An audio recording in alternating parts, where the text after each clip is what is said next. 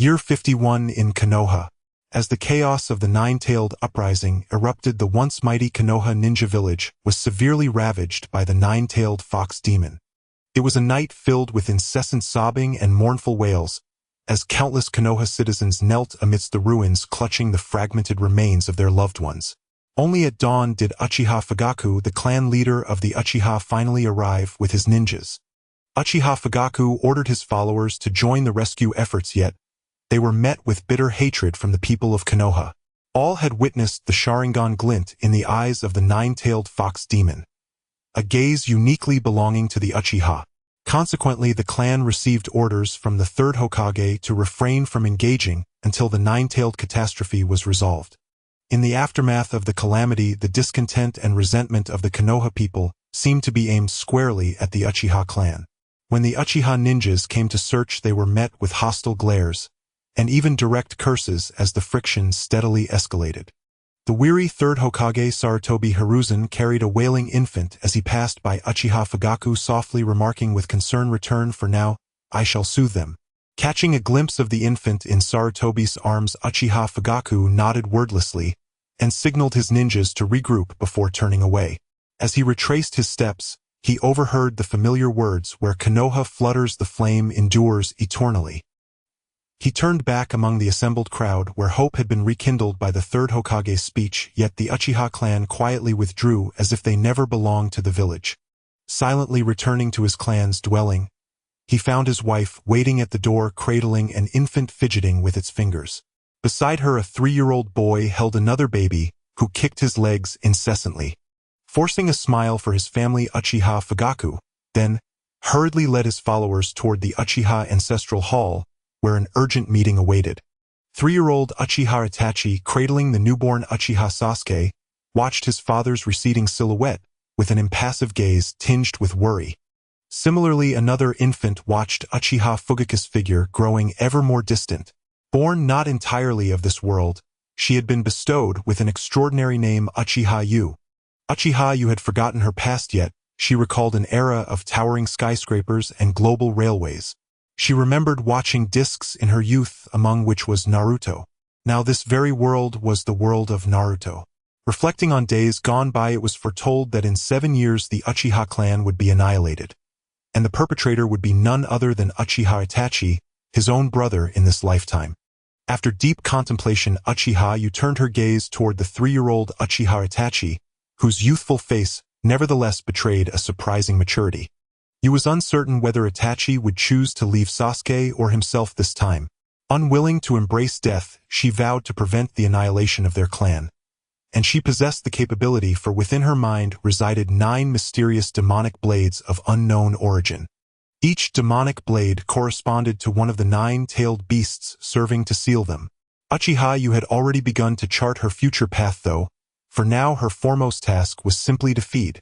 The next day, thick fog wafted through the mountains and forests, as an eagle cried out while soaring over the ruined houses, eventually alighting on the Hokage Tower. A silver-haired ninja masked with a cat-like visage retrieved a secret letter from beneath the eagle's talons and presented it before Sarutobi Hiruzen.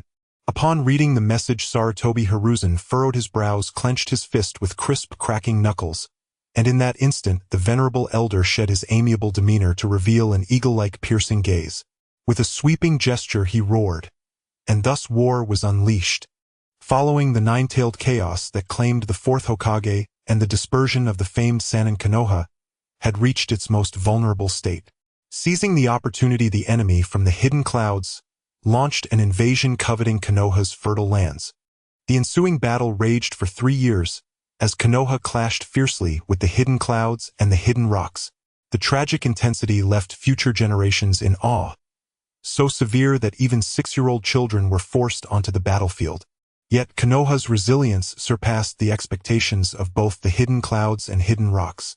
Having barely endured the Third Great Ninja War, the 3 nations finally grew weary of protracted conflict, and in Konoha's 54th year decided to cease hostilities. After the war ended, 7-year-old Uchiha Itachi returned from the battlefield, his demeanor even more detached than before and his eyes growing ever more profound. Now 4 years old and well past his weaning days, Uchiha Yu, the daughter of the clan leader, enjoyed a relatively comfortable life. Upon seeing Uchiha Itachi enter, she sweetly called him Anakin. For a brief moment Uchiha Itachi, tensed then subtly nodded.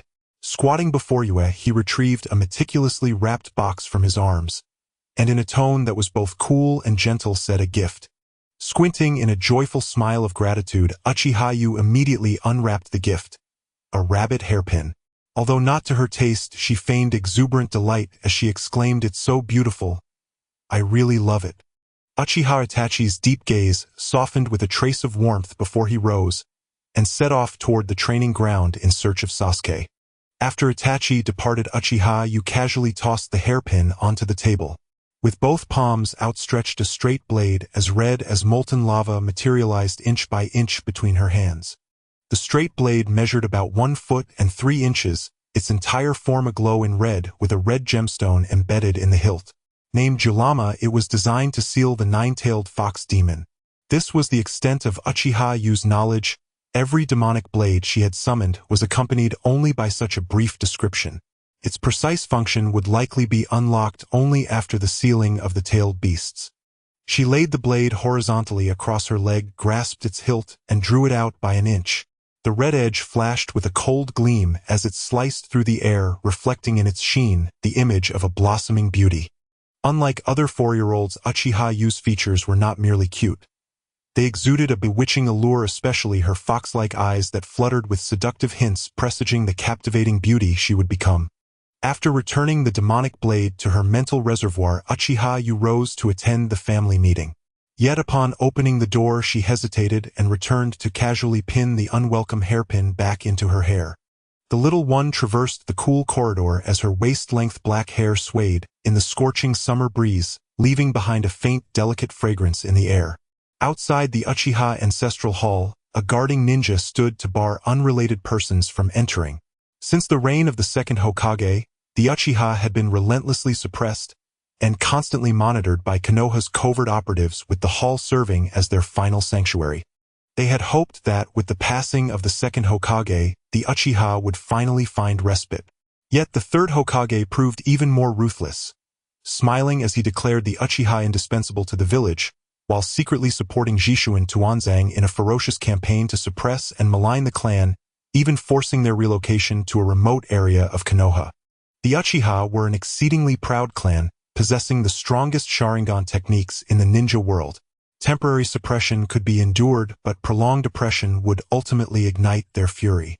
In the wake of the Cloud and Rock Wars, a weakened Konoha exposed the Uchiha's unbridled arrogance and wrath. No longer concealed, their rebellious intentions surged forth like an unstoppable flood. Uchiha Yu stood before the guarding ninja and boldly declared her intention to enter. The guarding Uchiha ninja, recognizing the clan leader's daughter, knew that the conspiracies brewing within the hall made it impossible to allow a child to interfere. Crouching, he recited a string of comforting words to placate her. Tilting her head, Yu looked over from the ninja's shoulder to see torches blazing in front of the ancestral hall's door, behind which a tightly locked stone gate stood. Seeing that entry was impossible, Uchiha Yu promptly turned and departed without replying to the comforting words of the ninja. After leaving the ancestral hall, Yuji did not return home. Instead, she swaggered out of the clan territory while the guards were lax. In Konoha, the reputation of the Yuji clan was exceedingly poor. Yuji Yu's mother, Yuji Meichin, always feared that you might overhear harsh words, so she never took her outside. This was Yu's first venture beyond the clan grounds. Unbeknownst to her, 2 Yuji ninjas were secretly tailing her. A scheme arranged by Yuji Fue. Her averse-turned, seemingly indifferent father actually cared deeply for his family. Outside the clan grounds lay an untamed wasteland where the noonday sunlight bestowed a gentle warmth upon the wild weeds. Beyond the wasteland, the prosperous Konoha emerged. The ancient rustic Yuji wooden building contrasted with the splendid, vibrant Konoha skyscrapers, separated by shafts of sunlight. Narrowing her eyes, Yu stepped onto an unmaintained muddy path, her walk lasting over 10 minutes. When her pace finally ceased, a cacophony of sounds flooded her ears. On the streets of Konoha, throngs bustled amid constant shouts. Passers-by wore hopeful smiles, perhaps because the war had finally ended. Noticing Yu in her Yuji attire, one person's beaming expression instantly darkened, as if he had seen an ill-omened sight, and he hurried away. The Konoha commoners despised the Uji clan, primarily due to a policy decreed by the second Hokage which granted the clan full control over the village's security forces. An onerous duty masquerading as power. Strict oversight incurred the populace's scorn, while leniency drew the Hokage's censure for ineptitude. Combined with the Uji clan's haughty attitude, it was no wonder they were widely despised. It could only be said that the ancestors' wisdom was gravely miscalculated. Uji, you ignored the disdainful glances around her and roamed the village like a naive newcomer. Alas, without money she could only admire the novel delicacies from afar. While the people of Konoha loathed the Uji clan, they also feared them deeply. No one would dare confront a clan member, yet inevitably a few audacious souls longed to challenge that authority. After indulging her curiosity, you recalled her true mission to find the nine-tailed Jinchuriki Schwanhua Mingren. It was simple. Just stride up to a vendor and arrogantly ask, "Where is the fox demon youth?" Amusingly, the vendor who had earlier glared at you disdainfully became subservient and respectful on being queried, his reply laced with honorifics. This epitomized the detestable privileges of the Uji clan. After incessant polite inquiries, you arrived at the children's park, where she immediately spotted a solitary blonde boy sitting on a swing. He was the future fifth Hokage, Schwanhua Mingren. At that moment, as other parents played with their children, Schwanhua Mingren sat astride the swing head, bowed his sidelong glance toward the laughing youngsters filled with boundless envy. His clothes were grimy, and a small blue knuckle mark marred his profile. Evidence of a recent scuffle with unruly kids. About a year ago, a rumor spread like wildfire throughout the village. Overnight, everyone learned that the blonde child Schwanhua Mingren was the reincarnation of an evil nine-tailed fox demon. Though the rumor was utterly unfounded, as more people believed it became reality. Thus, the villagers' pent-up wartime resentments were projected onto the supposedly evil Mingren. At merely 4 years old, Mingren was expelled from the orphanage, barely managing to fend for himself. Thankfully, the kindly Sarutobi Hizhai would occasionally visit and impart lessons on the will of fire. Yuji's gaze swept coolly over Mingren's bearded face, finally settling on his abdomen, where within his consciousness a red demonic blade swirled with a thin mist. The blade yearned for the power of the nine tails, yet you knew it was not yet time. Mingren was Sarutobi Hizhai's most prized pawn, surely guarded by a high-ranking ninja in secret. Feigning harmlessness, you advanced toward Mingren, while the hidden guardians exchanged glances without making a move. "Hey, are you the fox demon youth?" Mingren looked up and saw Yu's disdainful expression. Clenching his lip and gripping the swing's ropes, he roared, "I am no fox demon." Yu's eyes turned cold as she raised her hand to slap Mingren's face. The crisp sound of the strike echoed through the park, sending nearby parents scurrying aside to watch. Wiping her hand with a white scarf, and with evident disdain, you sneered, "Who do you think you are, daring to shout at me? It is not the physical pain that hurts most, but the unabashed scorn and disdain." Over the past year, Mingren had witnessed too many such looks, and could not fathom why people despised him. With a shout, Mingren raised his fist and struck at you. The hidden guardians who intended to intervene found themselves frozen under the steely gaze of a concealed umbu. Fortunately, Mingren's furious blow proved feeble. You elegantly sidestepped, and forming a sharp blade with her 2 fingers, struck squarely on his forehead. Mingren crumpled on the ground, clutching his throbbing forehead, as unshed tears of indignation welled in his eyes. With her arms folded and chin raised proudly, you declared, "Do you truly deserve the title of Fox Demon?" Exasperated, she scoffed, "You are utterly weak. Remember my name, Uji. I shall graciously grant you a chance for revenge. Train hard, you wretched wretch, for I will return in a year." After her words, you snorted softly and departed with nonchalance as the hidden ninjas deactivated their Sharingan to follow quietly or elsewhere. An umbu shivered as he glanced at a rising Mingren before dashing toward the Hokage's building to report the incident. Mingren propped himself up with both hands, the red imprint on his forehead stark against his skin, and shouted at Yu's receding figure, "Uji, I will not lose to you again." You glanced sideways. All Mingren could see was a half-smile and a striking fox-like eye. Once she disappeared, he clenched his fist and sprinted home, gulping down a box of milk, while recalling how Grandpa Sanda had told him that only by drinking milk could one grow strong, and that he would defeat Uchiha by next year. Midway, Itai, with a cold and handsome expression, leapt from a rooftop before you. With fox-like eyes narrowed, she immediately stepped forward, looping her arm around him, and pointing at a street-side cake shop. "Brother, I want that." Itai maintained his cool demeanor though his icy smile softened at Yu's cajoling. Without a word, he led her into the cake shop. That day, the siblings ventured beyond just the cake shop. For every novel street delicacy you discovered, she dragged along Itai, her human wallet, to buy one.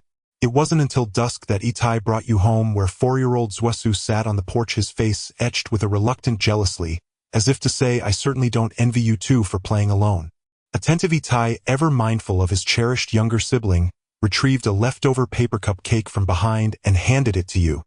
Zhusu took the cake with disdain, exclaiming only that worthless woman would fancy such childishness. In response, Yu executed a finger gun jutsu, prompting Zhusu to clutch his forehead and roar, Yu. Hey, you can't catch me. That'll infuriate you. Yu taunted as she ran off, turning back to stick her tongue out in mockery, which drove an incensed Zhusu to chase after her, yelling in protest. Itai watched silently, a slight smile tugging at his lips. Indoors, Yuji Fu shared the same expression, and even Yuji Meichin, whose face was usually laden with sorrow, now beamed with a smile. The Hokage Tower, the center of power in Konohagakure. At this moment, the third Hokage, Sarutobi Hiruzen, was listening to a report from an Umbu ninja regarding the incident where the Nine-Tails Jinchuriki was humiliated by the Uchiha heiress. This should have been a trivial matter of childhood bullying, but since it involved the Uchiha clan, it warranted further scrutiny. Despite pondering over it, Sarutobi Hiruzen could not deduce the underlying plan. Moreover, the Uchiha traitor who conspired against him had not mentioned this incident, so he could only regard it as a mere squabble between two children. Just as he dismissed the Umbu monitoring Naruto, another ninja squatted by the window and urgently reported the envoy from Kumogakure has kidnapped the Hyuga clan's heiress Hinata Hyuga. Although she has been rescued, her father Hayashi Hyuga could not endure Kumogakure's provocations and ended up killing one of their members on the spot. Upon hearing this, the shrewd Sarutobi Hiruzen immediately understood the sequence of events. It was merely Kumogakure's attempt to obtain the Byakugan bloodline, and after being discovered, they provoked the Hyuga clan into a deadly confrontation, believing that if Hayashi died, no one would be able to prove he was the kidnapper, and they could accuse Konohagakure of slaying their envoy, thus reigniting war. At this moment, Konohagakure could not afford another war. Sarutobi Hiruzen frowned, cursed the despicable outsiders, and donned his Hokage hat before heading to the scene. This night was destined to be sleepless for some, but Uchiha Tsuki slept soundly, waking up to the bright daylight. Rubbing her eyes, she arrived at the dining hall just as her diligent mother Makoto was serving lunch. Uchiha Fugaku was absent from the dining table. Sasuke sat in his place, provocatively challenging Tsuki with a smug expression, lazy one, I'm going to become the strongest ninja in the future, so don't hold me back. Tsuki rolled her eyes and picked up her chopsticks, ignoring him as she started to eat. Sasuke huffed in annoyance and began to eat quickly, always trying to surpass Uchiha Tsuki in every aspect, including at the dinner table, simply because their parents referred to Tsuki as the older sister while he believed he should be the older brother. After lunch, Itachi brought the two of them to a wooden stake for their daily training, sharing his ninja experiences. Sasuke was a little genius adept at throwing shurikens, already displaying some of Itachi's former prowess, while Tsuki was only interested in ninjutsu. By the way, when she was 3, Tsuki had already tested her chakra attributes, revealing a singular affinity for fire. Sasuke, on the other hand, possessed both lightning and fire attributes. The more chakra affinities one had, the more promising their future. During his initial test, he had been quite boastful, casting a disdainful glance at Tsuki. Tsuki simply returned his gaze with a nonchalant smile and said something Sasuke could not comprehend in the cultivation world. I have a pure elemental root, while you with your mixed roots are merely hopping like a jackfruit. Currently both Sasuke and Tsuki were being taught by Itachi. Sasuke was a diligent child, exerting all his effort in training, while Tsuki always appeared indifferent, which led Sasuke to label her as useless. However, Sasuke was unaware that Tsuki's chakra reserves were formidable, and her ninjutsu power surpassed that of ordinary ninjas, all stemming from the 9 demon blades within her sea of consciousness. The demon blades had existed since her birth, continually absorbing some kind of substance from nature to enhance Tsuki's body. Tsuki speculated that the demon blades were absorbing natural energy. The chakra she released also contained this energy, effectively granting her access to Sage Mode. Only Itachi knew of Tsuki's extraordinary nature. The fireball technique, the size of a house, had genuinely shocked him years ago. After that, Itachi had earnestly advised Tsuki to refrain from using ninjutsu in front of outsiders, and his teachings had since shifted to focus on chakra control. In the afternoon, Uchiha Fugaku returned home, his perpetually cold expression revealing no signs of emotional change. However, through whispered conversations among the clan members, Tsuki learned that Hayashi Hyuga had committed suicide to prevent the unreasonable war demands of the Kumogakure envoy, sacrificing his life in place of his brother. This matter seemed unrelated to the Uchiha clan, yet it was deeply intertwined. Just a day before, Fugaku had harbored hope for the third Hokage, believing he genuinely wanted to integrate the Uchiha into Konohagakure. However, after this incident, the third's image in Fugaku's mind had significantly diminished. After this incident, he no longer wished to engage with the third Hokage. Moreover, the pressure from the hawkish clan members was too great. He knew that should he oppose the rebellion plan, those radical hawkish clan members might resort to infighting. Uchiha Fugaku had always been a man of contradictions. He did not want the Uchiha clan to be marginalized, yet he also did not wish to go to war with Konohagakure. He found it difficult to sever ties with both his clan and the village. After witnessing the fate of the Hyuga clan today, he no longer held any hope for the seemingly affable yet cold-hearted third Hokage ultimately choosing the Uchiha clan. Only Tsuki knew that this rebellion would end before it even began. A year passed. It was the 55th year of Konohagakure.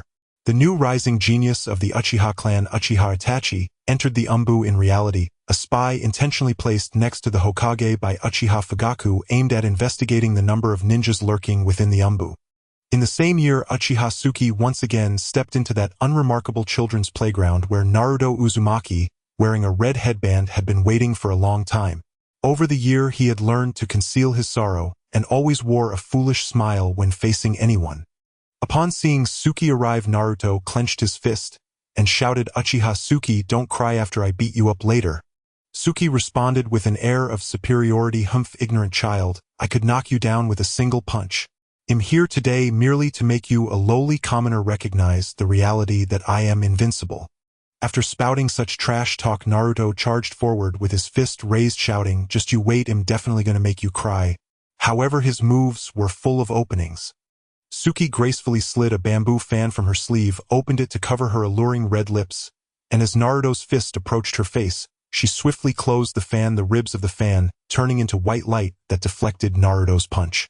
Before he could react, Tsuki once again pointed the fan's ribs lightly against his forehead. Everything happened too quickly to the point where Naruto had not registered it yet. After 2 seconds, he felt a sharp pain and immediately squatted down, clutching his swollen forehead, crying bitterly. Uchiha Tsuki snorted lightly, her gaze full of disdain, turning to leave, but Naruto hurriedly stood up and called out, "Hey, Uchiha Tsuki, next year I'm going to defeat you for sure." Tsuki glanced back, her charm evident, but unfortunately Naruto did not appreciate it, merely finding her somewhat good-looking. He eagerly awaited her response, and Tsuki smirked slightly, saying, "Then I shall give you another chance. If you're still this useless, I won't hold back." Naruto beamed with joy, showcasing an earnest, silly smile. Being highly sensitive, he could sense who truly disliked him. Perhaps it was also due to the Nine-Tails chakra. In any case, he felt no animosity from Tsuki, who was the only peer to have actively approached him. All of this was deliberately orchestrated by Tsuki. She was the person who understood Naruto the most in this world. To obtain the Nine-Tails, she needed to get close to the Jinchuriki, and choosing this provocative dual method would prevent the third Hokage from detecting her true intentions. Mingyue sky. Beneath the silver moonlight, several shadowy figures flickered past. Only after they vanished did a few bamboo leaves tremble and fall. "This is the Uchiha clan shrine." Uchiha Fugaku stepped forward from the crowd, raised his hand to push open the stone gate, and entered first. The others followed in solemn procession. No one noticed a small figure slipping silently inside among them. She was Uchiha Tsuki, the intruder who had slipped in unnoticed, and now sat cross-legged in an inconspicuous corner, waiting quietly until the assembly was complete and the rebellion council officially convened. Uchiha Itachi had already completed his intelligence survey of Konoha's Umbu forces, and the Uchiha clan's preparations were entirely finalized. The arrow was drawn taut upon the bowstring. Only the moment of release remained. After deliberation between the clan head and the three elders, it was decided the coup would commence in 3 days. What followed was hollow, perfunctory pre-battle rhetoric. Near Tsuki, two shinobi wore sorrowful expressions. One asked the other Itachi, "Can the village and our clan truly not coexist?" Itachi offered no reply. He himself did not know the right answer. To side with the clan meant risking the conquest of Konoha, but such victory would inevitably fracture the village. And beyond its walls, enemies watched with hungry eyes, indifferent to peace treaties. Should those foes breach the gates, both Konoha and the Uchiha would vanish forever. To side with Konoha meant turning blade against kin, blood against blood, ancestors against descendants. Forever branded a traitor, a lapdog. It was an impossible choice. Itachi swept his gaze across the fervent, hawkish clansmen. Did they truly fail to grasp the consequences? No, they knew. Yet this was the Uchiha, proud, unyielding, choosing shattering brilliance over compromise. Years of suppression had forged within them an extremism as sharp and brittle as tempered steel. As Itachi wrestled with this inner storm, a small hand gently grasped his arm. Without looking down, he caught the familiar fragrance. And in that instant, his taut features softened. Kneeling halfway, he murmured softly, "Tsuki, what are you doing here playing?" Tsuki smiled faintly at Itachi, then lifted her gaze toward Uchiha Sasuke, who stood watching her just as intently. This was the Uchiha's renegade, a shinobi whose loyalty had been reshaped by the will of fire, a traitor within his own bloodline, and also the bearer of the strongest ocular technique, Tsukuyomi no Jutsu. Sasuke appeared harmless, his smile gentle, his presence serene. He smiled tenderly at Tsuki. She replied, "Your eyes are beautiful." That remark made Sasuke pause, but he dismissed it lightly and said, "So you're Tsuki. Itachi speaks of you often. Brother says you're an extraordinary shinobi." Tsuki replied. Silence followed, lasting until the meeting dissolved.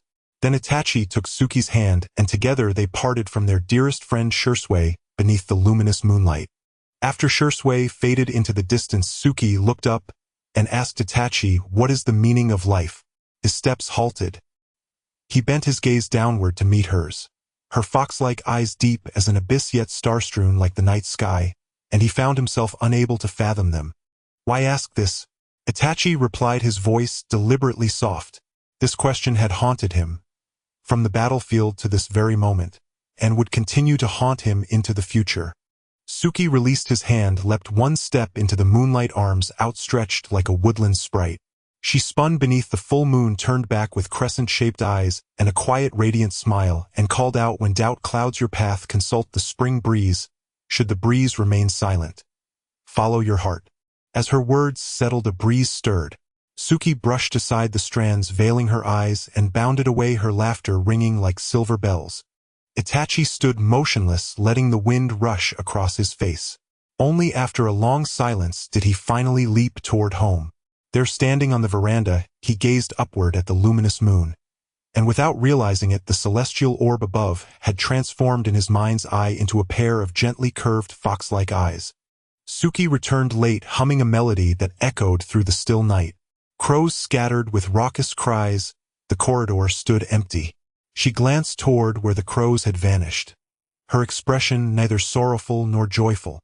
Inside the Hokage's office, Uchiha Sasuke reported the Uchiha clan's conspiracy to overthrow the village to Sarutobi Hiruzen. The third Hokage's face darkened. His peripheral gaze shifted to the shadows in the corner, where another figure stood. The figure lowered his arms from his chest and stepped into the candlelight. He was Sarutobi Hiruzen's lifelong friend, Shimura Danzo, the leader of Root, who claimed to be the root buried deep beneath Konoha's soil. Danzo's gaze, sharp and venomous, swept over Sasuke before he roared at Hiruzen, "Issue immediate orders to mobilize every shinobi in the village. Tonight, while the Uchiha remain unprepared, we shall eradicate this accursed clan. Wipe them utterly from existence." Hiruzen did not refuse. Instead, he drew deeply on his pipe, exhaled slowly, and asked Sasuke, his voice heavy with anguish, "Is it truly impossible for the Uchiha and the village to coexist?" "Do not hesitate, Hiruzen," Danzo bellowed again. Sasuke clenched his fists tightly, then spoke softly, "Hokage-sama, I swear, as I promised you from the beginning, I will personally prevent this rebellion." "On what authority?" Danzo sneered. Before his astonished eyes Shirsue's crimson Sharingan, its 3 tomo spinning, slowly morphed into the swirling pattern of a windmill. Shirsue gazed at Danzo's stunned expression, calm and detached, and replied by virtue of these eyes. Danzo was speechless. This unique Sharingan had appeared only in ancient records, the Mangekyo Sharingan. Legends claimed its wielder could stand alone against an entire village. The last known bearer had been Uchiha Madara. My ocular technique is Tsukuyami no Jutsu, a seamless, undetectable alteration of another's will. If I cast it upon the clan head, binding his loyalty to Konoha forever, the rebellion will dissolve before it begins. Shirsue continued. Hiruzen lowered his eyes, avoiding Shirsue's gaze, and exchanged a fleeting glance with Danzo, silent understanding passing between them. Then he nodded. Then we entrust this to you, Shirsue. Shirsue bowed and withdrew. Danzo likewise vanished from the room. Hiruzen sat in silence, puffing slowly on his pipe. In his view, the threat posed by the Mangekyo Sharingan far outweighed that of the entire Uchiha clan. Even though Shirsue had grown under his own watchful eye, he dared not allow such power to remain in any outsider's hands. Hiruzen planned to have Shirsue disappear once the Uchiha crisis was resolved, but he underestimated Danzo's ambition and his ironclad resolve to annihilate the Uchiha. Should Shirsue succeed, the opportunity to eradicate the clan would vanish forever. Danzo would never permit that. In a narrow alley, Uchiha Shirsue was ambushed by Danzo and root operatives. Though Danzo was swiftly subdued by 2 precise strikes, Shirsue's greatest flaw was his mercy. Having spared Danzo's life, he was struck down by the forbidden technique Izanagi, losing his right eye instantly. The assault did not end there. Gravely wounded, Danzo ordered Root to kill Shirsue at any cost. With no recourse left, Shirsue activated the ultimate Sharingan technique, Susanoo, expending the immense chakra reserves of his remaining eye. A terrifying chakra construct surged forth, a towering emerald-green giant dozens of meters tall, enveloping Shirsue completely. With a single effortless sweep of its colossal arm, the giant obliterated the Root shinobi. Danzo fled in disarray, knowing his original plan was now untenable. Having lost his right eye, Shirsue chose another path to halt the Uchiha rebellion. Staggering from the alley, Shirsue made his way to the banks of the Naera River. Soon after, Itachi received his urgent summons, and rushed there without delay. Shirsue had been Itachi's mentor and closest friend. They spoke for hours. Shirsue revealed the truth of the Mangekyo Sharingan, and entrusted Itachi with his left eye along with the sacred vow to protect Konoha. Having done all he could, Shirsue smiled, and stepped off the cliff's edge. The loss of his dearest friend shattered Itachi. Tears welled, then thickened into crimson blood. His trembling pupils burned scarlet. The 3 black tomo spun, violently twisting into the spiraling windmill pattern of the Mangekyo Sharingan. Itachi, it's time you awaken the Mangekyo.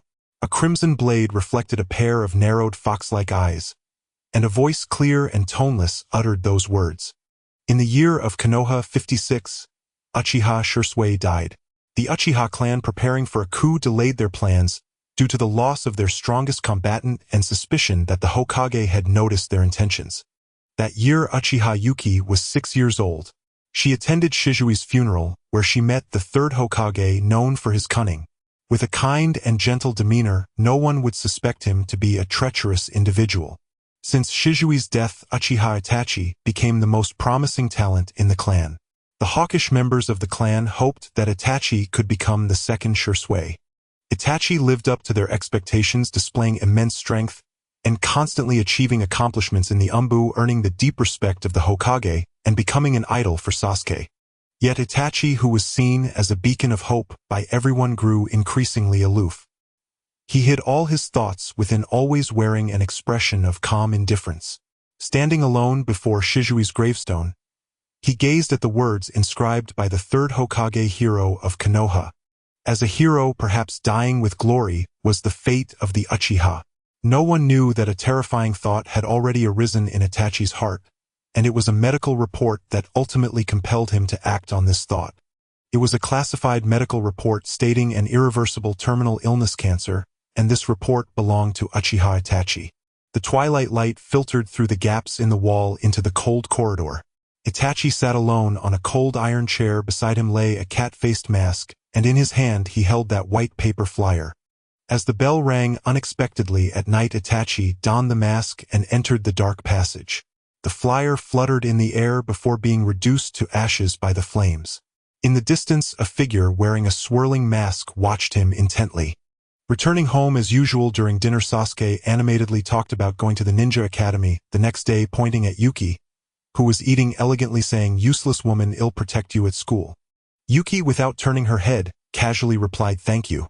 Meanwhile, she thought to herself, the ninja academy was the only opportunity to bring the Nine-Tails Jinchuriki out from the third Hokage's watchful eye, something she had been looking forward to for a long time. After a quiet night, the next morning before dawn, Sasuke yanked Yuki out of bed. With a morning grumpiness, Yuki kicked Sasuke out of her room, getting dressed lazily amidst his dramatic protests. After getting everything ready, they stepped outside. Itachi had been waiting in the courtyard for a long time. When his gaze swept toward the two, a hint of softness showed through his usual demeanor. Sasuke thought Itachi with his stoic expression was handsome, so he often acted aloof too, although deep down he was just a child craving compliments. Yuki did not look at Itachi, yawning as she walked ahead of them, while Itachi did not notice the rabbit hairpin in her hair. Unbeknownst to them, their conversations had dwindled significantly over time. The three of them walked through the barren fields, past farmers fetching water, and entered the streets of Konoha. The roads were already filled with many vendors setting up stalls. Itachi approached a bowsy stand and bought a meat bun for both Yuki and Sasuke. Yuki took a bite and found it unappetizing, tossing it to Sasuke, who complained yet ended up eating both buns. As they walked further, the number of pedestrians increased. These were families sending their children to the ninja academy. Under Konoha's education, becoming a ninja to protect the country was the utmost honor. Thus, any child who displayed chakra was destined to enter the academy for 6 years of training. The noise of chatter filled the air, mostly children asking questions. The Uchiha trio stood apart from the crowd, yet some gazes were drawn toward them. Yuki even heard some strange questions. Who are they? So handsome, so beautiful. It seemed Sasuke heard too, puffing out his chest proudly, and displaying a look of disdain, yet the excitement in his eyes was undeniable. Yuki spotted a boy with yellow hair at the front, wearing goggles and smiling brightly, though envy shone in his eyes. Initially some children spoke to him, but after a few adults whispered something, those children immediately ran away. The boy with yellow hair was Uzumaki Naruto, standing isolated in the crowd. Yuki glanced at her younger brother, who stood outside the throng, but was the center of attention. Not long after, the amiable third Hokage appeared in formal attire at the Academy's plaza, beginning his speech on the will of fire, to which the audience responded with applause. Bravo. Once the third Hokage's captivating speech concluded, the young ninjas began to be assigned to classes. Uchiha Yuki was fortunate enough to be placed in the same class as Uzumaki Naruto. When Naruto saw Yuki, he immediately approached with a big grin, waving his hand and shouting her name, but he was stopped by Sasuke before he could get close. Sasuke crossed his arms and looked down haughtily at Naruto, asking, "Who are you?" His cool demeanor made the nearby girls gasp in admiration. "I am Uzumaki Naruto, the man who will become Hokage," Naruto declared, one hand gripping his hair, while the other gave a thumbs up, but his declaration only earned him a more disdainful glance from Sasuke. Yuki smiled lightly, her fox-like eyes sparkling as she glanced at Naruto, and said, "Uzumaki Naruto, I have high hopes for your future." Her voice was neither heavy nor soft, like a piano piece under the glow of a nightlight, mysterious and alluring. The boys who had been secretly watching Yuki were suddenly struck by infatuation. They remembered Uchiha Yuki and naturally recalled Uzumaki Naruto, thinking they must kick this oddball away from the goddess. Entering the classroom, their homeroom teacher was Irika, a man who would greatly influence Naruto's life. Yuki chose a seat in the last row, startling the girl with Byakugan sitting next to her. Yuki recognized the girl as Hinata Hyuga, and she leaned on her hand, smiling at her. Hinata was as shy and timid as Yuki remembered, and upon meeting Yuki's gaze, she buried her head into her arms like an ostrich. "Your eyes are beautiful like pure white jade," Yuki said softly. Hinata shyly turned her face away, but in that moment of eye contact, she quickly looked back down. I am Uchiha Yuki. Nice to meet you, beautiful Byakugan girl. After speaking, Yuki turned to look at Sasuke sitting beside her, puzzled as to why Naruto was seated next to him. Sasuke, maintaining a cool demeanor, snorted and glared at Naruto coldly, stating, I won't let this strange guy get close to you. Yuki chuckled softly and remained silent while Naruto stood up and shouted at Sasuke, I'm not a strange person. Im Hinata Hyuga. Her voice was tiny like a mosquito reaching Yuki's ears. She looked at Irika at the podium and said, then I'll call you Hinata from now on. The school life was bland and uneventful. Unlike the original story, due to inexplicable remarks made on the first day of the month, Naruto faced increasing bullying at school. Suffering from such torment, he yearned for friendship, and the only peers who showed him kindness were Uchiha Yu and Hinata Hyuga. Thus Naruto always concocted awkward excuses to stay close to you. However, getting too close to the school beauty, you only doubled the bullying he endured. Yet, being a tenacious person, the more others warned him, the more he wanted to befriend you.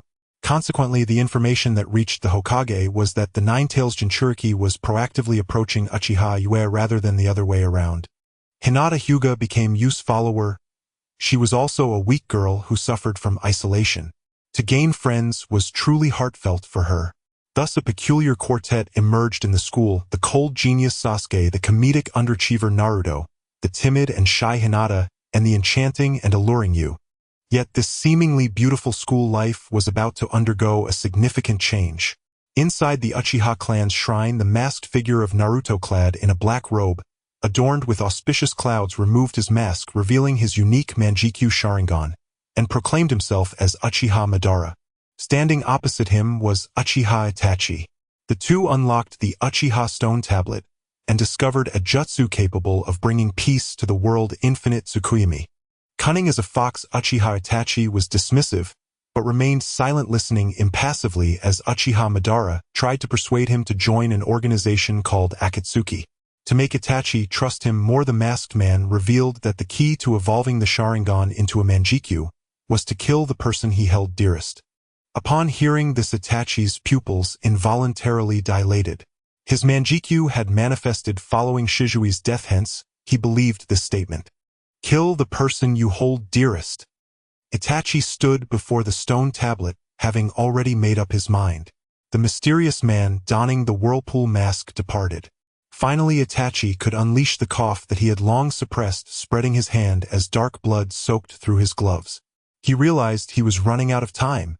The waning moon could only reflect half of his shadow, which then transformed into countless reeded crows that dissipated.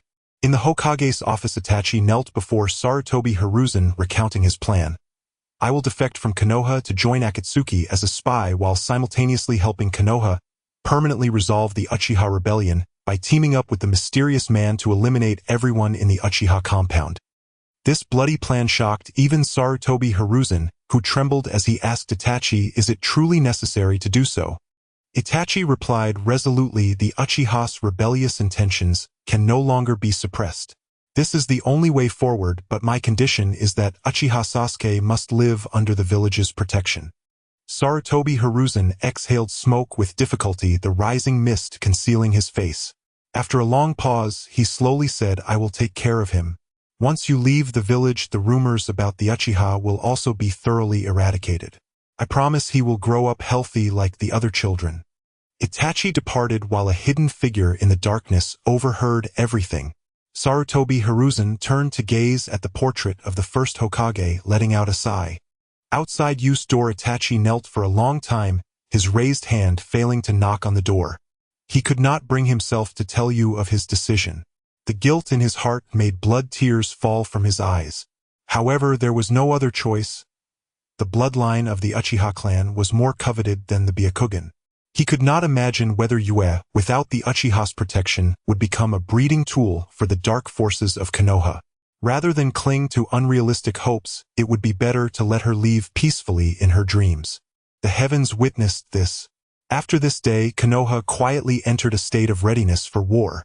The Uchiha clan members also noticed an increase in the Umbu monitoring them, which made them very angry. However, due to their rebellion plans, they chose to suppress their anger, unaware that they had already been sold out for the second time. In the 58th year of Konoha, on a peaceful day, The ninja school was about to finish when they were suddenly notified of an additional outdoor practical lesson.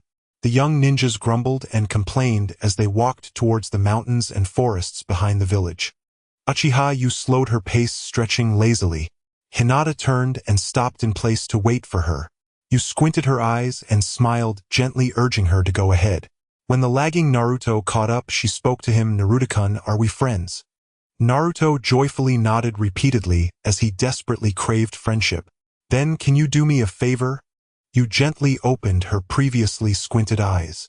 Her emotionless black pupils transformed into deep crimson blood-red eyes in an instant as the golden tomo on her eyeball began to spin slowly. This was the Sharingan of the Uchiha clan.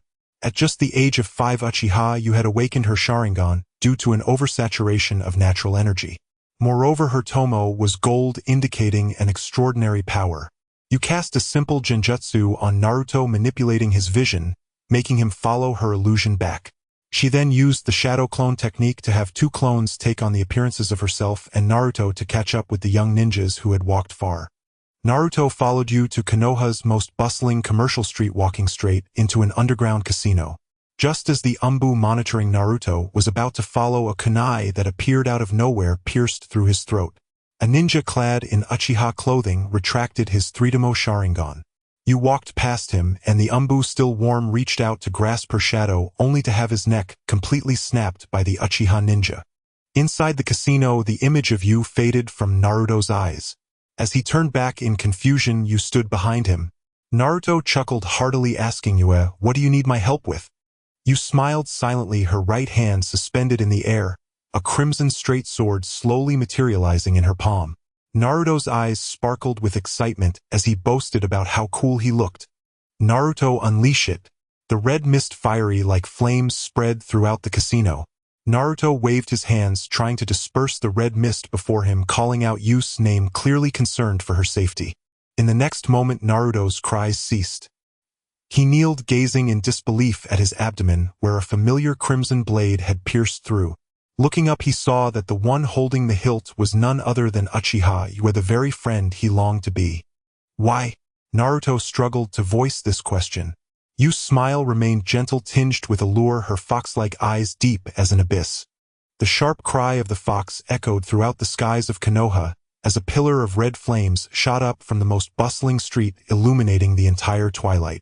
Everyone looked up at the soaring fire pillar, confused about what had transpired. Within the Uchiha clan's territory, the aged elder drew forth a blade before him, his frail form rising slowly. Despite this, he exuded an overwhelming aura of killing intent.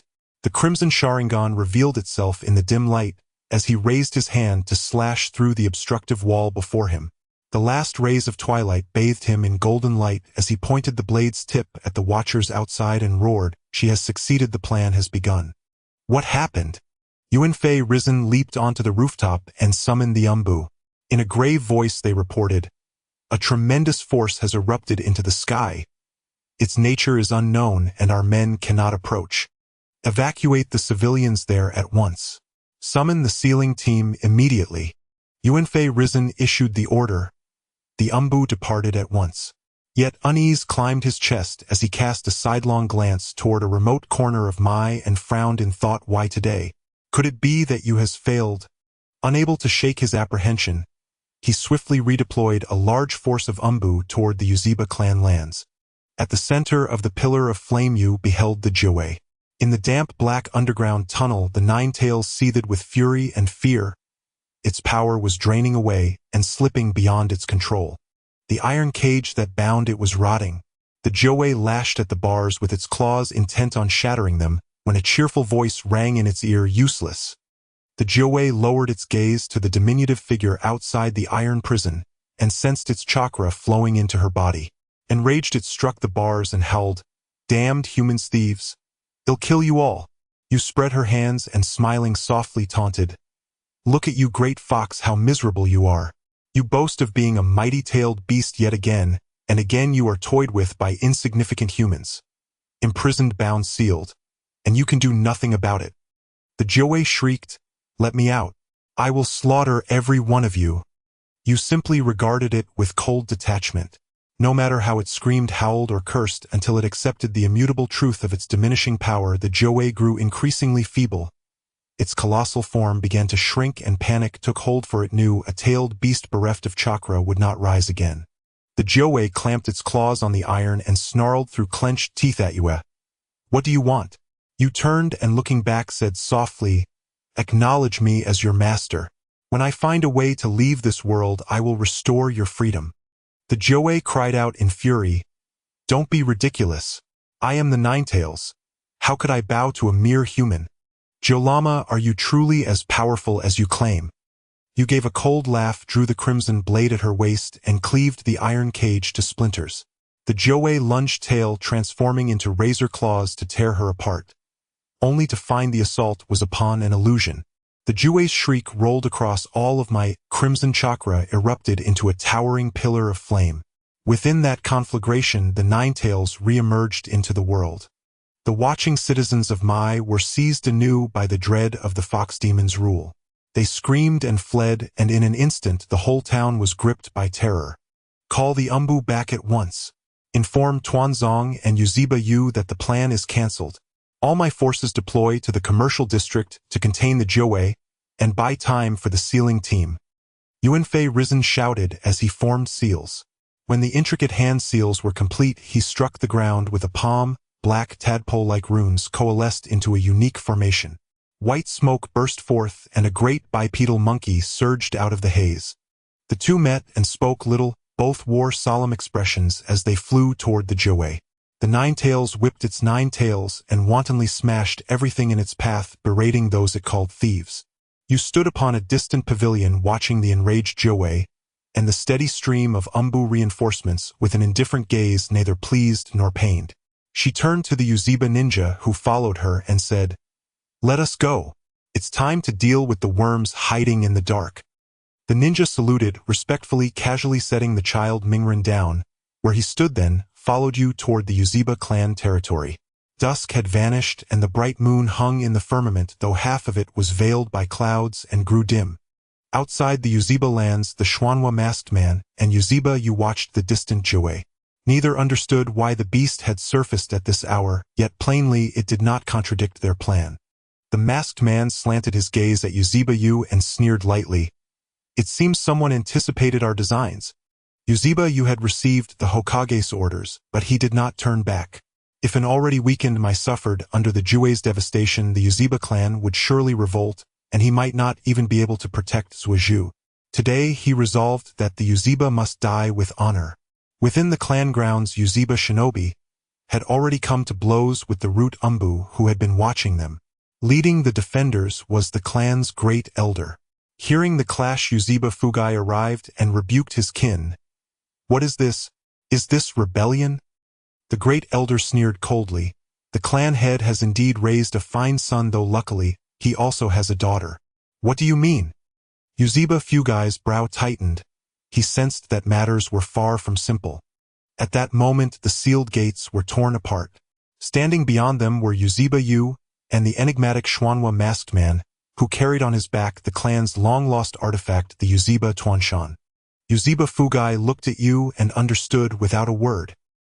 He drew his sword and confronted him. The great elder turned to marshal others to his aid. Will you betray the family? Fugai demanded. Yu buried his grief and answered coldly. This is a clan destined for elimination, unworthy of remaining in the world. To annihilate the Yuziba would not only complete his bargain with the Hokage, but also win the trust of the Shao organization. There was no path back for you. Father and son exchanged no words and lunged at each other. Blades flashed in a deadly ballet. Each strike could kill, and for a time the two were evenly matched. Elsewhere, the other Yuziba shinobi had already eliminated the Mai Watchers. They did not act rashly but stood wary of the motionless Xuanhua masked man awaiting the outcome of the duel. Before long, Yuziba Fugai was bested by Yuziba Yu, grievously wounded by an unexpected crow clone. Fugai staggered backward. His wife Yuziba Meichin hurried forward to steady him, her eyes full of helpless sorrow as they turned to Yuziba Yu. You felt the same sorrow. He clenched the sword hilt and forced his hand steady his face, a mask of coldness as he sent the blade spinning. Meichin made no resistance. The keen edge pierced both her heart and Fugai's. Fugai's gaze swept over the gathered Uchiha clan clustered together, and understanding dawned. He smoothed his wife's hair and smiled. "It's all right. You will take good care of Zhuozhu." At that moment Uchiha Yu strode through the doorway and roared, "Uchiha Yu!" Yu turned slowly. The coldness in his eyes trembled for a moment when he saw that reluctant figure. Before the siblings could speak, every elder in the hall dropped to one knee and thundered, "Traitor Uchiha Yu has slain the clan head and committed an unforgivable crime. We petition that the young princess ascend as clan head, and that Uchiha Yu be executed." Many Uchiha shinobi exchanged bewildered looks. How could that 7-year-old child become clan head? Yet led by the elders they were compelled to kneel before Uchiha Yu and repeat the proclamation. The Xuanhua masked man regarded Uchiha Yu with an approving gleam in his eyes while Yu's mind reeled.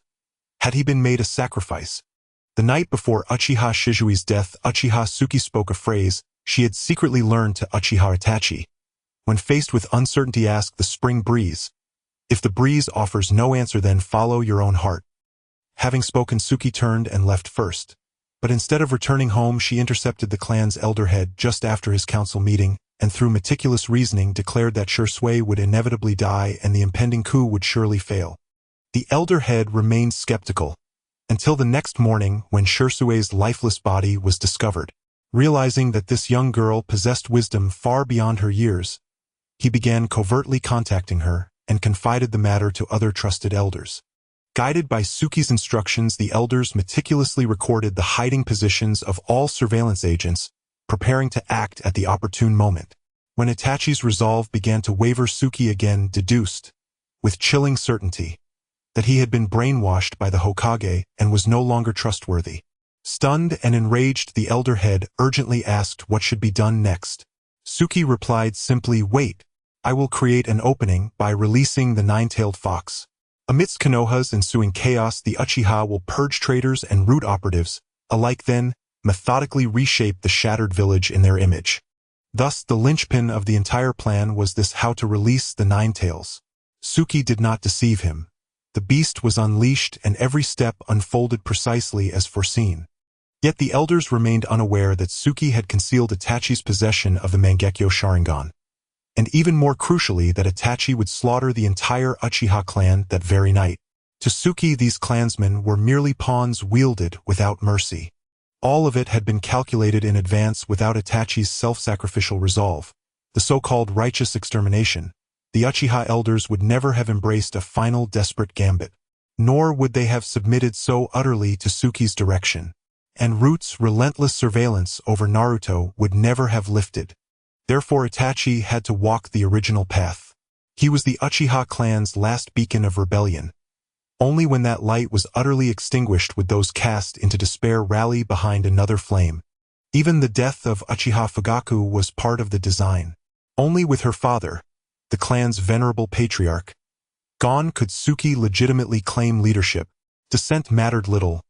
Once the demonic blade sealed the nine tails, she knew she would wield power beyond mortal comprehension. And reality bore her out. Tsuki drew the crimson straight sword at her waist. The instant the blade cleared its scabbard, a torrent of overwhelming malevolent chakra erupted. This was the demon blade infused with the nine tails' might. Kurama half-beast. Ability 1: beast form. Temporarily merging body and blade to assume the shape and strength of the nine-tailed fox. As the soul beast remains incompletely absorbed, she may currently manifest only up to 6 tails. Ability 2: beast ball. A high-energy sphere forged from fused nine-tails chakra and natural energy. It can be charged. The longer the accumulation, the greater the devastation. Ability 3: demon servant. The nine tails may be released from its seal. Warning: once freed, the beast will turn upon its wielder.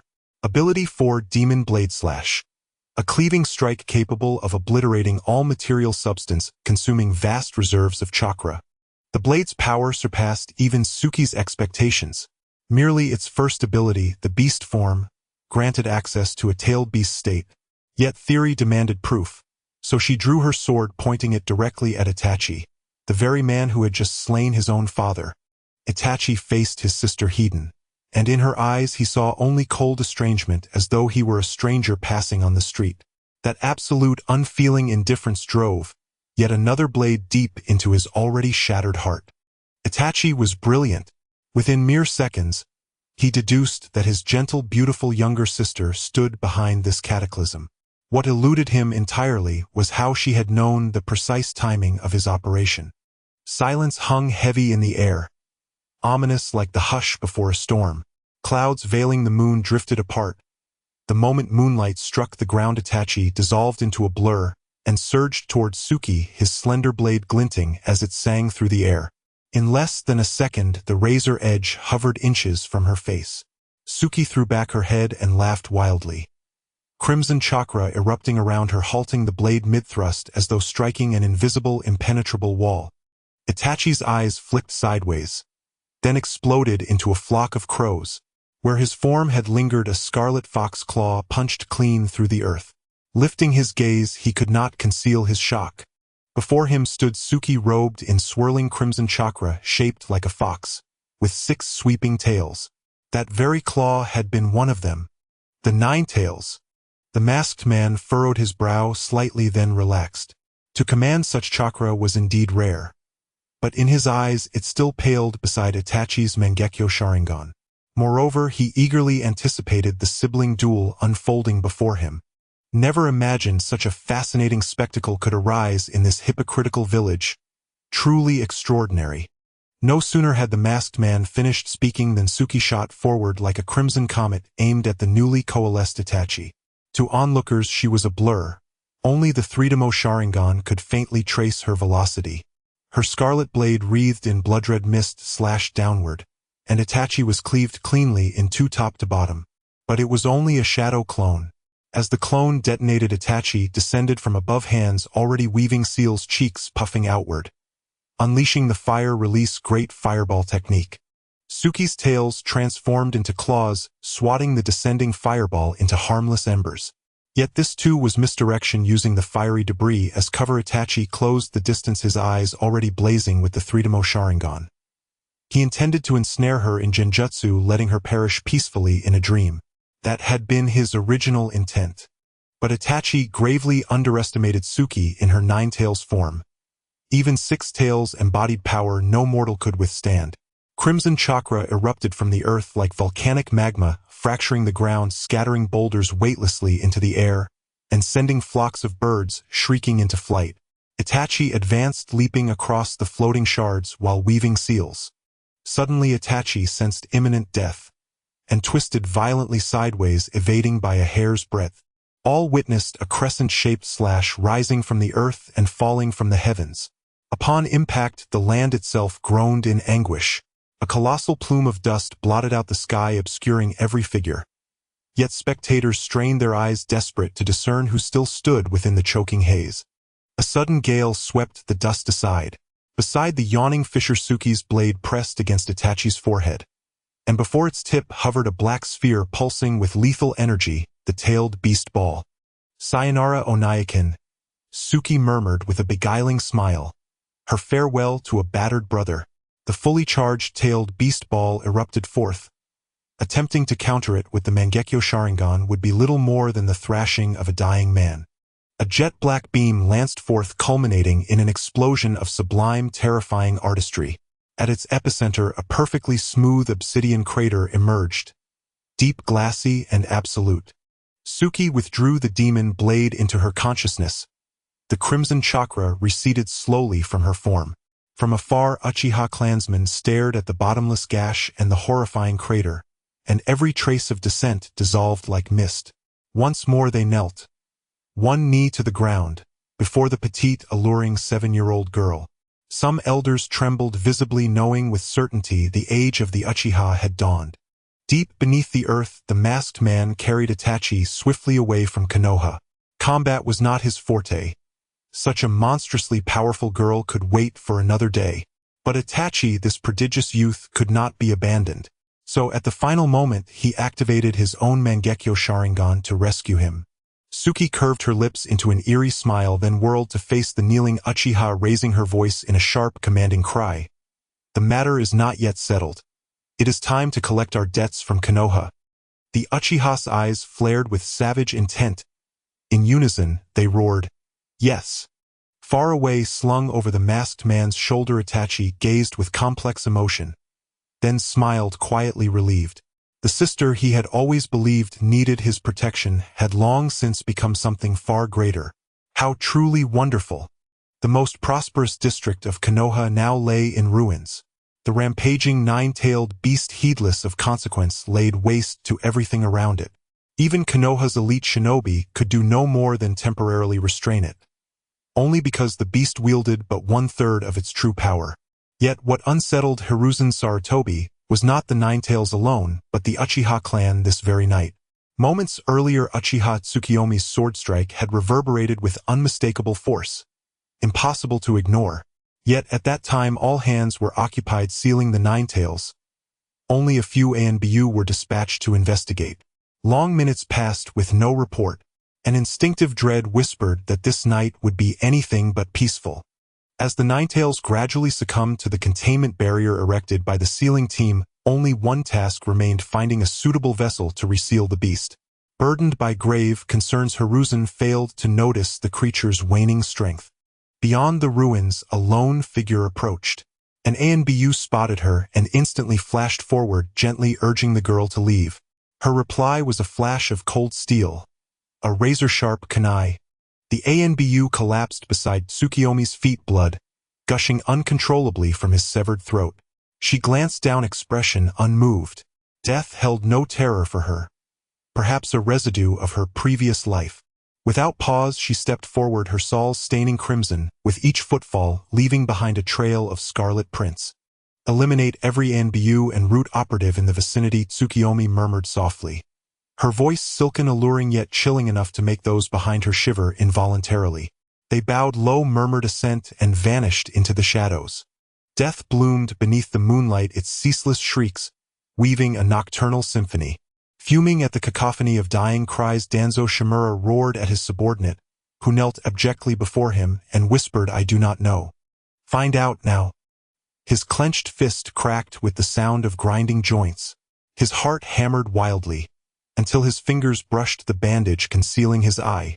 That hidden orb was his greatest weapon, the right eye of Uchiha Sasuke, housing the ultimate genjutsu, Kodo Amitsukami.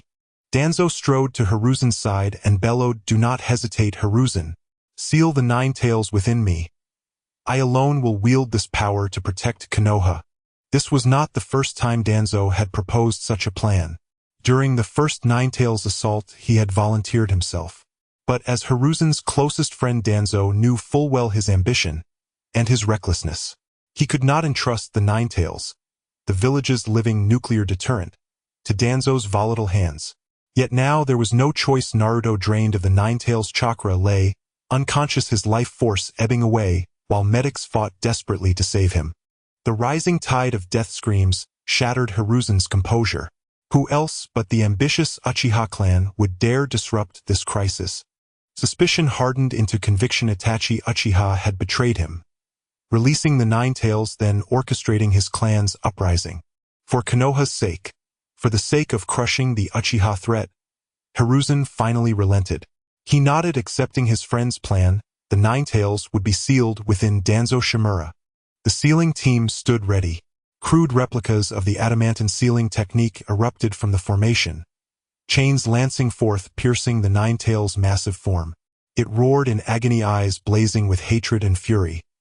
Yet it was too weak, reduced to helplessness beneath the swarm of insignificant humans. "Kurama, are you truly powerful?" A small voice pierced its awareness. Crimson eyes locked onto the diminutive figure standing atop a nearby watchtower. Enraged, it bellowed, howled, shrieked. But it could only writhe like a dying beast bound by hundreds of unyielding chains. "You deem humans treacherous. You deem them weak. Yet time and again you fall into their grasp. You claim they dare not face you openly. Have you forgotten the first Hokage who stood upon a wooden titan and crushed you into submission? You yearn for freedom. Yet for centuries you were imprisoned in that dark, damp tunnel. To humanity you are merely a dangerous tool, a limitless chakra engine to be exploited without mercy. And against this you have never resisted, just as you cannot resist now. Do you still believe yourself mighty, Kurama shrieked, tearing through several chains in blind fury, desperate to silence that voice, to crush Tsukiyomi Uchiha, who gazed down upon it with contemptuous calm. But under the ANBU team's desperate sacrificial binding, all it could do was scream. Tsukiyomi watched coldly. Their eyes met, his burning with rage and slaughter, hers filled with disdain and sorrowful pity. "O caged bird, where is your sky? No sparrow in the palm. Where is your home? Acknowledge your weakness. Cast aside your pride. Confront your frailty. Become my vassal, and I shall elevate you to sovereign dominion. When I depart this world, I shall grant you freedom." Kurama clenched its fangs, undimmed in fury. Yet hesitation flickered. Tsukiyomi pressed on. "Why should you trust me? Do you possess a better alternative? Return to that filthy, suffocating tunnel, or rise now and slaughter every scheming human before you. Then stake everything, Kurama. And will you linger in shame within that dark iron cage, or seize that sliver of freedom no matter the cost?" Deeply embedded chains dragged Kurama into the arcane ceiling array, where a leering, grotesque elder scrutinized it. Not as a being, but as a treasure, a mere instrument. At least she had never looked at me thus. With a final surge of will, Kurama snapped the chains at its throat and raised its head in thunderous roar. "Remember your vow, human. If you betray me, I shall tear you limb from limb, even at the cost of my own existence. I accept. I submit to you." Nas the roar faded. A new certainty settled into Tsukiyomi's consciousness. And contract forged. A willing yokai becomes a blade spirit. The demonic blade's full power is unleashed. The blade in her hand blazed with radiant crimson light. Its hilt's ruby reshaped itself into the visage of a fox. Bound and defiant, Kurama dissolved into a streak of scarlet light and fused seamlessly with the sword. A new ability manifested effortlessly. Ability 5. Master of the Yokai Blade. Wielding a tamed yokai blade incurs no chakra cost and amplifies its destructive power. These abilities imprinted themselves upon Tsukiyomi's subconscious like innate knowledge. Effortless, absolute, unshakable. The straight crimson blade now gleamed like molten ruby crystal wreathed in volcanic crimson mist. From this moment onward, it was no longer merely a weapon. It was a true demonic blade. Tsukiyomi raised the blade level before her, gazing down upon the oblivious, grasping figures below. "Go forth and take vengeance, Kurama. Collect your debts. Unleash your wrath. Let humanity tremble at the very utterance of your name." The blade trembled, wild with exhilaration, as it leapt from her palm, unleashing a howl drawn from the deepest pits of hell. Its deafening shriek made the night itself shudder. Crimson mist engulfed all of Konoha. Within that haze, the nine-tailed beast, its fur ablaze with crimson fire, slowly opened its pure gem-like red eyes. "What in the world has happened?" Kohara Danzo swallowed hard, his legs trembling uncontrollably as he tilted his head back to gaze up at the crimson colossus towering dozens of meters high. Only then did he truly comprehend the essence of fear. Hiruzen Sarutobi's face fell into utter despair. Will Konoha perish by my hand? No. He still possessed one final technique, the ultimate sealing jutsu, the dead demon consuming seal, once employed by the fourth Hokage at the cost of his life to subdue the Ninetales. "I shall protect Konoha until my very last breath." At that moment, a faint, solemn light seemed to emanate from the aged man. With measured, unhurried steps, he ascended to the summit of the collapsed ruins. Danzo, paralyzed by terror, watched his lifelong friend's retreating silhouette, and in that instant he understood why their sensei had chosen him to become Hokage. He longed to call out, yet his voice failed him. Someone had to step forward, and he too would perform the dead demon consuming seal. The Ninetales crushed skyscrapers beneath its massive limbs, reveling in the shrieks and frantic flight of those below. Once they fled far enough, it unleashed searing crimson beams from its ruby-red eyes, reducing them instantly to ash. Fused with the crimson blade, the Ninetales grew stronger than ever before, and awakened the power of its red gemstone thermal beams, rivaling the tailed beast ball in destructive force, yet requiring no charging time. Having effortlessly eradicated the fleeing humans, the Ninetales turned its gaze upon those who stood rooted in place, weapons raised. With a thunderous roar, it bellowed, "Why do you not flee?" "Because this is our home." Hiruzen Sarutobi answered the beast's question. Alone upon the rubble stooped and frail, as he towered in the eyes of Konoha's people like a titan. Hiruzen formed the hand seals. A spectral figure of the Shinigami emerged from the underworld, wrenching open the gates of hell. The Nine Tails stirred with agitation at the sight of the deity who had once sealed it away. Yet just as it gathered chakra for its tailed beast ball, a small hand gently tapped its claw. Instantly the orb dissolved. A collective gasp rose from the crowd as all eyes turned toward Uchiha Tsuki, standing calmly beneath the Nine Tails. Seeing the fan crest emblazoned on her attire, Hiruzen thought, so it is the Uchiha clan after all. Seize her. And we control the Nine Tails. Danzo's face emerged from behind shattered debris. He shouted urgently to the stunned shinobi frozen in place. As if roused from a daze, they launched themselves forward without hesitation, even though their target was merely a young girl. Yet in the next heartbeat, over 100 Uchiha shinobi leapt from every direction, forming an unbroken line before Tsukiyomi, simultaneously activating their blood-red Sharingan, locking their gaze onto the advancing Konoha forces. Tsukiyomi smiled softly at Hiruzen, watching her, then plunged her hand deep into the Nine Tails' body and drew forth the crimson demon blade. She raised it, swung, and a silent wind swept across the battlefield. Not wind, but the razor edge of her slash. Only when the Konoha shinobi realized their bodies were severed at the waist did they register what had occurred. 3 seconds later, a deafening explosion echoed belatedly. Danzo stiffened, slowly twisting his head backward, and froze. His pupils contracted violently. Behind him, every structure lay cleanly bisected, the cuts unnervingly precise and uniform, stopping only where the blade scored a fissure across the sacred Hokage rock. Moments earlier, over 1,000 Konoha shinobi had still drawn breath. Now barely hundreds remained.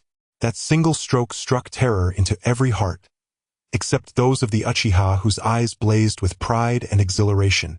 Tsukiyomi planted the straight blade upright before her, pressed both hands upon its hilt, and narrowed her fox-like eyes into a gentle smile as she addressed Hiruzen, Lord Hokage. It is an honor to finally meet you. What is it that you seek?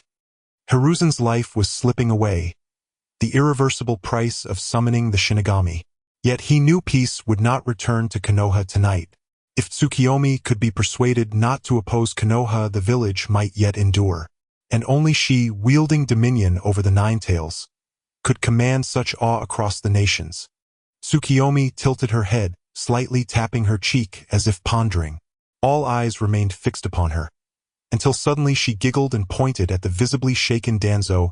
Kohara Danzo conspired with foreign enemies to unleash the Nine Tails, nearly destroying Konoha.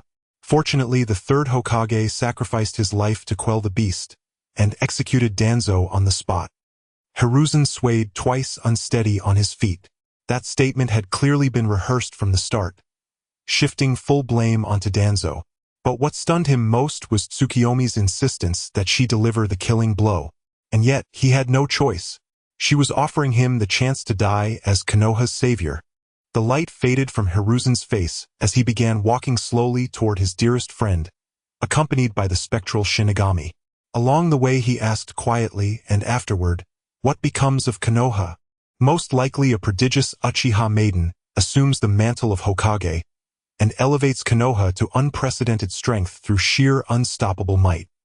A gentle smile touched the old man's lips as he whispered weakly, then, so be it. All of you, henceforth swear your absolute loyalty to our new Hokage, Uchiha Tsukiyomi. Today's catastrophe was solely Danzo's crime, and for the sake of Konoha, please, this is an old man's final plea. Konoha shinobi clenched their fists in silence, tears streaming down their cheeks. Even a few Uchiha warriors bowed their heads in sorrow. For Hiruzen Sarutobi, the third Hokage remained the most revered leader in Konoha's history. As Hiruzen approached, Danzo recoiled. He refused to die. He still held one last trump card. He would fight on. Summoning his courage, he lunged toward Tsukiyomi, and the bandages covering his eye fell away, revealing the swirling windmill-patterned Mangekyo Sharingan. Triumph surged within him, just a little closer. And I'll cast my Genjutsu, rewriting her will itself.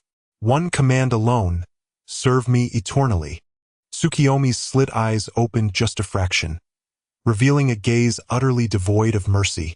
Danzo's grin froze mid-expression. In the same instant, the Nine-Tails' crimson tail slashed sideways, tearing half his body apart.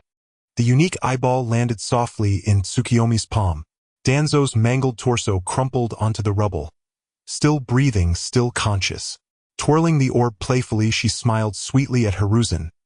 The traitor cannot escape justice this time, Lord Hokage. Will you not uphold justice for Konoha's people? Sorrow clouded Hiruzen's eyes as he directed the Shinigami to seize Danzo's body. The moment his soul was wrenched free, Danzo screamed curses. Against the Uchiha, yes, but even more bitterly against Hiruzen himself. The night's veil thinned, a golden dawnlight spilled over the horizon, bathing the ruins, and the sorrowful, lifeless form of the old man. And we won! We have won! An Uchiha shinobi erupted in unified cheers, while Konoha shinobi stood silent, tears glistening in their eyes. Victory should herald celebration, but the Uchiha were a proud, aloof clan largely indifferent to outsiders.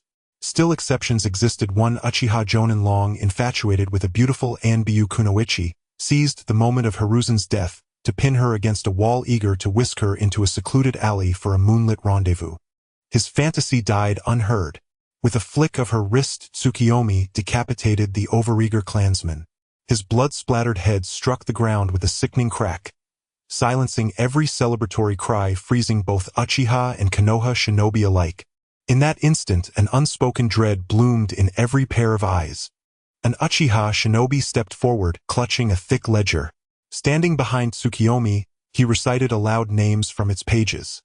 Each one an Uchiha who had committed grievous misconduct. Every named individual was dragged from the ranks and beheaded, over 400 in total. The moment the ledger snapped shut, the anxious Uchiha shinobi collapsed like deflated balloons, utterly spent. Tsukiyomi narrowed her eyes into a playful smile and instructed the silver-haired Anbyu lurking in the shadows, prepare the third Hokage's remains for burial. Choose an auspicious day. Also inform all clan heads a meeting convenes in 3 hours at the Hokage Tower. I value punctuality. The silver-haired shinobi tucked his novel into his vest and gave a curt nod. The colossal Nine-Tails dissolved into a crimson straight sword, settling at Tsukiyomi's waist. Alone she turned and walked away, leaving everyone else motionless, stunned in her wake. Only when she vanished beyond the horizon did the word tyrant surface unbidden in every mind. The silver-haired Anbyu sighed, then stepped forward to gather Hiruzen's remains. Others joined him in solemn silence. Not a word exchanged, no conflict arising. An unprecedented harmony, rare and fragile. Dawn's first light brought not hope but desolation. Civilians who had sheltered in air raid bunkers finally emerged, summoned by shinobi, and wept uncontrollably, hands clasped over their faces as they gazed upon the ruins of their city. Young academy students were likewise escorted home by their elders, until only Sasuke remained. Arms crossed, he leaned against the bunker wall and scoffed coldly, heart racing with quiet anxiety. Where was Itachi? And where, for that matter, had that useless woman Tsukiyomi vanished? Unable to wait any longer, Sasuke discreetly created a shadow clone to deceive Iruka and slipped away alone. At his family's gate, he found 2 lifeless bodies entwined in silent embrace, blood pooling across the ground, and the scattered corpses of unknown assailants. His pupils trembled, then flared with searing heat. Panic, grief, and utter helplessness crashed over him like a tidal wave. His eyes burned fiercely, twin streaks of crimson tears traced paths down his cheeks, and his irises bled into vivid scarlet. Within each a solitary tomo spun in lonely, solemn rotation. Sasuke threw back his head and screamed, a raw, shattering cry, before collapsing into unconsciousness. Inside the Hokage Tower, Tsukiyomi sat upon the Hokage's throne. Before her lay the forbidden scroll, the village's most closely guarded jutsu archive, unrolled on the desk. Halfway through its contents she paused, struck by a vague sense of unfinished business, yet unable to recall what it was. With a soft sigh she dismissed it. No matter. If it eludes me, it cannot be important. Just then a knock sounded at the doorframe. A silver-haired Anbyu operative stood there, his comical feline mask muffling a lethargic voice. Hokage. All surviving clan heads have gathered in the conference room. He faltered, evidently unable to utter the title. Tsukiyomi paid it no mind. Rolling the scroll shut, She set it aside and vaulted lightly over the desk, extending her hand toward the masked shinobi. "May I borrow that novel you're reading?" The figure beneath the mask blinked, then took 2 slow steps back. "That sort of book isn't suitable for children." Tsukiyomi laughed light and crystalline, stepping past him. Glancing sideways, she remarked, "I've heard of you. White Fang's son. Copy Ninja Kakashi." Kakashi followed silently, offering only a neutral, uninflected "O." They entered the conference chamber in silence. Inside stood over a dozen clan heads, including the Hyuga Akimichi, Yamanaka, Nara, Aburame, Inuzuka, and Sarutobi families. There was also the Shimura, whose name carried weight. Every gaze in the room darted away from Tsukiyomi, perhaps fearing their hatred would betray itself. After all, her order regarding the Uchiha had been absolute purge both ANBU and root operatives. Though these clans suffered minimal losses in strength, several of their members had fallen beneath her peerless blade. Neither few nor many, but enough to leave scars. Tsukiyomi approached the Hokage's seat. Kakashi, perhaps noting her small stature, pulled the chair out for her. She thanked him politely. He retreated wordlessly to a corner, arms folded, lost in thought. The moment she settled onto the chair, the straight sword at her waist shimmered and transformed into a small russet-furred fox curled neatly upon her lap. Yet no one dared underestimate this creature. Its overwhelming aura left no doubt. It was the true Nine Tails. The fox form was its preference. Now that the blade had fully awakened, it could shift freely between forms. Its master retained ultimate control, but the blade's spirit too could shape itself, provided permission had first been granted. Within the chamber, all save Tsukiyomi remained standing, silent, motionless. They assumed the vast village of Konoha could never be governed solely by the Uchiha. These great clans would remain its pillars, and any sensible Hokage would surely avoid antagonizing them in the early days. Tsukiyomi understood their calculations. With a gentle smile, she summoned Uchiha Yashiro, a former member of the police force, once highly esteemed by Fugaku. Pointing casually at a man whose scowl radiated open resentment, she asked, "Whose clan is this one from?" The Sarutobi. Yashiro replied respectfully, "An elder clan present since the Warring States era." Others nearly smiled, thinking her naively childish, until her next words froze their blood. "Far too ugly. Execute all males. Reduce the women to civilian status, and arrange marriages with commoners so chakra may spread among the populace." Yashiro's face paled. He opened his mouth, then closed it again, hesitating to voice his horror. Tsukiyomi tilted her head, smiling sweetly. "Do you have any questions?" A chill ran down Yashiro's spine. In that instant he grasped, utterly, that this girl was no child to be indulged. Bowing low, he murmured no issues and turned to leave, only for her voice to drift after him light as dandelion fluff. "Let NBU carry out this order. Anyone who hesitates proves disloyal to Konoha and to the Hokage. Kill them." "Understood, Hokage-sama." Yashiro bowed once more, seized the Sarutobi clan head by the collar, and leapt out the window. "Bad woman." Everyone present, with even a trace of intellect, knew she was not playing games. To command 3rd Hokage-trained ANBU to slaughter their own kin, to force them to choose between survival and conscience, loyalty and guilt, was a stroke of terrifying brilliance. It severed trust, eliminated hidden threats, and did so with overwhelming power. All they could do was clench their jaws and whisper inwardly, "Madwoman." Tsukiyomi smiled warmly at the assembly and pointed idly at another man. "And you? Whose clan are you from?" The man trembled violently, rushed forward, and bowed deeply. "Hokage-sama, I am of the Mitoken clan." "Never heard of it, but you're rather handsome." She chuckled softly, then summoned a Uchiha shinobi to grind ink and prepare the first official proclamation. As the others listened intently, she sat upright, stroking the fox's fur with one hand, and recited clearly, "Shimura Danzo conspired with the Raikage to unleash the Nine Tails upon Konoha. Only the 3rd Hokage, Hiruzen Sarutobi, sacrificed his life to halt the beast. This betrayal must not go unavenged. Though Danzo is dead, his corpse remains. Thus it shall hang at the main gate for 3 days, exposed to the sun's fury and crushed beneath 10,000 stones. Furthermore, Konoha hereby revokes its friendship with the Land of Lightning and declares it an enemy state. Shimura Danzo committed treason. His entire clan bears complicity. All Shimura shall be executed by beheading at noon 3 days hence in the Konoha Plaza. The third Hokage embodied wisdom and virtue.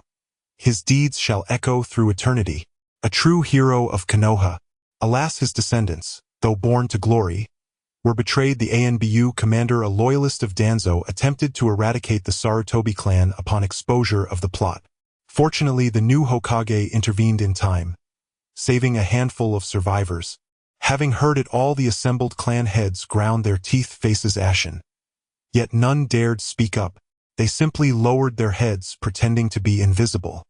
Tsukiyomi sipped her throat, soothing tea, then beamed at the room. How do you find my proclamation, esteemed guests? Silence. She turned to Hyuga Hayashi. Lord Hyuga, any additions or corrections? Hayashi's expression remained stern and impassive. Hokage-sama, it is excellent. Then proceed with printing and distribution. And do remember to credit Lord Hyuga's contribution.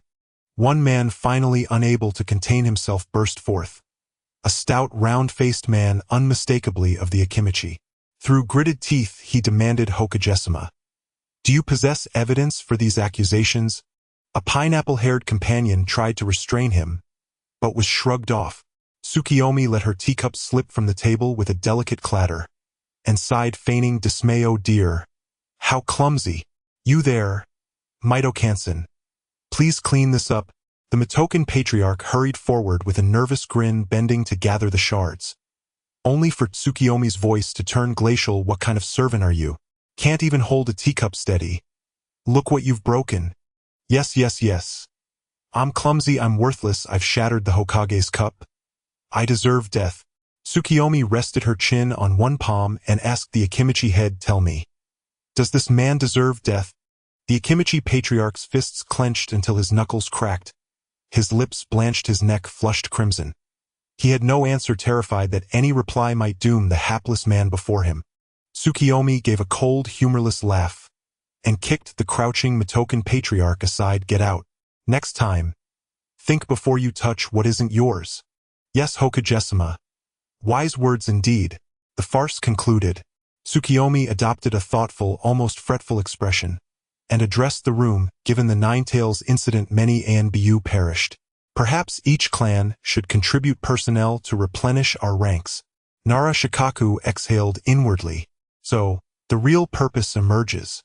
The previous warnings and threats from the clans were mere appetizers. Ultimately, the rebellious Hokage would never allow any loose ends.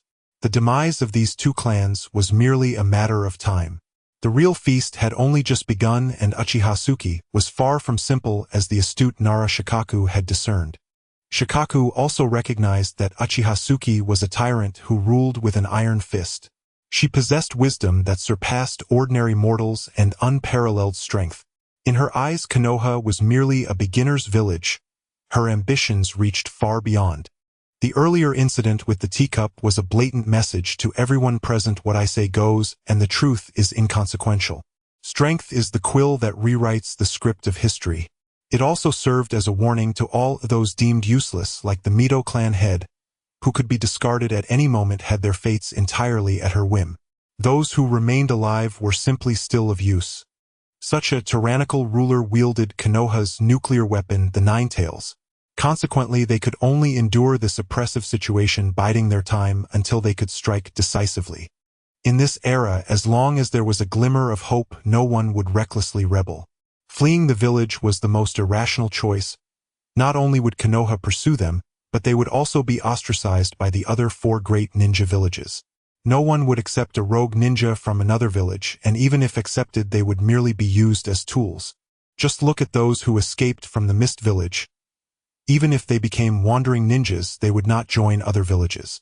Returning to the present, Nara Shikaku reflected on Uchiha Tsuki's earlier question. She had just managed to sow discord between the Umbu and the commoners of Konoha, while shifting the blame onto the Umbu leader. After the downfall of the Yuan clan, even the Umbu leader could only rely on others. Then she raised the issue of insufficient manpower in the Umbu, clearly indicating her desire to reorganize the Umbu and directly draw personnel from the prominent clans present. The distinction between commoners and clan ninjas was vast. Commoner ninjas had diluted bloodlines. Most would only ever achieve the rank of genin, with a few ascending to chunin, and only exceptionally rare individuals could reach jonin status. Figures like the fourth Hokage were exceedingly rare. The minimum requirement for Umbu members was elite jonin, to put it nicely elite jonin, and to put it bluntly chunin, who specialized in certain areas.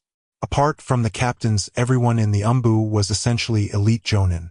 Yet from Uchiha Tsuki's tone it was clear she wanted more than just a few elite jonin. Perhaps her ambitions were grander, aiming to acquire a substantial number of elite members from all clans to disrupt their collective strength. While thinking, Uchiha Tsuki spoke, each clan is the backbone of Konoha. Now that Konoha is facing this crisis, it is impossible for the clans not to show some support. How about this? Clans with over 100 members need to send 20 elite jonin and 5 jonin to the Umbu. What are your thoughts on this? Nara Shikaku furrowed his brow, not because the terms were too difficult, but because they were too simple. While it pained him to part with these individuals, it wasn't such a significant loss. After exchanging glances, the clan leaders nodded in agreement with Uchiha Tsuki. Tsuki, raising an eyebrow, added, "Oh, this will be every 5 years. The clan heads felt a bit hurt, but it was bearable. Tsuki lazily said, "Now let's also have the clans cooperate on the village's repair costs. My Uchiha clan is poor. I'll contribute 100,000. The clan heads felt this was a bit of a rip-off, but they could endure. Tsuki turned her gaze and said, "All right, let's set aside these trivial matters. Now let's discuss the issue of severing ties with the Land of Lightning." The clan heads rolled their eyes. Wasn't this just a baseless fabrication? Though frustrated, the announcement had already been sent out and the public was unaware. It was impossible to go against the will of the people. For the sake of Konoha, Nara Shikaku had no choice but to step forward and clasp his hands before Uchiha Tsuki, saying, "Lady Hokage, given our current situation, we cannot afford to fight. Konoha's combat power has been severely weakened by your actions." Nara Shikaku felt secretly pleased, believing Uchiha Tsuki would not grasp the full meaning of his words. In fact, he was implying, with your immense power, you could decimate an entire faction with a single strike, so you ought to lead the charge yourself. Uchiha Tsuki, casting a flirtatious glance, thought to herself that there was a clever person among them. However, she ignored Nara Shikaku and continued speaking to herself. "First we repair Konoha, then send envoys to the Land of Rain and the Land of Earth for friendly diplomacy. We will establish trade routes between the 3 nations and become prosperous before discussing further matters." Upon finishing, Tsuki cast a sideways glance at Shikaku, saying the Nara clan is intelligent. The matter of diplomacy with the 3 nations is significant. Why not let the Nara clan leader lead the team? Nara Shikamaru thought, "Damn it, I've been tricked into speaking." He replied, "I am willing to contribute to Konoha, but Lady Hokage, the Land of Earth is impoverished and offers little profit. The Land of Rain rarely interacts with the outside world, and its commoners do not welcome Konoha. The Land of Fire is beautiful, but seeing it too often becomes tiresome. Sometimes I want to see what the rugged mountains of the Land of Earth look like. Have you heard of the tourism industry?" Tsuki asked, playfully pretending to be innocent as she inquired of Nara Shikaku. Nara Shikaku quickly understood and found it feasible. He casually praised, "Lady Hokage, you are wise. If we can establish good relations, we can prevent the wolf pack from daring to act recklessly, thus giving Konoha time to recuperate." Tsuki stood up and walked toward the door. Nearing the entrance, she suddenly turned and said, "I will invite the other countries to gather in Konoha to discuss the Chunin exams." After saying this, she left directly, her proud figure leaving a lasting impression on everyone. Nara Shikaku had a complex expression. His friend beside him scoffed, gritting his teeth as he growled, "That damned evil clan. Konoha has been ruined by the Ninetales, and now she invites other leaders into the village. Isn't this exposing our weaknesses? We cannot allow her to act recklessly." In the gathering there were many clever individuals, and sensing the discontent on that plump face, they silently departed. That plump man still wanted to raise his voice, attempting to convince the clan leaders to discuss ways to reclaim the Hokage position. Nara Shikaku reached out and pulled him back, explaining this is not about exposing weaknesses, but rather about showcasing deterrence. She is someone who can manipulate the Ninetales at will. I initially thought she was backed by the Uchiha clan, but it seems she is the one in control. This meeting has given the clans sufficient deterrence, while leaving ample room for maneuver. Most will choose to continue observing, including myself. Some discussions are not yet ripe for the taking. Nara Shikaku continued to grit his teeth, unwilling to relent, as he exclaimed, "Are we really just going to let Hizashi and Danzo die in vain? Can't we even protect their descendants?" Shikaku patted his friend's shoulder, and then walked out with his hands in his pockets, leaving behind a languid remark that stunned the few who remained. "If the Hokage does not die, what will become of the Uchiha clan?" This time it was the third Hokage who lost, and we should even thank Uchiha Tsuki for her reflections. She granted that old man the title of hero. Yuzhibo climbed the steps until she reached the rooftop of the Hokage Tower. The view was splendid, yet she felt no fondness for this place, or rather for this counterfeit world. She longed to return home, even if it meant forgetting who she had been. A faint intuition told her that the path back might be revealed by unlocking the 9 demon swords. Though she believed this world to be false, she knew she could still die. Ninjas command a myriad of jutsu. She would not mistake entering Ninetales mode for invincibility and rush into a senseless rebellion against the world. She needed subordinates, a legion of instruments to do her bidding. Only with such an abundance of tools could she brawl with other great nations and seize the tailed beasts they guarded. Besides, a madman who calls himself a god still lives in Yuin village. The road home would be long. Yuzhibo was in no rush. "Lord Hokage." The Grand Elder of the Yuzhibo, bent with age, knelt on one knee behind you. Without turning his head, she issued orders.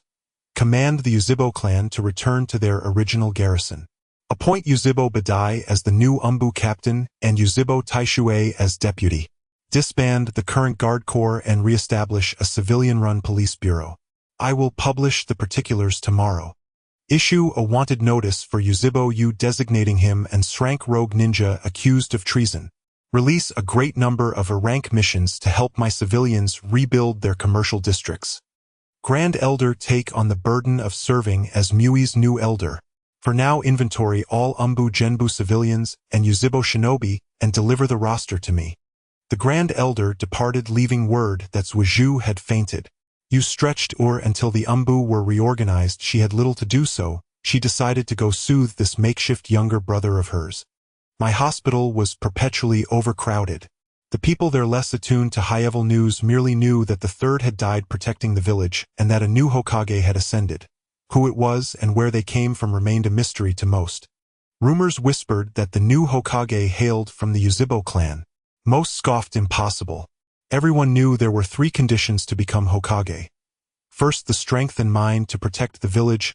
Second, meritorious deeds for my third, the broad support of its people. Yuzhibo shinobi might satisfy the first 2 requirements, but the third was unthinkable. Thus many dismissed the rumor, though a quiet anxiety lingered. What if it were true? You overheard 2 patients debating the matter. She smiled faintly and walked to the innermost ward where 2 beds lay side by side. One held Suiju in sleep, the other Xuanhua Mingren. How coincidental, she thought. Both lay comatose. Mingren's breath was weak, but his recovery was visibly rapid. You thought not without irony that a protagonist with the Ninetales bloodline would mend faster than most. Suiju, however, sweated and clenched his fists so tightly his nails bit into his palms. He ground his teeth, clearly tormented by nightmares. Yu drew a chair to the window, propped her cheek in her palm, and drifted into slumber to the fitful breeze. The Ninetales crouched on her lap, basking in a long mist sun, and yawned. Near noon, she was jolted awake by Suiju's scream. Turning, she saw him drenched in sweat, eyes wide and breathing in violent sobs.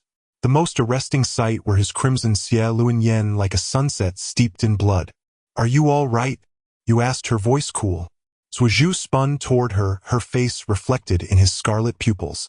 With a hoarse, tear-choked whisper, he said, "You, mother, father, they're dead." Yu supported her cheek, her expression impassive. Neither grief nor triumph. She replied lightly, "I know. The killer was your most venerated idol, Yuzhibo.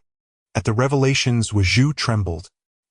He stared at Yuzhibo in disbelief, opening his mouth as if to ask, but no sound came from his throat.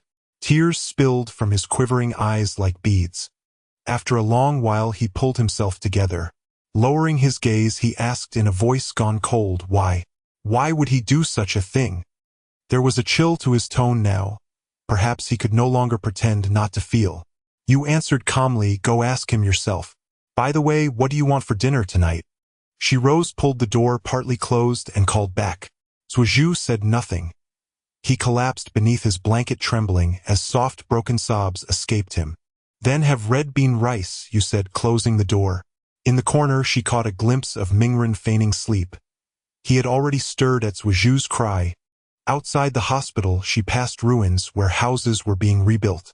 With the aid of shinobi skilled in ninjutsu, the work would not be slow. Perhaps in a month the district would recover. The dead, however, would not return.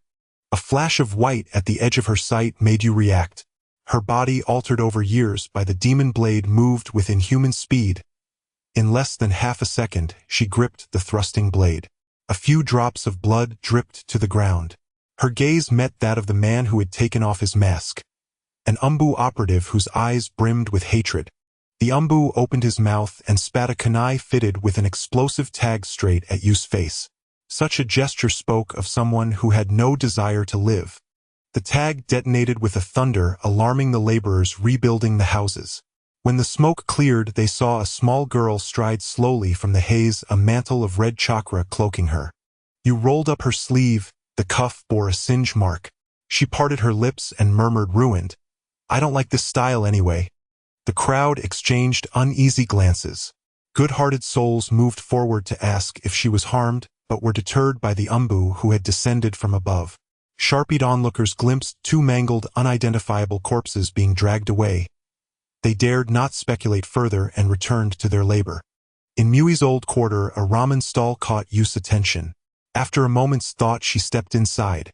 The shop was the famed Ilu Ramen. Yo, welcome, pretty little girl. The Ilu uncle called, setting down a large bowl with a beaming cheer. Yu did not reply. Her eyes had gone to the green-clad figure with his back turned. The azure beast Maite Kai. Kai bowed as he showcased the ramen. Beside him Kaka, she merely inclined his head a fraction. The room fell into silence, as if the two who had been so loud moments before had swallowed their voices. Then, with a knowing laugh and the politeness of men who understood the world, Maite Kai asked Yue, what would you like to eat? I promise you'll want to shout how delicious it is. You cast him a sideways glance and smiled softly. 3 orders of tonkatsu ramen to go, she said. Here is your ramen. Please enjoy it. We hope to see you again soon. Under the warm, boisterous farewell of the ramen master, Tsukiyomi turned away from the shop and walked toward the hospital. She sensed hostile gazes following her from the shadows. Most likely remnants of the shattered Umbu. Forcing the third Hokage's death before countless shinobi had inevitably ignited deep-seated hatred among the Umbu who revered him. And with the additional order to exterminate the Sarutobi clan, it was almost astonishing that any had refrained from open rebellion. To the majority, the third Hokage was not merely a leader. He was faith incarnate, and Uchiha Tsukiyomi, the one who shattered that faith, had become their living demon. This was Konoha, the shinobi village built upon bonds, not bargains. Better livelihoods or richer resources would never secure true loyalty here. Most of those bowing their heads did so only in grim endurance. Given the right moment, they would be the first to strike back at Tsukiyomi. As she pondered this, a sudden clamor erupted from the street. Turning toward the sound, she saw the former Umbu commander being paraded through Konoha's central square. This nameless guardian who had once labored silently in darkness to protect the village now stood exposed to the public's fury and scorn. Ignorant civilians, swayed by the official notices plastered across the village, hurled eggs with furious precision, splattering yolk and foul water across the stoic shinobi's silent face. At high noon, the sun blazed mercilessly. Uchiha Shinobi, observing from the crowd, folded his arms and scoffed softly. The time has come.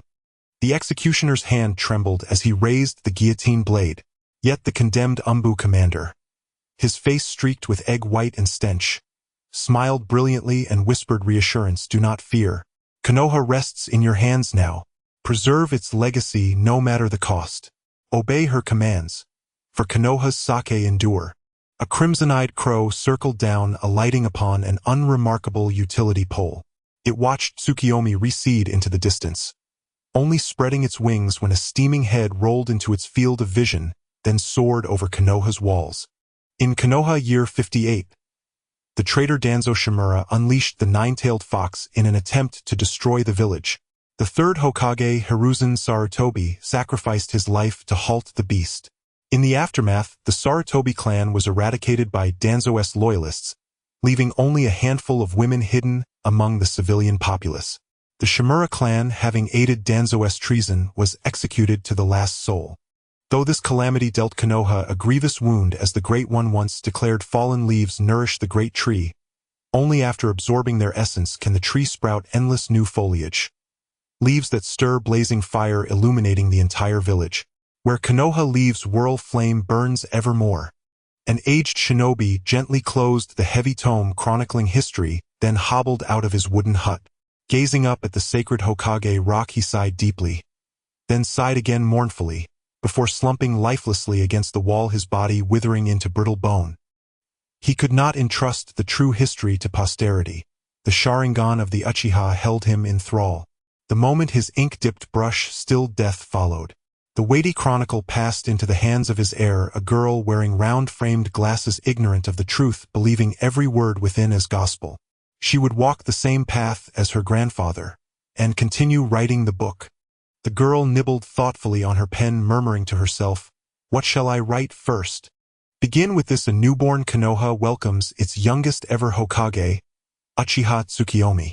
From this dawn, she shall guide the village into an uncharted future.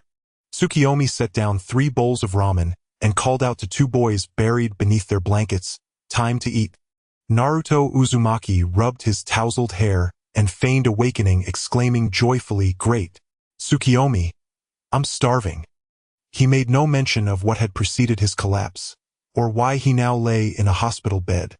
Nor did she broach the subject. With a simple nod, she opened the packaging and slurped the noodles. The flavor was unremarkable, but the portion generous. Naruto devoured his bowl, swiftly swallowing broth and noodles alike. When finished, he gave a thumbs up in thanks. Tsukiyomi rose, offering a faint, courteous smile, then stepped out of the room, where an Uchiha shinobi knelt solemnly, presenting a thick scroll. She walked alone to the Hokage's office. The sealing scroll sat solitary in the corner of the desk. Unfurling the scroll in her hands, she read, "The current tally of Konoha's surviving combatants: Umbu personnel 300. Root personnel 70. Uchiha shinobi 137. Konoha's chunin 1,600. Konoha's genin 3,000. Konoha's jonin 160. Including 40 bearing the Uchiha's 3 Tomo Sharingan." After reviewing the data, Tsukiyomi summoned all remaining Root members.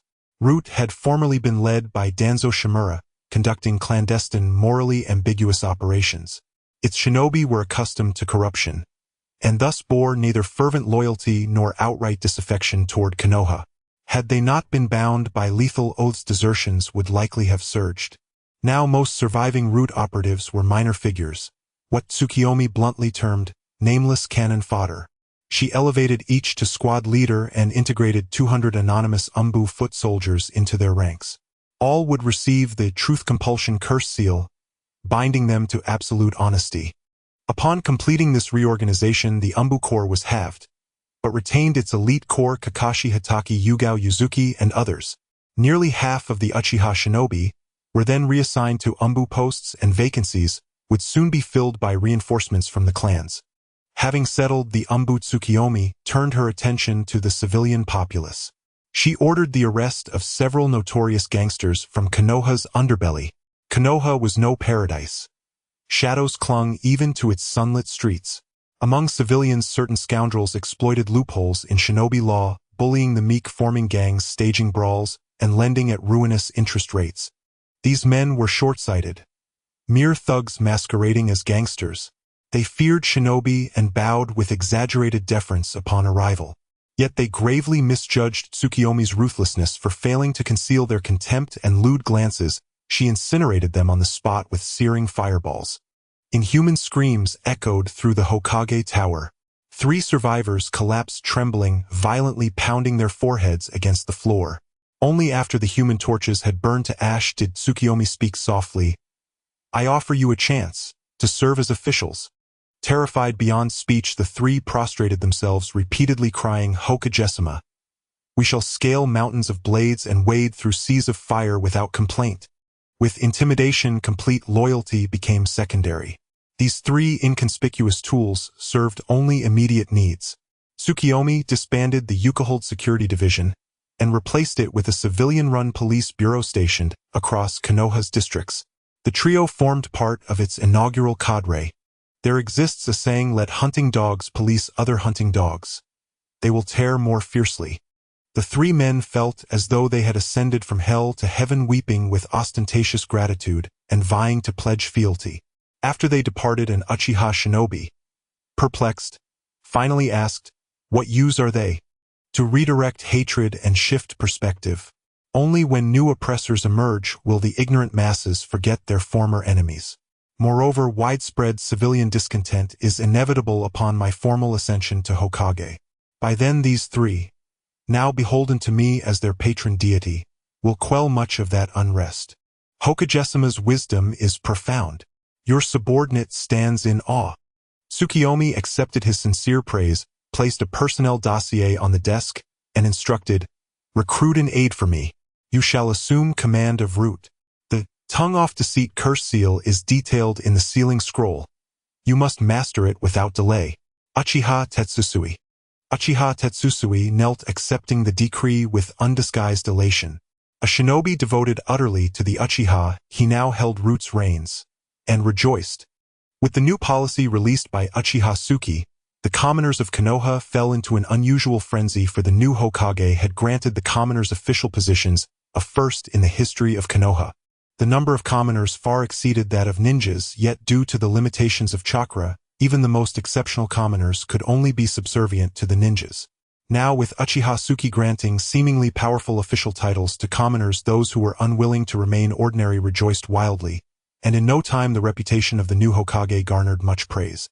The first assessment for the police department will commence in 3 months, and only the commoners of Konoha are eligible to participate. At present, Konoha had another major event, which was the funeral of the third Hokage. It was an auspicious day coinciding with a rainy weather, and the cemetery, which held countless heroic souls, gathered many Konoha citizens dressed in black funeral attire. They silently formed a line, gently placing white flowers at the tombstone of Sarutobi Hiruzen. As emotions ran deep, some could not help but sob aloud, their rhythmic cries mingling with the sound of rain, bidding farewell to the souls of the departed. Among the crowd, the little Naruto silently stepped forward. He gazed at the only person who had been kind to him, the third Hokage, his face unable to distinguish whether the droplets falling were tears or raindrops. He knew not what had transpired that day, but the hatred in the eyes of the commoners directed at him grew deeper. Had it not been for this special day, Naruto would likely have suffered a beating. Following Naruto was Sasuke, who felt no ties to the third Hokage. He lightly placed the flowers down and looked up at Uchiha Tsuki, who stood quietly beside the coffin. Though they were merely a few steps apart, Sasuke felt a vast distance between them.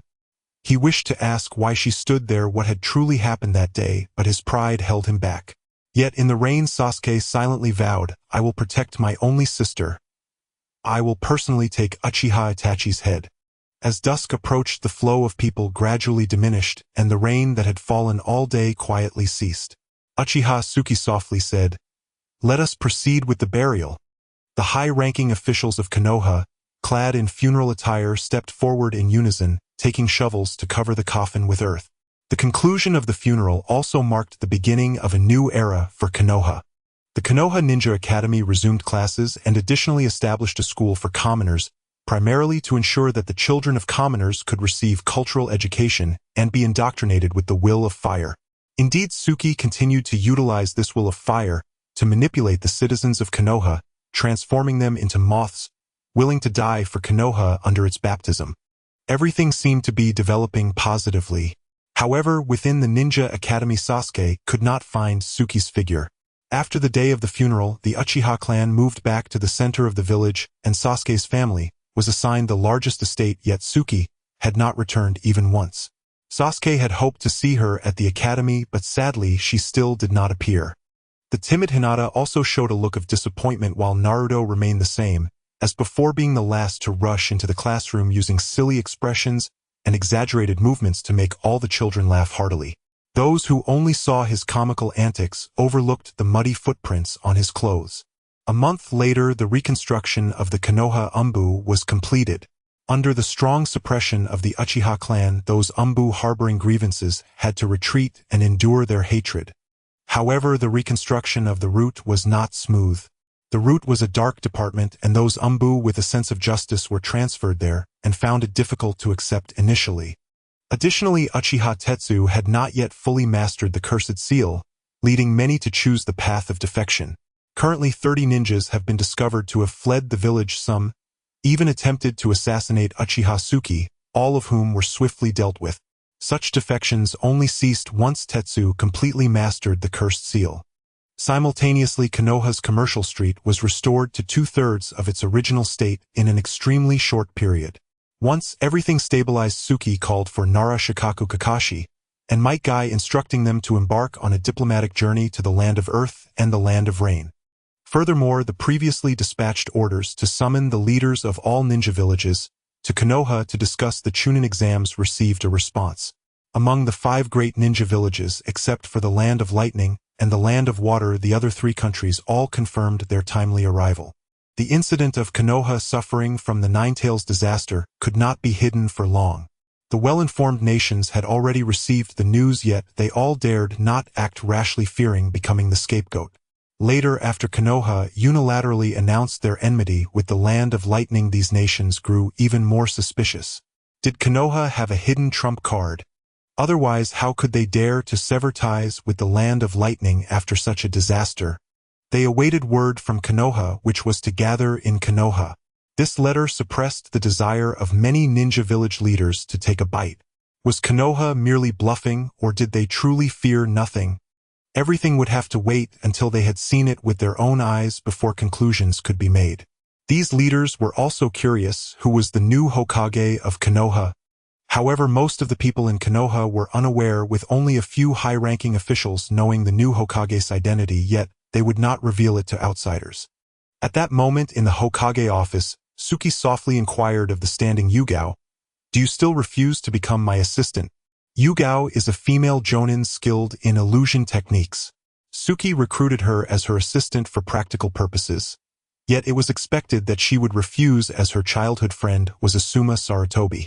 She knew that the true culprit behind the massacre of the Sarutobi clan was Tsuki, and she would rather die than become the assistant of her enemy. "Hokage-sama, if there is nothing else, I will take my leave now." After speaking, Yugao did not wait for a reply, and directly left the room she despised. Tsuki was not angry. The attitude of the wandering ninjas towards her was mostly dismissive. Unlike the Umbu and the clan ninjas, most wandering ninjas did not have to pledge loyalty to the Hokage and had no family ties. If provoked, they could completely choose not to be ninjas, and the Hokage's orders could be entirely refused. Might Guy was also a wandering ninja, but he accepted Tsuki's tasks because he had a heart to protect Konoha. The room fell into silence as Tsuki continued to read the unfinished sealing book. It recorded many powerful ninjutsu, though they would bring considerable side effects to the user. Due to chakra attributes, Tsuki could only use fire-based ninjutsu, but she had never had the opportunity to employ them in real combat. After all, a demon blade that acted like instinct was far more convenient than ninjutsu that required hand seals. As she recorded the last ninjutsu into her Sharingan, Tsuki closed the sealing book, a slight smile at the corner of her mouth, and turned her head to look out the window at the fading light, whispering, "The curtain is about to rise." Outside the ninja academy, the timid Hinata mustered her courage to approach Sasuke. With her head down, she weakly asked, Sasuke-kun, do you know where Tsuki went?" Sasuke coldly scoffed and walked straight away from Hinata. She lacked the courage to chase after him for an answer. While internally berating her own uselessness, she worried whether her only friend had encountered any trouble. Pushing open the door carved from peach wood, Sasuke walked through the spacious and ancient courtyard. After training on the back mountain all day, he collapsed on the cool floor of the corridor and closed his eyes to sleep until the sound of the door opening startled him. Instinctively, he opened his Sharingan and saw that it was that foolish woman who did not know how to return home. He was delighted and wanted to say something touching, but for some reason it came out as, "You still know to come back." Tsuki tossed the amulet in her hand, her profile smiling slightly. "Go hang it in the corridor." What do you want to eat tonight? Shiri Hong selected vegetables into a wooden basket. A purple-haired beauty brushed past her, and the low whisper at her ear ignited a sudden light in Shiri Hong's deadened eyes. Yuanfei Asima is still alive, imprisoned in the Umbu dungeons. After the Yuanfei clan's annihilation, a frantic Shiri Hong reached out to an acquaintance in the Umbu to ask after Asima. A month of waiting nearly extinguished her hope before this news finally arrived. Shiri Hong suppressed her joy and turned her gaze toward the Hokage Tower. She decided to accept the post as Yuzhibo Yu's assistant, so she might seize an opportunity to rescue Asima. The next day, Shiri Hong met Yuzhibo Yu. You placed the read book of seals casually at the corner of the desk and smiled, pleased that Shiri would become her assistant. Thus, Shiri Hong became the new assistant to the Hokage. Impatient, she used her position to slip into the Umbu prison beneath a moonless sky. Despite several small obstacles, she at last found the long-tormented Asima. Old lovers met with reddened eyes. Shiri Hong stroked Asima's stubble jaw and vowed she would get him out. Asima ground his teeth and spat. I will kill that wretch and avenge my clan. Shiri Hong shook her head. She did not believe Asima could kill you, and wanted him alive. At that moment, footsteps sounded outside the cell. Startled, they hid as Shiri Hong wove an illusion to blend herself into the wall. A patrolling Umbu trained a flashlight on Asima's ravaged face and spat with contempt. Asima's eyes flamed red and his teeth clicked, but he forced himself to endure, fearful that any rash move would endanger Shiri Hong. When the Umbu moved away, two of them spoke quietly in the darkness. Asima listened clearly. The Hokage intends to grant the Book of Seals to the Umbu High Command. A bitter sweetness rose in Asima's throat. The Book of Seals was Mui's greatest secret. How could that damned girl so casually share it with outsiders? Once Shiri Hong revealed herself, Yuanfei Asima swore he would kill Yuzhibo Yu and seize back the Hokage seat. Calm and gentle, Shiri Hong comforted her childhood friend and proposed another form of revenge. Let Asima take the Book of Seals and escape while she exposed Yu's concealed truth to the world. If Yu's cruelty were laid bare, she could not ascend to the Hokage amid Mui's uproar. Asima found her plan reasonable, but hesitated, worried for Shiri Hong's safety. Shiri reassured him, I have contacts in the Umbu. I will coordinate with them in advance. With their help, nothing will befall me. After a long while, the two parted, reluctantly, unaware that many unseen eyes in the dark had watched everything unfold. 3 days later, as you returned from duty, diligent Shiri Hong remained in the office sorting files. Her gaze fell upon the Book of Seals at the corner of the desk.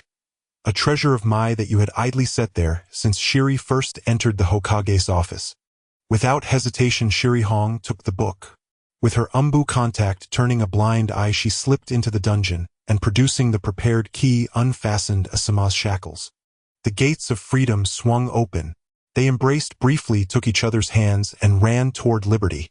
No sooner had they left the dungeon than Mui's alarms clamored through the sky, and Umbu like swallows hovered on the rooftops. They exchanged a look and knew disaster had struck. Without lingering, they sprinted with all their strength toward the village's edge, nearly reaching the forest of death when an Umbu blocked their path. Fortune favored them. The Umbu was not of the Yuzhibo clan, or their luck might have ended then and there. Asima planted himself before Shiri, his palms enchanted with chakra, and driving out a savage assault. Shiri exploited the moment with illusions, seizing control. Together they defeated the Umbu with ease and plunged into the forest of death. Within its gloom, the Umbu would lose their trail, and beyond it they could flee Mai and taste true freedom. As dawn threatened, a blazing fireball hurled them back into darkness. Asima, running ahead, heard the crash, and turned. His pupils trembled. There, bathed in moonlight and smiling gently, stood the girl he loathed, clad in a kimono as white as snow. Asima could not think of vengeance then. He tore his voice toward the pit gouged by the fireball and cried, Hong! At the bottom of the pit, Shiri Hong staggered upright, her flesh singed black and red by the inferno. The searing pain racked her into a scream, and in a mad, desperate lunge she flew at you, forcing out a hoarse single word with all her strength, run. You raised her arm and, without forming hand seals, conjured a searing fireball in her palm. Shiri pressed her hands to her chest in a desperate seal. The skin of her clasped fingers blistered and sloughed away, revealing white bone. Half her face had suffered the same fate, the cruel consequence of the flame technique. Asima heard that one agonized plea. Torn between the woman he loved and the chance to live, his eyes ran crimson with indecision. Shiri unleashed an illusion that sprouted countless vines to coil around you. Her true body hurled forward with a kunai clenched in her mouth, aiming at the woman encircled by the tendrils. Suspended in midair, Shiri glanced back at Asima. Her look was a plea begging him to survive. Asima understood. He cried her name in anguish, then turned and ran with all his might into the forest. Glancing back, the red flare of the flames painted the night. The semicircular fireball became the red that filled his eyes and then was gone. He bit his lip until it bled, tasting iron on his tongue, and dried tears carved 2 permanent tracks down his face. Under the moon, white wildflowers danced in the wind. Shiri Hong lay collapsed before Yue, half her body reduced to white bone. Not far behind her, the fire pit still smoldered. Yu tilted. Shiri Hong's chin lowered her gaze, and with a slow smile said, "Thank you for your performance, even if you did not know you were playing a part." Shiri Hong looked up with half a beautiful face. Yu let her fingertip pass over the hot bone and smiled, as if explaining, "The Book of Seals is the very root of the chaos I will stir. You and your young lover were the lucky picks, instruments chosen to carry the book out of my." Shiri Hong's remaining will held only for a moment before it faded. Yu withdrew her hand and drifted away on the moonlight. A purple-haired girl wearing a cat-faced mask dropped beside Shiri Hong's body, drew her blade, turned the soil, and made a nameless grave. Her name was Maoyue Xian.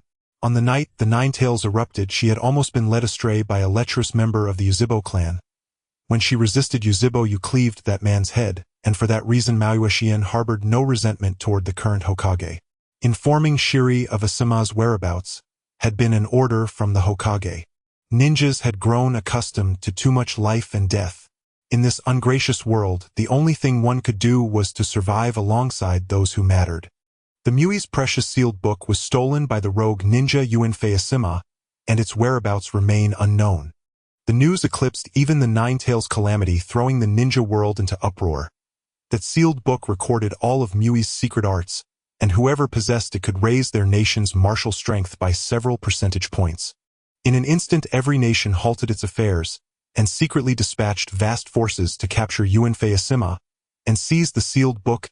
Even the hidden factions of Yu country were roused by the lure of the prize.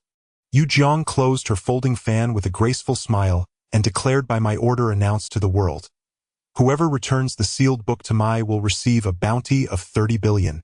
The ninja world erupted once more.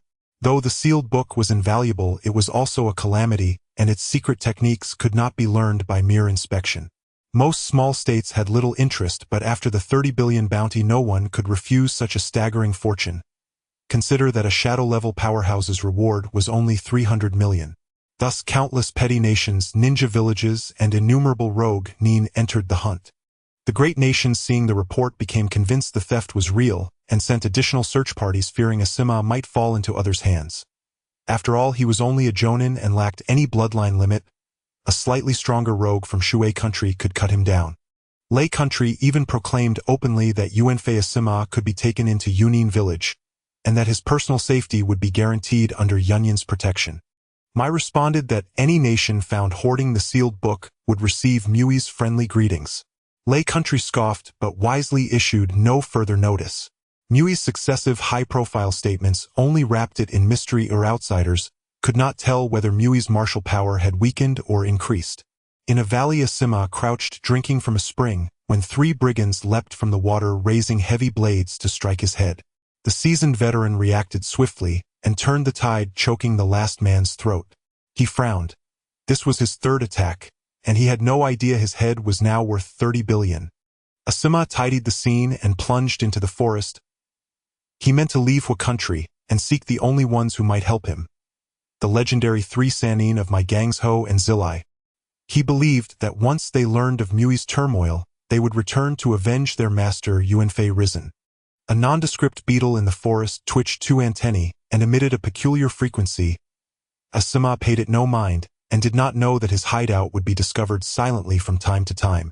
By the time he escaped the forest of death, 3 months had already elapsed. He emerged from the woods disheveled, clad in furs like a wild man. Standing on the broad dirt road, Asima thought, He could finally breathe, but before he had fully enjoyed the sunlight, a pack of lingering Shao Kurami set upon him. After another brutal skirmish, wounded and scarred, he fled in disgrace. News of his escape from the forest of death spread across the ninja world that day. No one could resist the 30 billion temptation. Innumerable shinobi began prowling everywhere for the sealed book's reward. The result was greedy infighting and civilians suffering collateral harm. The world seemed to grow dangerous again. Setting aside the undercurrents roiling the ninja world, another matter drew universal attention: the leaders of the ninja villages gathering in Mai. Outside Mui's towering walls, a line of black silhouettes approached.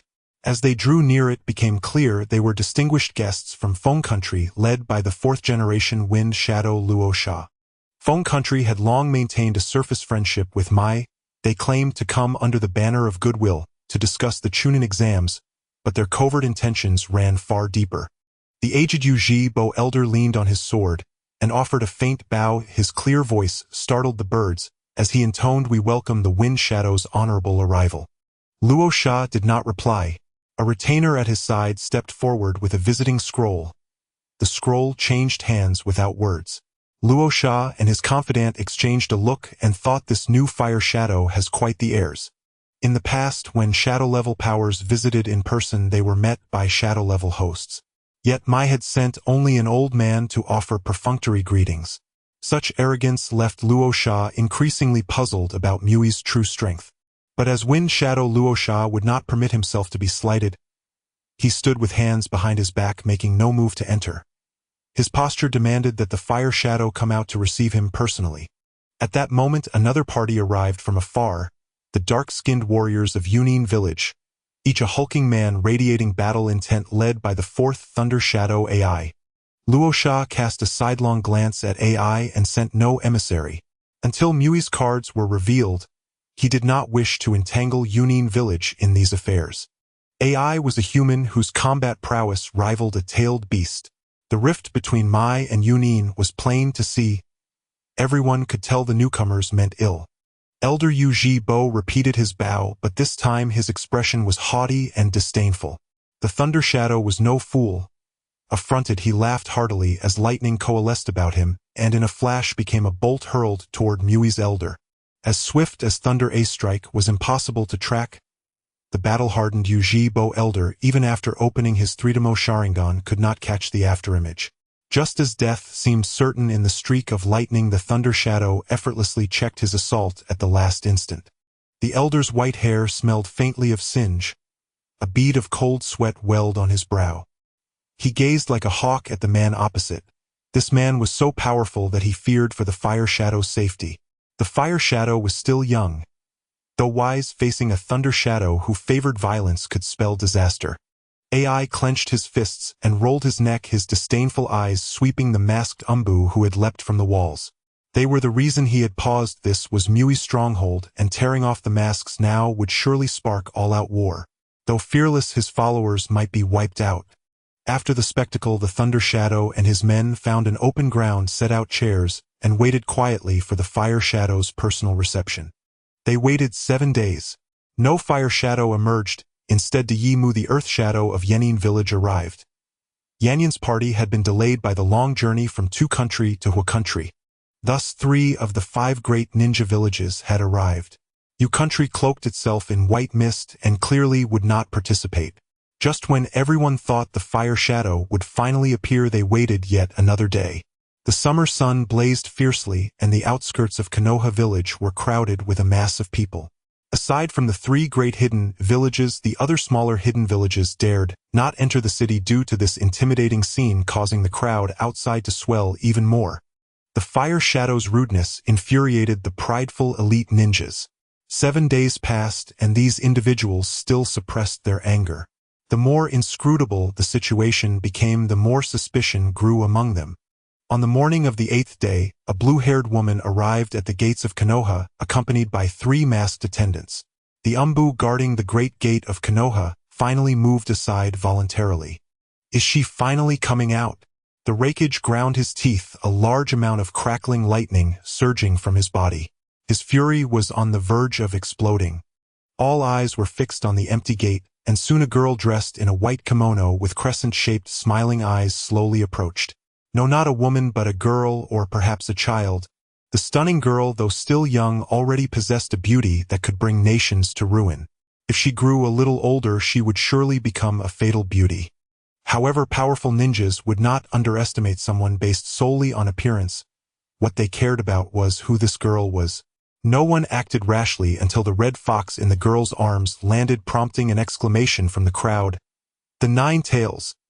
The fox, the size of a cat, flaunted its 9 ruby-like tails, releasing a powerful chakra that silenced the air. In the next moment, red mist filled the sky, revealing the silhouette of a giant beast. Those who were timid looked up at the sky, trembling at the sight of the fox's eyes within the red mist. Even the people of Konoha were no exception, despite the police department having issued a notice earlier that the 9 tails had been captured by the new Fire Shadow and would no longer harm Konoha. Nonetheless, even though the people of Konoha harbored a deep-seated fear, this only instilled a sense of awe towards the unseen Fire Shadow.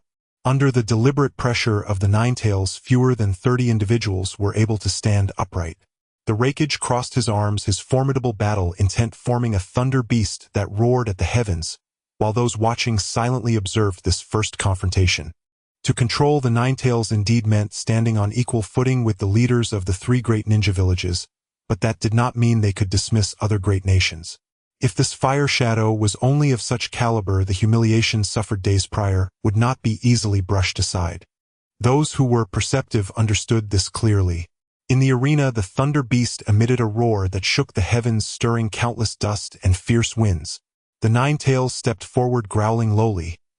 It would not allow this chakra beast that dared to provoke it to act with impunity.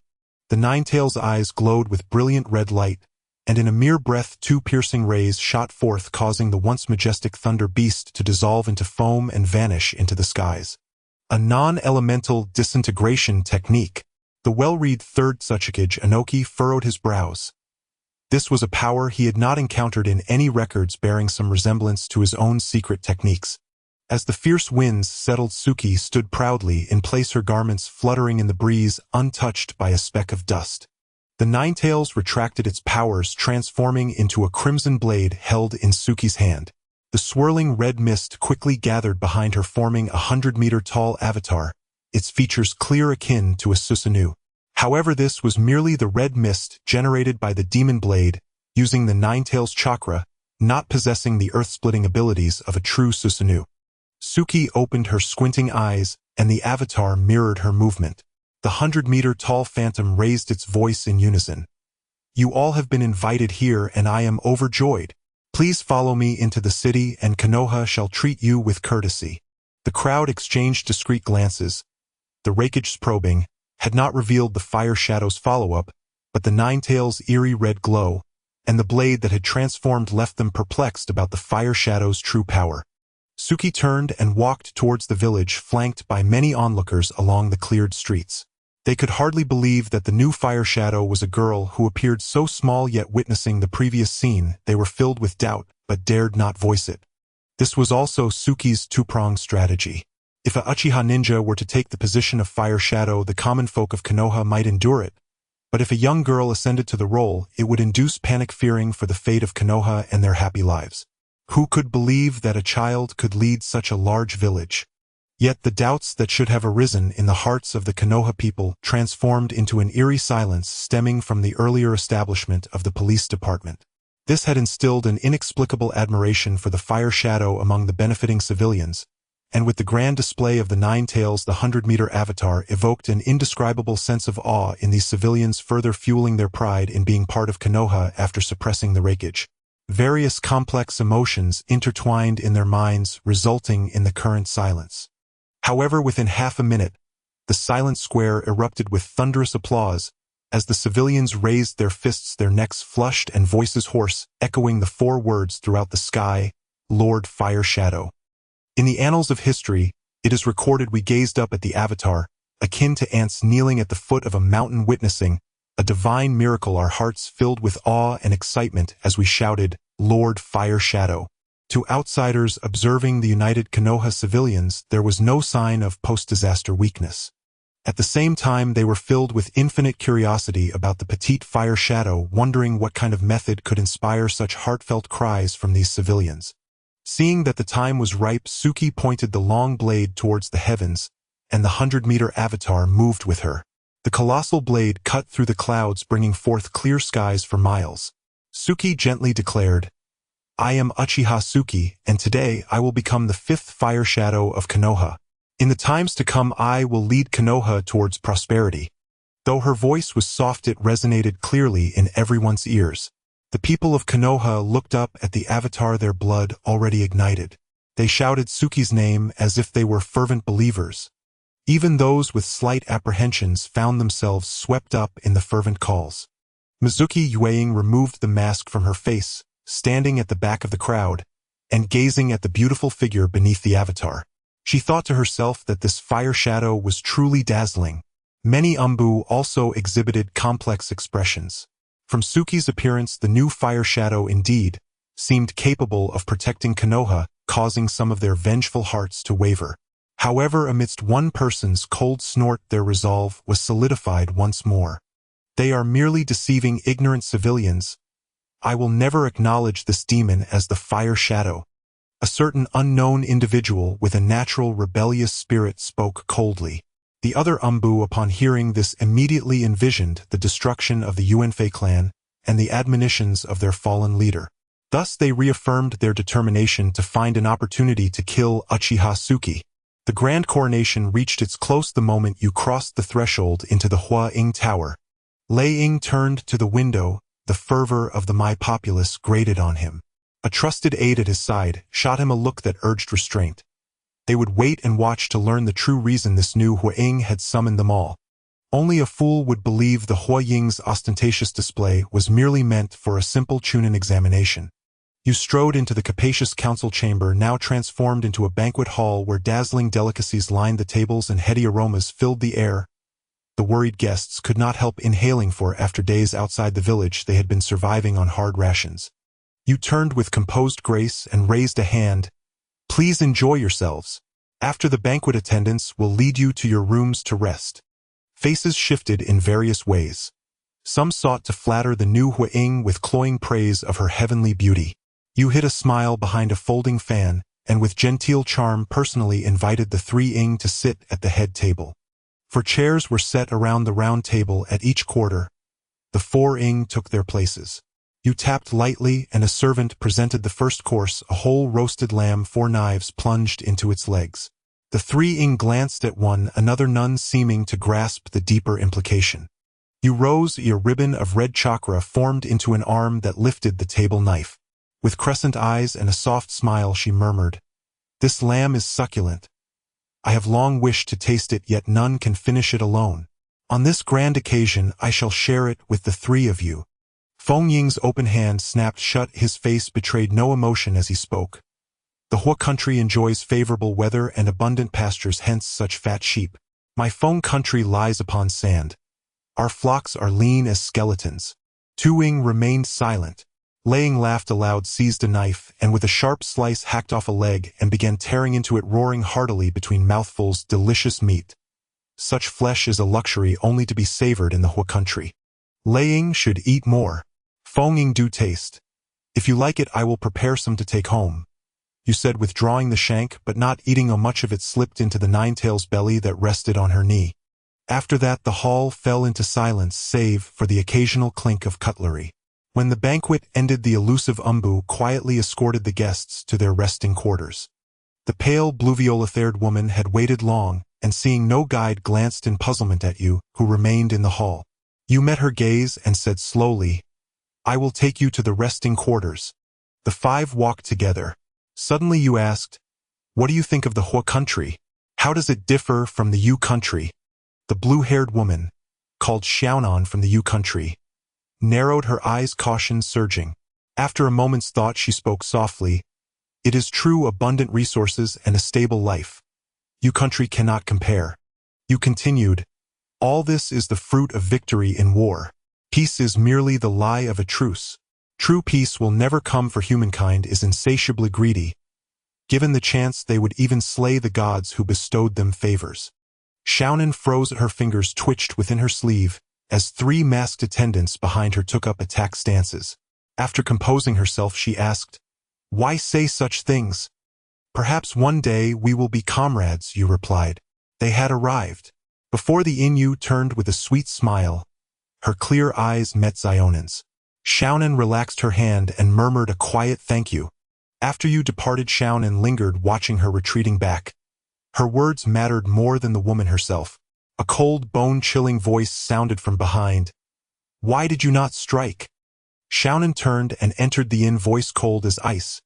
"Do not forget our mission is to uncover the identity of the new Huaying. There is no need to bring additional trouble upon the organization." The masked man smiled sardonically. A forked tongue licked his dry lips and snake-like pupils glowed beneath the mask. At night, Feng Ying Luosha slipped through a window and stalked through the darkness to the Huaying's office. He reached to knock, but the door opened of its own accord. Dim light revealed figures occupying each corner. The 2 Ying seen earlier in daylight, Laying and the Hua Ying herself. Yu rose and waved, or the door closed soundlessly. On the bare table lay a map drawn upon parchment. A map of the ninja world. Those capable of becoming Huaying were not simpletons. The daytime division of the Lamb had been a veiled declaration to divide other nations' resources. Such matters could not be spoken of amid the clamor of a public feast. The 4 knives symbolized the 4 watches of the night. Before their nocturnal gathering, the others had gained some inkling of the new Huaying's ambition, but they would only decide how to act after hearing the full scheme. The map lay open, and the 3 Ying, each in a different stance, waited for you to begin. Yu's fingertip glided over Chuan country and Chao country. Chuan country lies between Hua country and Feng country. Its fertile lands could rival Mai. Chao country sits between Hua country and Tu country. Though impoverished, it is easy to defend and hard to seize. Her finger moved on to Niao country. Niao country is a basin of marvels. Perennial spring, abundant produce. It can compensate for Chuan country's shortcomings. The sharp-eyed Feng Ying's gaze tightened as he stared at the map. Between the 3 countries you named lay the hard kernel of Yu country. Should Chuan Chao and Niao fall, Yu country would be completely encircled by Tu Hua and Feng. So, was this Hua Ying planning to strike at Yu country? For a moment Feng Ying felt tempted, then frowned. War is no child's play. Once begun, it rarely halts. These 3 nations form a natural buffer. If they were removed, the lands of the 3 great countries would connect, and former allies could become rebels whom it would be difficult to guard against. Small nations endure for a reason, especially those wedged between the 5 great powers. They are not so easily extinguished. Proving an affair would cost time and effort, and once things escalated, it would be hard to withstand the allied backlash. Feng Ying believed he had divined Yu's intent. He made no move and continued to wait for her next words. Yu narrowed her fox-like eyes and let a strange smile curl her lips. Chuan country will fall to Feng country, Chao country to Tu country. The 2 great nations will divide Niao country between them. Tu Ying frowned. Feng Ying's heart fluttered, and Laying shoved a finger into his nose and asked bluntly, "And me?" Yu's fingertips swept toward the sea.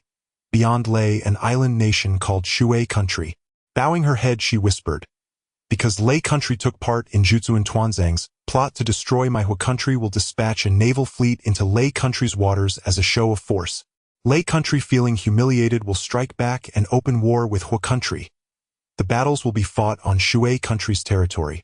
What appeared as war was in truth alliance. Luosha's eyes flickered. This Hua Ying had plotted from the beginning. Perhaps even the release of the Nine Tails was her design. The thought chilled him. Laying straightforward and warlike, ceased his nose-picking, snapped his fingers, and a retainer sprang in through the window. Laying asked, "Shall we strike?" The retainer glanced meaningfully at Yu and nodded in affirmation, "Feasible." Yu offered a ghostly smile and, turning to the hesitant Feng Ying, said, "The whereabouts of Mui's sealing scroll are unknown. The Hua Ying specially commissions Feng and Tu to assist in the investigation. When the news breaks, the rogue ninja Asuma will appear in the 3 small countries." Feng Ying's eyes gleamed faintly. Since succeeding as Feng Ying, he had never performed a deed to secure eternal renown. If they could swallow Chuan country, his name would be etched into history. Yet doubt lingered. He feared they were bargaining with a tiger's skin. At that moment the long silent Tu-ing de Yimu snorted and growled. Are you once more to shatter this rare peace? For the sake of your ambition you would throw away countless lives courting sorrow to sweep the world again. I will not take part in this, he barked. I am ashamed to keep such company. With that Tu-ing slammed the door and strode away. Feng-ing turned to you. You drew a sheet of golden paper covered in writing and said coolly, the opinions of the dead are of little consequence. The opinions of the dead are of no importance. Feng-ing Luosha felt cold sweat dripping from his forehead. He had underestimated Uchiha Tsuki's ruthlessness. She actually intended to take action against the Tsuchikage, and these words were also directed at him. If he disagreed, he too would be a dead man. After a moment of panic, Feng-ing forced himself to calm down. Upon reflection, he unraveled the cause. In effect, this new Hokage desired to unite with the cloud-hidden village to annex the land of water. However, to prevent attacks from both fronts, she had summoned him and promised a delicious reward. When a great nation goes to war, it inevitably draws the world's attention. Without righteousness, even victory would lead to being scorned as an aggressor by other nations, which is one reason why great powers seldom engage in warfare. It is not that they cannot afford it, but that they lack the moral justification to quiet the voices of dissent. Now the Land of Fire had provided this justification by assisting them in capturing the traitorous ninja Asuma and reclaiming the sealing scroll. This reason might seem tenuous, but once Asuma's hiding place was exposed, countless hunters would flock to it. Additionally, the presence of many wandering ninjas in the weak land of River would surely lead to numerous disgraceful incidents that would invoke the wrath of heaven. Under these circumstances, it was reasonable for Sunigakure to send a small force under the guise of helping the Land of Fire. After the first step was completed, they would only need to incite disputes between the people of the Land of River and the wandering ninjas, continuously amplifying these disgraceful acts. The country would inevitably descend into chaos. There was no way it wouldn't, as this chaos was instigated by Sunigakure, and even if it didn't succeed, they would find ways to ensure it did. Once the chaos erupted, the Sand Ninja stationed in the weak nation would aid in restoring order under the pretext of support. This so-called restoration would naturally target many high-ranking officials of the weak nation, thus the Land of River would imperceptibly undergo a change in leadership. Had she thought all this through? After realizing everything, Luosha lifted his gaze toward the small figure shrouded in shadow, feeling a mix of astonishment and fear. The Raikage stood up and picked up a golden sheet of paper. This was a top-secret agreement detailing the matters discussed tonight. It was an ordinary piece of paper, yet the contents of the agreement were enough to shake the entire world.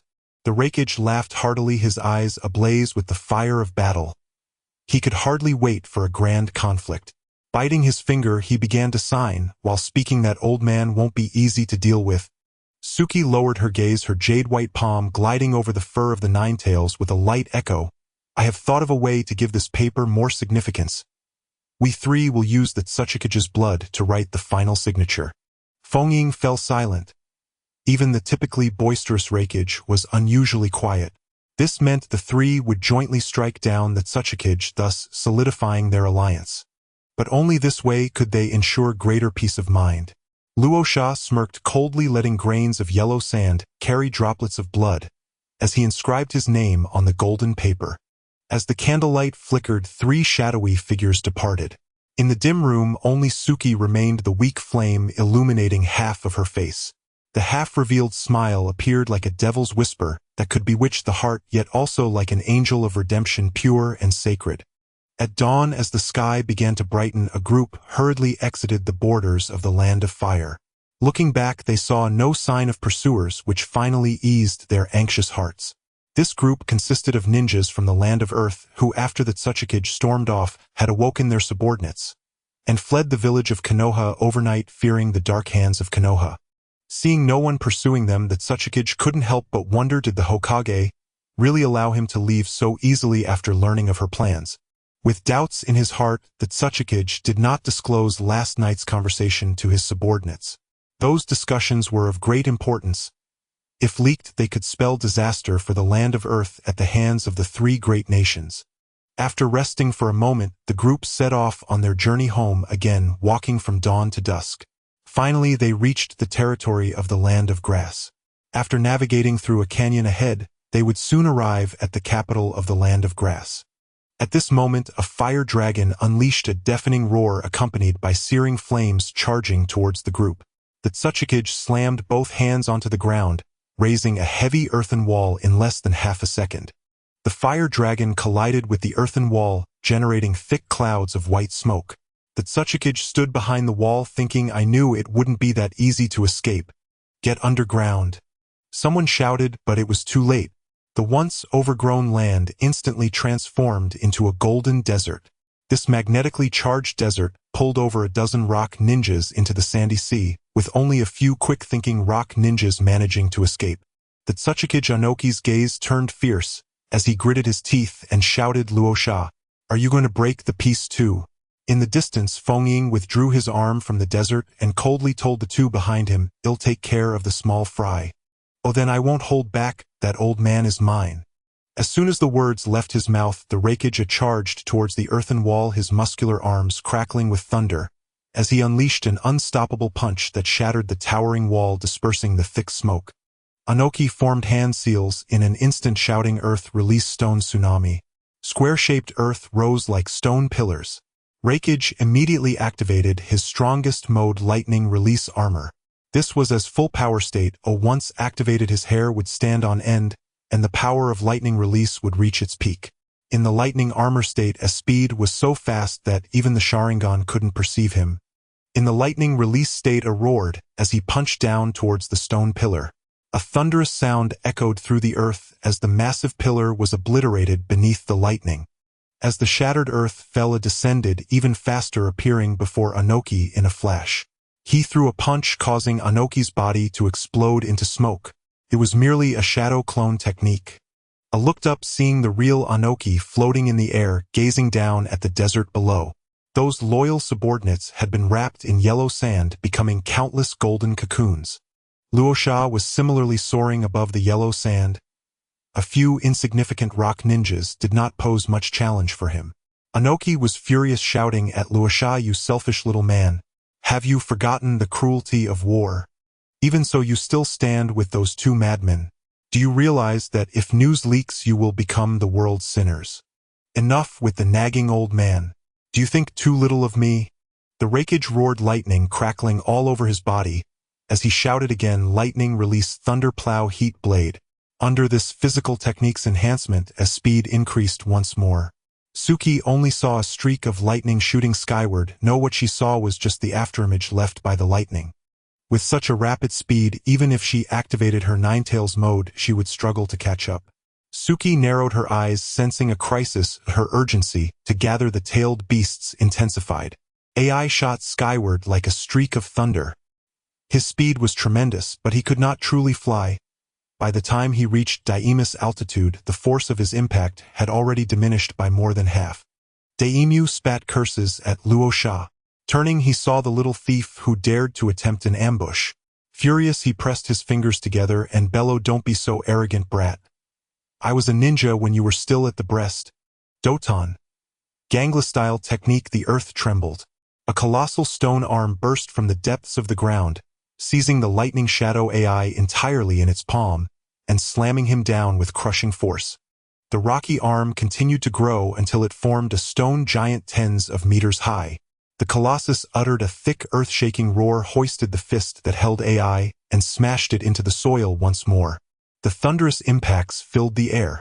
Luosha's eyes flicked toward the silent forest and fixed on Yue, who showed no sign of movement. Seeing her unperturbed, he reached out and lifted the rock shinobi he had earlier buried in the sand, wrapping them in cocoons as they rose. One and no more. Luosha's intent was plain. If he could finish Daemyu today, he would press ahead with the plan to incite chaos. If he could not, he would spare those rock shinobi as though nothing had occurred. Daemyu understood Luosha's implication. He cupped his hands toward you on the branch and called out loudly, your ambition is boundless. If I kill you today, it will be to remove a scourge from this world. If I expose what you said last night, even Mai would never accept you as Hokage. Dust release. Origin plane separation technique. The vast forest blossomed with blinding white light as masses of vegetation and soil were enclosed within a white cubical lattice. Dust release origin plane separation is a bloodline technique that transcends ordinary limits a secret craft of 2 generations of Tsuchikage. The jutsu forms a transparent cubic barrier that imprisons its target and reduces matter to atomic form, triggering a cataclysmic explosion that even a body cannot withstand. The branch beneath you dissolved into imperceptible particles and drifted about her, yet she did not flinch. She lifted her crimson blade, lips curved in a whisper, "Nine tails, we move." Crimson chakra poured forth like an endless tide. The lattice panels groaned as pressure built, thin white cracks already spidered along the barrier's faces. Daima's heart tightened. The lattice could not withstand this for long. He pinched the white cube in his palm and crushed it, detonating the barrier that enclosed you. A titanic explosion thundered across the plain. Even those in the grass country's capital heard it clearly. A blinding white pillar shot heavenward, so brilliant it nearly bleached the dusk itself. Is it over? Luosha thought. He believed no one could survive such an explosion. As he moved to release the rock shinobi into the desert, he suddenly turned back and stared. Amid the white light, a smear of red appeared. Enormous claws ripped the radiance asunder, a towering phantom of a beast. 100 meters tall. Reared its head and emitted a shrill, terrifying howl, majestic, inscrutable, and fearsome. Beneath that shadowed silhouette you stepped from the white radiance, swathed in an orange chakra cloak like feathered armor. She raised her fox-like eyes to Daimyo. At that instant he knew he could not allow her to live. She was young and would only grow stronger. If she survived, Yenin village would be plunged into calamity. Daimyo resolved to give everything. With a shout and a flurry of seals, the earth convulsed. Hundreds of stone arms burst from the ground and lunged at Yu's figure. Yu bent her knees and ran like a torrent of red. The gigantic hands could not close on her. It was clear Daimyo was baiting her movement. He floated in the air from a position of safety, expending vast reserves of chakra to create those stone arms, simply to herd her into the nodes of his full-strength trap. Daimyo poured his will into directing each rock arm. The earth beneath him had been pounded into cratered ruin. Suddenly, as she ran, Yu opened her mouth and spat a black sphere at Daimyo. The tailed beast ball. Daima's pupils widened. The tailed beast ball detonated before his eyes. An unforeseen blow. No one expected a Jinchuriki in humanoid form to unleash a tailed beast's ultimate technique. A deep crimson blast blossomed and tore the air. Daimyo plunged from the sky, but he did not die. At the last moment he raised a wall of rock to envelope himself, yet the attack had come too suddenly. Some stones could not contain the tailed beast ball's fury, and he suffered grievous wounds. Those injuries robbed him of the strength to sustain the Doton. Super light heavy rock technique, he fell. Snapping his tongue to taste blood and clear his mind, Daimyo forced himself to dispel the dizziness, and used the light heavy rock technique to hover once more in midair. At that moment a red chakra tail hardened into razor claws and seized his ankle. The force shattered the bones of his leg in an instant, leaving him unable to break free. The crimson claw bore Daimyo rapidly backward. He knit his brows and formed frantic seals. The barrier he had prearranged shifted beneath him to consume his position. Having completed the maneuver, he spat blood and roared, "Die with me." Dust release, boundary separation technique, an upgraded form of the origin plane separation.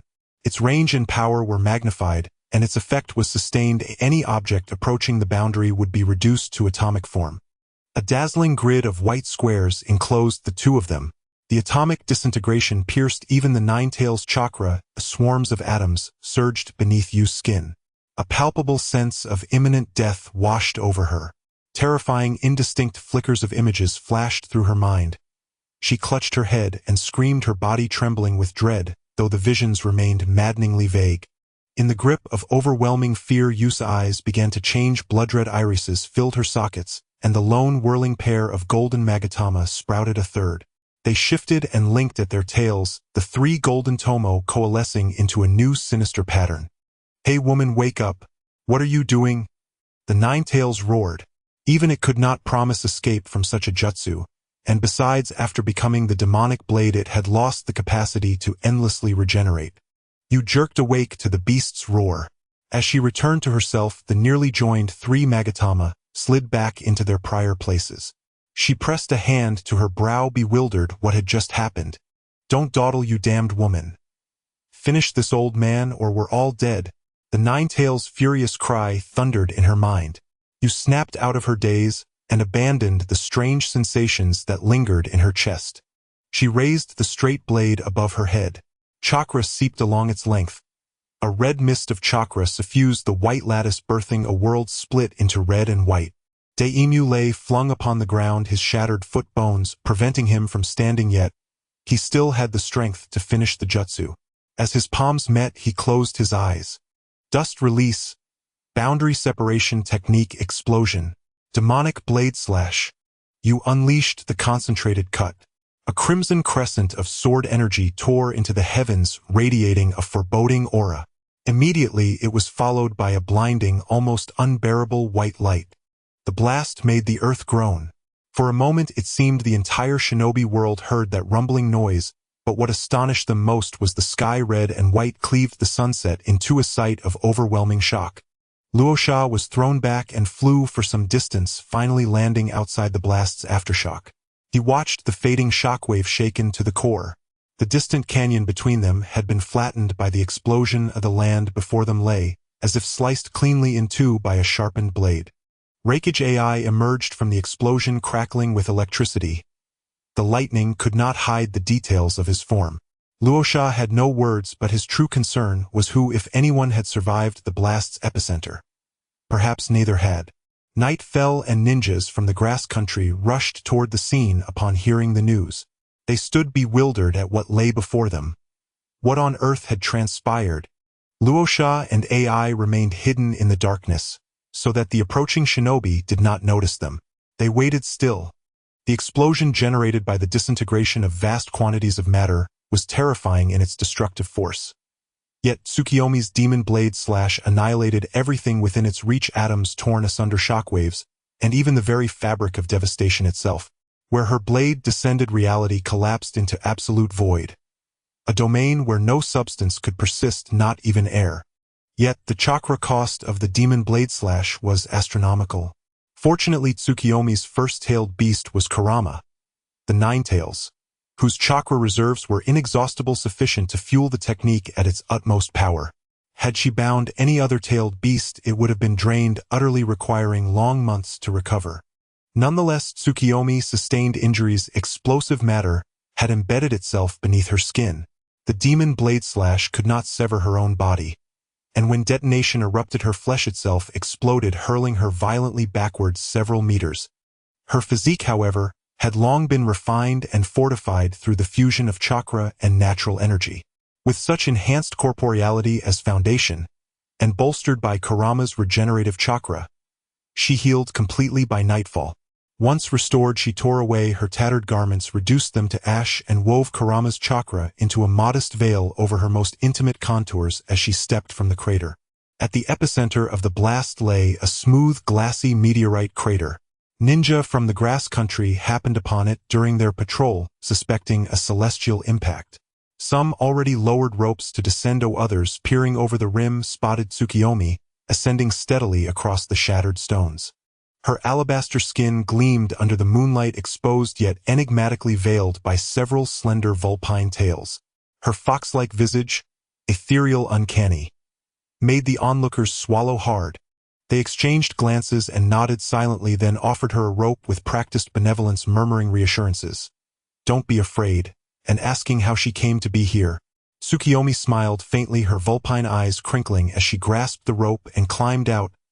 The kind-hearted men rushed forward, eager to assist. Playfully twirling a strand of black hair between her fingers, she feigned fragility, her voice soft and trembling. "Who are you?" "Heh. We're your dear elder brothers."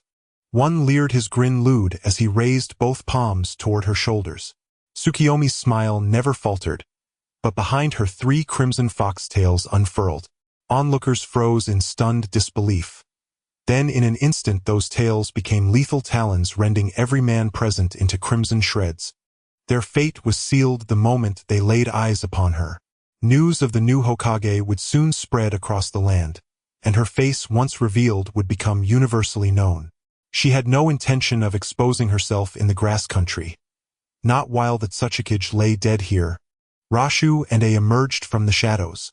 The 3 Kage convened. Tsukiyomi folded her arms across her developing chest and teased, "I never imagined the rakeage harbored such peculiar tastes." A glance down at his bare torso. Yes, all 8 abdominal muscles remained impeccably intact. Tsuchika Jinoki perished in the land of rivers. Tsukiyomi declared calmly after signing a top-secret pact designed to ignite global conflict. Assassinated by a mysterious pacifist. With that, she strode past them toward the grass country. Rashu unearthed a buried sand cocoon and crushed it, revealing dozens more nameless corpses beneath the crater floor. Numerous ANBU materialized seemingly from thin air, deploying specialized tools to erase all traces of combat. One violet-haired ANBU wearing a feline mask even slipped a golden scroll into the mouth of a slain Iwagakure ninja. Rashu observed in silence, inwardly impressed. Word of the Tsuchika's death would swiftly reach Iwagakure. When their recovery team arrived, they would discover the incriminating pact, thereby shifting suspicion away from Konoha. After all, how could allies conspiring to wage war possibly turn on one another? Thus not only would the Tsuchika's demise be pinned on the phantom assassin, but Iwagakure, eager to legitimize their new Kage, would feel compelled to honor the pact and seize its spoils. Still, Iwagakure would undoubtedly launch relentless investigations into the Tsuchika's true killer, who then would bear the weight of this fabricated guilt. Uchiha Tsukiyomi. Truly, are you still a child?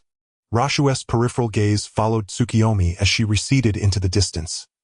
Deep wariness coiling within him and unbidden the faintest ember of admiration. Beneath the full moon, ANBU swarmed the wasteland like ants. In truth, most evidence had already been obliterated by the final blast. But the new ANBU commander, a meticulous Uchiha, demanded every inch be combed. 3 times over. Yuzuki Yugao wiped sweat from her brow, completed her assignment and, after reporting to her captain, set off in pursuit of the Hokage's trail. Tsukiyomi walked slowly, bare feet, brushing wild grass. She was lost in thought. Something had surfaced in the final battle, something that filled her with profound dread. Yet now memory eluded her. She halted motionless as a nameless white flower trembled gently in the moonlight. She crouched beside it, knees drawn close, gazing in silent stillness. Then, almost involuntarily, she reached out, her fingertip grazing the petal.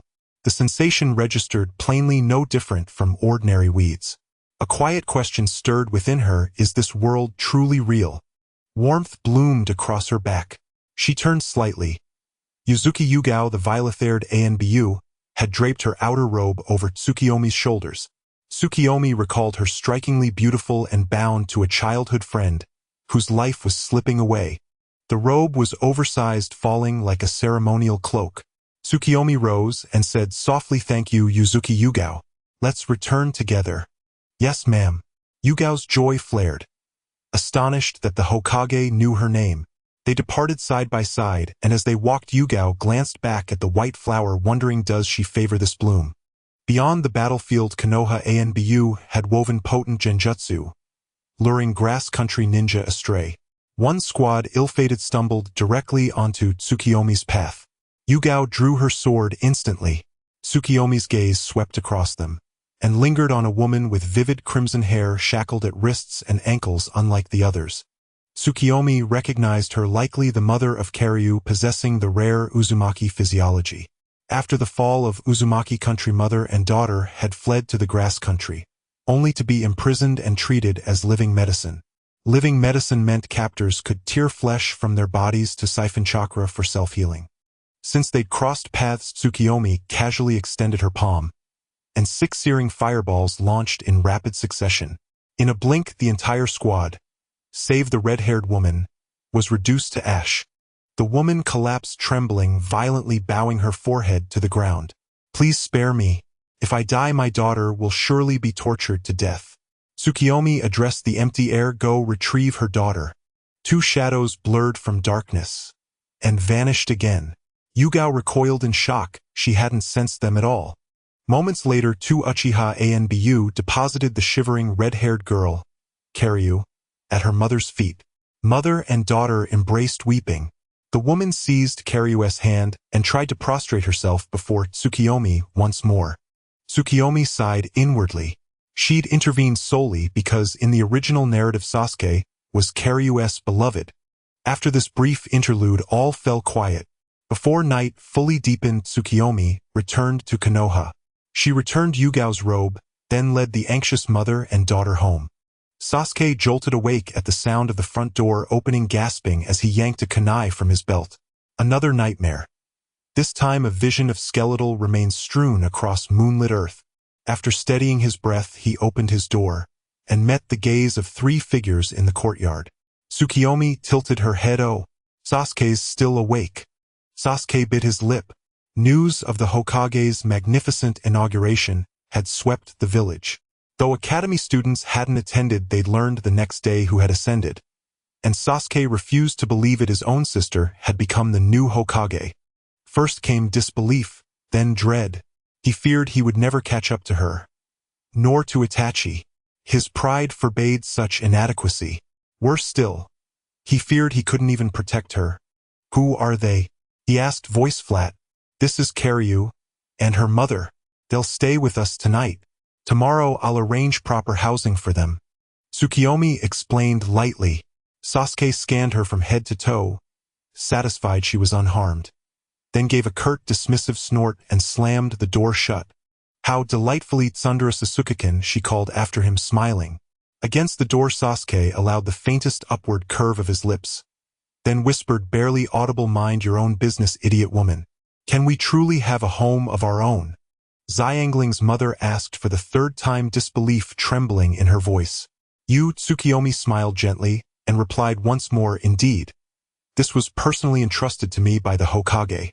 The mother and daughter, long tormented in the grass country, could scarcely believe their fortune, and wept tears of overwhelming joy, bowing repeatedly in gratitude to the Hokage. Little Xiangling too vowed inwardly to one day serve the Hokage with all her strength. Yu walked down the corridor toward the council chamber. The true objective of convening the Kage had already been fulfilled, yet outwardly the pretext of discussing the Chunin exams must still be upheld. Inside the chamber, sovereigns and elite shinobi sat in solemn silence. They noticed at once that the delegation from the Earth Country was absent, but no one voiced the question aloud. The Kazekage and Raikage sat at the front row, one impassive and detached, the other brash and defiant, neither revealing a trace of insight. As you entered, every gaze turned toward her. She responded with a serene smile and strode forward to take her seat upon one of the 4 elevated thrones at the head of the room. 3 of the 4 thrones were already occupied. The 4th remained empty. Rasha glanced sideways at Yu and found her demeanor unchanged, as though yesterday's events had left no imprint upon her at all. An Umbu operative codenamed Elephant carried a projector onto the dais and began recounting the history of the shinobi world, first the Warring States period, then the era of the hidden villages, and finally the hierarchical ranks of shinobi, Genin, Chunin, Jonin, Elite Jonin, and Kage. Though these truths were well known to all present, they listened patiently nonetheless. Yu, however, was captivated by the projector itself. Even in this world, echoes of high technology persisted. Advancing medical sciences coupled with wartime-driven research by countless scientific shinobi had culminated in an unprecedented technological surge. Yet these devices were conceived solely to study chakra and ninjutsu. The discipline of science itself remained secondary, overlooked. After some time, Elephant concluded his exhaustive historical preamble and turned to the central matter: the triennial Chunin exams approach. Next July they will be held in the Sand Country.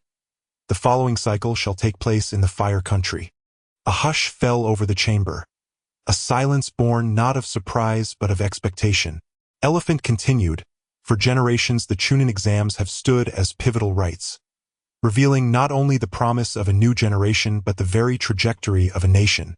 Yet divergent natures and techniques among shinobi have bred endless tragedy. Brutal elimination rules have claimed countless prodigies. Thus the Hokage has decreed a fundamental reform. The Chunin exams shall henceforth become a competitive athletic festival, testing physical prowess without inflicting harm, thereby eradicating needless loss." Murmurs rippled through the assembly. Smaller villages, after brief reflection, recognized the profound advantage this shift conferred upon them.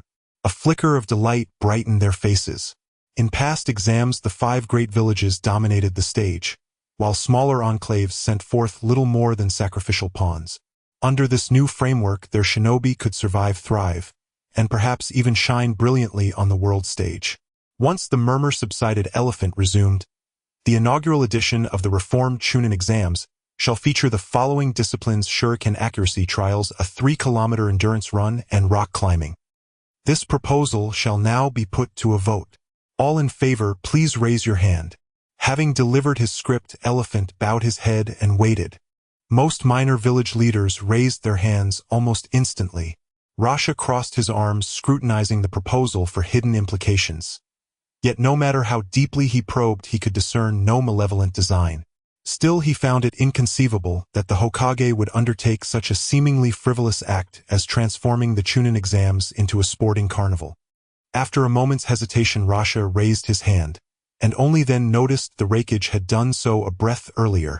With the consent of the 3 great nations secured, the remaining observers swiftly followed suit. Finally, you ascended the dais to deliver a polished diplomatic address extolling harmony, mutual respect, and shared prosperity, bringing the summit to its formal close. A banquet followed the meeting, but most delegations departed early. Both the rampage and Kazekage withdrew immediately afterward, accompanied by their retinues.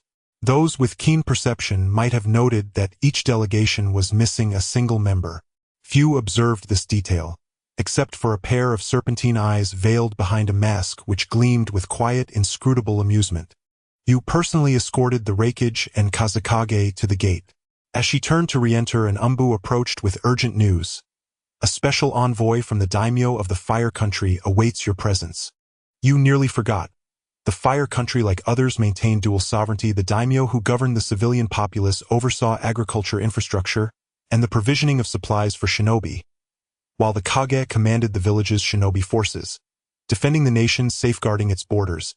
To assume the mantle of Hokage required not only the villagers' recognition, but also formal investiture via imperial decree from the daimyo. Traditionally, newly appointed Hokage notified the daimyo in advance. The daimyo in turn dispatched the decree without delay. Most daimyo cared little who held the title. They valued only their opulent lifestyle and fragile sense of dignity. Euphemistically termed an emperor, the daimyo was in truth a pampered parasite, granted ceremonial prestige while real authority was ceded entirely to clans bound to the shinobi. No Kage would entrust the nation's granaries, the lifeblood of national security, to someone beyond their control. Should the daimyo harbor disloyalty, the consequences for the village could be catastrophic. The clans thriving under shinobi patronage harbored no rebellious intent. Possessing vast wealth, they understood better than anyone that enduring national stability was the sole guarantee of perpetual prosperity and leisure. This succession, however, unfolded with startling suddenness, and the daimyo learned of it only long after the fact. Panic seized the allied clans. Uncertain of the new Hokage's temperament, and troubled by her decision to ascend without prior consultation, they jointly petitioned the daimyo to dispatch an envoy seeking clarity and reassurance. What unsettled them further was the whispered rumor that the new Hokage had seized power through rebellion. Though someone had indeed mentioned these matters to you, she had dismissed them, and in the ensuing whirlwind forgotten entirely. Now that the envoy had arrived, however, she decided to receive him. She instructed the Umbu to escort the envoy to the Hokage's office. Yu was mildly surprised when the envoy entered, a woman, strikingly beautiful with long pink hair and delicate features softened by an unexpectedly sharp, resolute gaze. Clad in court robes, she nonetheless bore the subtle contours of disciplined muscle. Introducing herself as Sakura, 17th daughter of the daimyo, she declared her mission to deliver the imperial decree, congratulating Yu on her ascension. Her voice was soft yet poised, neither deferential nor defiant, imbued with both reverence and quiet probing. You exchanged polite formalities, ignoring Sakura's subtle inquiries altogether. She placed the imperial decree casually upon her desk and asked offhandedly, "Are you married?" Sakura paused, just half a second, before replying with graceful humility, "This humble servant is betrothed. The wedding is set for spring 3 years hence." You leaned back, feet swinging idly above the floor, palms supporting her cheeks as a faint knowing smile played upon her lips. "Yet I sense you harbor no desire to wed. To be sent here at this juncture means either you were discarded, or you volunteered. Which is it?" Sakura's eyes flickered. Then she dropped to the floor, prostrating fully. "I seek the Hokage's favor." I refuse a life of mediocrity. If my boldness has offended, I beg your forgiveness. Yu tilted her head, her gaze tracing Sakura's exceptional form with slow, appraising intensity, and a dangerous curve lifted the corner of her mouth. Then come to my quarters tonight. Sakura did not lift her gaze. Her voice low and steady carried unwavering resolve. As ordered. Moonlight bathed the night in silken allure. Outside the white sand tent, Sakura, the princess of the land of fire, clenched her fingers tightly, whispering inwardly, "Is this not precisely what I longed for? To seize control of my own fate, I would sell everything, even my virtue. After all, the new Hokage is a woman. What could she possibly do to me?" Yet when the moment of sacrifice arrived, hesitation seized her. After a brief inner struggle, she shed her garments and slipped naked beneath the quilt. Scarcely had she settled when an inexplicable drowsiness flooded her mind, pulling her into deep slumber. She would later recall a dream, languid, intoxicating one that blurred the line between ecstasy and oblivion. Outside the tent, Tsukiyomi closed his unique golden rinnegan, its tomo spiraling with celestial precision, and mused that casting genjutsu upon a chakraless mortal was effortless. He pressed his toes to the earth, leapt onto the wall, and vanished into the distance like a wisp of silver mist. At the building's corner, Sasuke, who had been eavesdropping, heard the footsteps fade. Puzzled, he approached the door and leaned close ear to the wood, only to recoil in flustered panic at a soft feline murmur from within. His cheeks burned crimson. He scrambled backward on all fours and fled sleepless for the rest of that night. A strange fragrance drifted on the wind, halting Konan and her entourage as they journeyed back toward the rain country. Tsukiyomi descended gracefully from the treetops, landing lightly before them, and offered a quiet, courteous greeting, "Good evening." Three masked figures behind Konan shifted, without a sound, sealing off Tsukiyomi's retreat.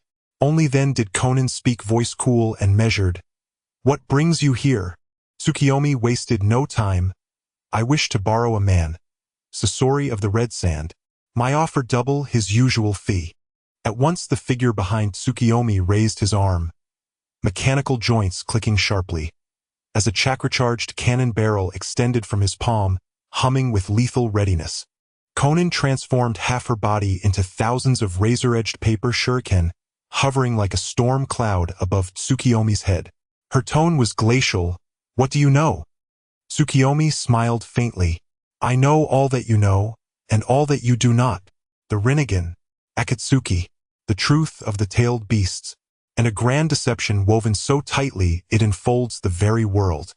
"A deception?" Konan's voice sharpened with disbelief. "If you truly possess such knowledge, send Sasori to serve me.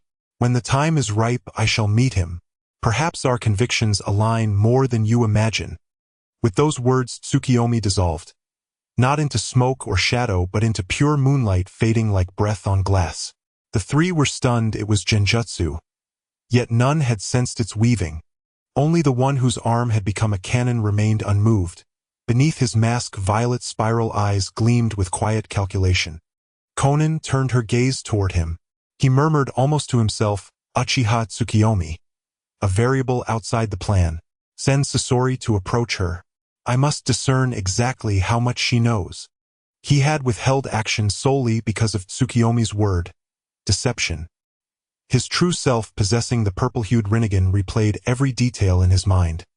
Yet certain fragments slipped through the cracks, swallowed by the encroaching dark. Tsukiyomi returned to Konoha, descending into Root, the village's deepest, most desolate stronghold. Here shinobi spoke only when spoken to, otherwise they were silent as hollow statues. Machines stripped of soul and sentiment. The leader of the Umbu knelt before her, eyes burning with fanatical devotion. Such fervor was not unique to him. Across the Uchiha clan, Tsukiyomi was now revered as divine. Even the youngest generation bowed, not out of duty but awe. Proud, unyielding, and fiercely selective in their worship, the Uchiha bowed only to supremacy. And Tsukiyomi, who had led them from ruin, was their living god. She entered a heavily sealed chamber where dozens of broken hollowed humans were held captive, subjects of unfinished experiments initiated by Danzo Shimura, transplanting Hashirama Senju cells in hopes of cultivating shinobi capable of wood release. To date, only one subject had survived the procedure. A zealous assistant eagerly detailed each achievement, though in truth none had succeeded. Tsukiyomi toured other laboratories. The conclusion was inescapable: this place reeked of moral rot. No wonder early recruits, rather than endure, chose defection over service. Back in the Hokage's office, a crimson-eyed crow perched motionlessly on the utility pole outside the window. "Nothing wrong at all," Tsukiyomi suddenly declared, and burst into unrestrained echoing laughter, her hands covering her eyes. At dawn, Sakura awoke amid rumpled sheets. Clutching her temples, she relived the previous night with unnerving clarity. Her fingers traced her collarbone. No wound, no mark, no sign of violation. She sat alone for a long while, startled only when her attendant knocked at the door. She did not realize, nor could she have, that every sensation, every memory had been nothing more than illusion. Sakura walked the streets of Konoha with her attendants. Dawn had yet to fully break. Street vendors had not yet unfolded their stalls. Ahead, a girl with hair the same shade as hers strolled forward, dressed plainly, unmistakably a student of the academy. Sakura envied shinobi. Their power grew steadily, granting them status, influence, autonomy. A commoner, no matter how diligent, rarely transcended their station. Even as a princess, she was merely a political token, exchanged to consolidate power within the daimyo's court. She had volunteered for this mission, to showcase her talents before the Hokage, earn her patronage, and return home armed with that authority to claim her freedom. After last night, surely she could rely on her.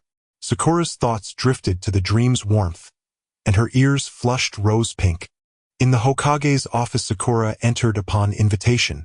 Before her, Tsukiyomi sat at her desk reviewing documents. Since establishing the Civil Affairs Bureau, most civilian matters bypassed the Hokage entirely, leaving her workload light. Yet this delegation was deliberate. It would inevitably breed corruption among bureau officials, and that too served her design. Sakura waited silently, stealing glances with luminous eyes, her cheeks warming softly. Tsukiyomi lifted her gaze. Her fox-like eyes crinkled into crescent moons as she murmured, "Come closer." Sakura's pulse quickened. She stepped forward, her admiration intensifying as proximity revealed Tsukiyomi's ethereal beauty. Before she could bow, she was drawn firmly into those arms. A soft sigh escaped her lips as she nestled her cheek against Tsukiyomi's shoulder, voice tender, eyes dewy. "Hokage-sama, good morning." Tsukiyomi privately lamented her petite frame in this embrace. The elegant princess should have nestled delicately against her chest. Yet instead, Sakura's lithe form seemed to enfold her as if she were the smaller, sheltered one. Tsukiyomi set aside the scroll and let her hands wander. Sakura's gaze softened, breath-catching, until at the precipice of intimacy, Tsukiyomi withdrew her touch and whispered near her ear, "What do you truly want?" The question shattered Sakura's trance. Earlier she'd intended to request shinobi, like the 12 guardians who served the daimyo, but now desire bloomed bolder. Her lips parted, voice low and honeyed. "I wish only to remain beside you, Hokage-sama." Indeed, returning to the daimyo's court with the Hokage's endorsement would grant her wealth and privilege, perhaps even choice in marriage. Yet still she would remain a gilded pawn.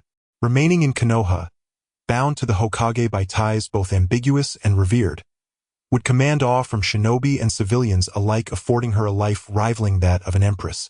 And, she admitted quietly to herself, she rather liked what had happened last night.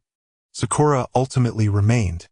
The consequence was that the rumor spread of the new Hokage's fondness for beautiful women. Hyuga Hayashi watched Hinata practicing punches before a wooden post, his thoughts stirring with quiet intensity. By certain people he meant the clans of Konoha, and also the Wind and Lightning nations with whom she had forged alliances. Thus, rather than being suppressed, the rumor surged swiftly into the ears of every individual closely observing Konoha. Even Kakashi and his two companions, far away in the Earth Nation, caught fragmented whispers.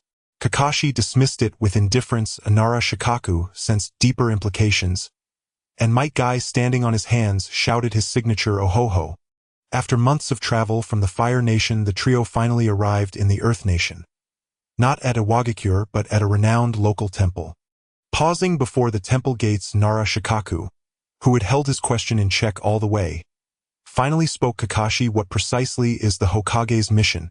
Kakashi withdrew 2 scrolls. One bore the official directive to establish diplomatic relations with the Earth Nation. The other, encrypted, ordered them to capture a monk named Jigen. Capturing someone within the Earth Nation seems highly inadvisable. I thought the same, until I received this.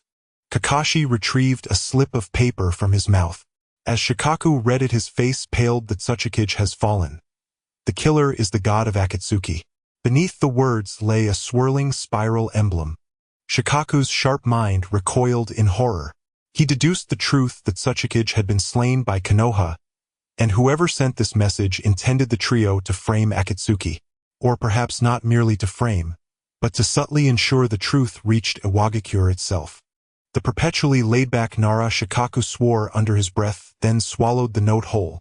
Exchanging a silent, knowing glance with Kakashi, they nodded, and each seized one of Guy's legs, hauling him away. If deception was their aim, then nightfall, dark and windswept, would be the hour to strike. They found a secluded cave, lit a fire, and prepared a meal. Shikaku sat brooding, then sighed aloud. I've heard of Akatsuki, but who is this god of theirs? Kakashi pulled his mask back into place and replied, we may have already met him.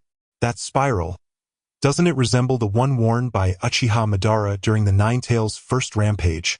Shikaku's eyes widened. He understood now. With a swift slash, he felled a tree, carved a spiral-patterned mask from its wood, and affixed it over his face. I wonder, did she foresee all this? Or is it merely the culmination of meticulous calculation? Kakashi drew a small orange book from his vest and flipped open its pages as he spoke. The Three-Demo Sharingan is not the final evolution. Beyond it lie extraordinary, formidable abilities. Perhaps she awakened precognition. Perhaps only such an explanation holds water. Guy remained silent. He held no affection for this Hokage, not since her order to eradicate the Sarutobi clan. At midnight, all three opened their eyes in unison, donned their spiral masks, and vanished into the night. A trio of shadowy streaks hurtling down the mountainside toward the temple. The monks within possessed no chakra presence. Mere mortals. Kakashi seized one and effortlessly extracted Jigen's whereabouts through genjutsu. Kicking open the door, they found Jigen seated calmly in a chair, as though expecting them. Master Jigen, my apologies. Shikaku swiftly formed hand seals and unleashed the shadow imitation technique. Just as his shadow neared Jigen, a black rod materialized before him. Only Kakashi's reflexes snatched it from midair. Forged through yin-yang release, the rod could sense, absorb chakra, seal tenketsu, and disrupt chakra flow. The instant Kakashi touched it, he knew something was deeply wrong, and flung it aside. Simultaneously, Shikaku's shadow shrank into a needle-thin filament, then snapped beneath Jigen's foot. Jigen opened his eyes, one golden, one white. His expression remained serene, yet his gaze upon the three held the cold detachment of a god surveying insects. They instantly grasped the gravity of the situation. Yet even their gravest suspicions fell short. This unassuming monk was no mere priest. He was a hidden sovereign. Kakashi activated his Sharingan and charged forward with shadow clones, testing Jigen with taijutsu, only to vastly underestimate his opponent. For the body before them was inhabited by none other than Kagaya Otsutsuki's descendant Ishiki Otsutsuki. Three Kakashis leapt simultaneously, delivering leaf whirlwind kicks from divergent angles, only to vanish from sight in an instant. Before he could react, Kakashi was slammed headfirst into the floor. Splintered tiles exploded outward, agony bloomed belatedly across his nerves. Blood erupted from his throat in delayed crimson spurts. Kakashi, neither Shikaku nor Guy had time to process the assault. By the moment they registered movement, Kakashi lay contorted, buried deep within the shattered earth. Guy roared Kakashi's name and lunged like a hunting leopard. A gale erupted in his wake. Yet to Ishiki Otsutsuki, that blinding speed resembled nothing more than a snail's crawl. In a single blink, he appeared behind Guy, lifted his arm, and brought it down. Guy's eyes barely twitched sideways before suffering Kakashi's fate. Dust billowed, a thunderous impact followed. Shikaku trembled violently, sweat drenching his brow. His mind screamed, we're finished. This man is a monster. Just as Ishiki Otsutsuki moved to eliminate the last survivor, a wave of discomfort rippled through his vessel. This frail human body could barely contain his immense chakra. Even minimal exertion threatened dissolution.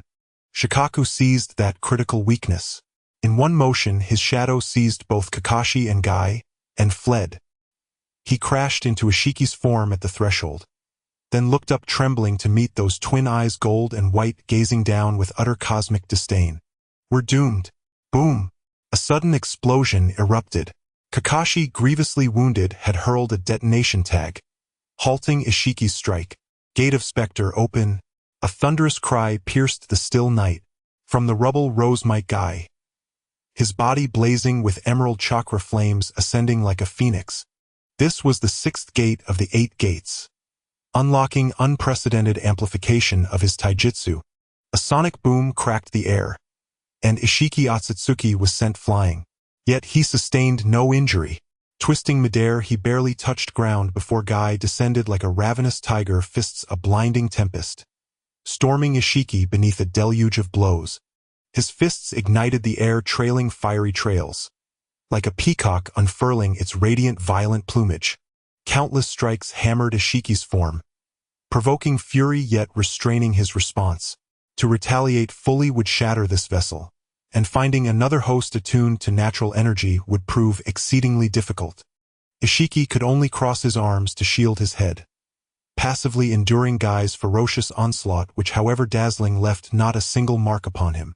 Kakashi staggered upright, bracing himself against the wall. His left eye, once bearing 3 tomo, now shimmered with a jet-black shuriken-like pattern, the Mangekyo Sharingan's Kamui, his most treasured, most guarded gift from his dearest friend. This was Kakashi's deepest secret. Now facing a being like Ishiki Otsutsuki, concealment was no longer an option. The Divine Eye technique, upon activation, an invisible barrier forms around the target, a barrier imperceptible to the naked eye. With but a single glance, the user may freely determine the size and location of this barrier, according to their will. At its center, space itself warps, and all within gradually succumbs to the distortion. Its weakness lies in its sluggish consumption, perhaps owing to Kakashi's possession of only one such eye. Moreover, prolonged use of the Mangekyo Sharingan inflicts irreversible damage upon the eyes, and even the ocular cells themselves. Excessive usage leads inevitably to total blindness, a condition no transplanted eye can restore. Each Mangekyo Sharingan is immensely powerful, yet each exacts a terrible toll in agony.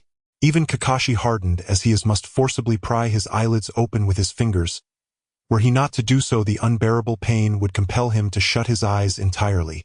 Black blood gushed uncontrollably from his eye sockets.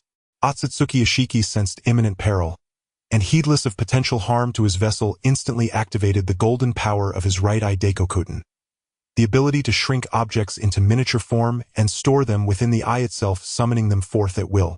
This time he summoned a black cubic mass. As it descended toward Kakashi, Kakashi swiftly raised his head. The warped space manifested beneath it.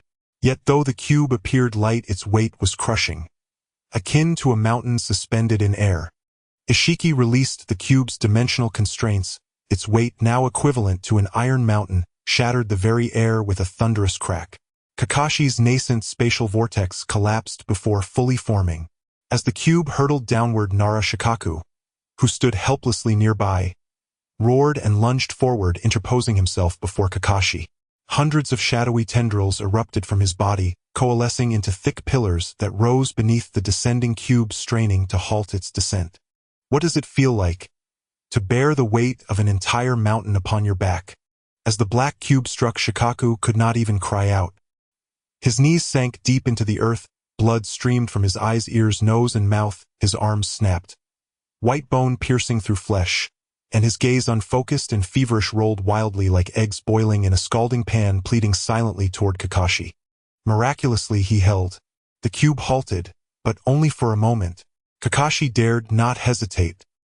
He hurled himself forward, unleashing Kamui with reckless abandon, screaming inwardly, faster. Faster still. Ishiki could have evaded the attack with speed alone, but Might Guy, having opened the 6 gates, clung to him relentlessly. Without exerting his full power, Ishiki could not break free, yet to unleash it risked destroying his vessel, his sole path to resurrection. Seizing an opening in Guy's assault, Ishiki summoned 3 black rods and drove them deep into Guy's back. Their chakra-disrupting effect was immediate, the 6 gates deactivated at once. Yet Kakashi's warped space had already sealed Ishiki within its spiraling vortex. Black blood dripped onto the ground. Excruciating pain drove Kakashi to the edge of mental collapse. Yet in that final instant he shattered the distorted space. Within the vortex Ishiki was torn asunder, splintered into jagged fragments. Having done so, Kakashi collapsed, unconscious on the spot. Shikaku, still bracing the cube, likewise lost consciousness, his bent arms now slack as cotton wool slid away, and the black cube, bereft of support, began its slow, inevitable descent. Guy roared, the 8th gate open. Crimson chakra blazing like wildfire erupted around him. So fierce it violently expelled the black rods embedded deep within his flesh. Vast torrents of chakra coalesced into a scarlet divine dragon roaring as it surged toward the plummeting cube. Night Guy! The dragon struck. The cube exploded. Shrapnel razed the ancient temple to dust. Monks roused from slumber rushed to the ruins, only to find scattered debris. A few sharp-eyed observers discovered 3 blood-stained black rods nestled among the rubble. On the nameless hill plains, Guy lay spent and motionless. Kakashi and Shikaku tumbled from his back. Strangely affixed to Guy's waist hung a severed head, its eyes blinking slowly. The land of Earth is a desolate expanse. Barren dunes and wind-scoured hills stretch endlessly across uninhabited wastelands where howling sandstorms reign as nature's sovereign spectacle. Kakashi awoke to stinging grit, half buried by wind-driven sand. Fortunately, his 2 comrades remained nearby. He stripped off his shirt, twisted it into a rope, and bound Guy and Shikaku securely to his back before marching resolutely into the storm. 7 days later, upon receiving Kakashi's message via summoning hound, Tsunade dispatched ANBU operatives to retrieve them. Another 7 days passed before the 3 returned safely to Konoha. Guy had sacrificed his life force to open the 8 gates. Yet fate spared him from total depletion. After intensive treatment, he regained consciousness. Though the attending physician solemnly declared should he ever open the 8 gates again, death would be certain. Kakashi suffered only exhaustion and ocular strain. After a single nutrient infusion, he discharged himself without ceremony. Shikaku, however, lay broken beyond measure. Every bone fractured, meridians severed, muscles necrotic. That he lived at all was divine mercy. He remained comatose, and even if he awakened, he would never wield chakra again. In the Hokage's office, Kakashi entered, hands deep in his pockets, his expression as weary and impassive as ever. Having long stared death in the face, he bore no dramatic sorrow for his comrades' fates. Merely a quiet sigh acknowledging life's unrelenting hardship. Another figure stood inside, a young man wearing round-framed glasses, seemingly shy. Yet Kakashi detected unmistakable shrewdness flickering behind his eyes. Tsunade steepled her fingers, smiling sweetly at Kakashi. You're here. An ANBU agent then placed a cage upon the floor. The prisoner within was none other than Otsutsuki Ishiki, or rather the severed head he had possessed. Tsunade turned to Kakashi. Aren't you curious who this is? Kakashi glanced indifferently, then shook his head, uninterested. He is a god. The progenitor race that first created chakra, the origin of all shinobi. With that, Tsunade unveiled the world's deepest truth, so profound that even Kakashi's apathy shattered into stunned silence. The young man beside her trembled with excitement. Is this true? Instantly he bowed his head. Forgive me, Hokage-sama. I spoke too rashly. Tsunade made no move to elaborate further on the Otsutsuki lineage. Instead, she handed Kakashi a scroll and dismissed him. Before the door had even closed, a crimson fox claw shot from behind Tsunade, seizing the young man by the throat and lifting him into the air. Meeting Kakashi's bewildered gaze, she murmured softly, "Contact Orochimaru." The youth's name was Kabuto, a foundling orphan gifted with extraordinary medical aptitude. Orochimaru had taken him and trained him in healing arts, and instilled in him an obsessive pursuit of truth. Now he served as a deep-cover spy within Konoha. Kabuto attempted feeble protest, until the fox claw pierced his skin. Realizing the Hokage spoke in deadly earnest, he immediately withdrew a small white snake from his sleeve and released it.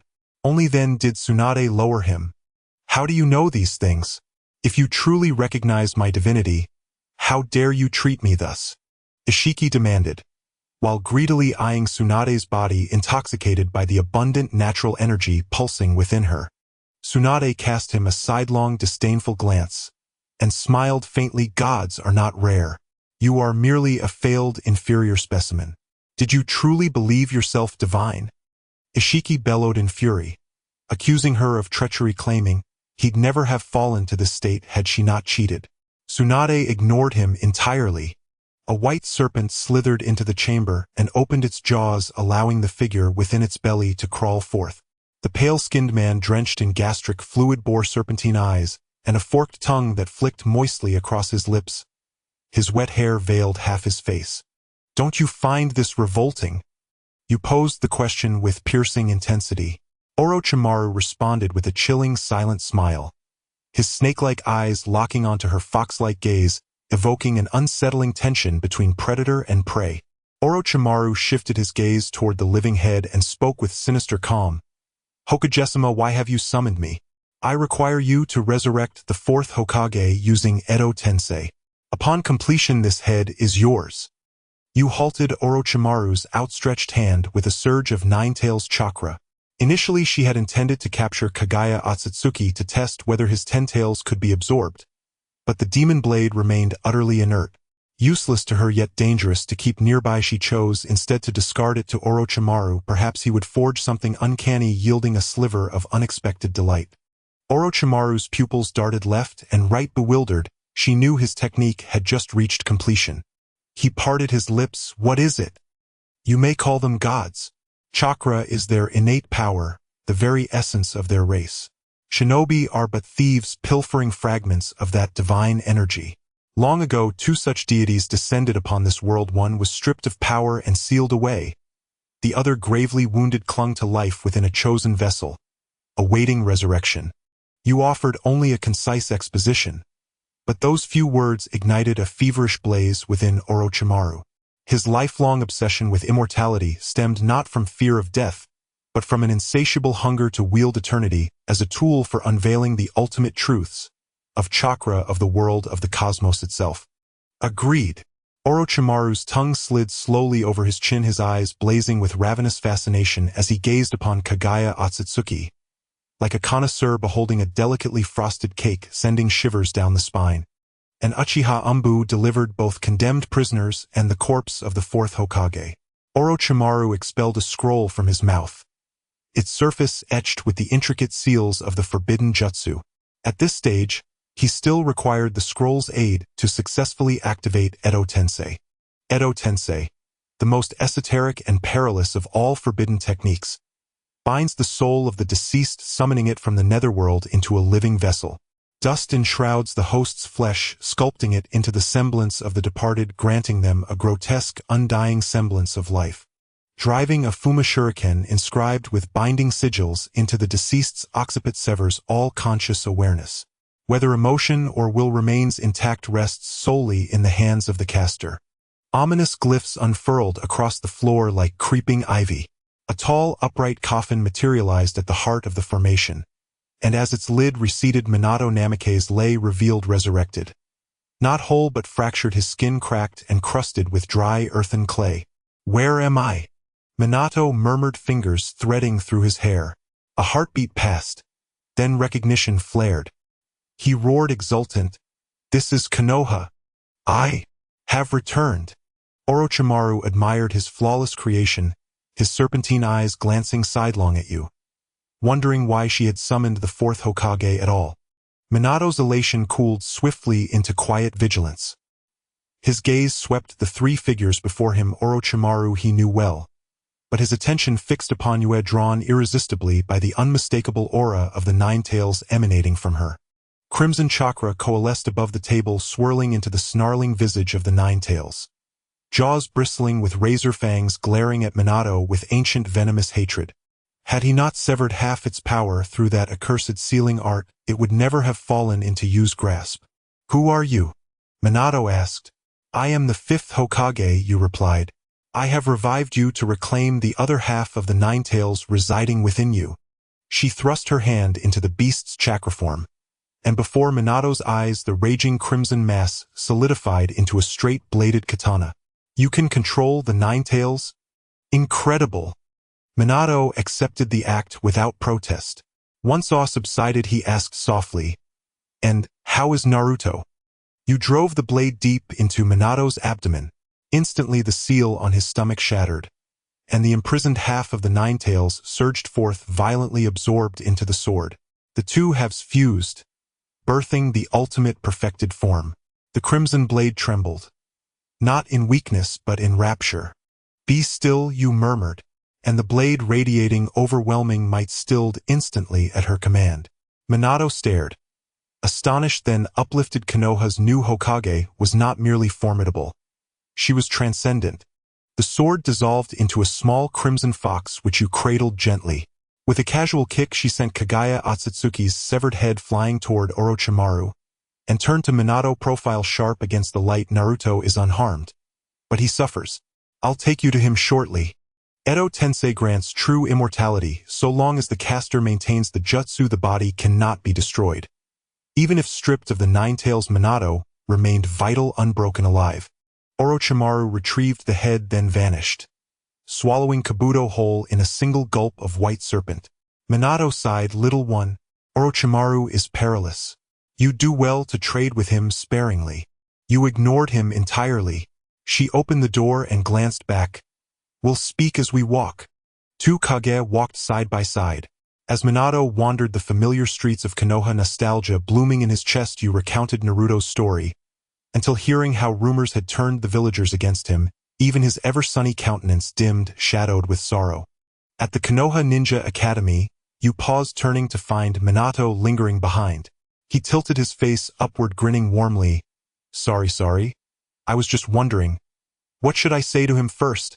In Irika's classroom, Naruto slept soundly, Sasuke seated directly before him. When you and Minato entered, the young shinobi erupted in startled chatter, except for Naruto and Sasuke. You nodded to Irika, then pointed to the sleeping blonde boy. "That one." Minato needed no guidance. The moment he stepped inside, his gaze fell upon Naruto's sleeping profile, and a tender, knowing smile curved his lips. So much like his mother's, he thought, warmth flooding his chest. "Orochimaru will release Edo Tensei at dawn tomorrow," you said, and turned to leave. Minato beamed, radiant as sunlight. "Thank you, little one. Oh, and I haven't learned your name yet." "I am Uchiha Yu." Minato blinked, startled, then recovered instantly, voice warm with genuine relief. "Ah, so the Uchiha clan has found peace with the village. How wonderful." You departed without another glance. From the corner, Hinata withdrew her yearning gaze. A quiet ache rose in her chest. She had no friends, had once believed you was hers, but since you became Hokage they had not met. She'd hoped just once to speak with her, yet you hadn't granted her even a single glance. "Of course, someone as weak as me will never be loved," Hinata whispered, inwardly heart heavy with sorrow. Naruto stirred awake, drool glistening at the corner of his mouth, and the first thing he saw was Minato standing beside him. He rubbed his eyes, then shouted, exaggerated and wide-eyed, "Hey, mister! Who are you?" "Long time no see, Naruto." Minato Namikaze smiled warmly. "Have we met before, sir?" Naruto scratched his head, bewildered, yet returned the smile. Irika coughed twice to dismiss class early. The young ninja cheered and leapt with joy. Girls especially broke into wild gallops, swarming Sasuke like untethered colts, showering him with flattery. From his seat at the back, Naruto watched, envious beyond measure. Sasuke rose coldly from the circle of adoring girls, strode past Hinata, who sat bowed in quiet sorrow, and tossed over his shoulder, "Tsuki invited you to dinner at my home." Hinata jerked her head up, eyes wide and brimming with tears. Sasuke snorted sharply and snapped, "Don't just stand there. Follow me." They departed one behind the other, while the girls erupted in shrieks. "Who is that albino girl? What right does she have speaking to Sasuke?" Naruto vaulted onto his desk, laughing boisterously. "I'm the handsomest in class. What's so great about that brooding guy anyway?" His words earned only scornful glares from Sasuke's legion of fans. Minato watched Naruto in silence. remembering a line Tsuki had once said. He's always used clownish gestures and jokes to draw attention, trying desperately to belong. Naruto, shall we take a walk together? Minato's smile remained radiant. Naruto turned, mirroring it fully. Sure. Perhaps starved for conversation, Naruto chattered non-stop. School life, village anecdotes, Konoha's quirks. Yet never once mentioned himself. Minato walked beside him, listening intently. At each amusing tale, he laughed heartily. Naruto felt an inexplicable warmth toward the strangely dressed man. An instinctive pull to keep talking, as if drawn by unseen threads of kinship. They talked all the way until dusk, when Naruto's stomach growled audibly. Minato suggested buying groceries to cook a feast, and Naruto beamed with unguarded delight. At the market, the vendor flung Naruto's banknote to the ground. Had Minato not stood nearby, the man might well have spat upon it. Naruto stared blankly at the scattered bills. This was nothing new. As he bent to pick them up, a large hand settled gently atop his head. He looked up, and something sharp stung his eyes. Minato knelt, gathered the notes, then rose and ruffled Naruto's hair with a soft smile. It's all right. We'll try the next stall. Yeah. The boy who'd sworn never to cry in public finally let 2 silent tears fall. The first taste of protection he'd ever known. They bought their ingredients at a shop run by the Uchiha clan. On their way home, they passed a father and son walking hand in hand. Naruto's gaze lingered, wistful and raw. Moved by the sight, Minato set down the basket and said with a grin, Naruto, wait here a moment. A short while later, he sprinted back holding 2 candy figurines, offering one to Naruto. Sorry. I kept you waiting. Yeah. You did keep me waiting. Naruto took the figurine, frozen in place. Minato extended his hand, and without hesitation Naruto clasped it firmly. They locked eyes and burst into shared, unrestrained laughter. Back at Naruto's modest apartment, the sink overflowed with empty ramen cups. He rushed forward, flustered, to clear them, only for Minato's hand to rest again on his head. It's fine. Let me handle this. Naruto sank onto a chair, watching Minato move about the kitchen, his eyes tracking every gesture. The candy figurine sat untouched on his nightstand, too precious to consume. Minato cooked superbly, originally mastering the art to impress a fiery kunoichi. Naruto devoured 3 full bowls. After dinner, Minato invited him to watch the moon, and Naruto accepted without pause.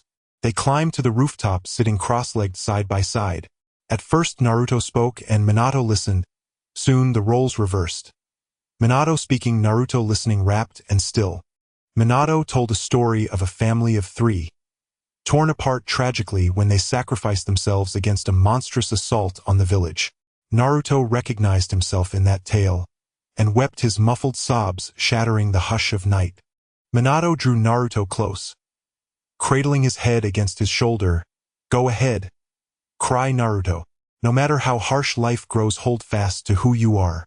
They're watching you, even now, waiting to see you become a truly great shinobi. Naruto sobbed openly, until exhaustion carried him into sleep.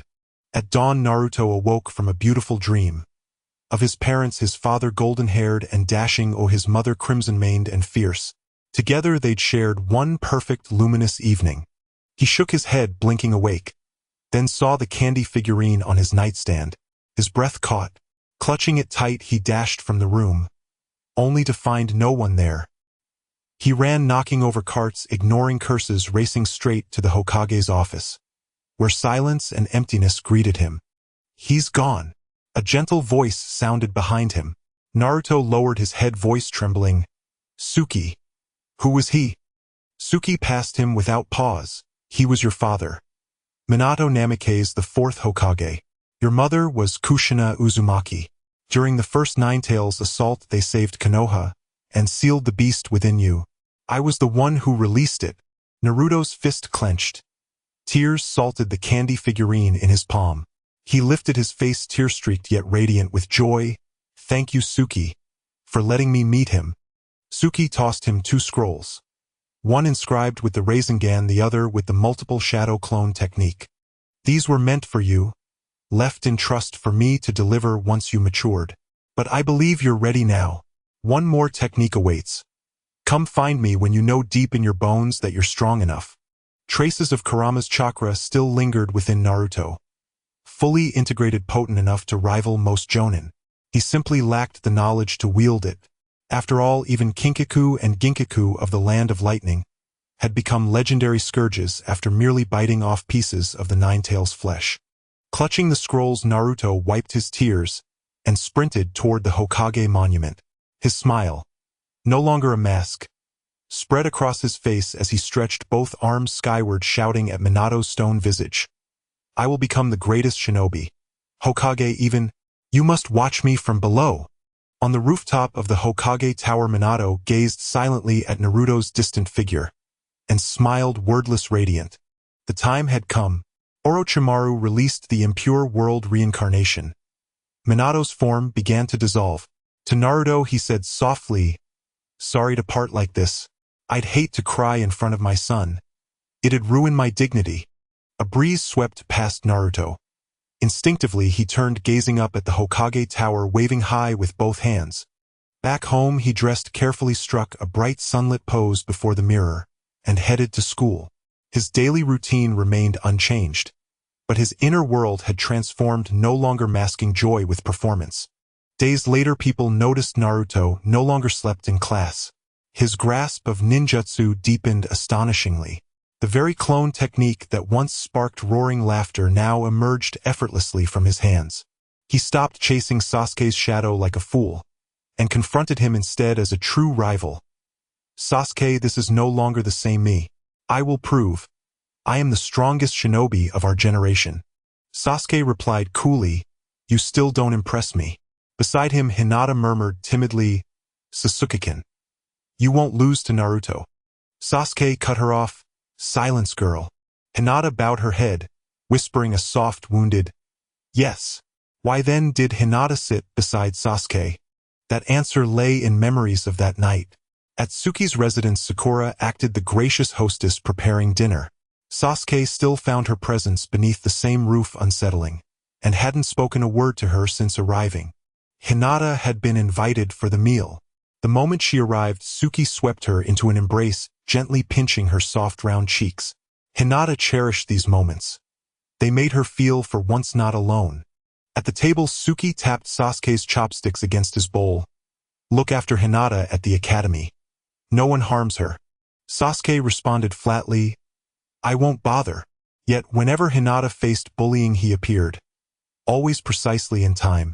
His interventions only inflamed his fangirls' jealousy, driving them to target Hinata anew. So Sasuke intervened again and again, until exasperated he simply pulled Hinata to the seat beside him. At least there during lessons no one dared raise a hand against her. The Nine-Tails' power had fully returned and now it was time to begin. The candlelight revealed his profile and the unfolded map of the shinobi world. Chao Country, rumored to have once been the strongest ninja nation, later destroyed, and now reduced to a small outlying state. Footsteps drew nearer. The man hiding behind the wooden crate widened his eyes and dared not breathe. The footsteps stopped in front of the crate. Has he seen me? No, so lucky. Before him, a red cloud and a black robe.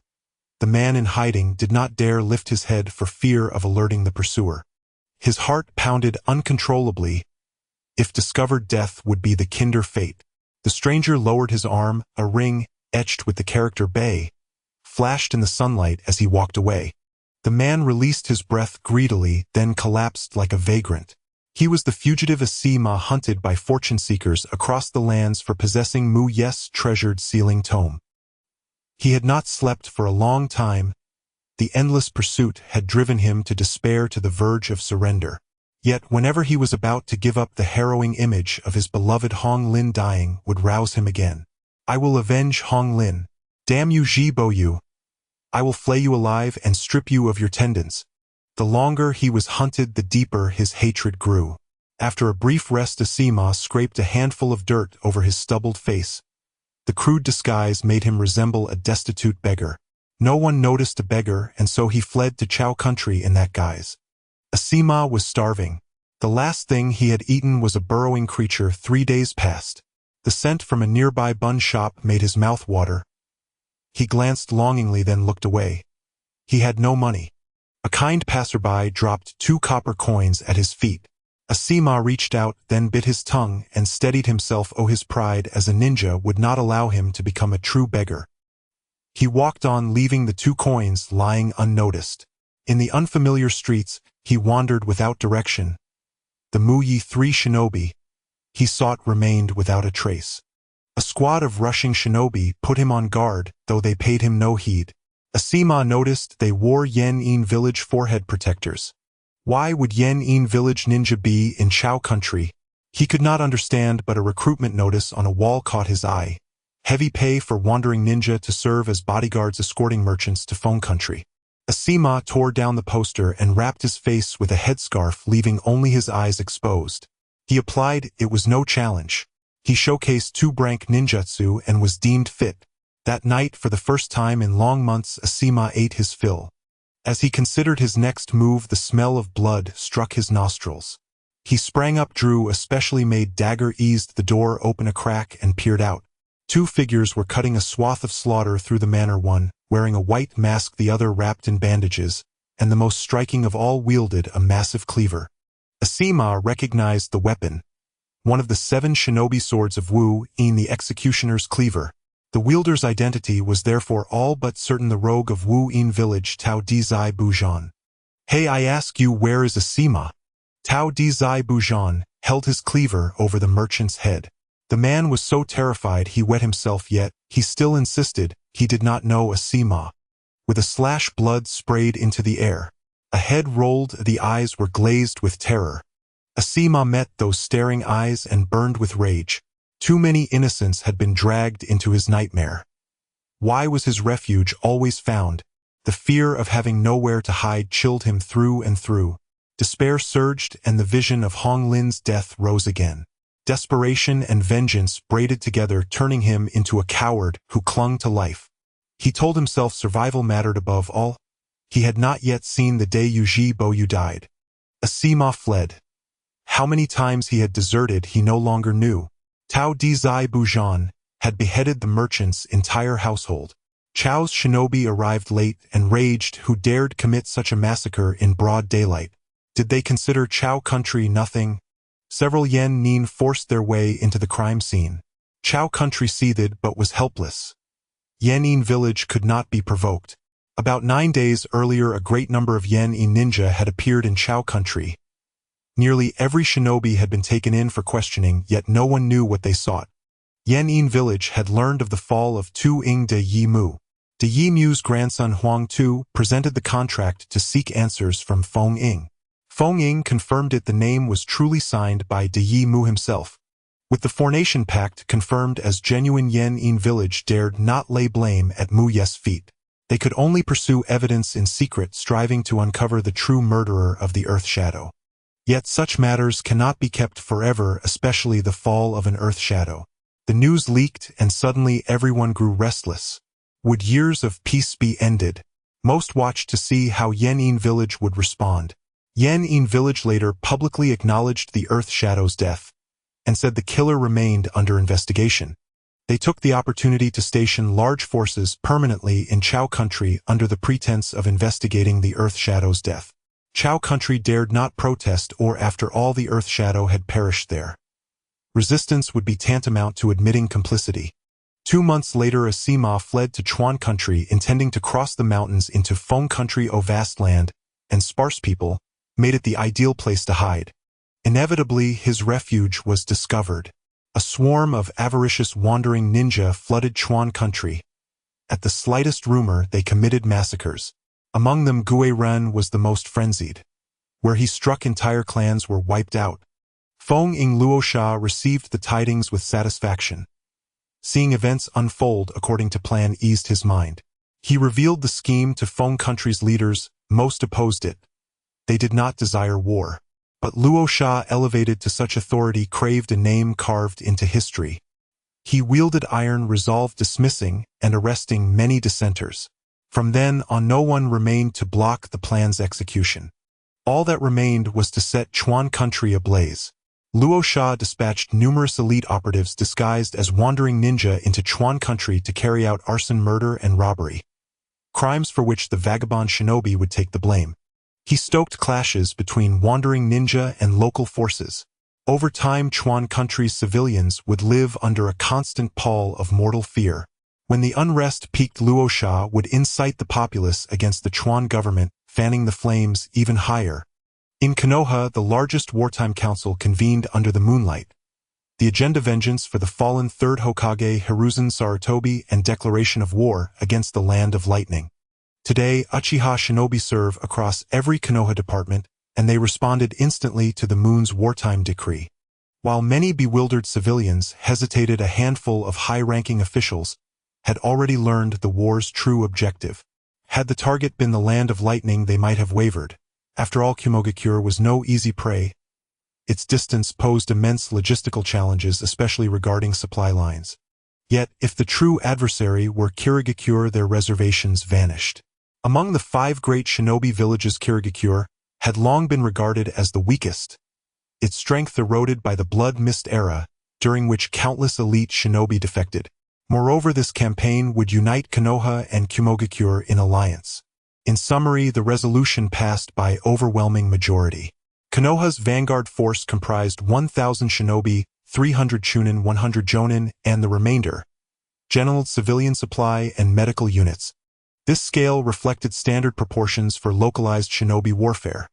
A modest number when considered against the global population for shinobi were exceedingly rare. On the day of departure, Tsukuyomi delivered a rousing farewell address. The people of Konoha lined the docks, offering provisions to the departing warriors.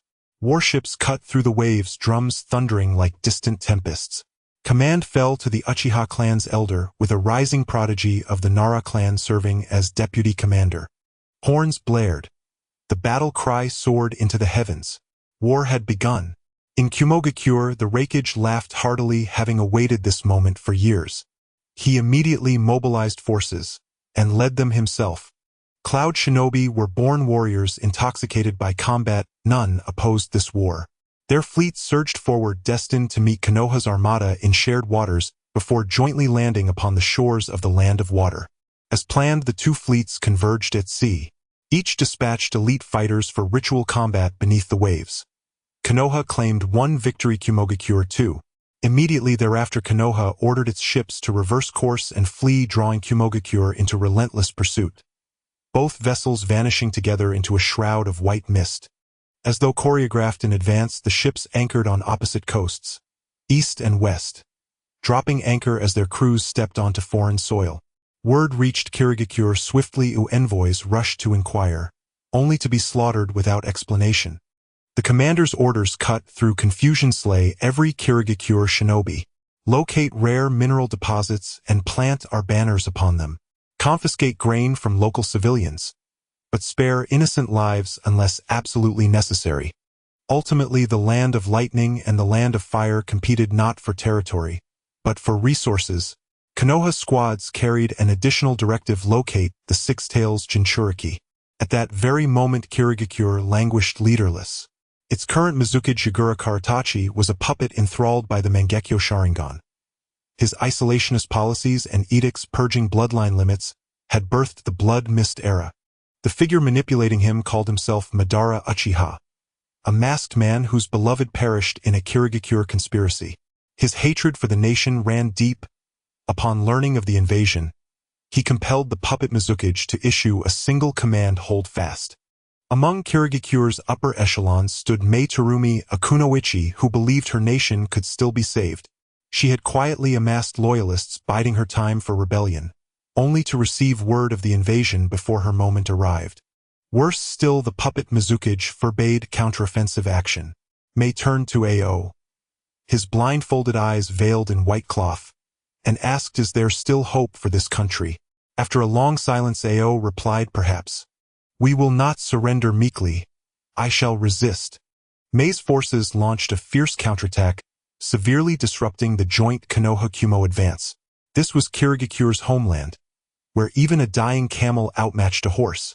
No mere 1,000-strong vanguard, however formidable, could obliterate a sovereign nation.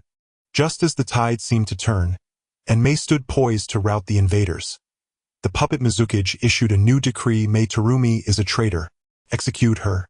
The order stunned countless shinobi, who deemed the Mizukage deranged. Many defected to Mei's banner, but a hardened core remained fanatically loyal, executing the decree without hesitation. Thus the battlefield across the land of water descended into chaos. Lightning and fire forces occupied east and west, harrying Kirigakure's defenses. Mei commanded over 30,000 shinobi yet could not mount a full counteroffensive.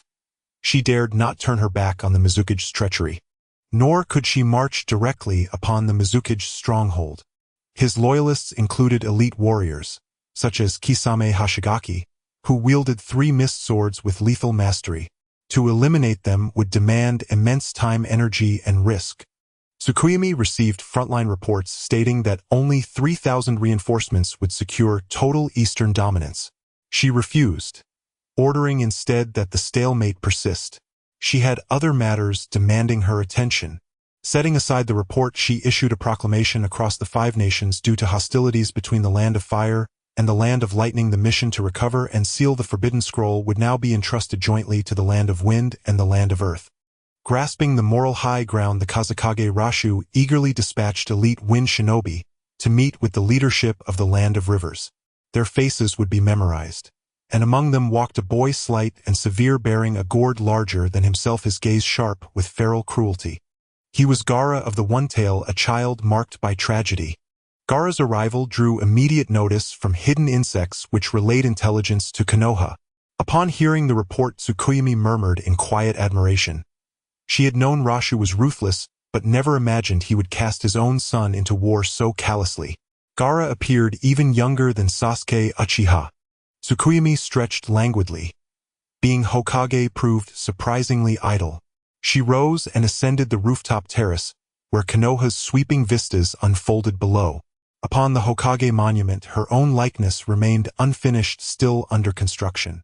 She tilted her face upward, savoring the crisp wind brushing her skin, though it carried a chill. Winter approached. A shadowy Anbu leapt onto the terrace and knelt, reporting Sasori of the Red Sand awaits outside the village gates. Bring him to me. The Anbu vanished. Tsukuyomi opened her eyes. Calm, serene like a Buddha enshrined in temple stillness, compassionate, yet unfeeling, vast and inscrutable as the starlit void. Sasori entered. Tsukuyomi tossed him a pre-drawn schematic. He glanced once and scoffed, child's play. How many do you require? Tsukuyomi turned, her fox-like eyes crinkling into crescent moons. Playful, alluring. I need you to engineer precision instruments, so refined that even civilians devoid of chakra can replicate them. Is that all? Sasori lowered his gaze again.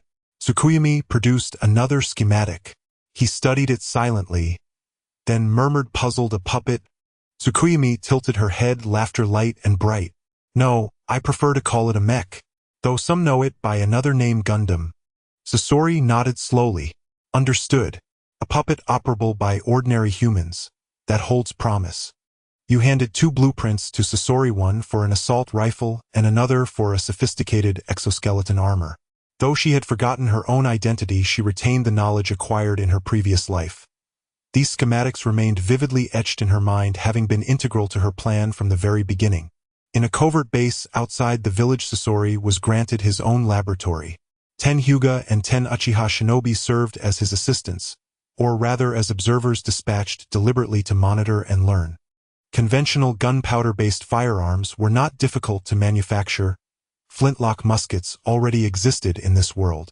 Use blueprints specified precise dimensions for every component, enabling even ordinary craftsmen to replicate them through patient trial and error.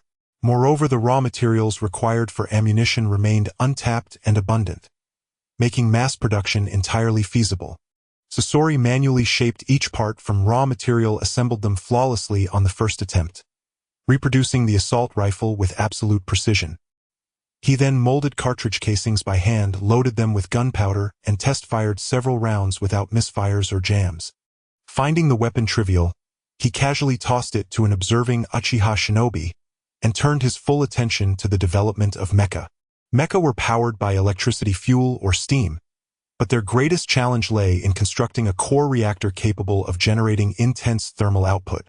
Without such a reactor, a mecha was merely a cumbersome iron toy, akin to puppetry, where shinobi manipulated puppets via chakra threads, serving themselves as the living reactors that powered movement. A prodigy of puppetry, Sasori believed this mechanical artistry might one day supplant traditional puppet techniques. Within 3 days, he fabricated the first precision machine tool. Using it, Hyuga shinobi successfully produced assault rifles, while Uchiha observers recorded the entire manufacturing process with their Sharingan. You ordered the construction of an armory in a secluded corner of the village, and recruited idle civilians to manufacture disparate firearm components and ammunition in decentralized workshops with shinobi performing final assembly. Konoha's high command tested these weapons. When deployed unexpectedly, they indeed posed a tangible threat, but only against genin and lower-ranked chunin. Elite chunin possessed preternatural danger sense, reacting instantaneously to the mere sight of a muzzle and countering before the trigger could be pulled. Even genin could evade fire using the three-body techniques. Confused, the leadership questioned the purpose of mass-producing such toys. Was you intending to arm the civilian populace? They guessed correctly. You secretly sold a portion of these firearms to the war-torn land of rivers, disguised as commercial transactions conducted by root operatives posing as merchants. Demand was never a concern. Civilians in the land of rivers lived in perpetual dread, fearing any day a rogue shinobi might enter their homes under the guise of polite conversation. The inability of ordinary people to resist shinobi seemed an immutable law of this world. In an era defined by profound insecurity, weapons capable of harming, or even defeating, shinobi became beacons of hope for the common folk. 4,000 assault rifles sold out instantly. At night, the land of rivers echoed with thunderous firecracker-like reports. Moreover, you extended arms sales to other nations plagued by chronic civil wars, feudal warlords, and systemic oppression of civilians, all under the banner of dawn for the people. Yet did firearms truly herald dawn? For some, yes. For Yue, they signaled the onset of chaos. Firearms evolved relentlessly, new variants continually emerging from existing designs. The 20 shinobi assigned to observe Sasori performed more than surveillance and documentation. They were also tasked with developing next-generation weaponry. One particularly inventive shinobi presented you with a concept, an armored vehicle capable of traversing diverse terrains. She refined his idea slightly, and thus the tank was born. Shinobi proved astonishingly efficient in industrial endeavors. Most components could be shaped manually. Within mere days, the first prototype tank was delivered to the battlefield near Kirigakure for live testing. The result was humiliating, obliterated by a single great waterfall technique cast by a Kirigakure shinobi. At present, ninjutsu decisively eclipsed technology, not because technology lacked potential but because its industrial foundation remained embryonic. So long as warfare remained confined to shinobi conflicts, firearms attracted little strategic interest. Without vigorous patronage from leadership, they stood little chance of achieving prominence. You judged she still had time. She withheld the missile schematic stored in her memory. The first phase of her grand design was to divert global attention, creating the perfect window to capture tailed beasts. The second phase would commence only after all 9 tailed beasts had been gathered. The land of water remained shrouded in impenetrable mist. Battlefield developments there were known to only a select few. Most were aware only that shinobi from the land of lightning and the land of fire poured steadily into its fog-choked depths. The land of grass was heavily occupied by Iwagakure forces. Dominant and overbearing, the Iwa shinobi repeatedly intervened in grass country's internal affairs, leaving local shinobi deeply humiliated and resentful. The land of rivers descended into utter disarray. Rogue shinobi operated with impunity, frequently clashing with river shinobi. Though some civilians now possessed firearms, they remained powerless to prevent intrusions into their homes. Daily tragedies bred terror, and with it simmering resentment toward shinobi. You observed it all with detached, icy calm. This turmoil raged for 6 months, and continued to escalate. At last she received the intelligence she had awaited: the whereabouts of Uchiha, the Six-Tails Jinchuriki. The Six-Tails Saiken, a colossal slug, was perpetually coated in highly viscous bodily secretions and emitted a corrosive gas that rapidly decayed anything it touched. Uchiha, its Jinchuriki, was a former Kirigakure shinobi originally named Yugao, a gentle soul who loved blowing soap bubbles. His trail was discovered by Konoha shinobi in a remote village within the land of water. Jinchuriki represented the apex combat assets of their respective nations, invariably shadowed by protective or supervisory personnel. Utakata's isolation was exceptionally rare. You sought no public recognition of her ability to control additional tailed beasts, particularly not by those in the Rain Country, and thus pursued only lone Jinchuriki in secrecy. Upon confirming Utakata's location, you led an expedition personally under the pretext of reinforcing Kirigakure, delegating all village affairs to the ANBU commander and Hayashi Hyuga. Their vessel cleaved through ocean swells and docked smoothly. Konoha shinobi stood in disciplined formation along the wharf. As the gangplank lowered, you descended first, clad in pristine white kimono. The welcoming shinobi gazed upon her with fervent reverence and shouted in unison Hokagesima. You raised her hand and proclaimed in ringing tones, "Fire shall consume all. On that day you shall witness the wildfire's inexorable spread." Fire signified the land of fire itself. Under the influence of the will of fire, the shinobi burned with fierce patriotism. Their pride already aflame, Yu's words were but kindling thrown onto an already roaring pyre. Returning to Konoha's temporary encampment, a well-established town forcibly seized, they found many water country civilians still residing there. Their glances held both hatred and fear. To them, Konoha was nothing but an occupying invader. The commander reported the battlefield situation to you. The land of fire did not press forward hastily. Instead, it reached an unspoken understanding with the Mist Village, maintaining mutual vigilance, launching sporadic raids, yet avoiding large-scale engagements. Its strategy served two purposes: to exploit newly occupied mineral resources, and to observe how the Land of Lightning would respond to Mei Terumi. In stark contrast to the relatively stable front in the east, the Western Front raged incessantly under the command of the Raikage, a legion of war-obsessed warriors who attacked with frenzied intensity day after day. Consequently, Mei Terumi and her elite forces were forced to concentrate their entire defense along that flank. The fourth Mizukage ruler of Kirigakure repeatedly dispatched elite shinobi to sabotage Mei Terumi's supply lines and reinforcements. You paid little heed to the battlefield's ebb and flow. When the commander boldly requested reinforcements to launch an all-out assault and seize Kirigakure, she politely declined once more, advising patience, for the true war had yet to begin. Having spoken, she left behind a genjutsu clone to maintain command, while her true body departed for the region where the Six Tails was known to appear.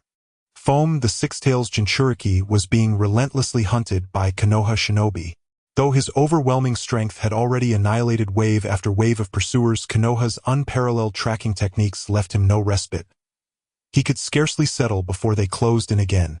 This time he was driven to the edge of a sheer cliff, gazing down into its fathomless abyss, leaving him no choice but to turn and face the approaching Konoha strike team. The Konoha shinobi did not advance immediately.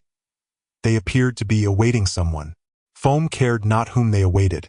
He instantly tapped into the Six Tails chakra, assuming a hybrid form, retaining his human shape, yet sprouting a viscous serpentine tail from his back.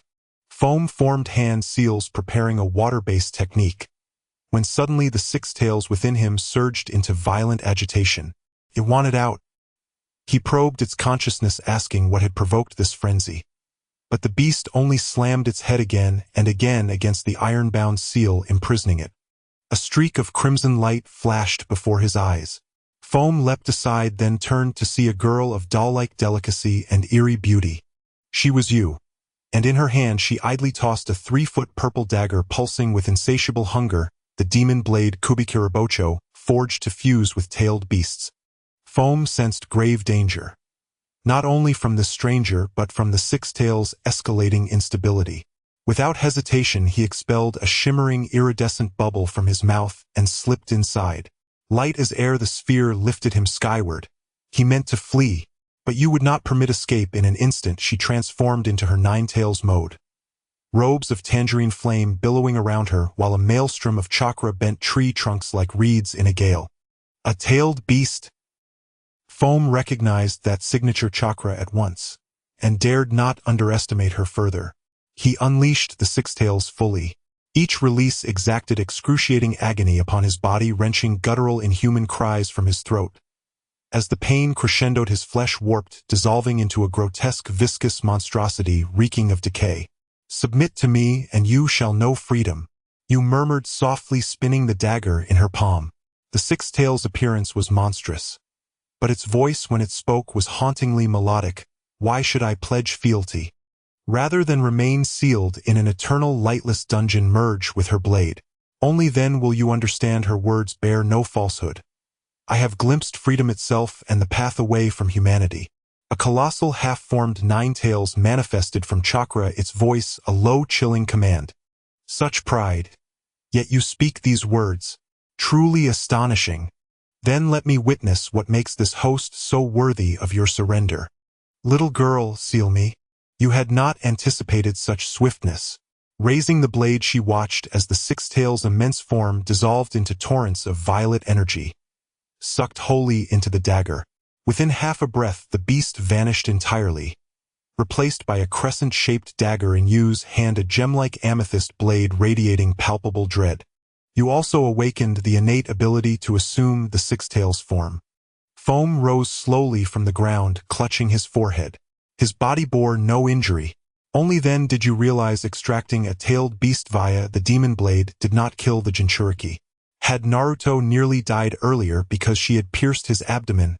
You gave the matter little further thought. She withdrew the dagger into her mind's eye and turned away. Foam raised a hand toward her retreating figure. His lips parted and closed, yet no words emerged. He knew his tailed beast was gone, but felt no sorrow. The six tails had been forcibly implanted within him. Theirs was never a bond of loyalty, only one of mutual exploitation. With the six tails gone, Konoha's interest in Foam evaporated. Yue, now rich in spoils, shifted her gaze to her next target, the fourth Mizukage Yagura Karatachi, the Jinchuriki of the Three Tails. You did not return to camp. Instead, she followed the scars of war deeper into enemy territory. Her command over two-tailed beasts granting her ample power to evade peril unscathed. Her footfall bent the grass beneath her. Ahead, a group of civilians from the land of water gathered quietly, digging for roots. War bestows glory and wealth upon rulers, advancement upon mid-tier soldiers. But its true burden falls eternally upon ordinary civilians. Their grain is requisitioned by force, their land seized as spoils, and those deemed comely are taken as trophies. In shinobi warfare, common folk are mere sacrificial pawns. No one mourns their fate. Even their own nation's shinobi join the plunder, seizing civilian property without remorse. You paused, observing, not with pity but calculation. They needed a vanguard, a leader bold enough to rise and defy the shinobi. From the outset, her design had never confined chaos to the shinobi world alone. She had assumed suffering would awaken them, but millennia of rigid hierarchy had bred silence into their bones. To them, the absolute truth was immutable. Ordinary people could never overcome shinobi. Thus, even in seething resentment, all they could do was endure and hide. When one or two dared resist, the rest watched coldly, hoping secretly for success yet mocking the rebels' folly. How could ordinary people ever defy shinobi? You understood now why the gun-wielding civilians of the Land of Rivers had failed to ignite rebellion. They lacked a leader potent enough to ignite the smoldering fury in their hearts. You abandoned her prior plan. Turning back toward the Konoha encampment, she summoned an ANBU operative and issued precise orders relayed directly to Konoha headquarters. Contact Mei Terumi. I wish to meet her. She addressed the waiting commander, whose face registered shock. Yet he voiced no protest. With a silent nod, he exited and vanished into the trees. Shattering peace, engineering war. What is her ultimate aim? A figure wearing a spiral-patterned mask murmured softly atop the Mizukage Tower. Behind him stood a bizarre entity, half black, half white. The entity opened its mouth. Pain suspects us. Because of her words. Shall we eliminate her? The masked figure remained silent for minutes before replying at last. She may possess the Mangekyo Sharingan as well. Attempt to draw her into darkness and recruit her. The Land of Water was perpetually drenched in rain. Yet today's downpour felt different. Two figures clad in crimson Cloudandabany robes stepped from their narrow canoe into the curtain of rain. Hasty footsteps shattered raindrops as a woman with russet-brown hair surged forward, flanked by three subordinates. They traversed a secluded valley where only the hush of rain cascading over stone echoed in the stillness. She halted at the valley's heart, her gaze sweeping left and right. You've come. A crystalline voice chimed from behind. She turned and faced the one she loathed. She had imagined a fearsome, extravagantly robed shinobi. Instead, she beheld a girl not yet fully grown. The woman was Mei Terumi, leader of the Land of Water's resistance. Her counterpart, the architect of its invasion, was Uchiha Tsuki, the Hokage of Konoha. Tsukiyomi stood beneath an open umbrella, tilting his head with a faint smile. I will eliminate the Mizukage for you, he said, voice light as mist, and you shall remove the Raikage for me. Upon completion, Konoha's forces will withdraw, and we shall forge a formal alliance to jointly withstand retaliation from Kumogakure. All present recoiled in shock, except Mei, who voiced the question, trembling in every heart. Why? Tsukiyomi answered with a wry, almost playful grin. Because I intend to become the herald of justice. Justice? Mei ground her teeth, a cold scoff escaping her lips. You may refuse, but if I receive no reply within 3 days, Konoha's elite will land upon these shores and crush everything in their path. Tsukiyomi's smile never faltered, yet the air grew glacial. Mei exchanged glances with her 2 closest lieutenants. No consensus formed. Seeing this, Tsukiyomi simply bowed and departed. A shinobi named Ao lifted his eyes to the ink-black rain-laden night and murmured, voice heavy with sorrow and resignation. We have no other choice. Indeed, the Land of Water had exhausted all alternatives.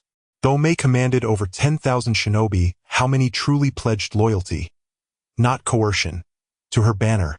Had devotion been genuine, the resistance would not have languished in stalemate. Relentless localized warfare drained grain and medicine daily. Morale among shinobi eroded with each passing dawn. Their endurance neared its breaking point, and only a decisive victory could shore up Mei's authority and rekindle their faith. Mei understood this all too well. Yet she feared walking hand in hand with a tiger and doubted whether this diminutive Hokage would honor his word. That very night, Mei slipped alone into Tsukiyomi's tent. Knife in hand, she confronted him as he reclined lazily upon his bed. Will you truly keep your promise? Will Konoha truly withdraw once it is done? Tsukiyomi yawned languidly and replied, voice soft as silk. Would you truly mistake the word of a Kage for falsehood? To do so would invite ridicule across the 5 great nations. Still, Mei received no unequivocal vow. Her knuckles whitened around the kunai, her voice trembling with raw fury. I bear the hopes and lives of an entire nation upon my shoulders. This is my only gamble. Betray me, and even as a vengeful spirit, I shall condemn you to eternal damnation. Tsukiyomi turned his head toward her. Her face etched with fear so profound it seemed to carve shadows into her skin. Quietly he said, carrying such weight must be exhausting. It's none of your concern. He tossed her a clean cloth without looking. Dry yourself. Dripping like this, you'll catch a chill. Even the strongest shinobi remain human. I'm sleeping now. You're welcome to stay, if you don't mind the floor. Mei caught the cloth midair, stood frozen for a breathless moment, then leapt out the window and vanished into the storm. Tsukiyomi opened his eyes, met the silent crimson-eyed crow perched just beyond the tent flap, and closed them again. At daybreak, the water shinobi stationed eastward had already withdrawn under cover of rain. Tsukiyomi summoned his officers and swept his hand forward. Full assault on Kurama. Konoha's troops erupted in thunderous cheers. This was the glory they had long awaited. To claim the head of an enemy commander meant certain promotion, wealth, and renown. Boots splashed through rain-puddled earth. Black silhouettes blurred across tree branches. War chariots barreled forward, smashing aside, obstructing trunks with deafening roars. Raindrops pattered softly from the heavens as 2 or 3 civilians of the Land of Water hurried past. Heads bowed low, faces tight with terror and hatred, too afraid to even glance upward.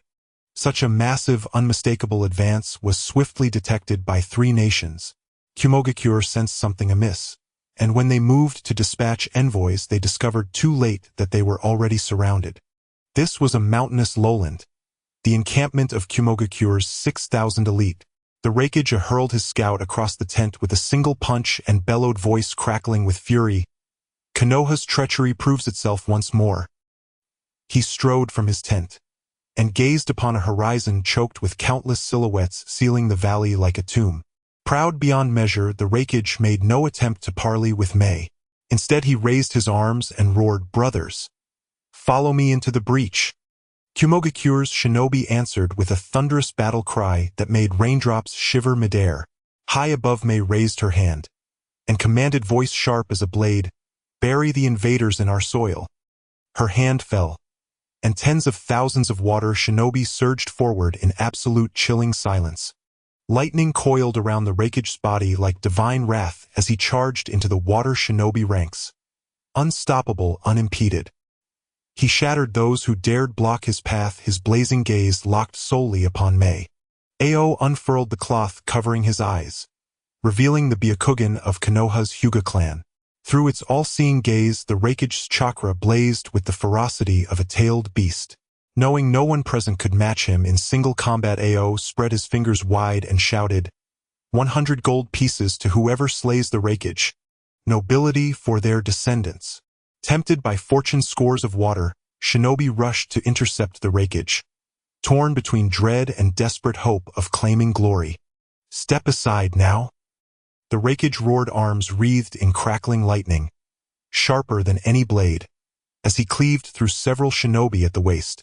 Yet those who dared confront him were no fools. Their severed bodies dissolved instantly into hovering droplets of water. Water release, great waterfall technique. Water release, water dragon bullet. Water release, Orochimaru's serpent god. An endless torrent of water techniques engulfed the Raikage, finally halting his unstoppable charge. Where lightning met water, scalding white steam billowed forth. From within the haze, his massive hand shot out, seized a shinobi's skull, and crushed it to pulp. "You truly don't know? Water amplifies lightning." Lightning burst outward like a peacock's fan, transforming into monstrous serpents of raw power. Water conducts current, and some shinobi clouded by greed foolishly tried to counter lightning with water techniques, only to perish consumed by the very force they sought to defy. In mere moments, dozens of renowned water shinobi lay dead. That grim toll sobered the fortune hunters. Shifting tactics, they redirected their efforts.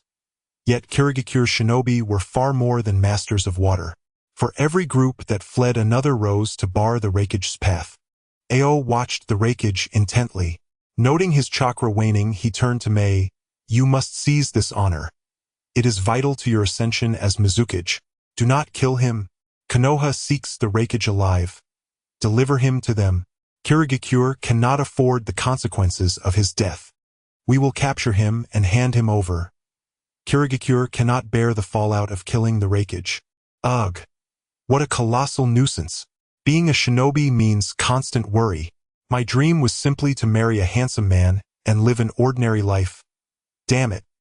Ao sighed inwardly, his silent prayer echoing in his heart. "Entrusted all to you, Mei Terumi. You are the land of water's last hope." Meanwhile, the Mai army reached the outskirts of Wuin village without hindrance. Strangely, the shinobi left to guard Wuin stood at a distance with arms folded, clearly not intent on fighting to the death.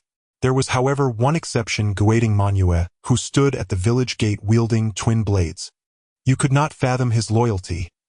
She merely ordered the operation to continue and commanded that every resistor be slain. Guading Manue crossed his twin blades over his chest in a slashing stance, yet did not strike. His posture alone declared his stance. A charging Mai shinobi answered with a single beheading.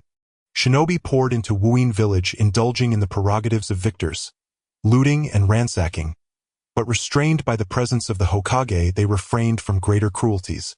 You led her elite commanders straight into the Mizukage Tower, where they found the fourth Mizukage Goju Shirtsong staring at the intruders like a puppet with hollow eyes. You glanced behind him as the Schwanwa masked man emerged slowly.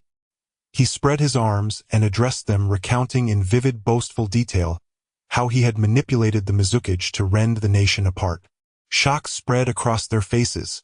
You dragged over a chair and sat obediently, propping his face in his hands like a dutiful child listening to a tale.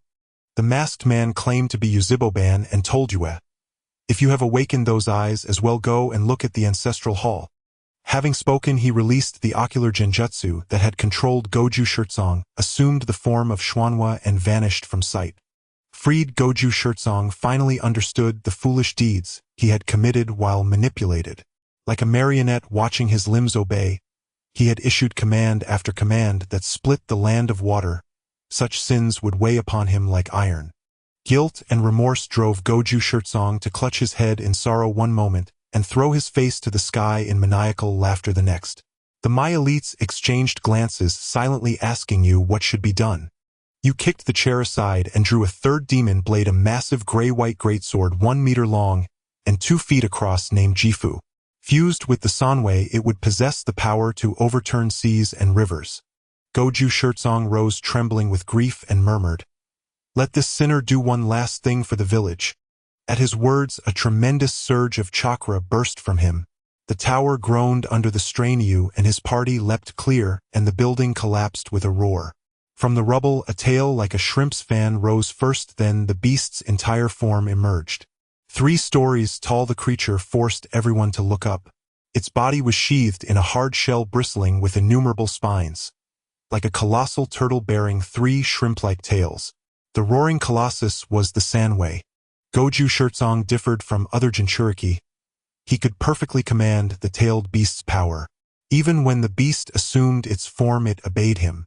There are 2 ways a Jinchuriki wields a beast's strength: by forging a bond of friendship so the beast willingly lends power, or by utterly suppressing the beast so the Jinchuriki may use its strength at will, the latter the truest perfection.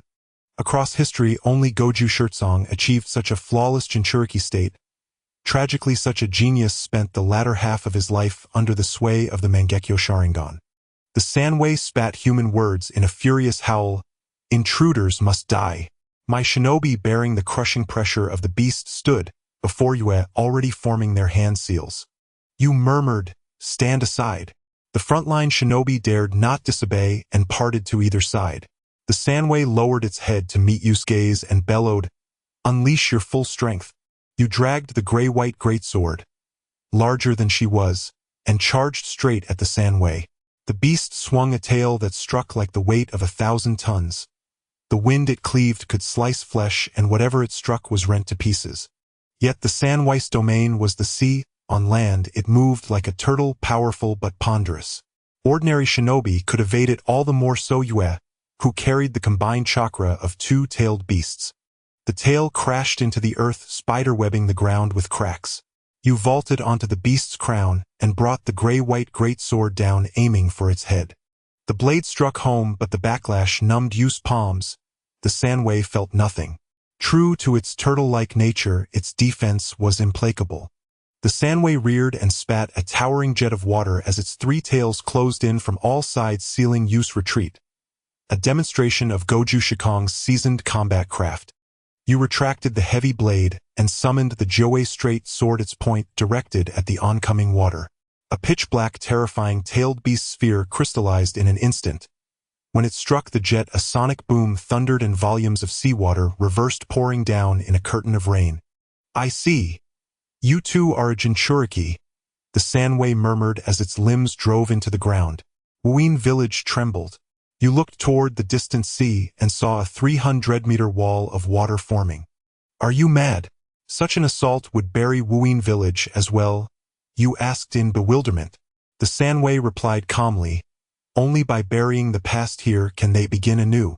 That successor, she has such power. I will aid her in secret until she has truly atoned." He intended to destroy this place so that Mei Terumi could rebuild a new Wuin village while he hid in the sea to watch over its future. A resolution you had not foreseen. Seeing the 100-meter tsunami bearing down, you ordered, "Withdraw to the camp." The Mai shinobi obeyed and retreated. You did not leave. If they failed to seal the Sanwei today, it would flee to the sea and be lost to them forever. Crimson chakra cloaked her body in a fox-like mantle. You raised a hand and summoned a purple dagger, and released the power of the 6 tails, painted dazzling violet sigils over the fox cloak. The fused might of 2-tailed beasts stilled wind and wave. Those fleeing dared only a terrified backward glance at the towering pillar of violet chakra flames. You became a humanoid fox and darted out, spiraling around the Sanwei. 9 tails struck like spears in relentless jabs. The clumsy Sanwei could not match her speed and withdrew into its shell to weather the assault. Claws rasped across the shell, spitting sparks. Anger flared in you. Her strikes would not break the shell quickly. She looked up at the world-devouring swell almost upon them. Even bearing the power of two-tailed beasts, she could not be certain of surviving its impact. A demon's word strike could sunder the shell, but that was her trump card. One she would not reveal unless utterly desperate. The masked man was surely watching from some shadowed corner. As you weighed her choices, a cool, indifferent voice whispered at her ear. Tianzhao Amaterasu pitch-black flames sprang into being and wrapped the Sanwei. In the next instant, the once invulnerable beast emitted a chilling scream as the eerie black fire crept into its shell and drove its head free. It howled in agony, battering the ground to try to scour away the clinging darkness. You seized the moment without hesitation, condensed three-tailed beast spheres, and slammed them into the Sanwei's neck. Dust and white smoke blossomed, obscuring the scene. The rending screams gave way to ragged, dying sobs. She summoned the white greatsword and drove it into the bared wrist wound at the Sanwei's neck. The demon blade forcibly drew the beast into itself. This was not the ultimate fusion, only a sealing. True perfection required the tailed beast's willing surrender to become the blade's spirit. Goju Shirtsong, bereft of the Sanwei, lay prostrate and broken on the ground, his eyes utterly without light. You hauled the newly refined greatsword from the whitening fog and glanced back. The 100-meter wave had not abated with the beast's vanishing. It still thundered toward them. You could have used the current greatsword to halt the wave, but she did not. She stepped out of the ruined Wuyin village into streets full of the villagers' hateful and fearful gazes. Colossal waves buried everything. When the tide receded, the land was left a wounded ruin. One of the 5 great ninja villages, Wuyin village, had been torn apart by the great surge. The pall of white mist that once hid the sky was swept away, and warm sunlight poured through the rents, illuminating dilapidated buildings still damp with seawater. In an unnoticed corner, 2 strange ninjas in black robes patterned with auspicious clouds slipped away. Their lips moved as if in conversation. "Mister, aren't you going to see your sister?" "No. Shell cut me." A shark-faced man with jagged teeth laughed loudly. The black-haired man, expressionless, felt a faint warmth pool in his eyes. You withdrew his gaze. Under the fervent, adoring eyes of the Mai Shinobi, he raised his right hand and cried out, "Let the blazing flames spread until the world is alight. Where the fire shines, green leaves shall spring anew." At his words, 1,000 voices erupted in cheers and shouts of celebration that would not soon die. In stark contrast, at the Lenin garrison, blood flowed like rivers. 30,000 defenders faced 3,000 attackers, and the scene was unbearably tragic. Only 10 Lenin still stood, yet their presence alone halted the thousands of Waternin who besieged them, for mountains of corpses were heaped before those 10 like barricades. A long standoff could be broken by a single crack. Exhausted, one of the Lenin finally flickered out. He sank to one knee. Seeing this, the Waternin shouted in outrage and surged forward. "Come!" The half-kneeling Lenin roared to his feet, yanking a spear from the piled corpses and shredding the men who charged him. A blood spatters flew across his vision, and the remaining Waternin, their courage broken, trembled in place. The spear-wielding Lenin howled, "Come on, you vermin! I could slaughter tens of thousands more." Some of the Waternin bristled with anger, but none dared stand out as the breaker of the deadlock. They held their ground until the Lenin's breath fell still, and he leaned on his spear in a last eternal sleep. "Kill!" the Waternin cried. Thousands surged forward, every blade a sentence, and they carved the invaders to pieces to vent their grief. When no Lenin remained on the field, all eyes turned toward the final fight that still raged. Zhao Meiming faced the 4th Lei Ying AI. AI had been bled of chakra by countless Waternin. Against Zhao Meiming he showed no weakness and had even hurled her clear across the field more than once. Yet Zhao Meiming was no mere insect. She possessed 2 Kekiai Genkai, Rongdun and Fei Dun. Rongdun could conjure acids rivaling the 6-tailed beast. Its corrosive power could even eat into the so-called absolute defense Susanoo. Fei Dun produced scalding high-pressure steam. Together the 2 releases did not merely add. They multiplied into something terrifying, leaving few things able to stand firm before her. On the field, Lei Ying loomed like a god descended, clad in heavy Lei Kai armor. Each punch dug a small crater as if a meteor had struck. Yet his body was marked with terrible wounds. Zhao Meiming fared no easier. Lei Ying's taijutsu and speed were near the pinnacle of human ability. A fractionally slow reaction meant taking a blow that could send a 10-meter-tailed beast flying. A strike that would kill any ordinary person. Behind Zhao Meiming stood Qing, an old hand who with a stolen Byakugan could anticipate Lei Ying's moves in advance. It was that advantage which let Zhao Meiming trade blows with the rakeage at all. Lei Ying fought on without respite, his chakra running low. The glow of his Lei Kai dimmed. Zhao Meiming's plan was simple: wear him out and take him alive to Mai. Killing him outright was impossible. If Lei Ying died in Wuyin village, the war-crazed denizens there would rend the body to shreds. The battle had lasted longer than anyone expected, from dawn until moonrise. In the end, Lei Ying's endurance gave way to Zhao Meiming's delaying tactics. When his chakra was exhausted, she ended the fight with a single flying kick. When Lei Ying was kicked away, the water nin could no longer contain themselves. They cheered, and some broke down and wept.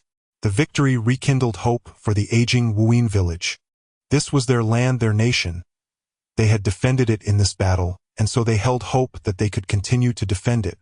Zhao Meiming watched the faces around her shift in 100 ways, and could not help the corner of her mouth lift. This was what she had wanted to see, the people's smiles.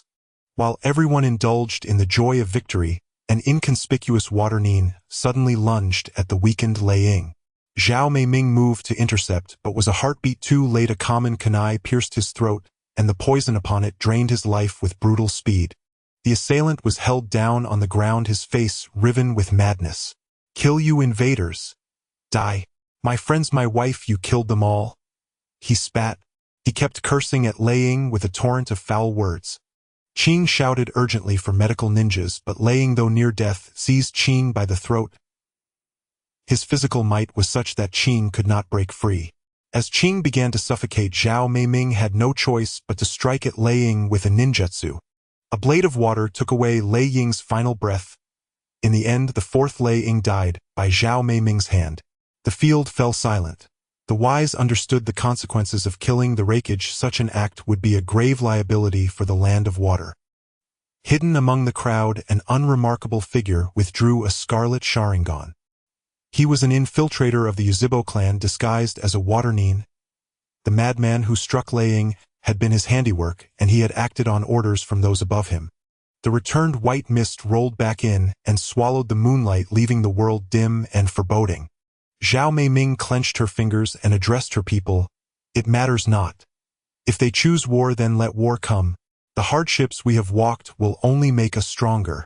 Those who seek to lay claim to this land will ultimately taste the fruits of their folly." She raised her voice until it rang clear. Her bold words sounded in the ears of every soldier of the land of water. Fear and doubt washed from their hearts under her speech. In that instant, they acknowledged Zhao Meiming as their leader from the very depths of their souls. "You received word of Lei Ying's fall." A smile touched his mouth, and he boarded the return vessels bound for Mai. The horns sounded. Dozens of warships laden with the spoils of plunder departed the nation, now once more shrouded in white mist. A solitary eye watched the sails vanish into the fog. The masked face was seared with burn scars. The black robe patterned with auspicious clouds billowed toward the sea breeze. The silent pair arrived without fanfare. He turned his head, and the sorrow that had been there a moment before curdled into mockery. "Oh, Yokuin Gon Shi Gui Jiao, what brings you here?" "Ah, I know you're here to watch the excitement too, aren't you?" You remained cold and terse. "I have come to avenge Pipa Shirzong." "Ah, I see. Yokuin truly has a big heart. The Shao organization is lucky to have someone like you." The masked man purred, waving his hands above his head like drifting seaweed as he sidled next to you. When their gazes met, a somber warning whispered into Yu's ear. "Do not forget. The eternity above the Manjikyu. To obtain those eyes, you must have the Manjikyu of a beloved one overlap with your own." At the port of the land of fire, joyful songs welcomed returning warriors. Blossoms tossed into the air, drifted down into the arms of young shinobi. Cheers from girls animated the homecoming youths, who instinctively straightened their chests with pride, while seasoned veterans too could scarcely conceal their elation, waving back at crowds lining the roadside. Nothing stirs national pride more profoundly than victory in war. Roars of acclaim, vast and surging as mountain oaths and ocean tempests, drowned out the thunderous salutes of ceremonial cannons. Such a spectacle was unprecedented in the land of fire. Indeed, it had never occurred before. In past wars, victorious shinobi had galloped swiftly back to Konoha greeted only by their own families. No public welcome awaited them. After all, the shinobi's creed was silent guardianship and silent sacrifice. This extraordinary scene, however, bore the imprint of Tsukiyomi's command dispatched from the land of water. Her decree demanded the glorification of honor, the aestheticization of war, and the exaltation of those who defended hearth and homeland. These nameless shinobi, once faceless sentinels, mere A, B, or C, were now hailed as heroes before the eyes of the people. Amidst the clamor of adulation, they discovered for the first time that they too could be celebrated, not merely endured, and tasted a splendor no shinobi had ever known. Amidst the jubilation, Tsukiyomi walked alone at the fore, haughty in bearing, her gaze serene and distant, betraying neither joy nor any other discernible emotion. She has always been thus, present before us, yet somehow estranged from this world. Withdrawing his furtive glance, he was clapped on the shoulder by a friend and drawn into the festive din. Among the crowd, Sasuke remained silent, unmoved by the cheers. That receding figure, distant, unattainable, gnawed at him until he bit through his lip. Turning away, he strode toward the hills behind the village. Following close behind, sensing his turmoil, came Hinata, the quiet shadow trailing his sorrow. Tsukiyomi paused before the Hokage tower, paused in thought for a moment, then veered onto a narrow path lined with ANBU operatives. After a long walk, she reached a massive steel gate concealed behind craggy boulders. Hidden sentinels slid it open. Within, numerous shinobi clad in white lab coats bent over papers immersed in focused labor. What arrested Tsukiyomi's gaze was their subject of study, a 30-meter-long metallic avian construct, or more precisely, a fighter jet. This was Konoha's clandestine science armory. Under Tsukiyomi's sustained investment in research, shinobi had indeed forged artifacts beyond precedent. Though astonishing, these achievements did not provoke true astonishment. Upon noticing the Hokage's arrival, the absorbed researchers halted their work and bowed respectfully. Tsukiyomi offered a terse, "Well done," before proceeding deeper. Where at the facility's innermost sanctum resided a genius consumed by obsession. He was Sasori, the prodigious puppet master. Tsukiyomi had assumed Sasori would master the reactor design for this world. Yet he had made no progress whatsoever. Now stripped of his grotesque puppet shell, he revealed his true form, a delicate, boyish visage. According to surveillance reports, Sasori had not slept, not even briefly, for several weeks. Tsukiyomi pulled up a chair and watched. Profile turned as mechanical arms sprouted from Sasori's body, darting, assembling, interlocking intricate components with flawless precision like pieces of an immaculate puzzle. When the scattered parts coalesced into a perfect sphere, Sasori carefully infused it with chakra. Chakra coursed into the metallic orb, setting its gears whirring. A crisp, resonant chime of metal on metal. As rotation accelerated, the sphere grew incandescent, until at its zenith it swelled violently and detonated in a shrapnel burst. Sasori deflected flying fragments with his mechanical tail. His large, handsome eyes remained placid, unfazed, as though he had anticipated failure once again. Why not abandon chakra entirely? Tsukiyomi broke the silence left in the blast's wake. Sasori, brushing dust from his workbench, replied without looking up, "I've tested gasoline steam flame. They yield far less energy than chakra." Tsukiyomi rolled her eyes. "Fool! You've never heard of atoms." Sasori turned, his wide eyes brimming with genuine bewilderment. "What are those? Want to learn? I'll teach you." Tsukiyomi propped her chin on her hand, eyes alight with mischief. "Yes," Sasori replied flatly. No hesitation, no flourish. Tsukiyomi smiled again. "Say Onizen first." Sasori retorted deadpan. "I'm old enough to be your grandfather. Still want to learn?" Onizen. Though the word violated ancestral dignity, Sasori uttered it, unable to resist the lure of unknown mechanics. For a fleeting breath, his doll-like composure flickered, revealing unexpected fluster. Tsukiyomi slapped the table, laughing heartily. In response, Sasori's 10 fingers sharpened into blades. But just as he hesitated whether to eviscerate her, she silenced her mirth, cleared her throat, and began instructing him on the first pinnacle of science, the nature of light, nuclear fission and fusion, and the architecture of molecules. These infinitesimal entities, Too small for the naked eye, harbor power capable of obliterating entire planets. The lesson stretched deep into night. Sasori sat transfixed, his worldview utterly shattered. He had glimpsed an entirely alien force, one wholly distinct from chakra. A revelation that dismantled every foundational axiom he had ever held. While Sasori reeled in stunned silence, Tsukiyomi reached out and gently pinched his cherubic cheek. Instantly his bladed tail snapped forward, its edge resting against her throat. Their gazes locked. Tsukiyomi beamed, withdrew her hand, and murmured playfully, "So adorable. And yet forbidden to touch. What a terrible waste." Sasori registered her remark with absolute equanimity. Only when her hand retreated did he retract his blade tail, sheathing it once more beneath his robes. Sasori's true form was that of a beautiful child. A form preserved through self-puppetry. In truth, he was ancient. His youthful guise a deliberate, enduring artifice. Tsukiyomi rose, stretching languidly. Nuclear energy is the first great leap of technological evolution. It brings unimaginable catastrophe and tens of thousands of deaths. Are you truly resolved to forge it? Sasori said nothing. Tsukiyomi scoffed lightly and strode away. When the chamber emptied, leaving only Sasori behind, he summoned, from his scroll, 2 puppets of profound personal significance. Gazing upon them, his wavering resolve dissolved, consumed utterly by boundless emptiness. He returned to his workbench and cast all prepared components into a corner. For him, only relentless immersion in puppetry could momentarily numb the hollow ache within. Ironically, this body, this vessel, possessed no heart at all. Unlike the land of water, Konoha's nights shimmered beneath a luminous starfield, the full moon suspended high. A vast watchful eye gazing down upon those beneath its silver light. A figure of stark duality, half black, half white, leaned against a tree trunk awaiting his partner.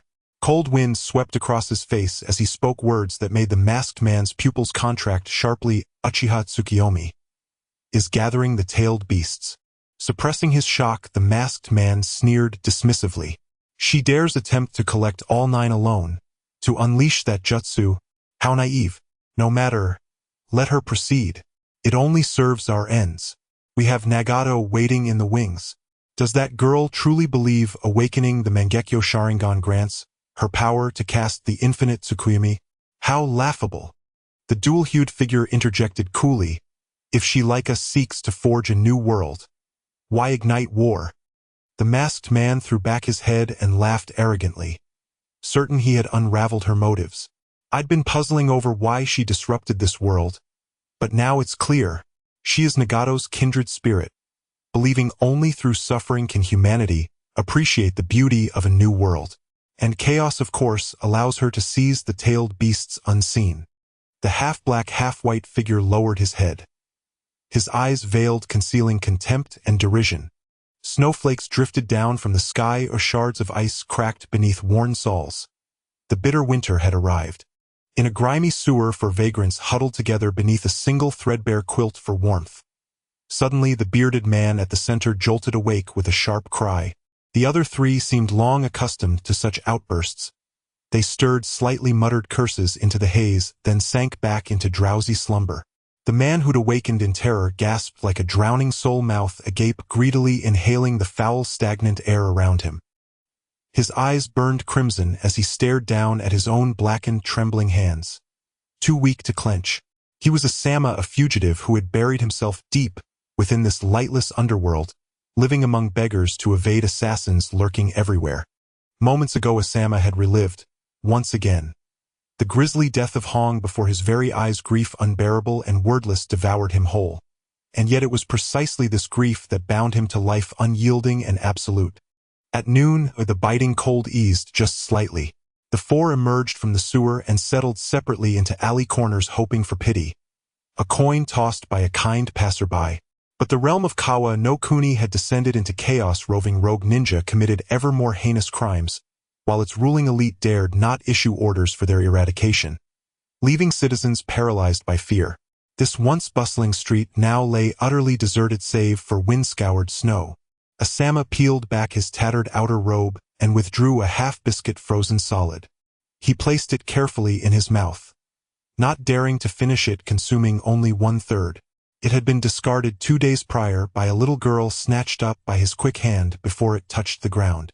What remained of the man he once was? None. Every trace of pride, every shred of dignity, had been worn away by relentless pursuit. Now, even if mocked or beaten by fellow beggars, he would not raise a hand, fearing exposure as a ninja. He tucked the remaining biscuit away with meticulous care, leaned against the wall, and gazed blankly upward. Memories of Konoha flooding back, tears slipping silently down his cheeks. Lost in sorrow, he suddenly sensed tremors through the earth.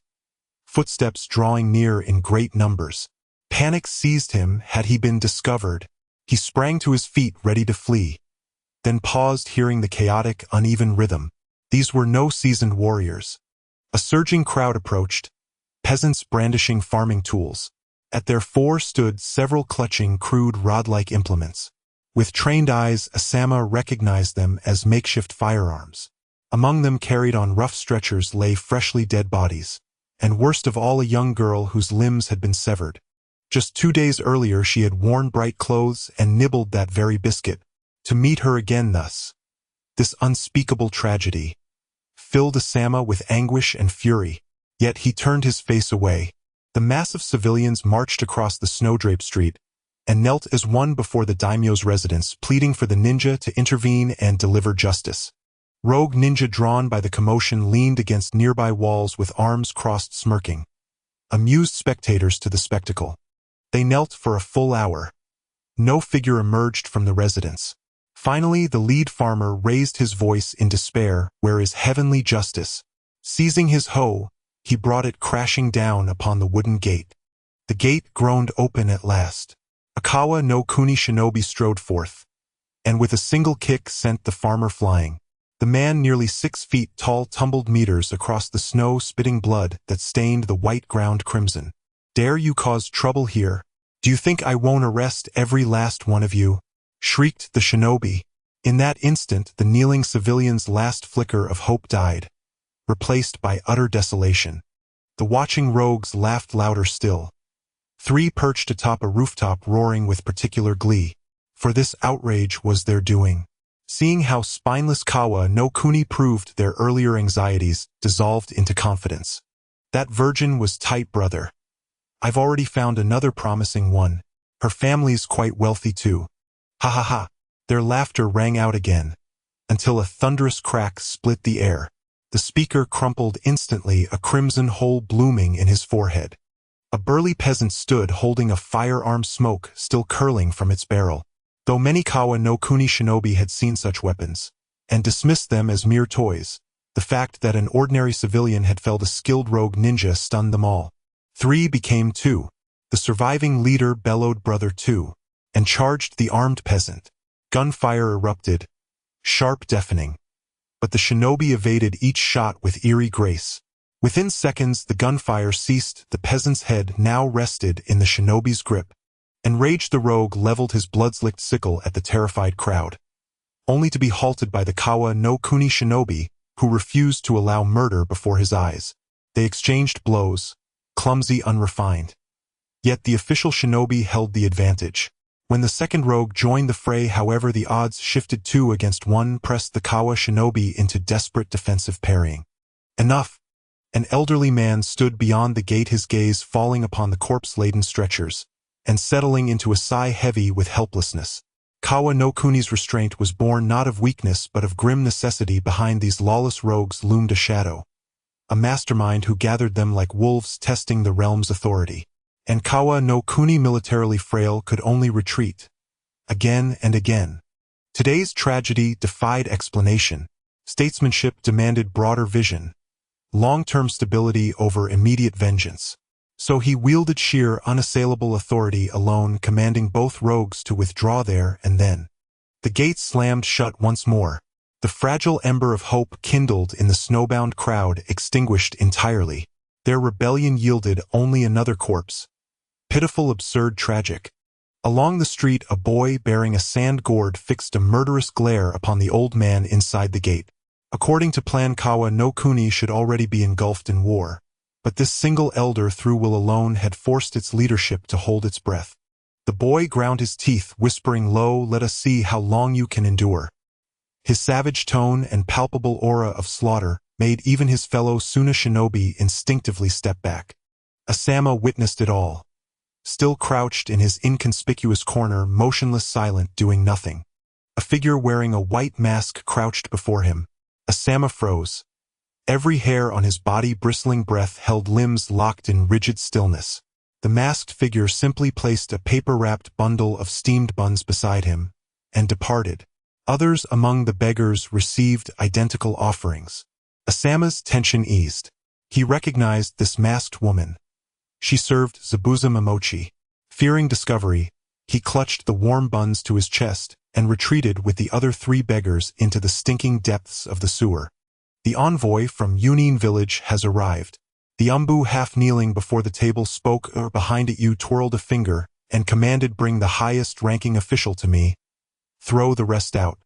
The Umbu left and then returned, flinging the person they held onto the floor. The dark-skinned woman rose, brushed off non-existent dust with a graceful air, and remarked, "The Hokage's way of receiving envoys is remarkably inventive."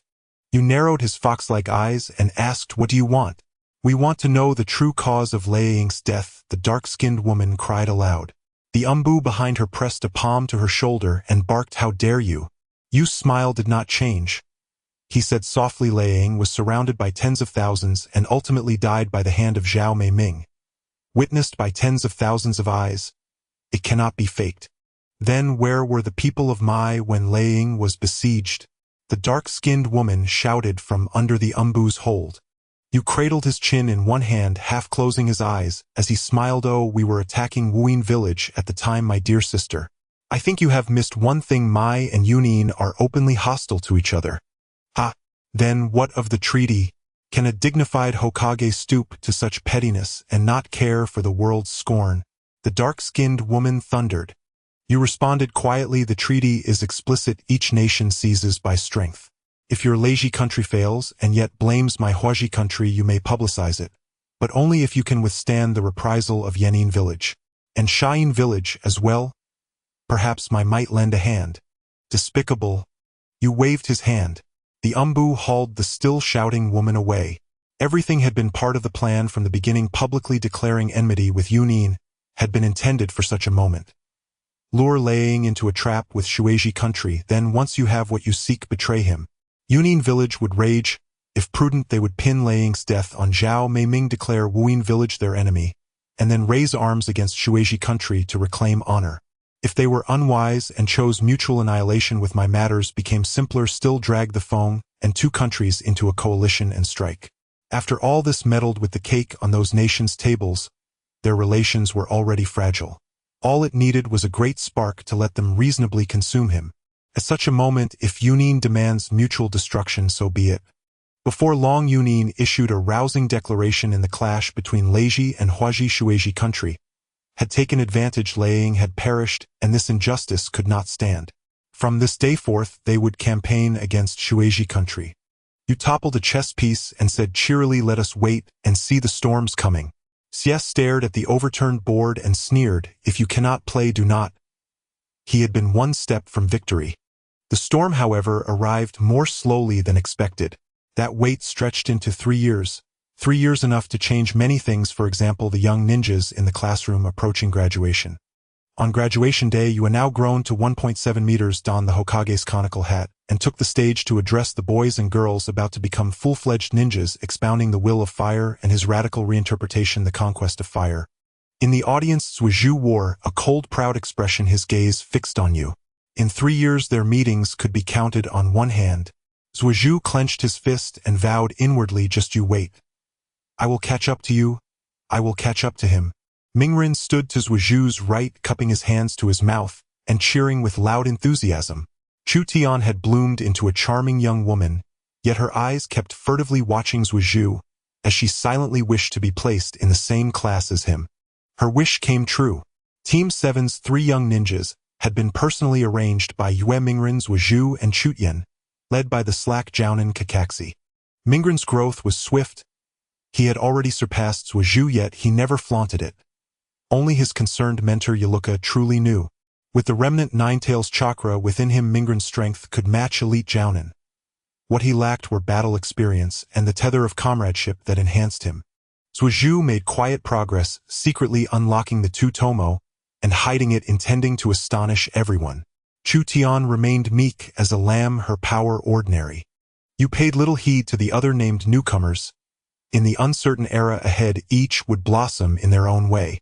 As the impassioned speech drew to a close, Yu removed his hat, revealing a dazzling countenance, and bowed to the newly gathered faces. The future of Huaji country, the future of Mai, will be written and carried on by you. The cheers came as expected. Yu rolled up his sleeves and departed amid eager gazes. In his 3 years as Hokage, he had made no sweeping changes to Mai, at least not overtly, and the people's initial unease gradually faded. For most, as long as it did not affect them personally, who held the title of Hokage was of little consequence. Indeed, the victory against Shueiji country and Huaji country's steady order amid external chaos raised use, standing among the common folk. Yet perfection for all is impossible. In places beyond the reach of the firelight, some had united during those 3 years. Former Umbu ninjas opposed to the Yuzhibo clan, and a small number of civilians oppressed by the greedy hands of Jingshibu. Jingshibu, staffed by civilians appointed to various posts to handle disputes among Mui's people and safeguard their security, had been intended to serve the populace. Under the Hokage's indifference, it had grown. Audacious parasites stretched greedy hands toward the vulnerable, oppressing living conditions, plundering meager possessions, and forcing people into filthy trades. Their methods were simple: gambling and vice. Some hopeful villagers eager to get rich would fall into the traps and be unable to escape, becoming nothing more than food for those parasites. Ninjas could not be blind to such things. They reported the corruption to Yue the Hokage. Yu's neglect enraged the righteous ninjas and made the parasites bolder. Many high-ranking ninjas in my watched with cold detachment. Some deliberately let the rot spread. They feared the Yuzhibo's power and distrusted a Hokage who wielded such strength. Someone who could at any moment take their lives, especially one from the extreme Yuzhibo clan. Those senior ninjas mostly observed silently, though undoubtedly they would choose their positions rightly when the moment came. Some had even begun to fund those who had united. Even within the Yuzhibo clan, some grew restless. The Yuzhibo creed is shaped by the Sharingan. Most awakenings of the Threetomo Sharingan are sparked by immense mental shock. Such eyes are most easily roused on the battlefield, for example, by witnessing the death of a beloved friend. Those restless Yuzhibo ninjas, having seen death on missions, began to ponder the meaning of life and to long for peace.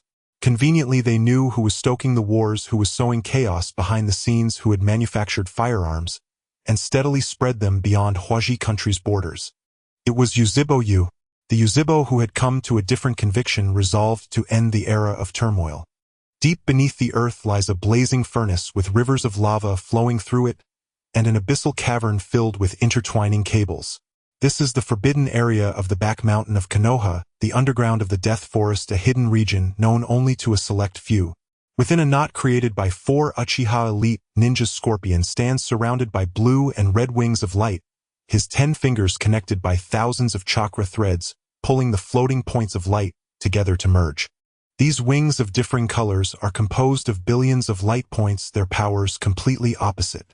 Each point expands rapidly as it merges, resembling a hand grenade on the verge of exploding, yet, just before the critical explosion, they swiftly coalesce into a new sphere of light. These light points have another name: atoms. Scorpion is in the process of aggregating countless atoms.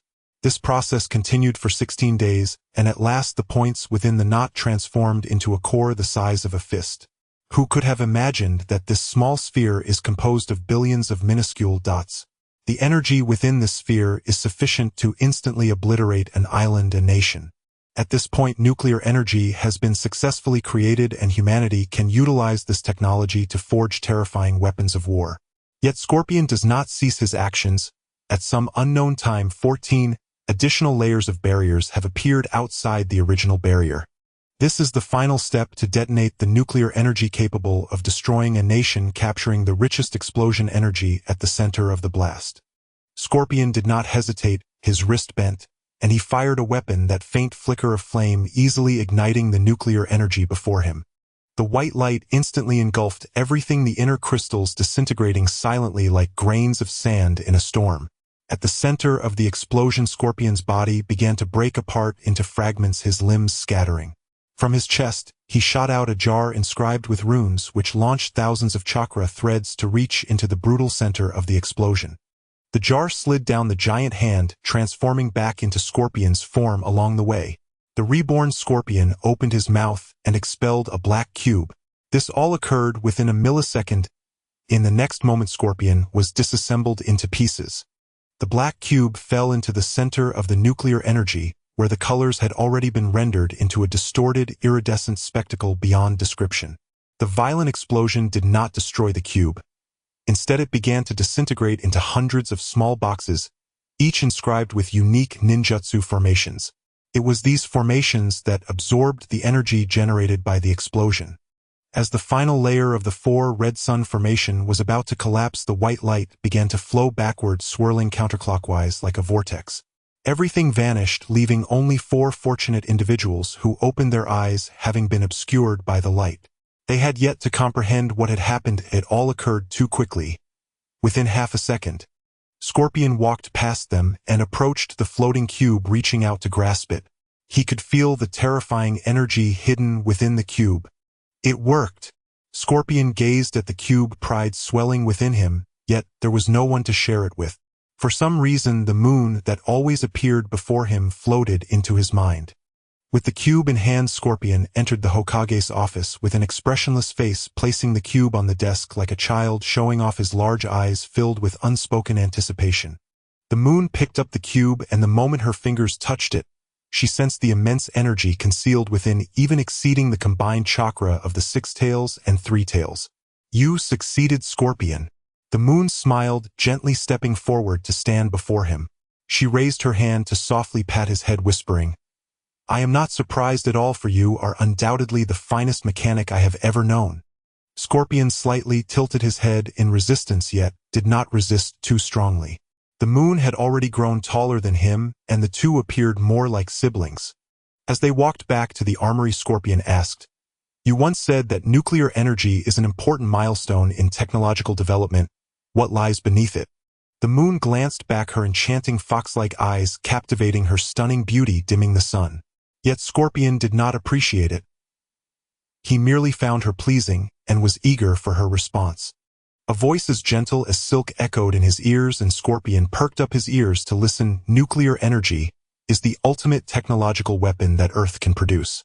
To advance further, we must look beyond to outer space. This world is vast, and there are many planets similar to ours, each with different materials.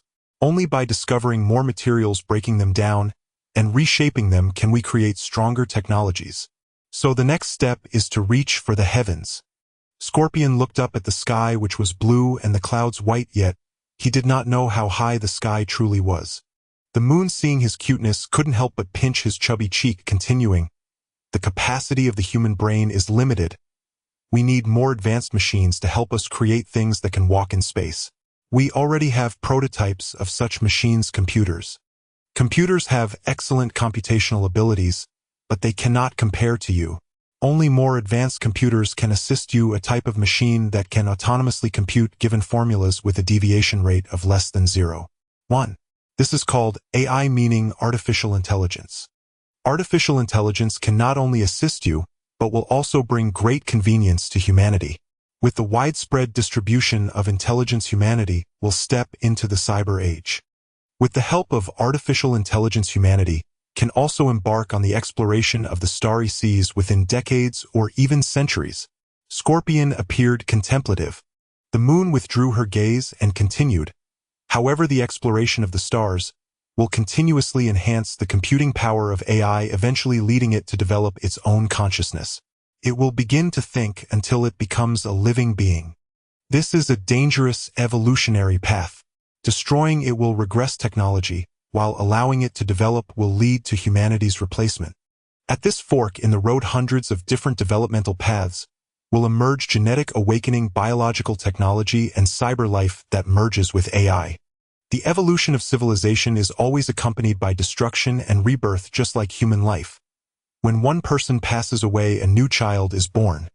Scorpion death is another form of rebirth. Rather than lamenting the past, it is better to explore forward. If you need a reason to move ahead, then choose me, and together we shall walk toward the endpoint of evolution. On the quiet path, the occasional chirp of insects could be heard. The moon's delicate toes halted before Scorpion's eyes, and the hand reaching out to him was as white as jade, with slender, delicate fingers seemingly saying, "Hold me tight." Death is another form of rebirth. Scorpion looked up, locking gazes with her fox-like eyes. Death is not the end, but a new beginning. They will continue onward in another place. In the future, there will always be a moment in time and space for a brief reunion, at which point they will praise your achievements and be proud of you. I will wait with you for the time of reunion. Scorpion lowered his head, raising his hand to place it in her suspended jade palm. The moon grasped his icy little hand, tightly, smiling gently. Scorpion, let us continue walking. I have not stopped, so you must not stop either. This is the final step. The towering giant, 16 meters tall, bowed its head, its uniquely forged metal surface shimmering with wave-like luster. You released Scorpion's hand and gently returned the cube to him, whispering softly, "Go forth. This is your triumph, and I shall bear witness to this moment." Scorpion cradled the cube in his palm and climbed a ladder to the giant's open chest cavity. Raising the cube overhead, he activated its array. Immense energy coalesced into dozens of docile golden filaments. A smaller replica of the cube hovered within the giant's chest, and as those golden threads streamed toward it, they were drawn inward, absorbed steadily for several seconds until saturation. The energized miniature cube connected seamlessly to specialized conduits, vein-like channels threading through the giant's frame, where the cube served as its heart. Now that the heart beat anew, its power would surge through these vessels, reaching every corner of the Titan's metallic body. A deep mechanical roar erupted. Steam billowed from the joints as blinding white light flared from the giant's eyes. Its exposed chest then sealed shut with layered armor, concealing the small cube within. Beneath the giant's luminous gaze, Scorpion glanced back at you below and received in return a tender, breathtaking smile. He turned his gaze forward, spread his arms wide, and the giant obeyed. Its cranium split apart, revealing two mechanical arms that reached down and drew him inside. The giant's head housed the control chamber, a stark, upright restraint chair, the sole fixture. Piloting required direct neural linkage, bound tightly to that chair, resembling an instrument of torture. Scorpion submitted silently as three metallic tubes pierced into his skull and serpentine mechanisms unfurled across his eyes. His vision vanished. An endless void swallowed him whole. His consciousness rose, like a soul being drawn free from its vessel. An indescribable vertigo seized him, coupled with omnipresent pressure. Gritting his teeth, he endured. Though time stretched interminably for him, only 1 minute had passed in the world beyond. At last a voice echoed in his ears. The one he himself had programmed, a woman's voice hauntingly familiar from fragmented memory. Neural link established, compatibility 90. Operator standards met. And energy reserves optimal. And armament systems fully engaged. And visual feeds synchronized. NAS, the infinite darkness receded, light flooded back, revealing an unprecedented breadth of vision, allowing Scorpion to perceive everything before him with crystalline clarity. Just as if commanding his own limbs, he raised the giant's colossal mechanical hand before his eyes, turning it slowly. Then instinctively he lifted his foot. The first step forward shattered the restraints clamping his legs. Scorpion threw a simple punch forward, yet the sheer velocity triggered a thunderous sonic boom. Pausing to savor the sensation, he dropped to one knee and extended the giant's enormous palm before you. "Lady Hokage," a loyal Uchiha ninja cautioned, gesturing for you not to step forward. You smiled, gently stepped onto the giant's outstretched palm and let it lift her aloft, as though standing atop a mountain peak facing the gale Hedon. Her raven tresses streamed wildly in the wind, and her ethereal visage, sculpted as if by celestial hands, glowed with quiet, radiant grace. "It feels like being an angel," Scorpion murmured to himself. The 16-meter mecha unfurled its steel wings behind it and ascended into the sky amid the roar of steam-driven engines. Below, onlookers tilted their heads upward, joy eclipsed by unease. Even this mere glimpse of the machine's destructive potential already surpassed most shinobi. Now, with flight added to its arsenal, what future remained for the shinobi way? Machines possessed boundless capacity for evolution, while shinobi remained forever constrained by genetic limits. At last, the tireless researchers understood why the Hokage had poured unrelenting resources into this experiment. Scorpion guided the mecha to hover above the forest of death. The cube's energy self-replenished through division, and when saturated excess streams would merge and consume one another, there was no risk of power failure or catastrophic descent. Dusk fell. The golden-orange sun hung low, almost within reach. You rested a hand lightly on the mecha's index finger and turned her face toward the setting sun, offering a soft, serene smile. The mecha lifted its gaze toward the sunset, not moved by its beauty but by her etched indelibly upon its core. As stars and moon replaced twilight, they walked slowly side by side, you ahead, Scorpion following in quiet stride. Her slender jade-like finger rested beneath her chin as she turned, eyes crinkling with playful warmth. Scorpion, what would you like for dinner tonight? My treat. And though his body required no sustenance, he replied evenly, anything is fine. Then let's have red bean rice. And she turned away, humming a folk melody from memory, melancholy yet hauntingly lyrical. She did not know its name, just as she could not recall why certain blueprints resided so vividly in her mind. Familiar yet originless. Halfway up the mountainside, they encountered a boy drenched in sweat. His short black hair plastered messily across his forehead, his dark eyes clouded with confusion. You raised a hand in greeting. Good evening, Sasuke-kun. Sasuke gave a curt, indifferent nod, snatched his jacket from the ground, and strode off alone. He longed to ask, to inquire who the young man behind her was, why she wandered such a remote place at night, but the words refused to rise. In that moment he felt unbearably weak, separated from her by a chasm as vast as the Milky Way. Jaw clenched, sweat dripped and shattered beneath his heel. Sasuke refused to let anyone see the storm within. You shook her head. No ripple of emotion stirred within her. From the very beginning she had never acknowledged them as family. Scorpion glanced once at that retreating solitary figure, and then matched Yu's pace without hesitation. Sasuke halted, turned back toward the other descending path, watching as she hummed her nameless tune into the night. Moonlight stretched their shadows long across the forked road where they diverged further and further, until his fist tightened in silent burning defiance, nails biting deep into his palms, crimson blood welling and tracing slow paths down his skin. In a rustic street-side eatery, you parted the curtain with gentle fingers and murmured, 2 guests. The bustling owner whirled around, startled, then hastily abandoned his task, snatched a clean towel, and began frantically wiping a chair while bowing profusely. Honored Lady Hokage, your presence graces our humble establishment. You chose another table, one already occupied by Mitarashi Anko, a rising name among Konoha's shinobi, who sat hunched over her meal. With cheeks puffed full, she looked up, recognized you, instantly swallowed quickly, and bowed her head. Lady Hokage. You smiled, warmly gestured for Scorpion, who lingered slightly behind, to sit beside her and made light, effortless conversation. Anko's expression stiffened, caught between staying and fleeing. The previous kindly Hokage had never made her feel so unnerved. Thankfully, you finished her bowl of red bean rice and departed with Scorpion. Only then did Anko exhale deeply, resuming her feast with renewed vigor, until just as she reached for more, hushed whispers drifted from a shadowed corner. Have you heard?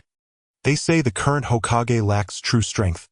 Black syndicates have multiplied across Konoha, and, the Su family tragedy has spread everywhere. The father died defending the village, yet his widow and daughter were left to suffer such wretched fates. Yes, I heard from a friend of a friend that shinobi are pulling the strings behind those syndicates. Anko frowned, slammed her fist on the table, and barked, another bowl now. Her tiger-like glare locked onto the gossiping patrons.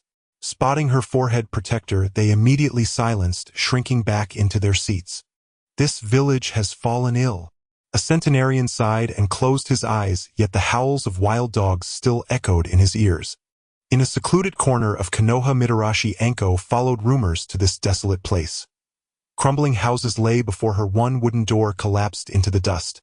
Claw marks stained the doorframe with dried blood. At a single glance, Anko reconstructed the scene in her mind.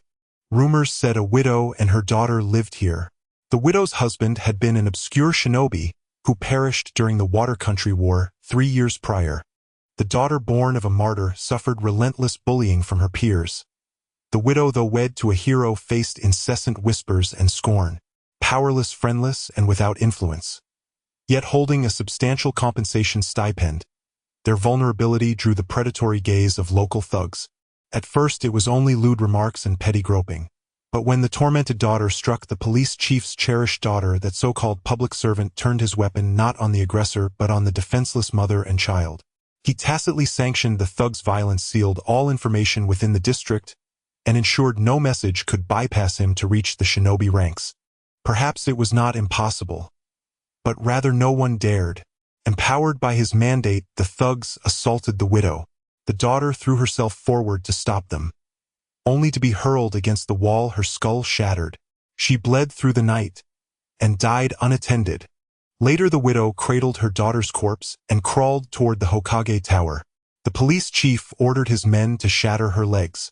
Gritting her teeth against agony, she dragged herself forward, until bludgeons silenced her forever.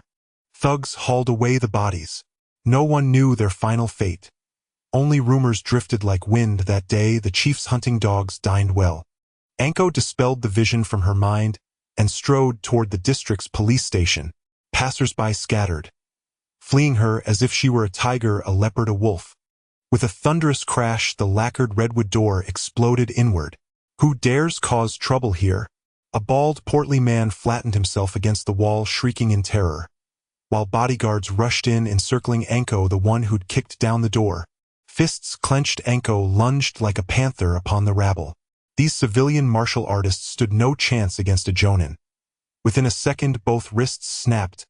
They collapsed in unison, wailing in agony. The official trembled violently, lips quivering as he screamed, "Do you know where you are?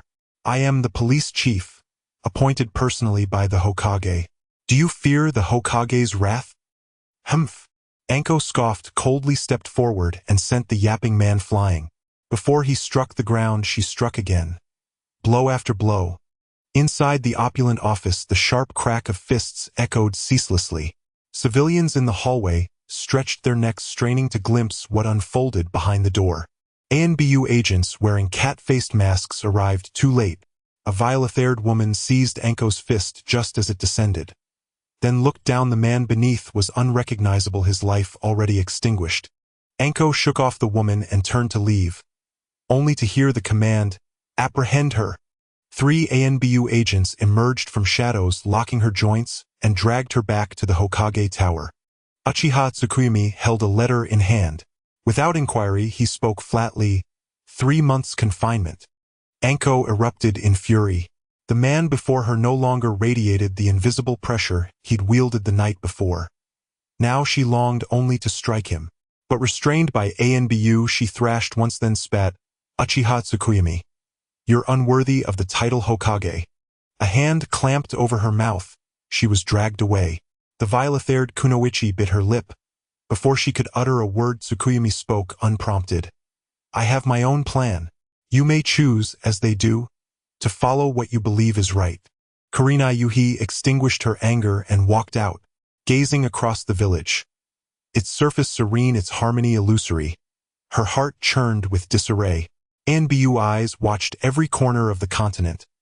How could such atrocities in Konoha possibly go unseen? She placed a hand over her chest and murmured, troubled, "What plan could this be?" The door clicked shut. Sunlight streamed through the window, illuminating the letter upon the desk, bearing 2 stark words, "Request for aid." The letter came from Water Country. It was not the first.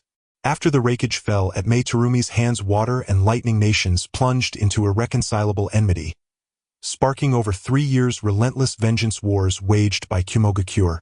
All assumed Water Country would inevitably collapse, forced to cede land and pay indemnities. Yet none foresaw Meiterumi's innate leadership. Through sheer charisma, she unified the nation's shinobi, even persuading scores of long-defected misnin to return. Today Water Country stood as one, a force stronger by 1/3 than at any point in its history. Yet civil strife had bled the nation dry. Under Kumogakure's reckless assaults, Water Country could only fortify and endure. The war dragged on, both sides nearing exhaustion, supplies dwindling to nothing. May had dispatched repeated pleas for aid to Konoha, all unanswered. Just as hope faded, her trusted aide Chojuro burst in, clutching a newspaper. In dreams I beheld heaven's decree, seeing endless war, hearing creation's lament. Heaven pitied the suffering, thus granting me the sword of judgment and the authority to end chaos. I shall act as heaven's will, restoring peace to all under heaven. The image showed her radiant, peerless beauty, yet May saw only the faint, knowing curve of her lips, as if every thread of fate had been woven precisely to her design. Uchiha Tsuki. May tore the paper to shreds and roared skyward, a cry thick with boundless resentment. Chojuro had never seen her so enraged. He froze stunned into silence. May slammed her fist into the wall and commanded Chojuro, cease hostilities with Kumogakure. We must unite, or fall before Konoha's advance. Ha! Chojuro blinked. Konoha was meant to be their ally. Why join forces against it? May pressed her palms to her temples, suppressing fury, as she explained, Uchiha Tsuki seeks sovereignty. She ignited the water lightning war not to weaken us, but to drown the world in grief. Then she emerges as savior, garnering the devotion of the broken and bereaved. Chojuro understood. His face paled. Under the banner of salvation, she would pacify the world's chaos, beginning with war-torn nations' water lightning, and smaller fractured lands like Kusa and Sozo. By now that earth-shaking newspaper had spread worldwide, propelled by wealth and influence. In the capital of Sozo country, Kazekage Raza set it aside and pondered deeply what conviction, what power, could embolden her to utter such words. Sozo country stood on the brink, its upper echelons already replaced by Wind country shinobi. Only minor resistance remained before silent annexation. At that moment, a synonym barged in and dropped to one knee, uprising. 1 month ago, you are not worthy of being Hokage. Shirtai Hondo was forcibly dragged away by the Umbu with her mouth covered. As the moon rose, the flames consumed the letter in his hand. A mechanical scorpion crawled in through the window, emitting scorpion sounds. 17 ninjas had successfully met the requirements to control the mecha, among them 10 from the Uchiha clan, 5 from the Hyuga clan, 1 from the Inuzuka clan, and 1 ordinary ninja named Tion. Extending her middle finger, she pressed the mechanical scorpion against the table. You gently said, Scorpion, accompany me to meet that god. The scorpion hesitated, and a few minutes later it responded, Okay, he is very powerful. You must be cautious. The rain-hidden village is a land where it rains almost every day. You and the scorpion swaggered in. The streets during the day were empty and silent. Inside the gate, Xiao Nan was waiting, holding a paper umbrella. The raindrops grew larger and several blurred shadows silently surrounded you. Upon counting, there were 5. The scorpion's body emitted a mechanical sound and sharp blades appeared from various angles. I didn't expect you could turn the scorpion to your side. A boy with yellow hair stepped through the rain without any rain gear, yet he remained untouched by the droplets. Most astonishing were his eyes, grayish-purple spirals, said to belong to the Sage of 6 Paths, the Rinnegan. My name is Pain. Finally, we've met, Uchiha Yu. You can now begin to answer my questions. Yu's beautiful eyes swept across the blurred figure standing in the rain. They were all his clones. It seemed he had not notified the other members of Akatsuki to participate in tonight's conversation. Pain grew impatient, and the blue stones under his feet shattered towards you. The scorpion rotated its blades to slice the stones into pieces. You chuckled softly, patted the scorpion's shoulder, and smiled at Pain, saying, Don't get excited, Nagato.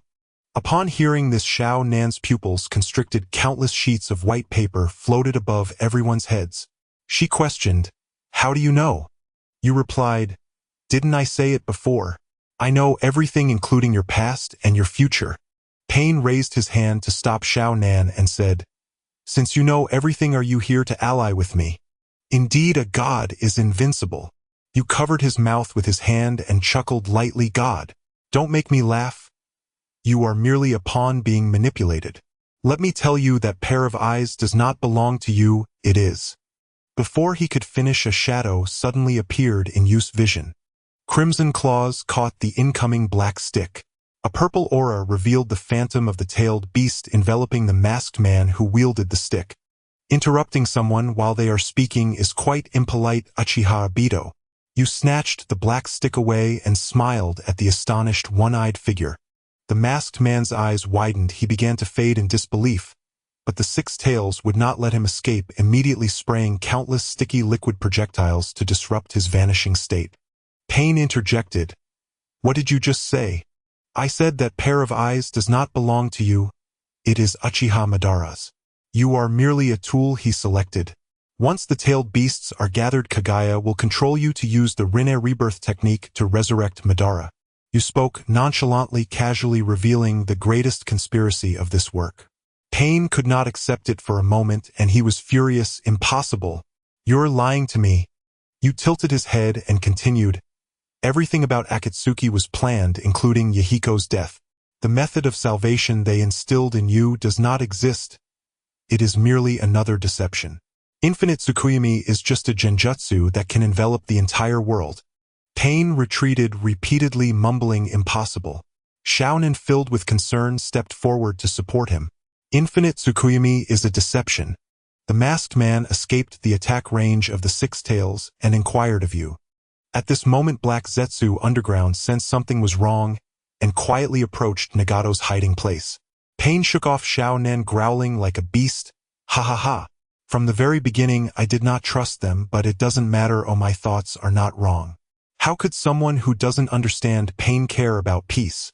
Now, even without the power of the tailed beasts, I have enough power to make the world feel fear. Suddenly, Pain threw his head back, groaning in pain, clutching his chest as he slowly turned around. The rain illusion was dispelled, and the true body Nagato fell from his wheelchair. A sharp blade pierced his heart and blood dripped down the blade's edge, merging with the falling rain.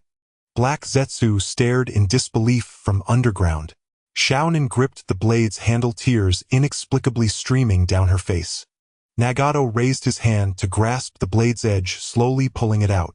Blood gushed forth, staining his shirt red. Shaonin released her grip and the blade clattered to the ground. Nagato burst into wild laughter. From disbelief to sorrow to confusion upon seeing the kaleidoscope in Shaonin's eyes after standing up, he understood. Shaonin had fallen prey to the power of the Sharingan. Nagato recognized the terror of such eyes, yet they were useless against him, but he never expected Shaonin to be affected. When did this happen? Nagato asked, propping himself up with his arms. Use right, I transformed deep red like blood, its pupil replaced by a black spinning shuriken. This was the Mangekyo Sharingan taken from Shimura Danzo. Sealed within it was the most powerful genjutsu Kodo Ematsukami. Shaonin walked in a daze to Yu's front.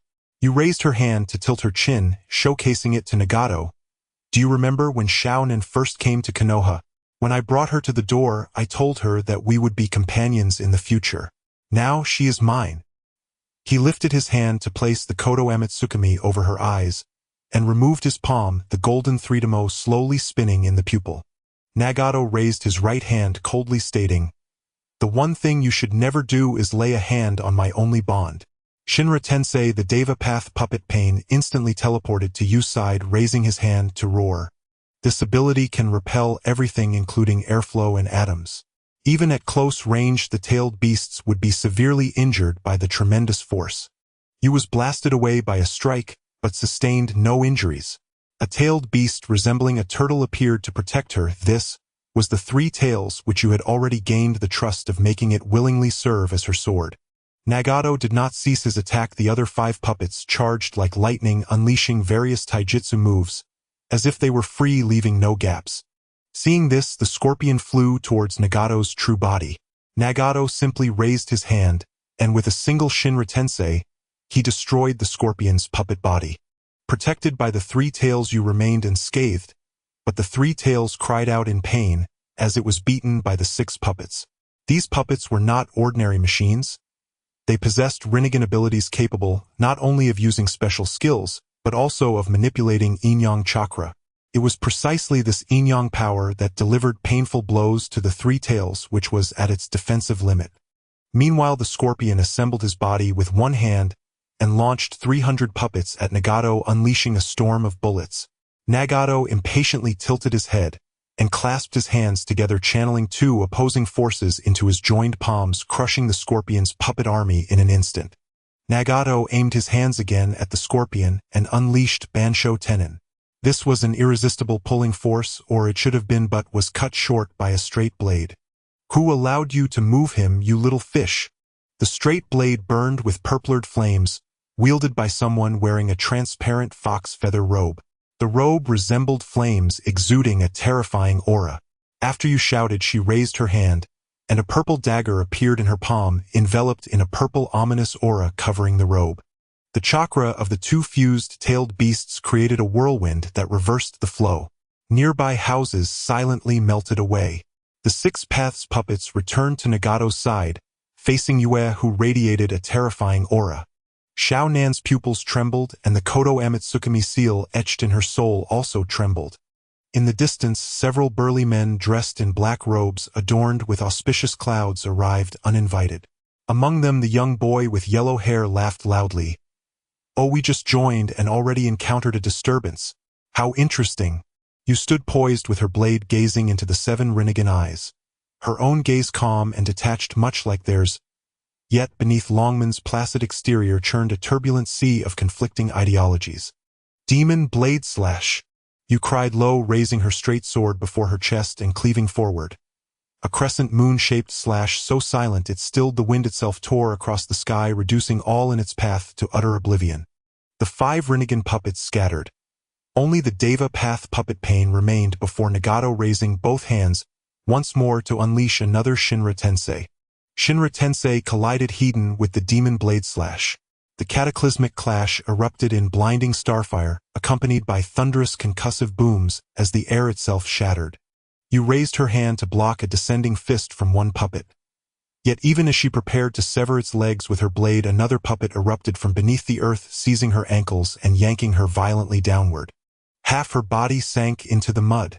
Glancing sideways, she saw three colossal summoned beasts charging toward her from different directions.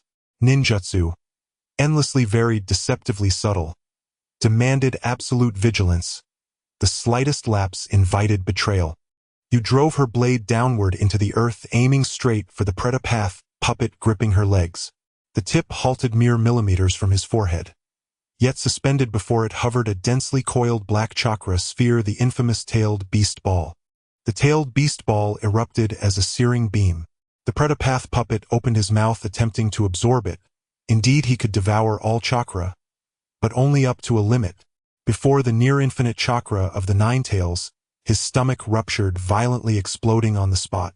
Meanwhile, the Animal Path puppet's three summoned beasts had already encircled Yue, while the Azura Path puppet transformed both arms into massive cannons, their barrels pulsing with dangerously charged chakra energy. The Hellhound summoned beast lunged forward, claws wreathed in flame, while the Azura Path fired two devastating beams of concentrated chakra. As the attacks closed in, a colossal gray-white greatsword materialized in Yu's left hand, and a monstrous roar split the air. Instantly, the Three Tails' immense form manifested above her, its armored shell absorbing every blow meant for Yu. Seizing the opening, Yu darted forward, closing in on the Azura Path puppet, her fingers outstretched to crush his skull, only to be ambushed from behind by the Naraka Path puppet. She spun, driving her greatsword deep into the Naraka Path's abdomen, then raised her left forearm to block the Azura Path's iron-fisted strike. A tailed beast ball condensed instantly and detonated. The Naraka Path puppet perished before he could react, while the Azura Path struck full force, recoiled sharply, and leapt backward. You glanced at the vivid crimson imprint blooming across her forearm. Her eyes narrowed. Without hesitation, she surged after the retreating Azura Path, dodging relentless artillery fire, springing off shattered stones, then launching skyward. Her crimson blade flashed through the rain, blazing with scarlet and violet light as it cleaved downward toward the earth. The crescent blade chi caught him midair, bisecting him cleanly. The battlefield fell momentarily still. Nagato clutched his chest with one hand, blood welling ceaselessly between his fingers. Before him, the Deva Path puppet Pain had sacrificed both arms to intercept the demon blade slash. Thus all combat-capable puppets, save the unseen Animal Path, lay destroyed. Nagato lifted his pallid face, then slammed his desiccated branch-like right hand onto the ground, coughing blood as he roared in bitter fury. I admit your strength, but here it ends. Ink-black seals spread across the land like creeping shadows. The earth groaned and fractured, violently splitting open in jagged fissures. Citizens of Amigakure screamed and fled from their homes. Nagato paid them no heed, pressing onward with the summoning of that unspeakable horror. The ground collapsed inward. Molten lava oozed from the widening cracks. And before the horrified eyes of the crowd, a colossal wooden giant clawed its way upward from the depths, shrieking with an unearthly, bone-chilling wail. Towering over 100 meters tall, its humanoid frame bore down like a mountain incarnate. Facing it was like standing before a god. This was the Outer Path Azura demon statue, the true form of all tailed beasts. You frowned, a flicker of hesitation crossing her features. Her earlier assembly of world leaders in Konoha had served one primary purpose: to draw out Konin of Amigakure, and secretly implant a special heavenly god seal upon her, primed to activate at the decisive moment, compelling her to betray Nagato. Her plan had unfolded precisely, yet Nagato proved far more resilient than anticipated. Even after sustaining what should have been a mortal wound, he endured far longer than expected, and now he had summoned the Outer Path Azura demon statue. Yu's power flowed from the tailed beasts. The demon statue, however, was designed to subjugate them all. Now, even if you wished to withdraw, Nagato would not permit it. The demon statue brought its titanic hand crashing down, an obsidian shadow blotting out the sky, engulfing you completely. Like the Buddha's inescapable five-finger mountain, all she could see was that vast palm, expanding relentlessly before her eyes. Faced with this inescapable doom, Yu unleashed her ultimate technique. The three tails dissolved into a stream of ash-gray light, merging seamlessly into her body. The chakra of three-tailed beasts fused without resistance. Her orange-hued chakra cloak now shimmered with undulating white mist, surging skyward as a luminous pillar powerful enough to halt the unceasing rain. Within the radiant column, Yu raised her straight sword overhead. Infinite chakra flooded into the blade. Everything around her disintegrated, even fragments of space itself tearing apart to reveal yawning voids of pure blackness. Perish! Nagato roared, blood gushing uncontrollably from his mouth. Demon blade slash! Yu swung her blade. A supersonic shockwave exploded outward like a tidal wave. Spectators clapped hands over their ears, yet still suffered fleeting tinnitus. Yet none dared blink. Not for an instant. Terrified of missing this world-shaking spectacle, Kakuzu, shrouded entirely in black robes, gasped aloud. I had believed myself among the strongest, if not the strongest. Yet two beings of such terrifying power exist in this world, exhilarating, utterly magnificent. It reminds me of him, the one they called a god. The blade chi of the demon blade slash blazed forth like a tricolored sun, swelling ever larger before her. None could discern its core, only watched as everything touched by its radiance vanished instantly, utterly erased. The demon statue's colossal hand descended, pressing the blazing sun downward. Yet instead of crushing it, the hand's 5 fingers splintered its palm, collapsing inward, while the radiant sun continued expanding unabated. Nagato's pupils widened in sheer disbelief. Then, another violent spasm. Blood burst from his lips. His weakening gaze drifted downward, fixing upon Konin, who stood frozen on the ground, struggling helplessly. Konin felt his gaze and looked up. 2 warm tears traced paths down her cheeks unbidden. Nagato offered a faint, weary smile, one of quiet release. He raised his withered arms, pressed his palms together, and formed the final hand seal. The seal completed, the demon statue shrieked, jaws flung wide, and a vilethid divine dragon erupted from its maw, its celestial roar shaking heaven and earth as it plunged toward the blazing sun. The dragon dove into the demon blade slash, absorbing in an instant the catastrophic chakra capable of annihilating an entire nation. The tricolored sun dissolved, and the demon statue's mangled hand regenerated, visibly flesh knitting itself whole before their eyes. You stood motionless beneath the dragon, long sword in hand, her hair whipping wildly in the gale. She could not strike again. Not truly. In truth, the dragon had not merely devoured the demon blade slash. It had consumed the chakra of all 3-tailed beasts. Her cool, unblinking eyes tracked the dragon's descending maw. 3 golden tomo ceased their rotation within her irises. From the corner of her vision, Sasori streaked toward her on razor-winged flight. Yet even his arrival would change nothing. No mortal could withstand a dragon swollen with the chakra of three-tailed beasts. Death loomed. Time slowed to a crawl. Through the haze, she heard a voice, familiar, horrifying, revolting, calling to her. But it did not call her you. It called her 0113. The moon's vision gradually blurred like the surface of water disrupted by a stone. A roaring dragon's head loomed before her, and as she raised her hand to touch it, the surroundings began to decay and wither away. Watching such a bizarre scene, Yu's heart raced, and she instinctively took a step back. At that moment, a strange voice echoed in her ears, as if billions of people were whispering behind her. Suddenly turning around, the sound vanished, revealing a blood-red pipe before her. The walls around her writhed like living flesh, and looking back, she saw the way behind her had transformed similarly. With a disgusted step forward onto the blood-red pipe, she had walked for quite some time, the scenery unchanged. Yet the whispering voices in her mind returned, noisy and unbearable. Yu gritted her teeth, enduring the omnipresent whispers, and continued to walk forward. At the end of the path, she saw a door covered in blood vessels. She hurriedly pressed her head against it, which felt like it was about to explode, but the door did not break, or it opened on its own. Before Yu's eyes was a sea of white. She could not see anything clearly, but she could hear the whispers distinctly. Number 0113, Project Level Universe. Status asleep. Number 0113, the ruler of creation.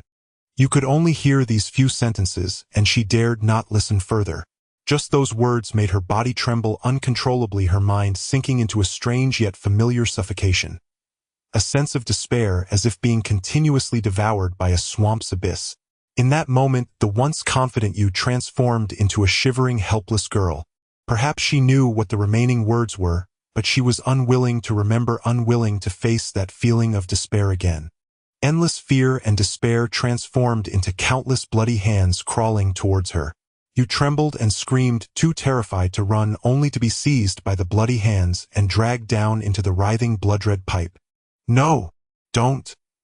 As she was completely engulfed, Yu cried out in fear, struggling upwards against the dread of falling.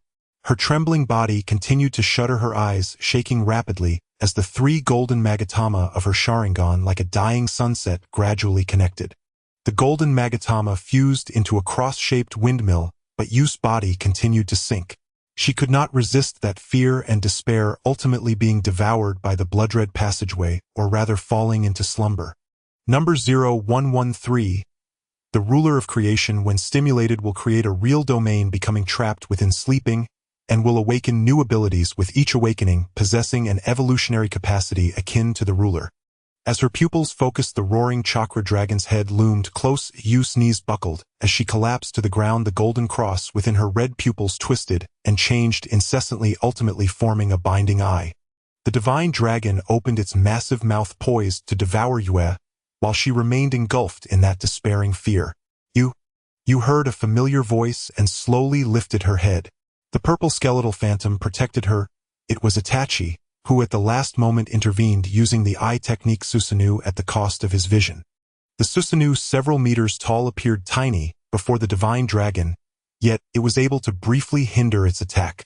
The dragon roared its 5 claws, slashing, dismantling the entire right shoulder of the skeletal Susanoo. Itachi continued to inject chakra into his eyes, black-red blood trickling down the corners, but the agonizing pain did not prevent him from revealing a gentle smile. "You don't be afraid, you go first. I will hold him off." Yu asked tremulously, "Why are you standing in front of me? You are all just illusions. You shouldn't be here. According to the plan, you should wait for Sasuke to grow up." Itachi smiled softly, "I am merely protecting my sister." Lowering her head in silence, biting her lip, Yu slowly stood up and walked past Itachi, leaving behind her first heartfelt words, "Thank you, brother, I'll handle the rest." Itachi wore that gentle smile, the Susanoo enveloping the two, gradually fading away. Leaning against the solid earth, he watched Yu's figure walk away. Though she was moving further, she had finally drawn closer to him. The divine dragon roared as it approached. Yu raised her right hand in midair, summoning 9 knives of different forms which rotated in the air, merging until they transformed into a cross-shaped long sword. The wild wind howled, torrential rain poured down, and the divine dragon opened its mouth to bite. You looked up, and within her red pupils was a uniquely golden binding eye, her exclusive kaleidoscopic Sharingan right eye eternal kaleidoscope Sharingan technique fear, left eye eternal kaleidoscope Sharingan technique despair. In the gaze of the golden binding eye all beings lamented, endless despair and fear surged within the hearts of any sentient beings. This ocular technique could not even be evaded by the transformed chakra. The dragon's eyes reflected those intertwined golden and red eyes witnessing the god who could crush the starry sky with ease, helplessness turning into fear, making it sluggish and wither. The colossal divine dragon shattered into purple shards cascading from the sky like a brilliant meteor shower. The tailed beast power drawn in was restored, and you grasped the cross sword red-white, and purple chakra surged into it, causing it to emit a faint glow. This was the 10th sword formed by the fusion of the 9 demon blades, named Saint with the purpose of acquiring the power of the 10 tails. Nagato struggled to stand with the aid of a wheelchair, his clothing drenched in blood, face pale and eyes dim. He still raised his hand to control the outer path golem to attack you. The colossal hand came crashing down once more. You simply swung the cross sword toward the sky, and the outer path golem emitted a tremendous groan as its entire arm was instantly covered in countless cuts. The massive hand like a ridge was sliced into several pieces. You leaped upward, stepping on a fallen wooden block. Reaching the highest point, she gracefully jumped, brandishing the dazzling cross sword, and plunging it into the forehead of the outer path golem. The cross radiance illuminated the mountains, and when the light faded, the towering wooden giant had vanished without a trace. The onlooking crowd silently swallowed their saliva, turning to look at their leader, who was already at the end of his strength, his arms supporting the wheelchair nearly giving way. You walked through the rain holding the cross sword that emitted a shimmering white light. The torrential downpour fell, yet not a single raindrop dared to touch her. Nagato accepted his fate, collapsing to the ground, expressionless, waiting for the final outcome. You pointed the sword tip at Nagato and said coldly, "This world needs Akatsuki, but not the Akatsuki you lead. Revive him. I will eventually leave here, and he will be qualified to take over the world I created." Hearing this, Nagato's once dim eyes gained a glimmer of light. He did not doubt. How could such a victor deceive a dying man? Moreover, he had initially planned this to use violence to create a better world, letting the world hate him alone. In sacrificing himself to revive Yahiko, he intended for Konan and Yahiko to continue living in a better world. Struggling to raise his hands, he formed seals, using his life as a cost to activate the Rinne Tensei no Jutsu. Enma appeared, releasing the soul that had been deeply hidden. With golden hair and an always sunny smile, he was the creator of Akatsuki, named Yahiko. Yahiko awakened in confusion, looking around bewildered, yet he instantly recognized the skeletal figure that resembled a withered bone, his brother who had fought alongside him. He launched an attack on Yue, who gently slapped him away. Konan caught Yahiko. She had only altered a small part of his consciousness and emotions. She had not forgotten their shared experiences. Yahiko cried out Nagato's name but could not break free from Konan's grasp. You glanced at the dying Nagato, forming seals with one hand while speaking in a voice only he could hear. This illusory world also has its reasons for existing. Nagato closed his eyes, and Yu's hand seals halted. This was her first time using sealing ninjutsu against an enemy. It was the simplest fireball technique, yet also the most terrifying fireball technique. People looked up, speechless in shock. The sky, once a curtain of rain, was now covered in red. Countless fireballs replaced the raindrops, falling and crashing down relentless. The explosion drowned out the cries. The entire land of rain was engulfed in flames. Yahiko watched all of this, and this scene, akin to a hell on earth, turned his eyes red. Where was the peace he sought? Heiju returned to the cavern behind the waterfall and slipped into the empty pitch-black tunnel, murmuring to himself that failure mattered not. Wait another 1,000 years, 10,000 years, and success would come. Footsteps sounded in the darkness. Heiju melted into the wall in caution. The newcomer chuckled softly, "Don't be nervous, Ju. Yao Shurdo." Heiju peered out, puzzled. Yao Shurdo pushed up his glasses, a strange smile curving his lips. "Lord De Shi-wan knows of the De Tongmu clan. He is conducting a magnificent experiment and sent me to tell you, assist Yu Ji Bo Yu. Help her gather all the tailed beasts. Lord De Shi-wan will need her power. In return, Lord De Shi-wan will help you rescue De Tongmu Hui." Heiju was so astonished that words failed him. After a long moment, he rasped hoarsely, "How do you know my mother's name?" Yao Shirdo gave his glasses a light push and smiled wickedly. "Lord Dashi-wan never breaks his word. The choice is yours." With that, he dissolved into a curl of white smoke and vanished. Panic gripped Heiju. His plan, kept hidden for a lifetime, had somehow been discovered by others. The lightless tunnel swallowed him whole. After long solitary reflection, Heiju ultimately returned to the hellish Yujigwa. He prostrated himself before Yue, all 5 limbs splayed, eyes full of awe, and with a hoarse voice spoke, "I am Heiju. I vow to lead the Shao organization in eternal allegiance to my..." Xie's right arm hardened into a blade, his gaze cold, as he aimed straight for Heiju's throat. To him, this mysterious man brimmed with lies and was not to be trusted. Cut him down at once. Heiju neither dodged nor flinched. At the very last instant before the blade fell, he cried out in a shrill voice, "I possess clones across the world that can deliver any intelligence to Lord Huaying. Lord Huaying, spare my life." Yu lightly grasped Xie's arm, a smile at the corner of her mouth. Her eyes flicked over Heiju's groveling posture with curious amusement as she said, "Very well. I command you to lead those renegade shinobi and establish an intelligence bureau belonging to my to watch over this world for me." "You?" Xie questioned, but his hand returned to its normal form as he withdrew it from Heiju's neck. Yu smiled without a word, raised her hand, and gathered a surge of chakra that condensed into a deep black sphere in her palm. She hurled it into the mounting inferno, and a flat road unfolded before them. She lowered her hand and turned to stand not too far from Yu Ji-bo-yu. "Do you still intend to hold to your plan, brother?" she asked. Yu Ji-bo-yu lifted his head, and with a gentle smile and an even tone replied, "Do not worry about me, Yu." Yu turned and followed the newly formed road. Xie cast a cold glance at Heiju, still prostrate on the ground, then strode after her. Only after Yu had gone did Heiju dare to rise. His pupils flicked toward Yu Ji-bo-yu at his side, then in a brief instant shifted to look at the utterly dead Chongmen. Hey, what on earth is happening?" Yu Ji-bo, too long ignored, suddenly leapt up, lunged forward, grabbed Heiju by the collar, and demanded angrily for answers. Heiju's expression was icy, as if the earlier humility had never existed. Dai Tu raised his fist and demanded an explanation, though deep down he already suspected the truth and refused to accept it. "Trash," Heiju said with a voice devoid of human warmth. Dai Tu was stunned, then a sharp pain bloomed in his abdomen. Looking down, he realized a black rod had pierced him. Heiju lifted his hand and blood droplets scattered as the black rod was withdrawn. Dai Tu staggered back, his steps unsteady, and coughed a mouthful of black blood. Heiju reached out, plucked an eyeball from Dai Tu's face, and pressed it into his own. In an instant, Dai Tu lost everything. Gravely wounded, he collapsed to the ground, pale and dying. In his final moments, though he had no eyes, a light seemed to approach. Close enough for him to recognize it as the belief that kept him alive: Yi Yuan Lin. The girl who always smiled, the girl forever gentle. His beloved Yi Yuan Lin. He had spent his life striving but ultimately failed to build a world in which Lin could live. With his last strength, Yu Ji-bo Dai Tu uttered the final words.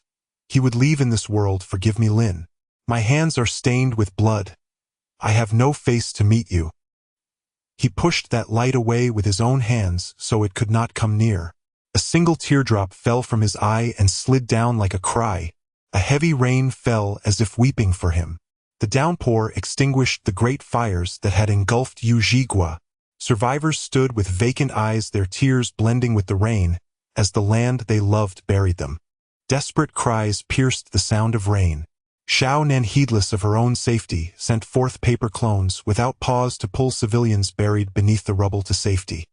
Until her chakra was spent, she strained, using her hands to try to pry open enormous stones.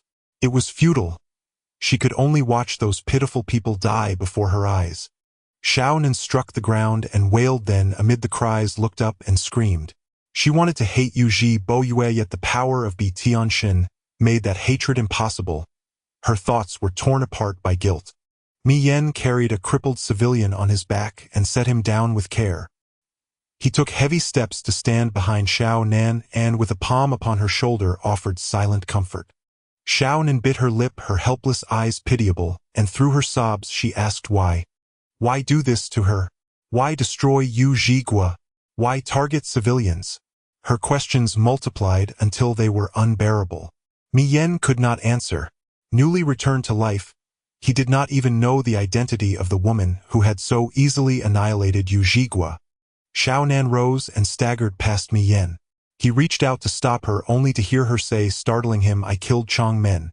After a half-second of shock, Xiaonan spread her white paper wings and vanished from sight. Mi Yen cried her name into the rain. Only the downpour answered. Mi Yan's calls went unanswered. He turned to the survivors. The despairing people saw his slightly youthful face. Meeting them one by one, he picked up a ninja forearm guard engraved with Yu Jigua's emblem from the rubble and tied it to his brow. Under the sudden deluge he smiled.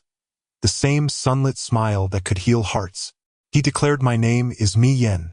I will strive to create a world where everyone may live in happiness. No one replied at first, but Mi Yen did not falter. He shouted on, I need you. This nation needs you. Stand. There are more comrades awaiting our rescue. Do not despair. As long as one life remains, there is hope. He repeated the call again and again until one person rose from behind the rubble, then two, then three. Mi Yan's radiant smile became the dawn of hope. As long as that smile endured, those broken by despair, and those who shared his ideals would follow him, believing he could fulfill that distant, impossible pledge. Just as the Shao once had. Is this it? Tch, how boring. In the midst of the torrential rain, several rogue ninjas from the Akatsuki organization wore varied expressions. The newly joined genius Daidara spread his arms and complained in disinterest.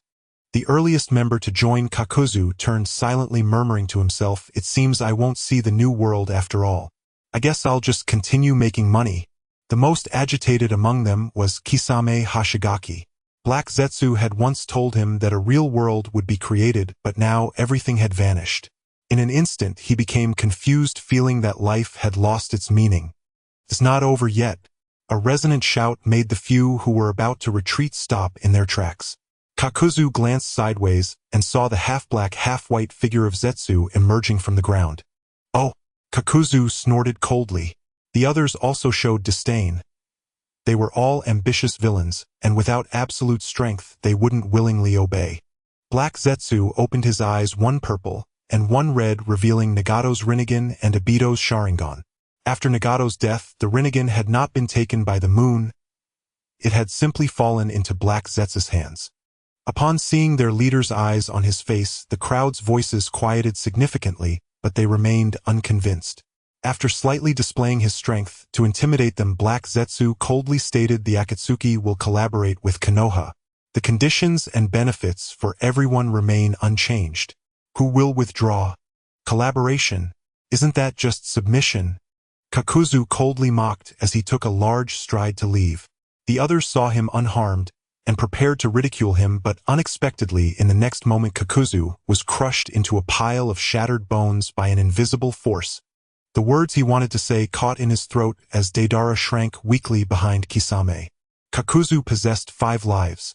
He utilized his second heart to resurrect himself, and casually pulled out 3 monstrous bodies forming hand seals to launch countless threads to attack Black Zetsu. Black Zetsu indifferently raised his hand and uttered the words that sent the others into disarray, Shinra Tensei. The endless threads were deflected. Black Zetsu once again clenched his palm into a fist and coldly snorted Rinne Tensei Oblivion. A bizarre scene unfolded. Kakuzu's 3 monstrous clones were all crushed in turn by an invisible force. Seeing this, the others abandoned the thought of retreating, silently continuing to observe the spectacle. Kakuzu was also in a state of panic. He only had 5 lives left and had already lost 3. He still couldn't grasp Black Zetsu's moves, and in extreme fear of death, he clenched his fists and shouted, "What kind of nonsense is this, God? It's all a scam. It seems anyone can use these eyes, right? As long as one possesses these eyes, they can call themselves a god." Upon hearing this, the remaining villains had their own thoughts but still remained uninvolved. Kakuzu cursed them in his heart. He originally intended to sow discord among them to make them fight for the Rinnegan, creating an opportunity for himself to escape, but unexpectedly, his companions were quite clever. After living for so long, would Black Zetsu not recognize such childish schemes? He immediately spoke to those with ulterior motives, saying such eyes can only be used by those with the qualifications of a god. From the very beginning these eyes belonged to me. Nagato no Pain was merely a puppet I selected to put on display. Now these eyes are simply returning to their rightful owner. Due to Pain's failure, I will personally continue to carry out the organization's plans. Upon hearing this, Kisame Hashigaki, who had just appeared dejected, immediately became excited. He knew that Black Zetsu was the true creator of the Akatsuki organization, and was also the one most deeply brainwashed by him, believing these words without doubt. Kakuzu found a way out, and immediately shouted, "I see, since the plan hasn't failed, what reason do I have to withdraw?" Thus the remaining members of the Akatsuki were subdued by Black Zetsu's force. Uchiha Itachi quietly stood beside Kisame. Black Zetsu noticed him but chose to ignore him.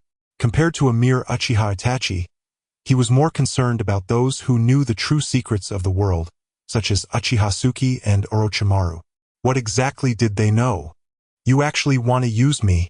Sorry, I am the cunning old fox. You will ultimately become the tools I use to save my mother. Hihaha.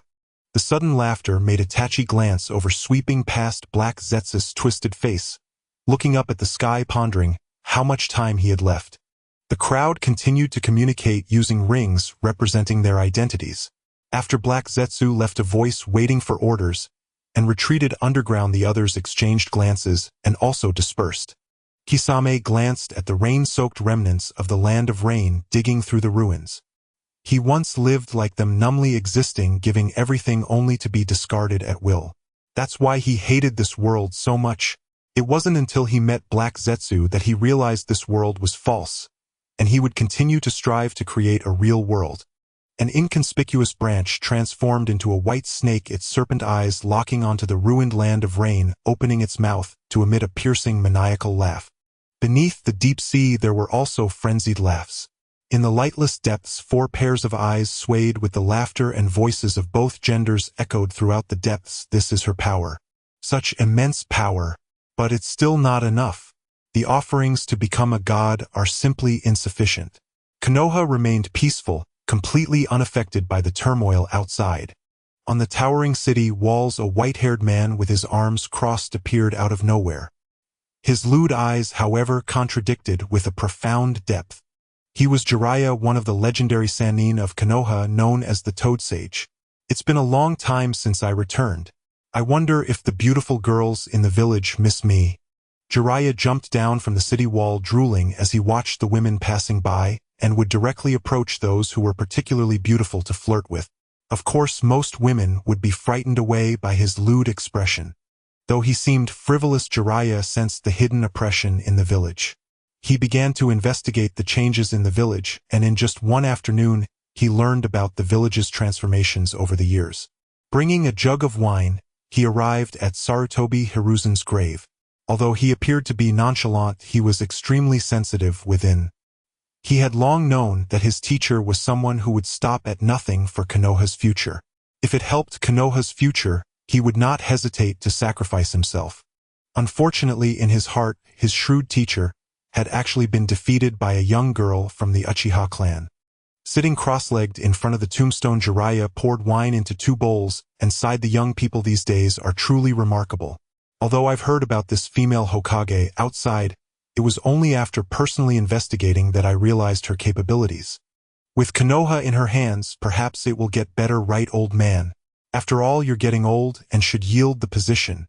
1 person and 1 grave. They talked until dark, and only when the wine jug was empty did Jiraiya slowly rise and reveal a helpless smile. But this Hokage's ambition surpasses everyone's. Even Konoha is a victim of hers. What will you do, old man? Inciting disputes, arming civilians, expanding hatred, waiting for the world to wail in pain, waiting for the people to struggle and resist. She will find reasons to march forth and create chaos to quell the chaos. She wants to become a saint. I want to see what kind of courage she possesses. Jiraiya shouted at the shadow of the tree, startling the Umbu, who were monitoring him, causing them to quickly retreat. Unexpected. He differs from those mediocre souls. Within such a short span he has already discerned one crucial thread of my design. Anue rested her chin upon interlaced fingers, a faint enigmatic smile playing upon her lips. Before the desk knelt a figure clad entirely in black, the Umbu, whose gaze flickered covertly toward Yu's profile.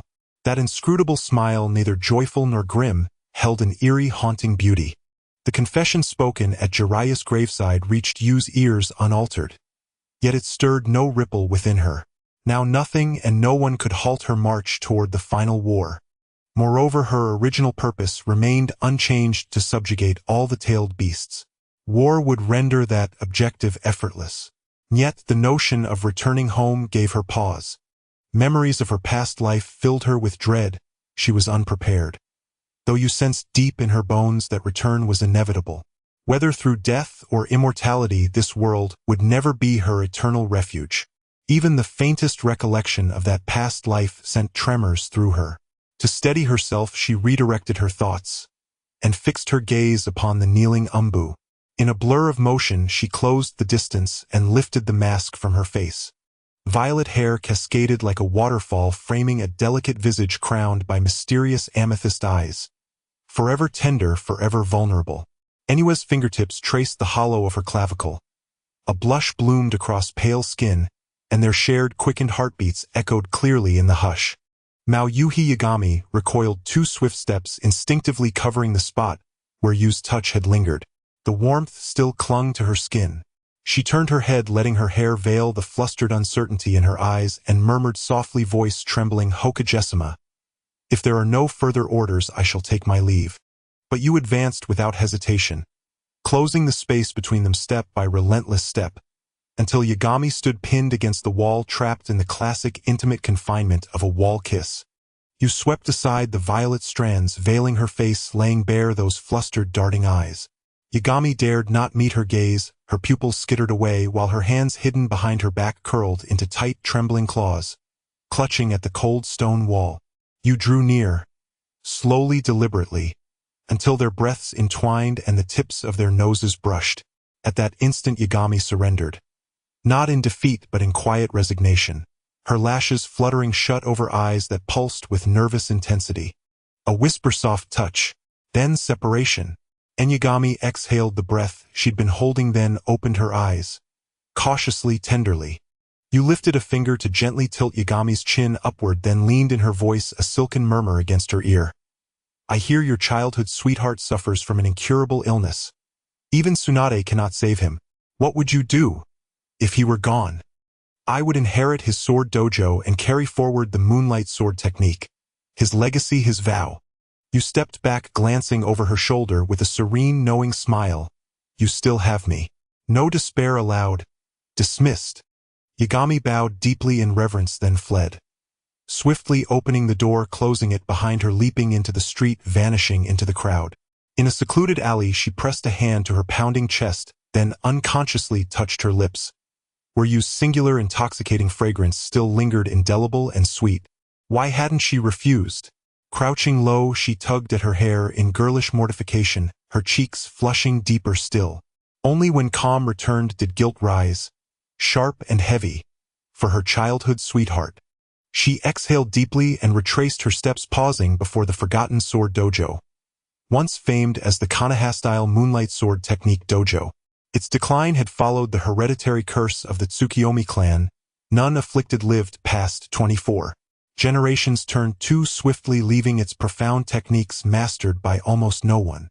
Now only Yagami had neared its threshold.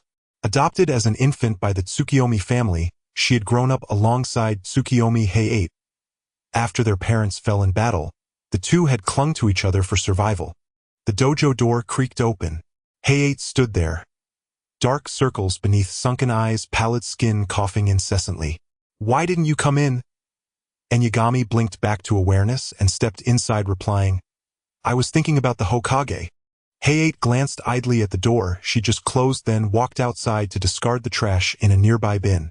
He sat on the dojo's threshold, lit a cigarette, and coughed between slow, thoughtful drags. This dojo had become their burden, sustained now only by Yagami's high Umbu salary. When he died, she would surely cling to it. And then, what would become of her?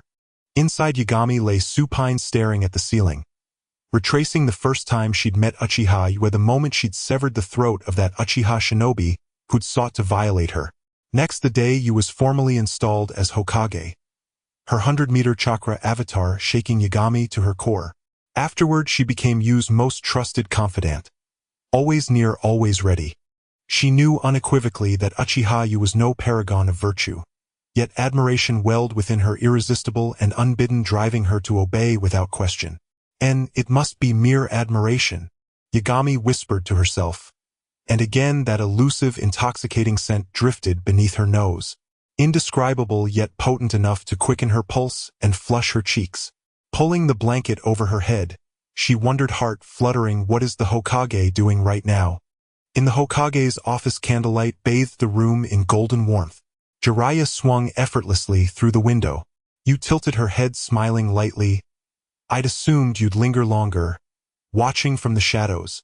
Pity you didn't go further. Jiraiya scratched the back of his head with an awkward chuckle. Then his expression-hardened voice edged with warning. You slaughtered the Yamanaka clan. Don't you fear retribution from his 3 disciples? Yu's smile never wavered, her eyes curved like crescent moons as she replied, calm and unshaken, no. A killing chill filled the chamber, a palpable, suffocating aura of slaughter. Jiraiya felt it keenly, yet even more astonishing was how every cell in his body ignited with primal alertness, an unmistakable signal of mortal peril. He'd felt this only once before, in the presence of Sanshuo Hanzo. This woman could end me in an instant. And Jiraiya's face shifted instantly, back to easy grin, as he asked, deceptively light, fate walks its own path. But can your power truly bear the weight of your ambition? Though I wander far and wide, Konoha remains my home. You've only glimpsed part of the truth. Today Konoha stands unrivaled, stronger than any nation. Should I will it, a sovereign state could crumble to dust in a heartbeat. Chakra is the shinobi's weapon. Technology is humanity's. Yu's narrowed eyes slowly widened, her smile turning sly, almost spectral. The age has changed, Jiraiya. Can you guarantee other nations won't acquire weapons equal to yours? Jiraiya frowned, pressing the question. Eniwa twirled a finger once in the air and replied, then this world shall have no other nations. And he feigned bewilderment, chuckling weakly, goodness. Today's youth are truly terrifying. I think I'll be off now.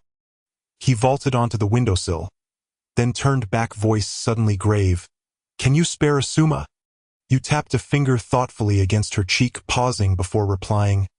I'd nearly forgotten him. Very well. So long as he never returns to Konoha. Jiraiya departed, face shadowed with grim resolve. Uchiha Yu was far more dangerous than he'd imagined. He would seek the sage toads, seek answers about her future. No, Lord Hokage. Yugugo Yujito turned her flushed face aside, evading Tsukuyomi's reaching fingers. Their posture was highly improper. Yujito had intended only to deliver the plea for aid from Amigakure to Tsukuyomi, but was abruptly seized by the wrist and pulled across the desk. Now they stood face-to-face, separated only by the narrow surface, their cheeks nearly touching. Just as Yujito faltered, flustered and unsure how to proceed, an elder knocked softly on the door. His gaze respectfully averted from the intimate scene. Tsukuyomi withdrew her hand. Yujito hastily donned her mask and fled the room like a gust of wind. Only then did the elder lift his eyes and bow deeply in solemn report.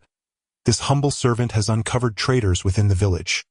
Individuals who secretly undermine the Hokage's authority by spreading slanderous rumors. I beg your permission to purge them without delay. Tsukuyomi's eyes darkened with quiet frost. A faint, inscrutable smile lingered at her lips as she spoke slowly. Such matters require no concern. They unfold precisely as foreordained. In a few days, the Elder Council will find itself too occupied to rest. Tell me, Elder, does your frame still bear the strength of youth? Though my years weigh heavy upon me, I remain fit to lead armies into battle, to eradicate every obstacle standing before the Hokage. The Elder's voice dropped to a low, fierce growl. Tsukuyomi smiled faintly and extended a sheet of parchment she had prepared in advance. The Uchiha Elder's eyes flared with sudden brilliance. His fingers instinctively tightened around the paper's edge, stirring the dormant warrior's fire deep within his soul. His snow-white hair billowed as his stooped frame straightened with regal vigor, his pupils blazed crimson, the Sharingan igniting in fervent awakening.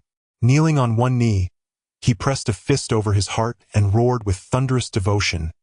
This vassal pledges absolute fealty to his sovereign. Tsukuyomi raised a hand toward the empty air, waiting until the elder rose before murmuring softly, "Disseminate this decree worldwide. Spare no expense. 1 month hence our blades shall pierce the heavens themselves. By your command."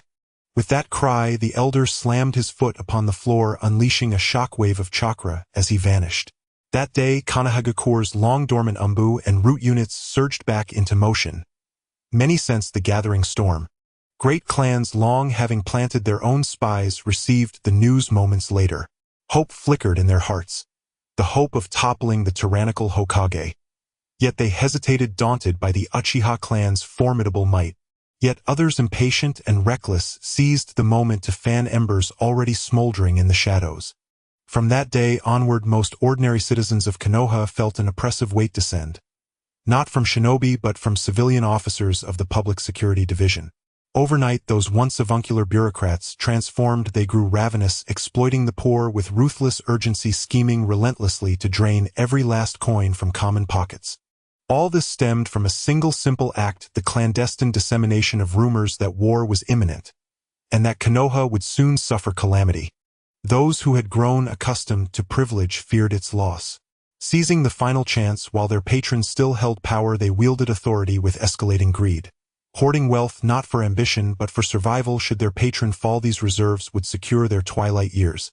Amid the upper echelon's willful silence, this corruption festered unchecked, giving rise to atrocities that stirred heaven's wrath and humanity's grief, such as the fate of an orphaned girl and her family.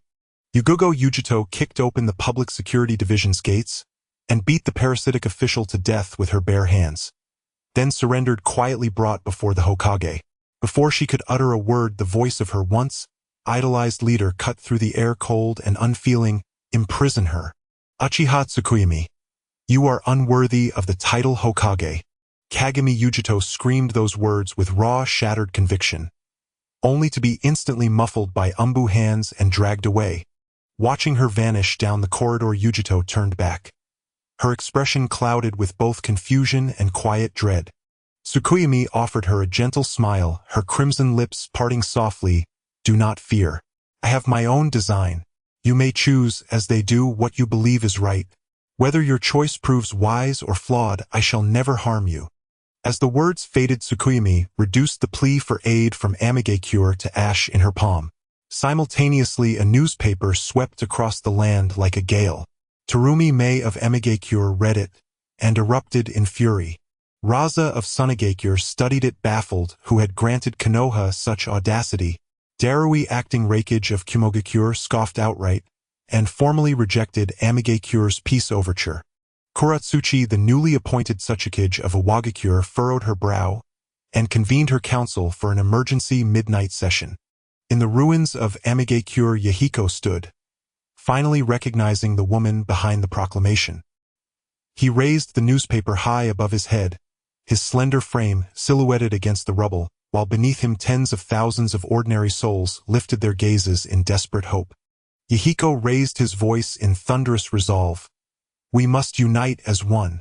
We need more brothers and sisters. We shall end this unjust age. For fairness, for peace, we ignite revolution and fight to our very last breath."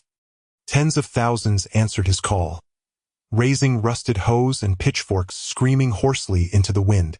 Forward, to liberate our kin, to rescue those crushed beneath shinobi tyranny, to pull them from despair. Our destination, Kawagakure.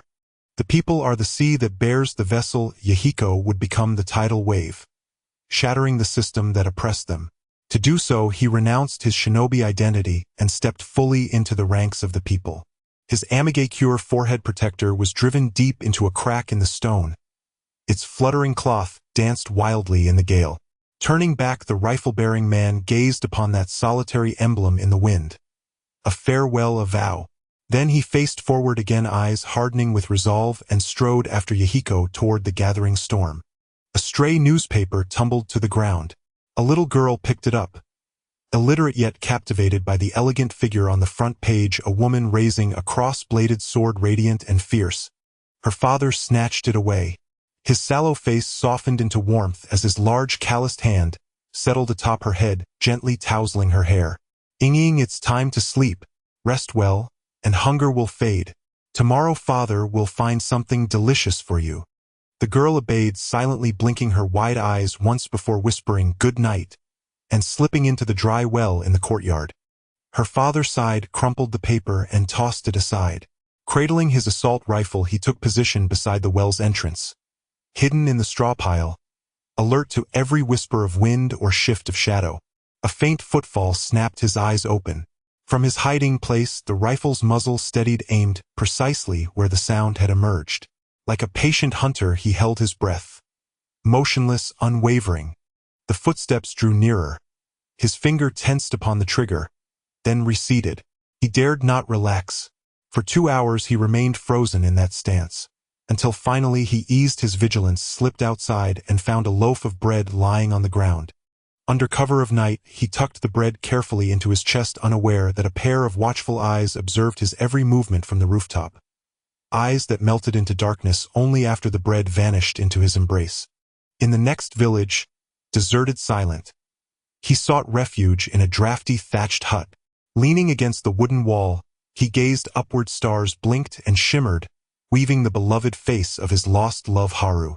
Tears welled, hot and helpless, as he whispered brokenly into memory, "Haru, I ache. Because of me this nation has crumbled. Was my conviction truly just? An unremarkable beetle observed it all. In a dream I beheld the celestial deity who grieved for the sufferings of mortals and bestowed upon me the sword of judgment, entrusting me to end this age of chaos and restore peace to the world." The cruciform sword raised high above blazed with radiant light. The maiden wielding the sacred blade possessed ethereal divine beauty. Yet the crowd's gaze was riveted not on her visage but on the crimson slogan inscribed beside her, "Restore peace to the world." Was it truth or illusion? None could say. Yet one thing was certain: the claim that Uchiha Gatsu had been divinely commissioned had already spread across all lands, and that in itself was enough. Hidden beneath the Death Forest, Konoha's clandestine military base housed dozens of towering iron giants. Beyond them, carved deep into the mountain's hollowed heart, stood over 100 steel avians, motionless yet poised for war. A concealed wall dissolved into mist as Jiraiya leapt down from the cliffside, craning his neck upward to behold the colossal iron birds and titanic figures. Truly awe-inspiring. Yet, compared to the great toads of Myaboku Mountain, they seemed almost unremarkable. Is this the source of her confidence? Jiraiya murmured to himself, sprawled atop one of the steel avians. These weapons can be wielded even by ordinary men. A voice echoed behind him. Jiraiya turned and found himself face-to-face with Hyuga Hayashi. Hayashi reached out his palm, gliding over the cold, unyielding steel. She calls them fighter jets, machines capable of flight. Under their indiscriminate bombardment, even Jonin can only hope to survive. In the shinobi world, fewer than 10 practitioners possess the ability to fly. With no one left to stand in her way, perhaps the age of the shinobi is drawing to its final dusk. Jiraiya's brow furrowed faintly. He said nothing, only nodded solemnly to Hayashi before tearing open a scroll behind him and vanishing into the distance. Hayashi lifted his gaze toward the cavern's entrance, where the iron giants loomed against the dim light. He hoped his words would bear weight, not out of loyalty but calculation. The Hyuga clan, having risen through commerce, never staked its fortune blindly on a single cause. He stood here because the Hyuga's Byakugan was nature's perfect targeting system. Outwardly, the Hyuga clan had submitted to the current Hokage and become the first cohort of firearm operators. With a silent sigh, Hayashi ascended to the upper level, the assembly plant, where endless streams of firearms rolled off the line destined for sale across foreign nations. A truck laden with ammunition roared past him. His pale, unblinking eyes tracked the tire marks receding into the distance, the shipment bound for the borderlands of the land of rivers vast in quantity. Reinforced wheels churned up dust clouds. The uneven road ahead was brutally flattened by the lead armored vehicle's treads. Amidst wind and snow, the armored vehicle halted before a makeshift mountain fortress gate. A group of civilians, faces veiled by scarves, jointly heaved heavy chests brimming with gold and silver onto the frozen ground. A figure emerged from the vehicle, his blood-red eyes instantly piercing the shadows where hidden assassins lurked. He sneered in disdain, ordered his men to inspect the coins, confirmed their authenticity, and with a curt gesture had every chest hauled aboard the armored vehicle before departing without uttering a word. The trucks overflowing with rifles and ammunition were part of the same exchange. One veiled figure pulled open the cargo hatch, revealing row upon row of cold, gleaming firearms. Yahiko strode forth from the fortress and planted his banner at the vehicle's prow. Crimson from edge to edge, its upper left corner bore 7 white stars, hand-painted by Yahiko himself, symbolizing the Red Revolution. His followers called themselves the Revolutionary Army. Weapons from Konoha were placed into the hands of grown men, who cradled them like sacred relics, eyes fixed reverently upon their leader. Yahiko stood beneath the red banner and raised his hand in salute. Thousands mirrored him instantly. A salute requiring no kneeling, embodying equality, dignity, and shared resolve. "Liberate the land of rivers!" Yahiko cried. The crowd roared in unison. Engines revved, and the convoy surged forward toward the nearest town. Gunfire heralded the dawn of change. Rogue shinobi reveling in cruelty collapsed in pools of blood. A kindied woman knelt beside a man trembling on his knees, medical pack in hand, her voice clear and steady. "Rise. The people's army has arrived." Most rogue shinobi were mere amateurs, easily felled by a single bullet. Yet a handful possessed eerie, unpredictable techniques. Alas, they fought without cohesion, and were shredded to pieces by storms of lead. A few skilled escape artists slipped away, only to be ensnared beneath descending iron nets dropped from above. The Revolutionary Army was not composed solely of civilians.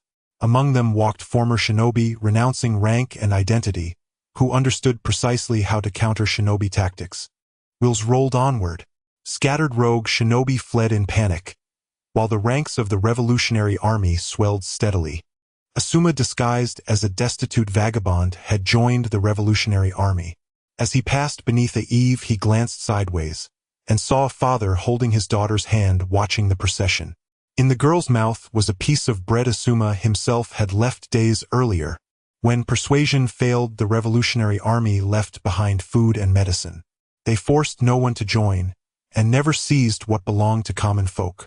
Instead, they offered aid without condition. The father bowed deeply in gratitude as the army departed. Though his heart burned with fervor, his daughter's youth tethered him. He declined their call to arms with quiet dignity. "Ying, let us go. This place will soon grow perilous," the father said, gently ruffling his daughter's hair with a tender smile. She tilted her face upward, eyes wide and innocent. "Papa, where are we going?" He withdrew a yellowed map from his sleeve, paused in thought, and replied, "To the land of fire. They say it is the only nation untouched by war."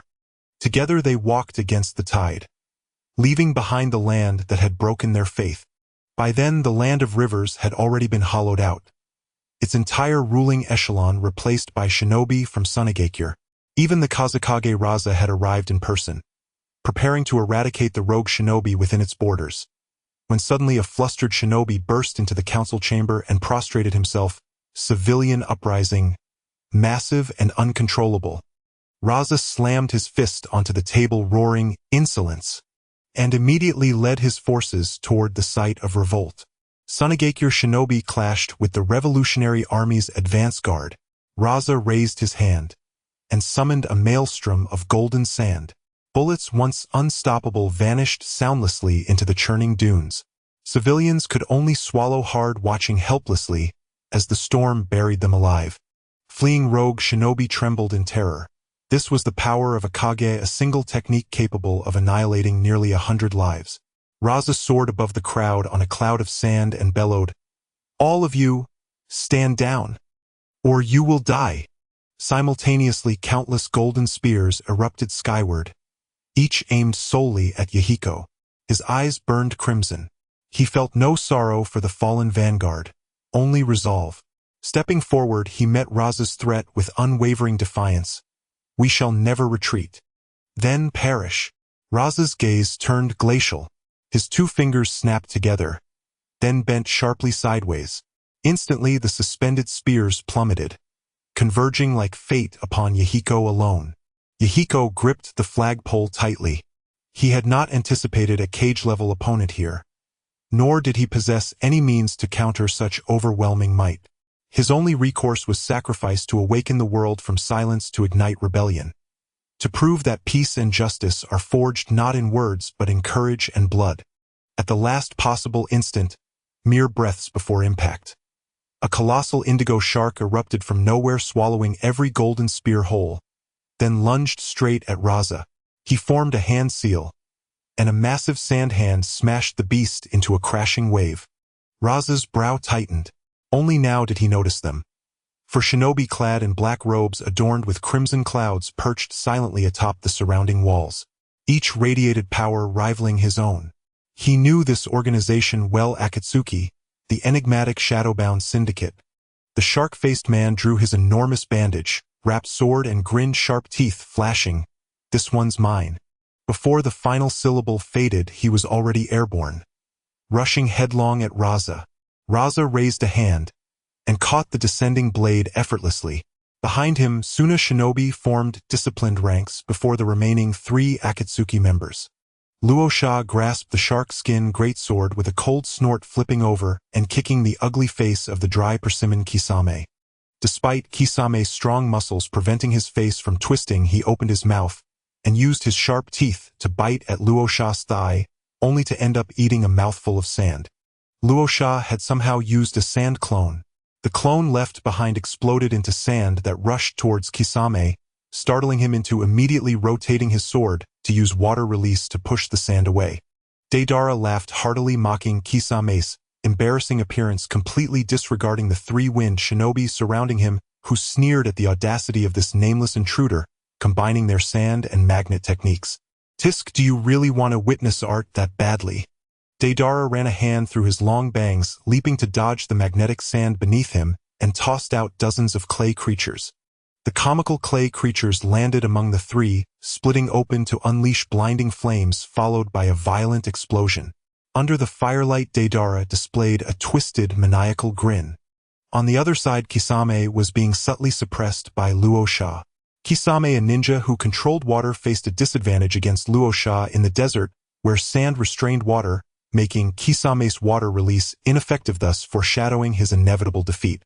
The other 2 members of the Akatsuki organization were Itachi and Jubi. Itachi was notorious across the 5 nations, and the 5 wind shinobi surrounded him, their expressions tense, yet none intended to strike first. On the contrary, Jubi faced just 1 opponent, and the 2 had yet to make a move. The standoff did not last long as Luosha unleashed his sandstorm burial, wrapping Kisame in a cocoon of sand suspended in the air. Luosha's fingers curled, and if he closed his fist, he would crush the cocoon, leaving no chance of survival for the one trapped inside. Believing he had taken a hostage, Luosha turned to question the remaining 3. What do you want? Black Zetsu had no interest in banter, his gaze dropping to the fierce-looking Gaara, the Jinchuriki they were searching for. Seeing no response, Luosha increased his grip, the sand cocoon tightening, and Kisame let out a pained roar from within. Black Zetsu would not watch his last follower die. He spread his fingers towards the sand cocoon, and everyone saw the purple swirling eye. Shinra Tensei. The brief 4 words were devoid of emotion, yet unleashed an unstoppable shockwave that shattered the thick sand cocoon. The yellow sand fell like rain, and Luosha's pupils trembled. Was his ultimate technique broken so easily? What do you really want? Luosha shouted angrily, attempting to negotiate with them. Black Zetsu pointed at him and declared loudly, by the command of Uchiha Tsuki, for the crimes of invading the land of rivers and disrupting the peace of the world, we execute the holy judgment on the 3rd Kazekage Luosha. Ha ha ha, don't be ridiculous. Konoha is the true culprit behind everything. They are the ones who turned the land of rivers into this state. Luosha appeared manic on the surface but remained calm inside, wanting to expose Uchiha Tsuki's crimes to the world. Black Zetsu did not stop him. Luosha caught this hint, realizing the Akatsuki was not completely loyal to the Hokage, and a desire to sway them arose in his heart. He continued, "Don't be deceived by her appearance, O Uchiha Tsuki. is in fact highly ambitious. She first used Asuma to gather wandering ninjas in the land of rivers, plunging it into chaos. The Wind Village is here to save the land of rivers. We were just discussing plans to eliminate the wandering ninjas when Uchiha Tsuki cleverly instigated a war between the land of lightning and the land of water and personally killed the third Tsuchika Jinoki in the land of grass, concealing the truth and causing conflicts between Iwa Shinobi and Kusa Shinobi. The one truly responsible for instigating the war is her Uchiha Tsuki. Yet now she still claims to be restoring peace in the world, treating everyone as fools. These words left the thousands watching in shock. Asuma, among the crowd, suddenly spat out a mouthful of blood, realizing that his escape had also been orchestrated. He had been a pawn all along. Only after Luo Sha finished speaking did Black Zetsu sneer. One-sided words slandering the sovereign deserving of death 1,000 times over. After saying this, a powerful suction force emerged from his palm. Luo Sha immediately formed seals, summoning countless yellow sands to transform into 2 giant hands to strike at him. Black Zetsu quickly redirected his hands to disperse the yellow sand. Luo Sha attempted to form seals again to use ninjutsu, but unexpectedly the freed Kisame transformed into a half-shark half-human form and lunged at him. This was Kisame fused with the great sword shark skin, greatly enhancing his physical abilities. While Luo Sha defended against Black Zetsu, he also parried Kisame's punches and kicks, but in a moment of distraction Kisame struck him away. The other Wind Shinobi, seeing this, stopped watching and unleashed their signature techniques to attack the Akatsuki members. Kisame cackled, pursuing Luo Sha's figure, his claws raised above his head, ready to tear Luo Sha apart, but was obstructed by 3 puppets. By the time he shattered the puppets, Luo Sha had already created distance. For the moment, safe Luo Sha felt no desire to fight. He glanced at Deidara, who was bombarding everything, and then at Itachi, who was handling 5 opponents effortlessly. A mysterious black and white figure stood behind him. He needed to put forth all his effort just against Kisame, let alone the other 3. Remaining calm, he knew he could only escape. He turned his gaze to Gaara, who was crossing his arms, and immediately flew towards him with Kisame in hot pursuit. Black Zetsu raised his hand and crushed the skull of the nameless Wind Shinobi in front of him, watching Luo Sha advance with a satisfied grin. Humans are truly ugly. Luo Sha reached Gaara's side and coldly commanded, "Stop them." He then raised his hand to gesture for the others to retreat. The Wind Shinobi complied and began to withdraw, but Kisame and Deidara were having too much fun chasing after the tails of dozens of Wind Shinobi, killing one as they went. Gaara showed a murderous resentment towards Luo Sha, but still complied, waving sand to try to intercept Kisame's path. The sand hand he sent out was casually swatted away by Kisame. He was still considered a relatively strong Chunin, presenting no threat to Kisame. Yet Gaara knew he could stop them. Resentment, unwillingness, hatred intertwined in his eyes. He was the monster in people's mouths. In his world, everyone hated him, and he felt he should not exist in this world. Gaara let out a heart-wrenching scream, a surge of powerful chakra exploding from his body, countless grains of sand spewing from his mouth, forming a monstrous arm covered in black runes. A storm descended from nowhere, a piercing shriek resonating throughout the land of rivers. Kisame became excited, wanting to fight it, but was stopped by Black Zetsu, who urged him to continue pursuing Luo Sha. Kisame laughed, madly sprinting, while Black Zetsu gazed at the gradually forming monster, muttering to himself, "This is the power of Mother, you thieves. Fall back. Shield the elders and children in the center. Do not run, maintain order." Miyabi shouted, directing the evacuation. The land of rivers was now engulfed by a raging sandstorm. The monster's shrieks grew increasingly distinct. This was no longer a battle ordinary people could intervene in. Miyabi felt a deep, helpless resignation. For civilians to challenge the authority of shinobi was simply beyond reach. Howling winds lashed the land as the storm's needle-like sands pierced surrounding buildings, turning them into pockmarked hives. Seconds later, the tempest coalesced into a swirling sphere and was devoured whole by a colossal beast. Bloated and ungainly, it bore the head of a raccoon dog, a single tail whipping behind it, its body armored in golden sand chakra seals. This was Shikaku, the one-tailed sovereign of deserts and magnetic shields. In truth, the tailed beasts were evenly matched in raw power. Each possessed unique traits and abilities governing distinct chakra natures. Only when united did they form the complete entity. Yet if measured solely by destructive might, the nine tails reigned supreme, followed closely by the one tail. Shikaku's eyes snapped open, unleashing a shrill manic laugh as it bellowed, "I shall slaughter every contemptible human." Then it dropped to all fours, opened its maw wide, and unleashed torrents of compressed air blasts, shattering human structures without restraint. Shikaku had never been truly tamed. It had always been forcibly sealed within successive Jinchuriki, breeding profound hatred toward humanity. Each time it broke free, it razed every trace of humankind in sight. Black Zetsu watched impassively as the beast ran rampant. Those rogue shinobi who lingered too long, mesmerized by the spectacle, became Shikaku's immediate targets. Air blasts erupted ceaselessly like inexhaustible torrents. Only when the entire area lay in ruins did Shikaku rear its head skyward and roar exhilarating. Black Zetsu then stepped forth, coldly sneering, "Wretched beast." Shikaku's enormous eyes flared wide. It opened its jaws and fired another blast. Black Zetsu raised a hand and met it heeding. The air blast dissolved into nothingness. Only then did Shikaku grow marginally serious, and upon beholding those eyes a flicker of recognition stirred. "Could you be that old man's descendant?" Shikaku spoke in perfect human tongue. Black Zetsu loathed those two filial sons above all else. Though Shikaku named no one, he knew instantly the old man was Hagoromo Otsutsuki. Merely hearing the reference ignited his fury.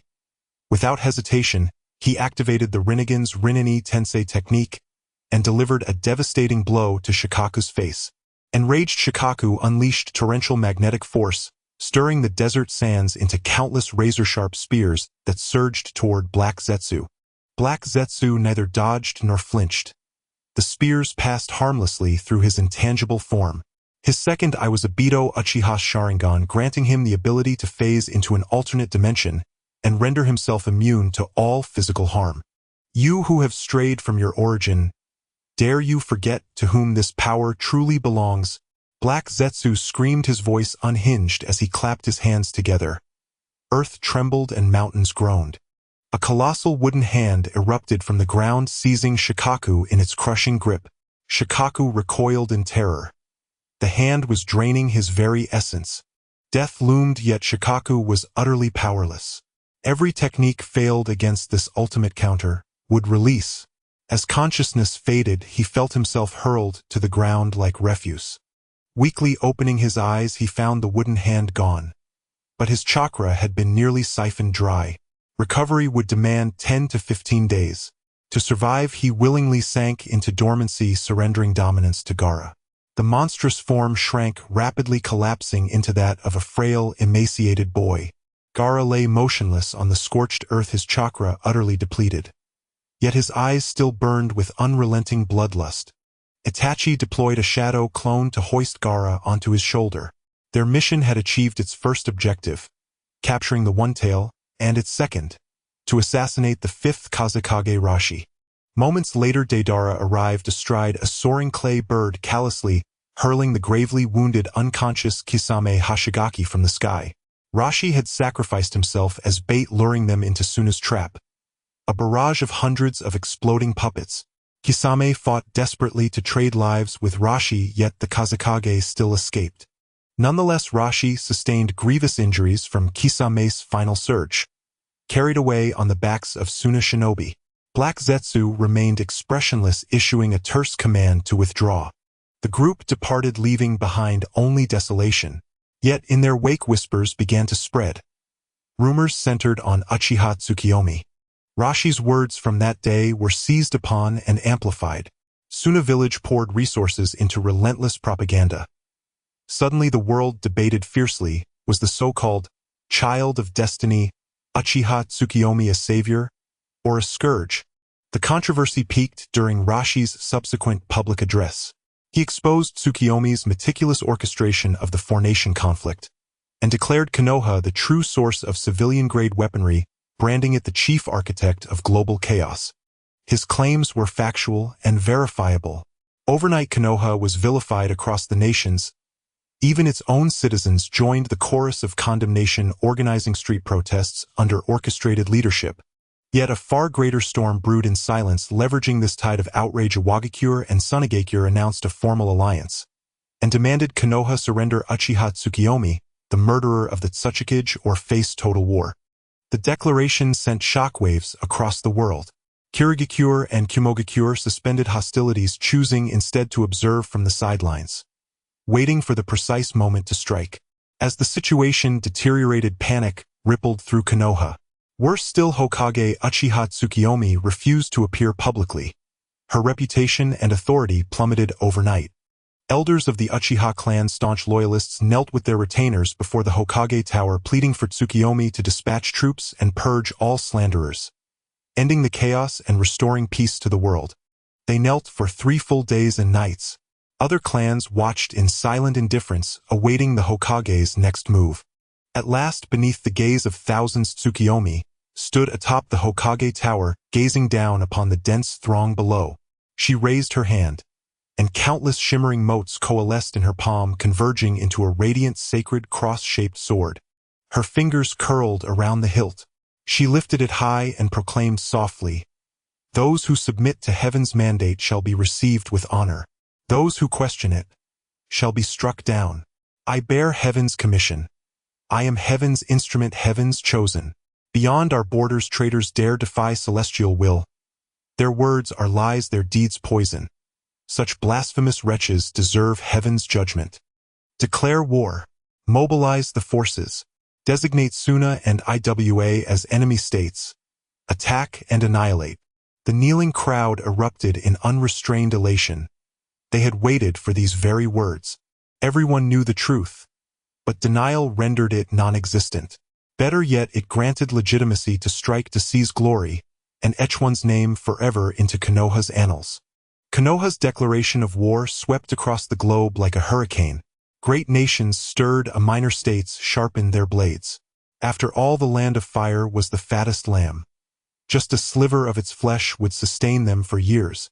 The moment Konoha showed even the slightest fatigue, those nations would turn their blades without hesitation toward the land of fire. The Gobi Desert was swept by swirling sands. Heiju dragged the barely conscious Four Tails Jinchuriki forward, his strange pupils fixated on the tattered newspaper in his hands, a wicked smile curling at the corners of his mouth. In the village of Takigakure, a neither large nor small nation civil war broke out due to the contributions of the roots of the leaves. Kakuzu and Haiden from the Akatsuki organization burst into this village, guided by a clone of Ju, quickly locating the Seven Tails Jinchuriki. After a fierce battle, the Seven Tails was defeated under Haiden's self-harming techniques, unable to even transform into its tailed beast form. Tossed back and forth, the Four Tails and Seven Tails were escorted to Konoha. In a bright prison cell, Gaara was restrained in a corner, his limbs bound by iron chains. The cell door opened and 2 weakened Jinchuriki were thrown inside along with Tsuki. Gaara looked up, his eyes filled with malice, his gaze locking onto Tsuki's neck. If he were not bound, he would attack without hesitation. Tsuki opened her palm. 3 oddly shaped weapons hovered in her hand. The first was a pair of blades as thin as cicada wings, nearly invisible in the sunlight. Tsuki plunged the twin blades into the abdomen of the Seven Tails Jinchuriki, accompanied by a pained grunt as the insect-like Seven Tails Shomei was extracted. It was very weak, likely having been drained by the outer path's Geto Mazo. It seemed Heiju had not given up on his plan to save his mother. Tsuki moved closer, stroking the Seven Tails' metallic shell, smiling as she said, "Join our ranks, and you will obtain true freedom." The Seven Tails could sense the chakra of the other 3-tailed beasts within Tsuki, and without much effort it merged with the twin blades after the 9 Tails illusionary fox growled in warning. The remaining 4 Tails had a corresponding weapon, a brown double-bladed spear. The 4 Tails manifested as a large red monkey, which shared a deep bond with its Jinchuriki. Emotional appeals were ineffective. Tsuki struck a deal with it by offering to spare the Jinchuriki's life, convincing it to become a demon blade, though it was not wholly willing, hence it did not gain its full power. Tsuki was indifferent. The power of the 4 Tails was inconsequential to her. What she needed to do now was gather all 9-tailed beasts to transform the holy sword into its complete form, while also preparing for the memories that were about to awaken. Whenever a tailed beast was subdued, she would recall certain events. Perhaps this was her self-imposed clue to liberation. Tsuki could only speculate. Next came the one-tail, its weapon form a golden crescent blade. Tsuki swung it, piercing Gaara's abdomen, forcibly releasing the one-tail. The weakened one-tail, stubborn as ever, declared it would never submit to human masters, and continuously taunted the nine-tails, calling it a cowardly lapdog. Enraged, the nine-tails pummeled it for a day. Crying out for help, the one-tail eventually ran to Tsuki, clinging to her leg and proclaiming its surrender genuinely this time. Tsuki found it amusing, having thought the one-tail would be the hardest to persuade, only to find that a good thrashing could resolve matters. With that, Tsuki had acquired 6-tailed beasts. The remaining ones were the 2-tails and 8-tails from the village hidden in the rain, and the 5-tails from the village hidden in the rocks. Tsuki raised her hand to throw a fireball, incinerating the 7-tails Jinchuriki. She waved to the Umbu, tossing the 4-tails Jinchuriki out of the village, then aimed her palm at Gaara once more. Gaara remained silent, his eyes still as dangerous as ever. "You are not a monster," Tsuki said, breaking the chains, and the newly freed Gaara refrained from attacking due to her words. Tsuki reached out to touch Gaara's head. His startled eyes flashed with panic, and the gourd beside him did not unleash its sand attack. "That sand is a gift from your mother. It will automatically attack anyone who seeks to harm you. She has always been protecting you, Gaara. Welcome to Konoha." Tsuki withdrew her hand, offering a smile and revealing some touching truths to Gaara before departing. Gaara was left alone in the cell, clutching the gourd like a helpless child. The malice and murderous intent in his eyes dissipated at that moment, hot tears wetting his cheeks, until the Umbu outside tossed in a piece of clothing and a key. Picking up the items, Gaara resumed his cold demeanor, looking at the Umbu outside the door and asking, "What do you need me to do?" The Umbu looked on with disdain and contempt, simply conveying the Hokage's orders. "You may leave Konoha at your discretion or stay. That key is for your assigned residence." Gaara ultimately chose to stay, perhaps because Tsuki was the first person to tell him he was not a monster. Later he was placed in Kakashi's Team 7, where he met Naruto, who shared a similarly tragic childhood. Despite their differing personalities, they often resonated with each other on many matters. On the third day of joining Team 7, Sasuke questioned how farm work could lead to growth. So he and Naruto sought out Tsuki, expressing their desire to leave the village for more dangerous missions. At this time, Konoha had issued a war ultimatum, and the entire village was engulfed in a tense atmosphere. Ninjas entered and exited the village daily. Sasuke was eager to showcase himself, and Tsuki agreed, allowing the 5-member Team 7 to head to the Land of Rivers to support the border. Kakashi rolled his eyes, thinking that taking over this princely team would lead to a life of leisure, but he found himself drawn into the flames of war once again. Hinata's father Hayashi Hyuga heard about this and approached Tsuki, expressing that while he would allow Hinata to leave the village, the mark of the caged bird must be engraved upon her, ensuring that the Byakugan bloodline would not leak out. Tsuki assured that someone would be watching over Hinata. Hayashi's gaze turned cold for a moment, then returned to normal as he stood up to take his leave. He understood the underlying meaning of her words, that if Hinata were captured, someone would secretly come to her rescue, or worse, erase her eyes. Though Hayashi appeared cold, he deeply cared for his family.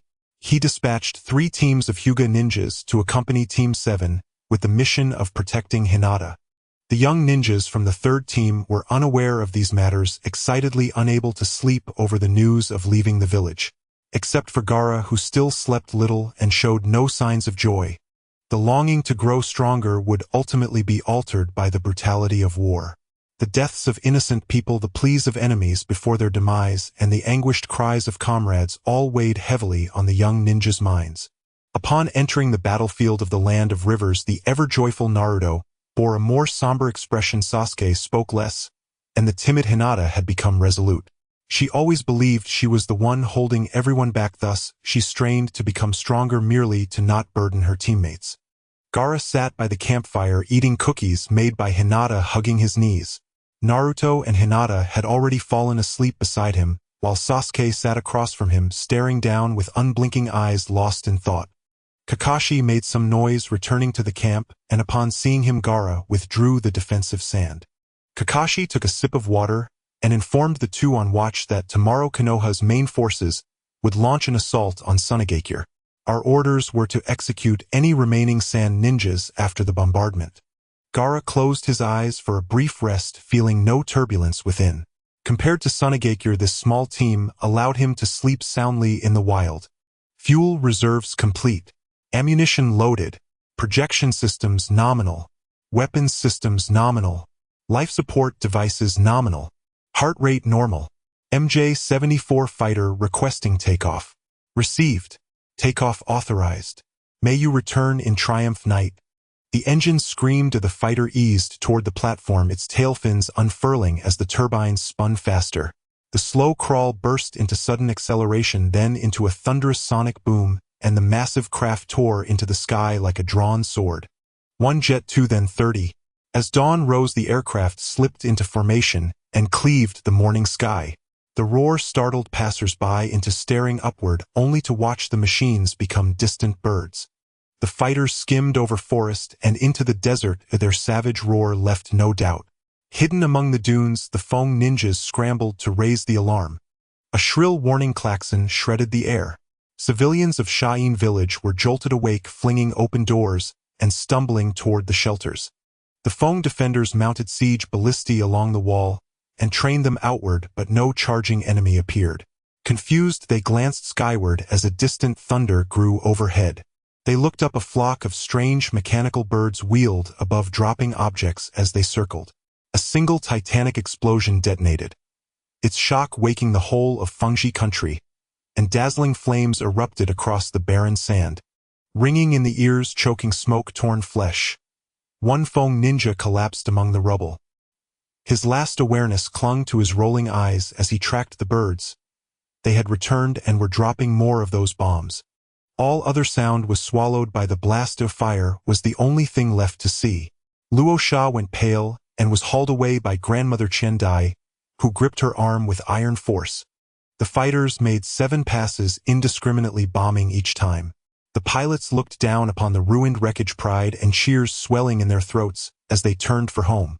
The army commander, already given his orders, drew his blade and roared, "For the sovereign, for glory, attack!" My warriors, drunk on adrenaline, surged toward the desert fires, desperate not to miss out on glory. Armored columns pushed forward. Ordinary Fong ninjas were riddled like sieves by dense gunfire. The stronger among them were encircled and butchered by Mui's formidable shinobi. No ninja was to be taken alive. This had been the Fire Shadow's direct command. Even those who raised white flags were shot down, their deaths recorded as trophies. Bombardment toppled Sha'in village's walls. My troops poured in from all sides and froze at the scene, severed limbs strewn everywhere, bodies burned crimson. Bombs detonating at close range unleashed blistering heat that cooked victims in an instant. Skin sloughed, features melted. An appalling sight. Most who witnessed it vomited from revulsion, yet some steeled themselves, raising rifles toward the barely breathing mute remains, and with eyes shut pulled the triggers. The victory was muffled by an unprecedented silence. The cruelty of the scene planted seeds of doubt and retreat in a few hearts. Far off, Luo Sha and the fleeing party ran without cease. My Jonin pursued them. To ensure the wind shadow's escape, some turned to stay behind and bind the enemy by shedding their own lives. But they faced Mui's elites, many drawn from the mighty Uziba clan. Even lives given in sacrifice would not hold for long. Grandmother Chen Dai turned back. The others understood at once. Without pause and with reddened eyes, they pressed onward. Hundreds of puppets were flung from scrolls. Alone, Grandmother Chen Dai confronted dozens of my Jonin. In the fierce clash, 3 assailants tore her arms from their sockets.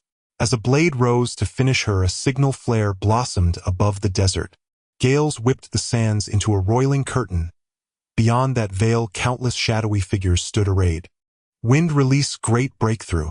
A my Jonin formed the seals and unleashed a howling gale that shredded the sand curtain. Only then could they see clearly the charging masses. Were they all Fong ninjas? Their numbers were at least 1,000. Many were stunned, who had thought Shayan's forces were only inside the city. They had not expected this hidden host. A long blade severed Chen Dai's head. My shinobi rose to withdraw. Luo Sha's daughter Shoju rode at the forefront, furious at grandmother Chen Dai's fall. She led her troops in a relentless pursuit.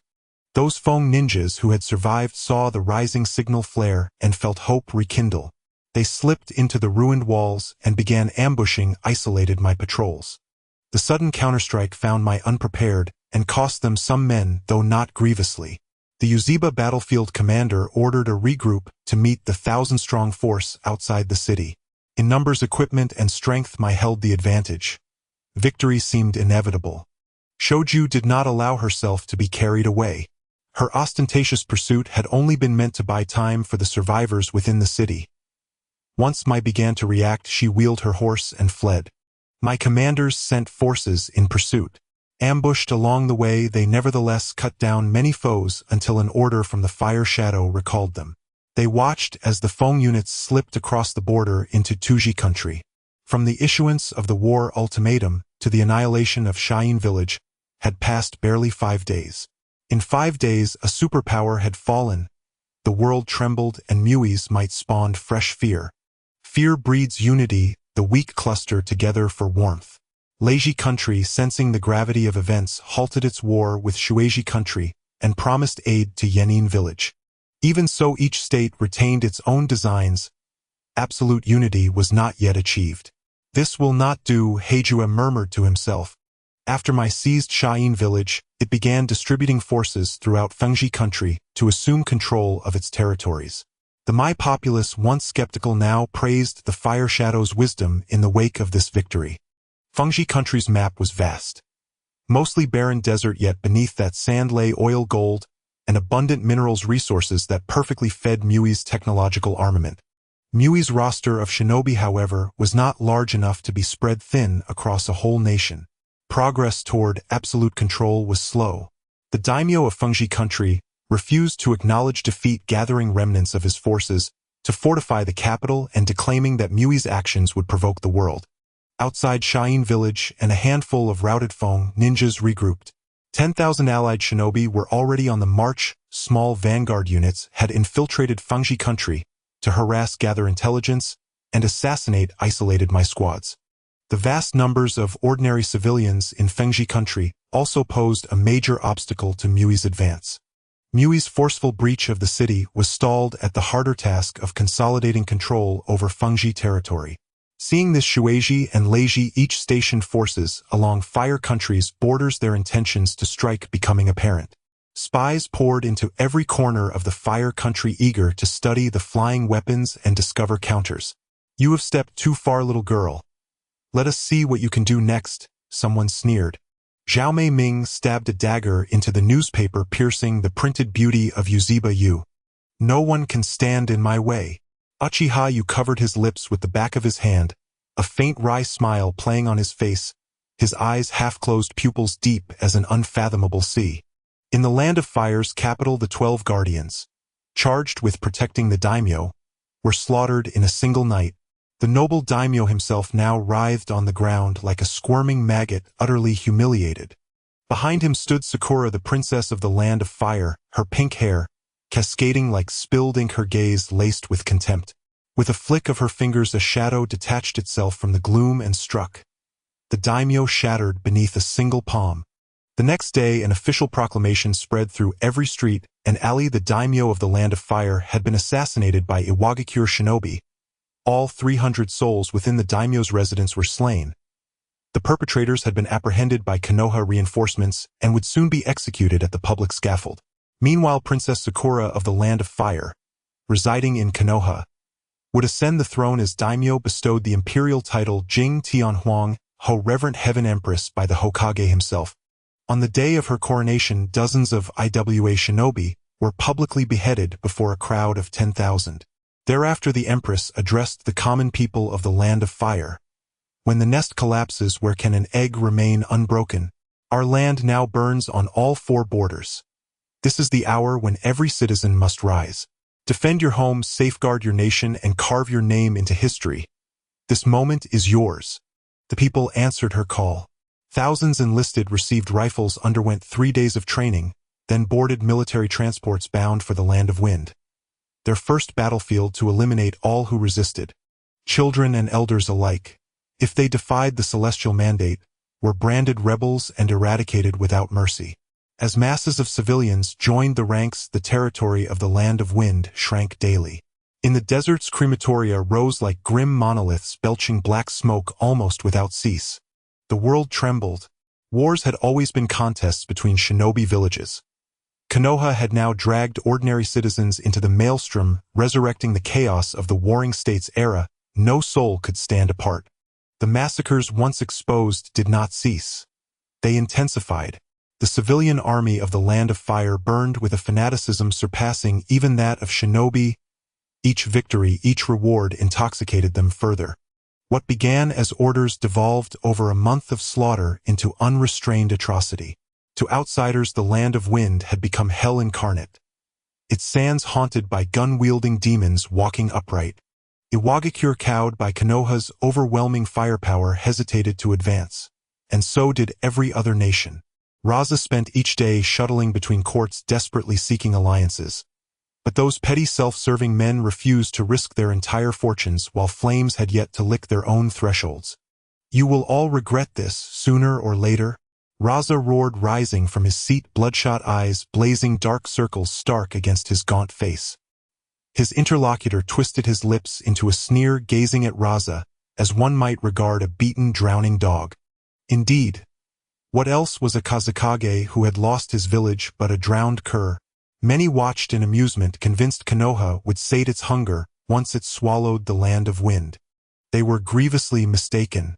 When roused from their beds by subordinates, the first words they heard were, "Konoha has invaded." 1 month after Sunegakure's fall, Konoha dispersed its shinobi forces. The main host surged toward the Land of Earth, facing the combined Wind-Earth coalition along the border, while smaller detachments swept across the minor nations of Kusatsuchi and Tori with blinding speed. Though these small nations retained some capacity to breathe, they crumbled instantly beneath the assault of 100 elite jonin. Alongside them marched Konoha's civilian troops. Shinobi cleared the high-tier threats. The grisly aftermath fell to them. The slaughter in the Land of Wind had taught them this was another feast of plunder. Under deliberate sanction from above, Konoha's civilian soldiers unveiled humanity's most grotesque depravity. Naruto and his comrades arrived too late, only to witness that depravity. Enraged, Naruto erupted, felling an entire detachment with a single outburst, then seized a bare-legged junior official by the collar and bellowed, "Are you still human?" Though bold before strangers, the civilian still flinched before Konoha shinobi. Yet the man stammered, stiff and cowed, "Everyone else is doing it. Why punish only us?" Hinata, Kakashi, and Sasuke fell silent one after another. Naruto drove a fist into the monster's jaw, knocking him unconscious. Clenching his fist teeth gritted, he growled low, "This is not justice. A true Hokage would never be like this." Gaara crossed his arms, watching Naruto's back. He bore such resemblance to himself. Yet why did Naruto still care for those who meant nothing to him? Team 7 became the first to openly defy the Hokage's orders. Due to their unique status, Konoha shinobi dared not act against them. But once the first defiance emerged, others followed. Not all craved glory won through war, especially not through such unjust war. 7 days later, the 3 minor nations lay fully conquered. At last the world felt true fear. Yet many still clung to hope that Konoha would finally be sated, and thus kept their wealth close while peering cautiously over the parapet. Then came the Hokage's decree: full-scale invasion of the Land of Earth. Annihilation of all who defied the celestial mandate. Warplanes streaked across the sky. The Land of Earth had long prepared. Upgraded trebuchets towering ballistae, even captured rocket launchers stood ready. Bombs detonated over the Land of Earth, blooming into brilliant, violent flowers. Yet achieved nothing. Legions of IWA shinobi united, raising colossal stone walls that absorbed the blasts. This minor triumph swelled their confidence. IWA sounded the horn of counteroffensive. Its echo, long and mournful, carried on desert winds, its roar fierce and guttural, rising with the gale. A host of 10,000 charged across the earth, chakrala techniques painting rainbows across the ground. Konoha's shinobi raised their firearms and fired, bullets piercing the silence. Clang, clang, clang. The hail of leads struck the foremost shinobi, shattering his stone armor, yet failed to slow his charge. As the armies closed, Konoha pulled back the tarpaulins, revealing rows of black gaping cannon barrels. Loaded. Fired. The blast deafened. The bravest IWA shinobi charging fearlessly at the front disintegrated into crimson mist. Cannons roared in unison. Flesh and bone exploded, igniting the IWA shinobi's fury. They breached Konoha's formation, only to have their throats slit by impassive root operatives wielding tanto. Still, some IWA shinobi shattered Konoha's lines. Embedded wind shinobi summoned gales, surging toward the cannons still spitting fire snakes. The setting sun bled crimson across the battlefield, stretching shadows long and thin. Yet the slaughter raged on. Simultaneously, the lands of Lightning Water Kuma and Frost sounded their own war horns, invading the Land of Fire from all four directions. Flames spread across the Land of Fire. Even the indifferent Konoha elders witnessing this were forced to step forward and beg the Hokage to recall the armies, to repel the four invading nations first. The Hokage replied coldly, "Those civilians with rifles pose no threat to shinobi." A collective gasp rose. The meaning was clear: let civilian lives buy time on the front lines. Some secretly rejoiced such cruelty would surely cost the Hokage his legitimacy, his downfall inevitable. Others voiced dissent, only to be silenced with a curt wave from you. After the meeting, certain figures theatrically beat their chests and wiped phantom tears, lamenting aloud. He ignores counsel, persists in folly. Great calamity surely awaits Konoha. Hyuga Hayashi remained stern-faced throughout, convinced the Hokage had foreseen precisely this outcome.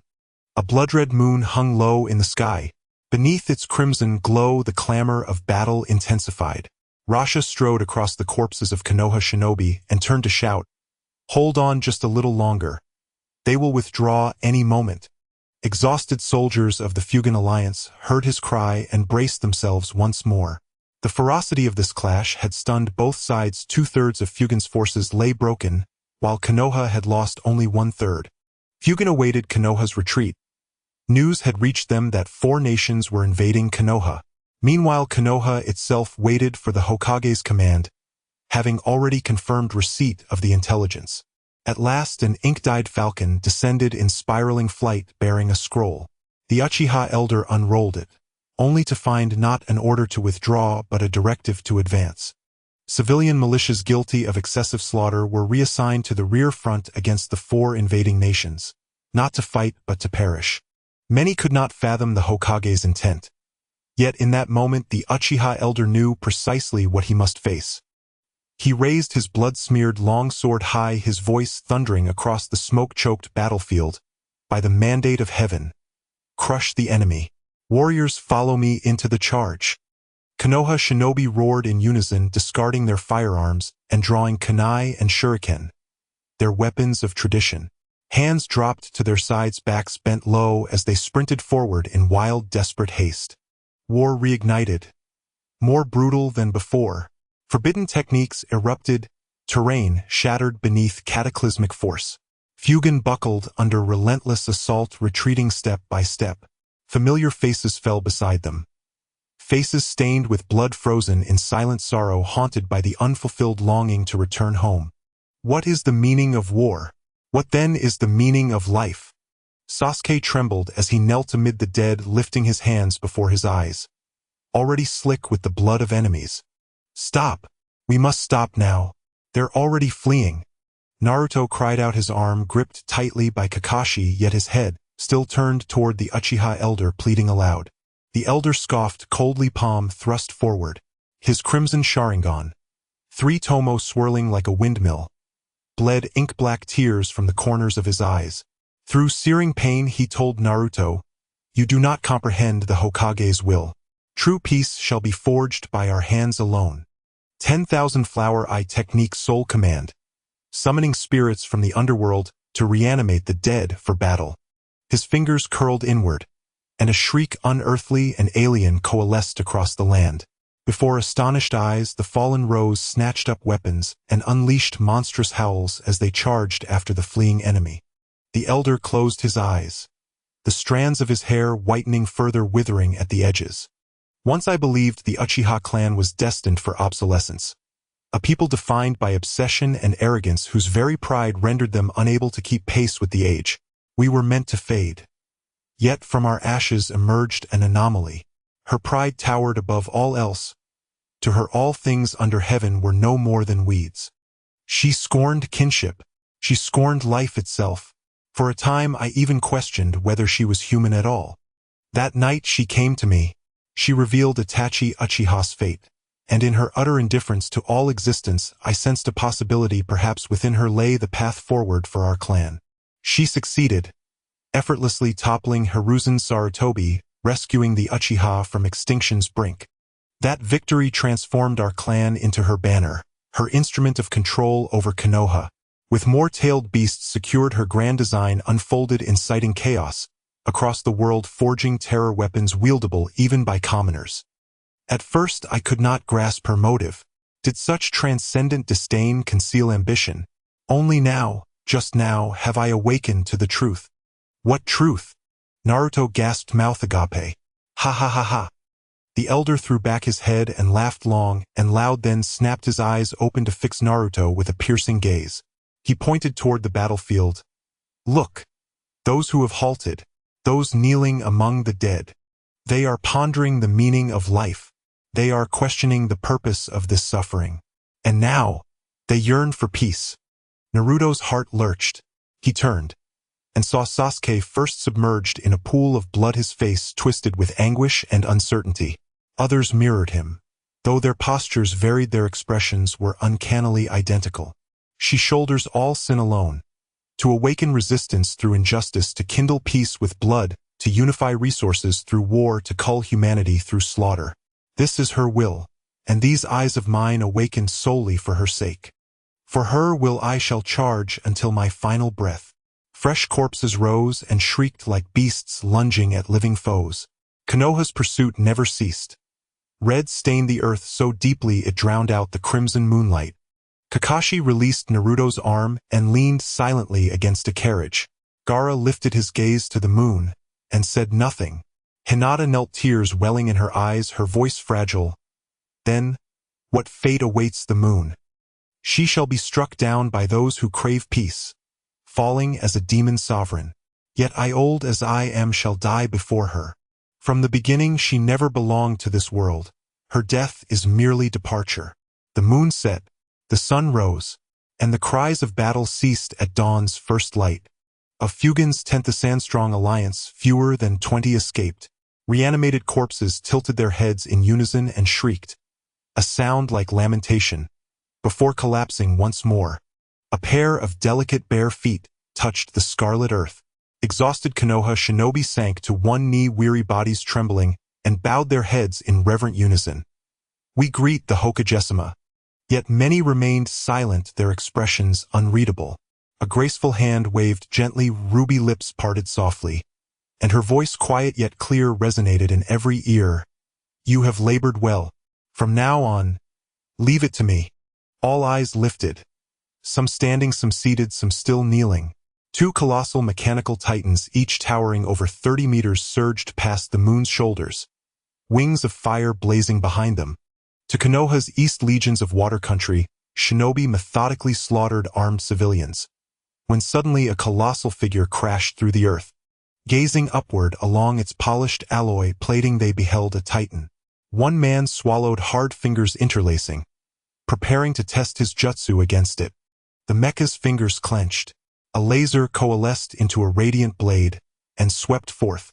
As if gale force winds roared, the water shinobi never managed to channel chakra before realizing, horror dawning, they had been severed from their lower bodies.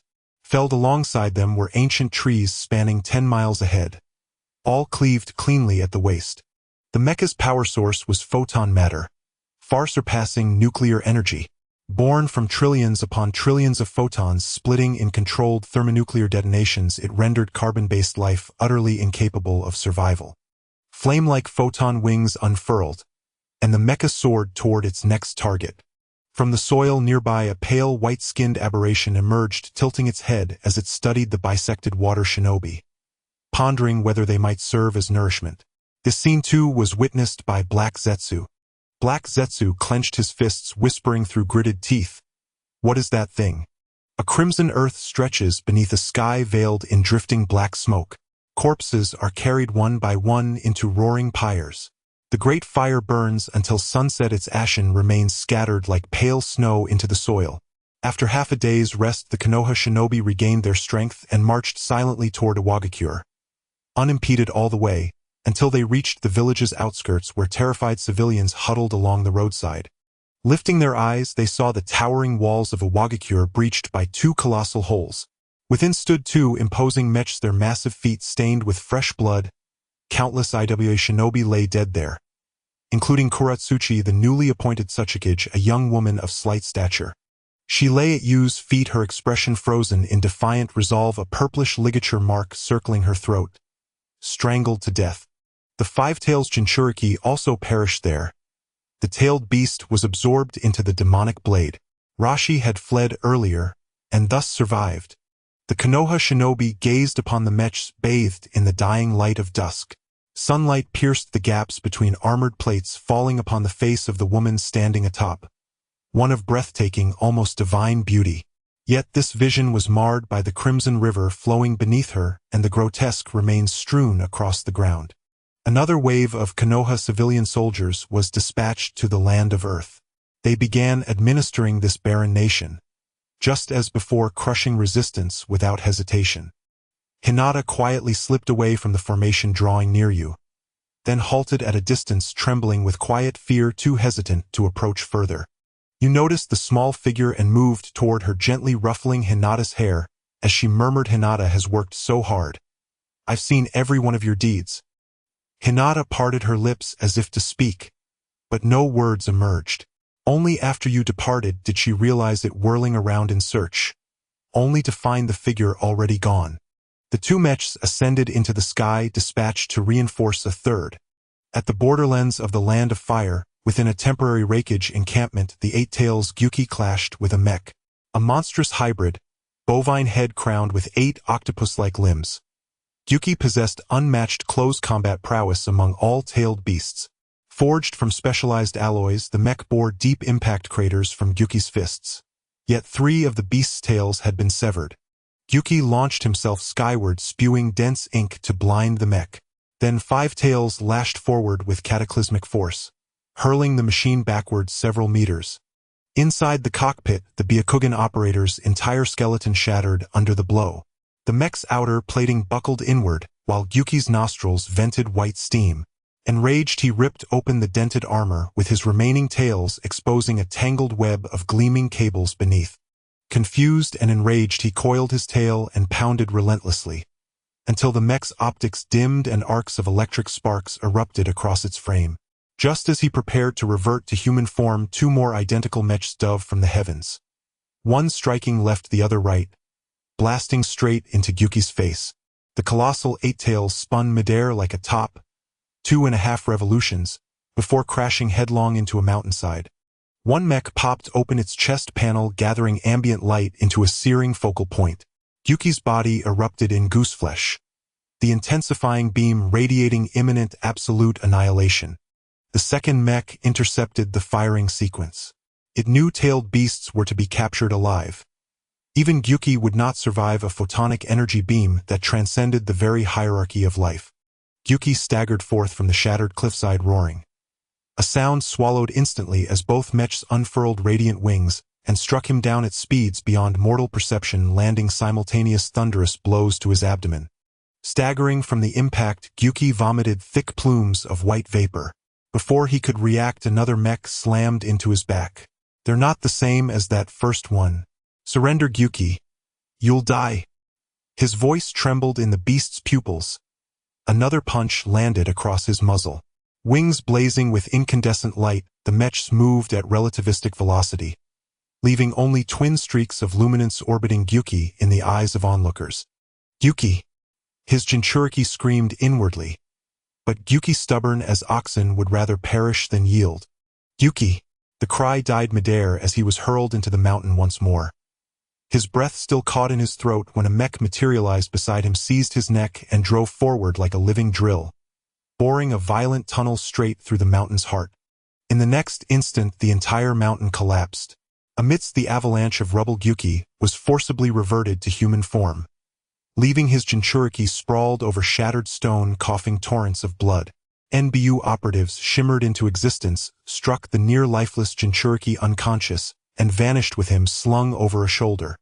The mech tore apart the ruined chassis of another mech with bare hands, extracted a small black cube from its abdomen, then gathered a swirling ring of light in its palm, firing a beam that reduced the indestructible alloy to pure void in an instant. It ascended, departed, and descended deep into the bedrock beneath Konoha. The hatch opened. Sasori stepped out first, followed closely by Tenten, her hair tied in twin buns. They entered the elevator side by side. Tenten chattered excitedly about how exhilarating it all had been as Sasori remained impassive. As ever. Elsewhere you confronted the Eight Tails Jinchuriki killer B, who greeted her with a furious rap barrage. She responded without mercy, slashing him with a serpentine sword wreathed in crackling lightning. The Eight Tails Gyuki was sealed into the demonic blade, bitter, unyielding, and utterly unwilling to submit. You knew he would never serve her willingly. Yet for now, with the Otsutsuki clan absent from this world, none posed a threat to her. When all 9 blades were reclaimed and the sacred sword completed, it would be time to depart. After cremating Killer B's remains, you proceeded to the Konoha council chamber, filled with familiar aging faces. Silence reigned. They had expected catastrophe. Instead, the Four-Nation invasion had crumbled before Konoha's new weapons, costing only a fraction of civilian lives. One elder cried out, hailing the Hokage's brilliance, while most remained mute. You strode slowly to the head seat. NBU agents, appearing as if conjured from mist, pulled forth her chair. She settled into it, her silhouette elegant and commanding. Right leg draped over left elbow, resting on armrest, fingertips supporting her cheek as she gazed indifferently upon the assembly of well-known faces below. Her crimson lips parted softly. Do you consider me a demon? A ripple of shock passed through the room. Several elders hastened to defend her, citing sacrifice as the inevitable price of great endeavors. The rest stayed silent. Some even closed their eyes, refusing to witness the desperate, groveling flattery unfolding before them. In every heart, Uchiha, you had become a demon.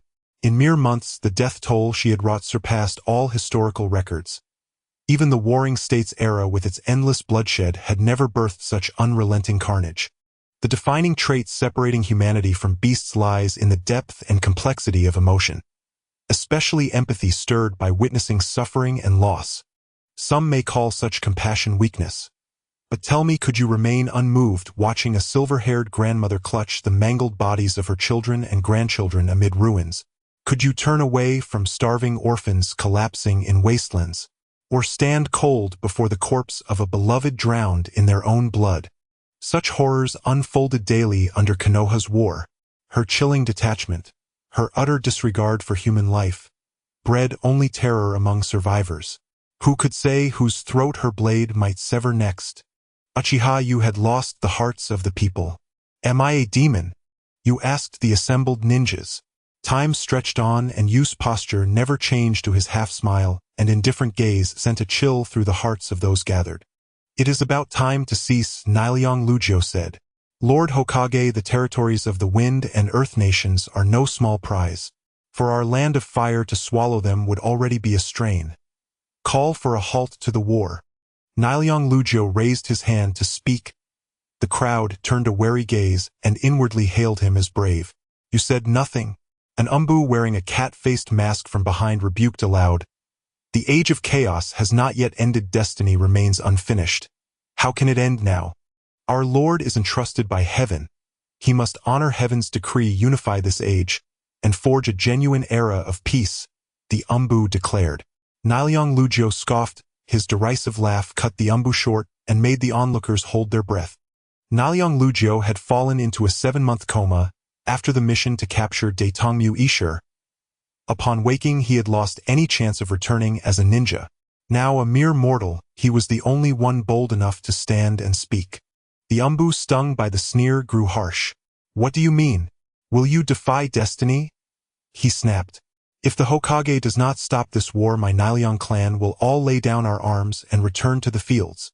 Niliang Lugio ignored the umbu and met Yuzhibo Yu's unblinking eyes. How presumptuous! The Umbu roared, formed a seal, and unleashed a firebird that streaked toward Niliong Lugio. At that moment Lugio was only a slightly stronger than average mortal. Struck by such a fire jutsu, he would surely perish. Someone had already begun to form seals in secret, preparing to rescue him. Just as the firebird was about to strike his face, a black hand pierced through the Umbu's chest. The assembly gasped and turned to look. When had that half-black, half-white figure appeared, the Umbu collapsed and could not rise. All eyes shifted to Yue, whose expression was unchanged. Inwardly they cursed that venomous woman, thinking how easily even the most faithful could be discarded. Yu raised his hand and clapped softly. Each quiet clap rang clear. "If your Niliong clan wishes to withdraw, I shall grant it," he said. Faces around him brightened, but before anyone could speak Yu added, "However, I will strip your clan of their chakra." Lugia's composed expression finally cracked. Before he could utter a word, a vine burst from the earth and coiled around him.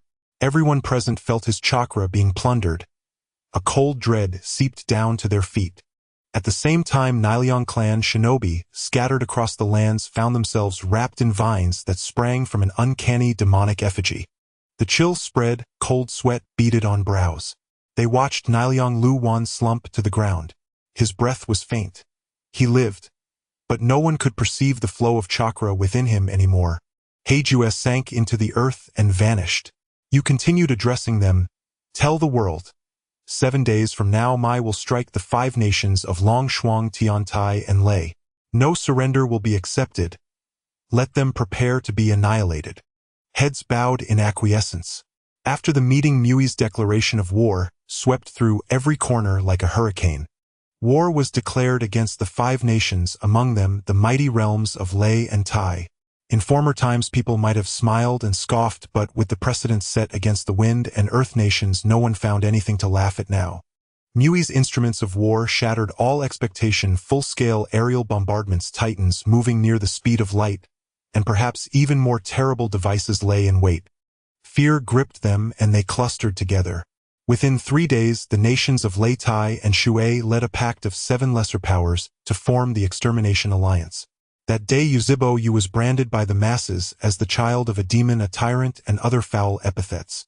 A large force known as the Revolutionary Army also joined the Extermination Alliance. In the Land of Fire, a powerful anti-war movement rose. Ceasefire marches swept the streets and collections of verse condemning Yuzibo Yu appeared everywhere. The Empress of the Fire Country remained unmoved, pressing on with harsh requisitions of grain and forcing able-bodied men into the ranks. The nation soon swelled with grievance and lamentation. Mui's own shinobi began to waver.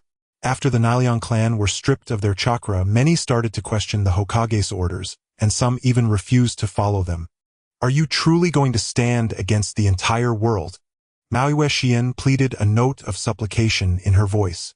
You lifted a hand to cover her eyes, leaned close, and whispered, "One day you will understand me."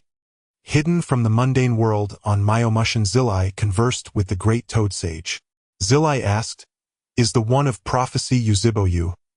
The great toad sage exhaled a plume of smoke, rolled his eyes toward the heavens, and said, "A being outside of fate who establishes order within chaos and brings reality from the void. Her identity may well exceed our comprehension." Zilai, baffled, asked, "What do you mean?" Suddenly Myomushin convulsed violently. The toad sage's eyes reddened with blood. In a hoarse, rasping shout, he cried, "Young Zilai, flee. Run until you uncover the truth of this world." "What is happening?"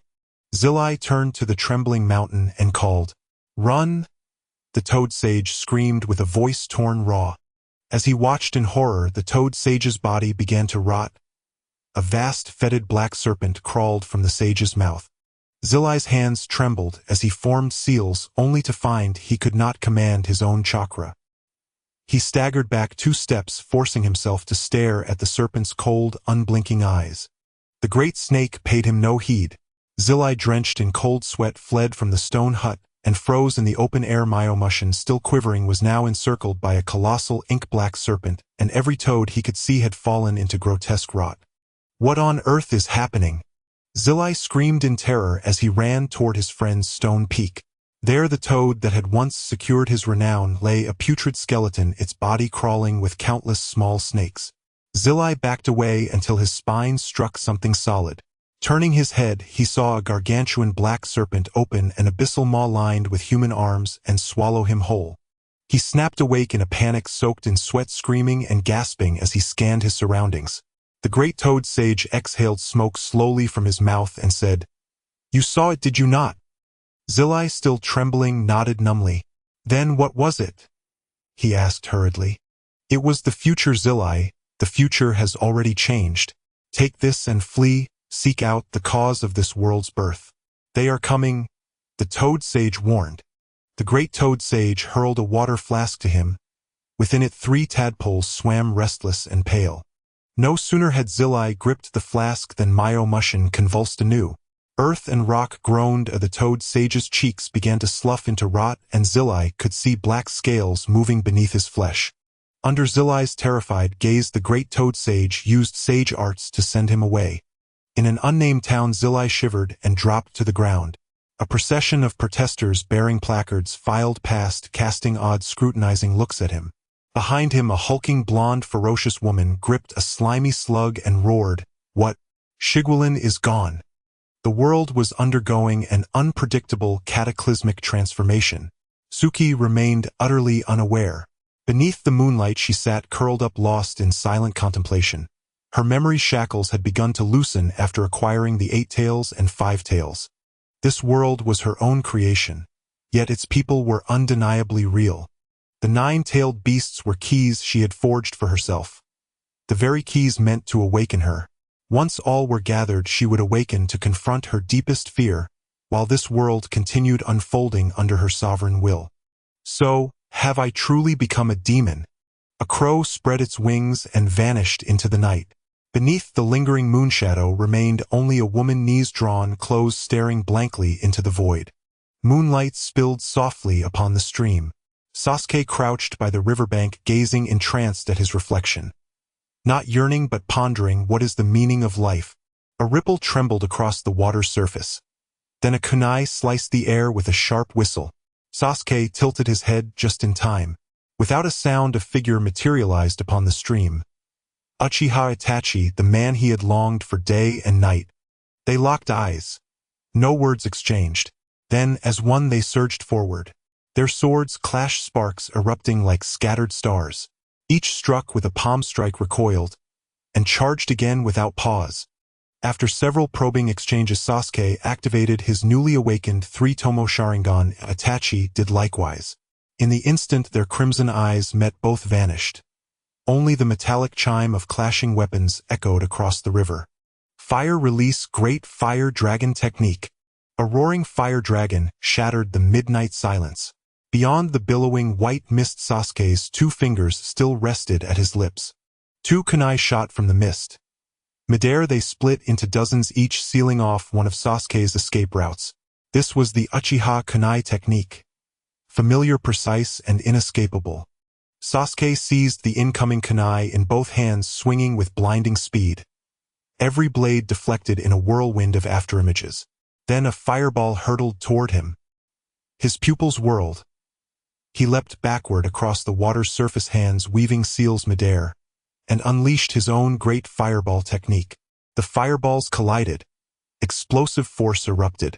Hinata, Naruto, and Gaara rushed to the scene, ready to join the fray, only to be halted by Sasuke's single decisive kick. "This is my battle." With those words, Sasuke dashed across the water toward Itachi once more.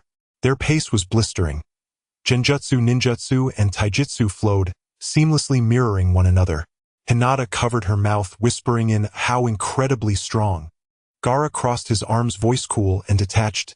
"Sasuke cannot win." Naruto shouted fiercely, "Go Sasuke!" Itachi sent Sasuke flying with a single kick, then glanced toward the riverbank before returning his gaze to his brother. "You have loyal companions. Treasure them well." Sasuke roared, surging forward. "What right do you have to speak of treasuring? When you slaughtered your own family with your own hands?" Itachi blocked the strike, face-to-face breath mingling, and whispered, "All of this was Tsuki's design." Sasuke's pupils dilated in shock. His hands flew like gales, teeth bared in fury. He snarled, "Impossible." Itachi evaded with effortless grace and continued, "The three-tomo Sharingan is not the final evolution. Above it lies the Mangekyo Sharingan, a far more potent form awakened only through witnessing the death of someone profoundly cherished. Yet even that is not the pinnacle. A still greater I exists, one forged only by absorbing the Mangekyo Sharingan of a blood relative.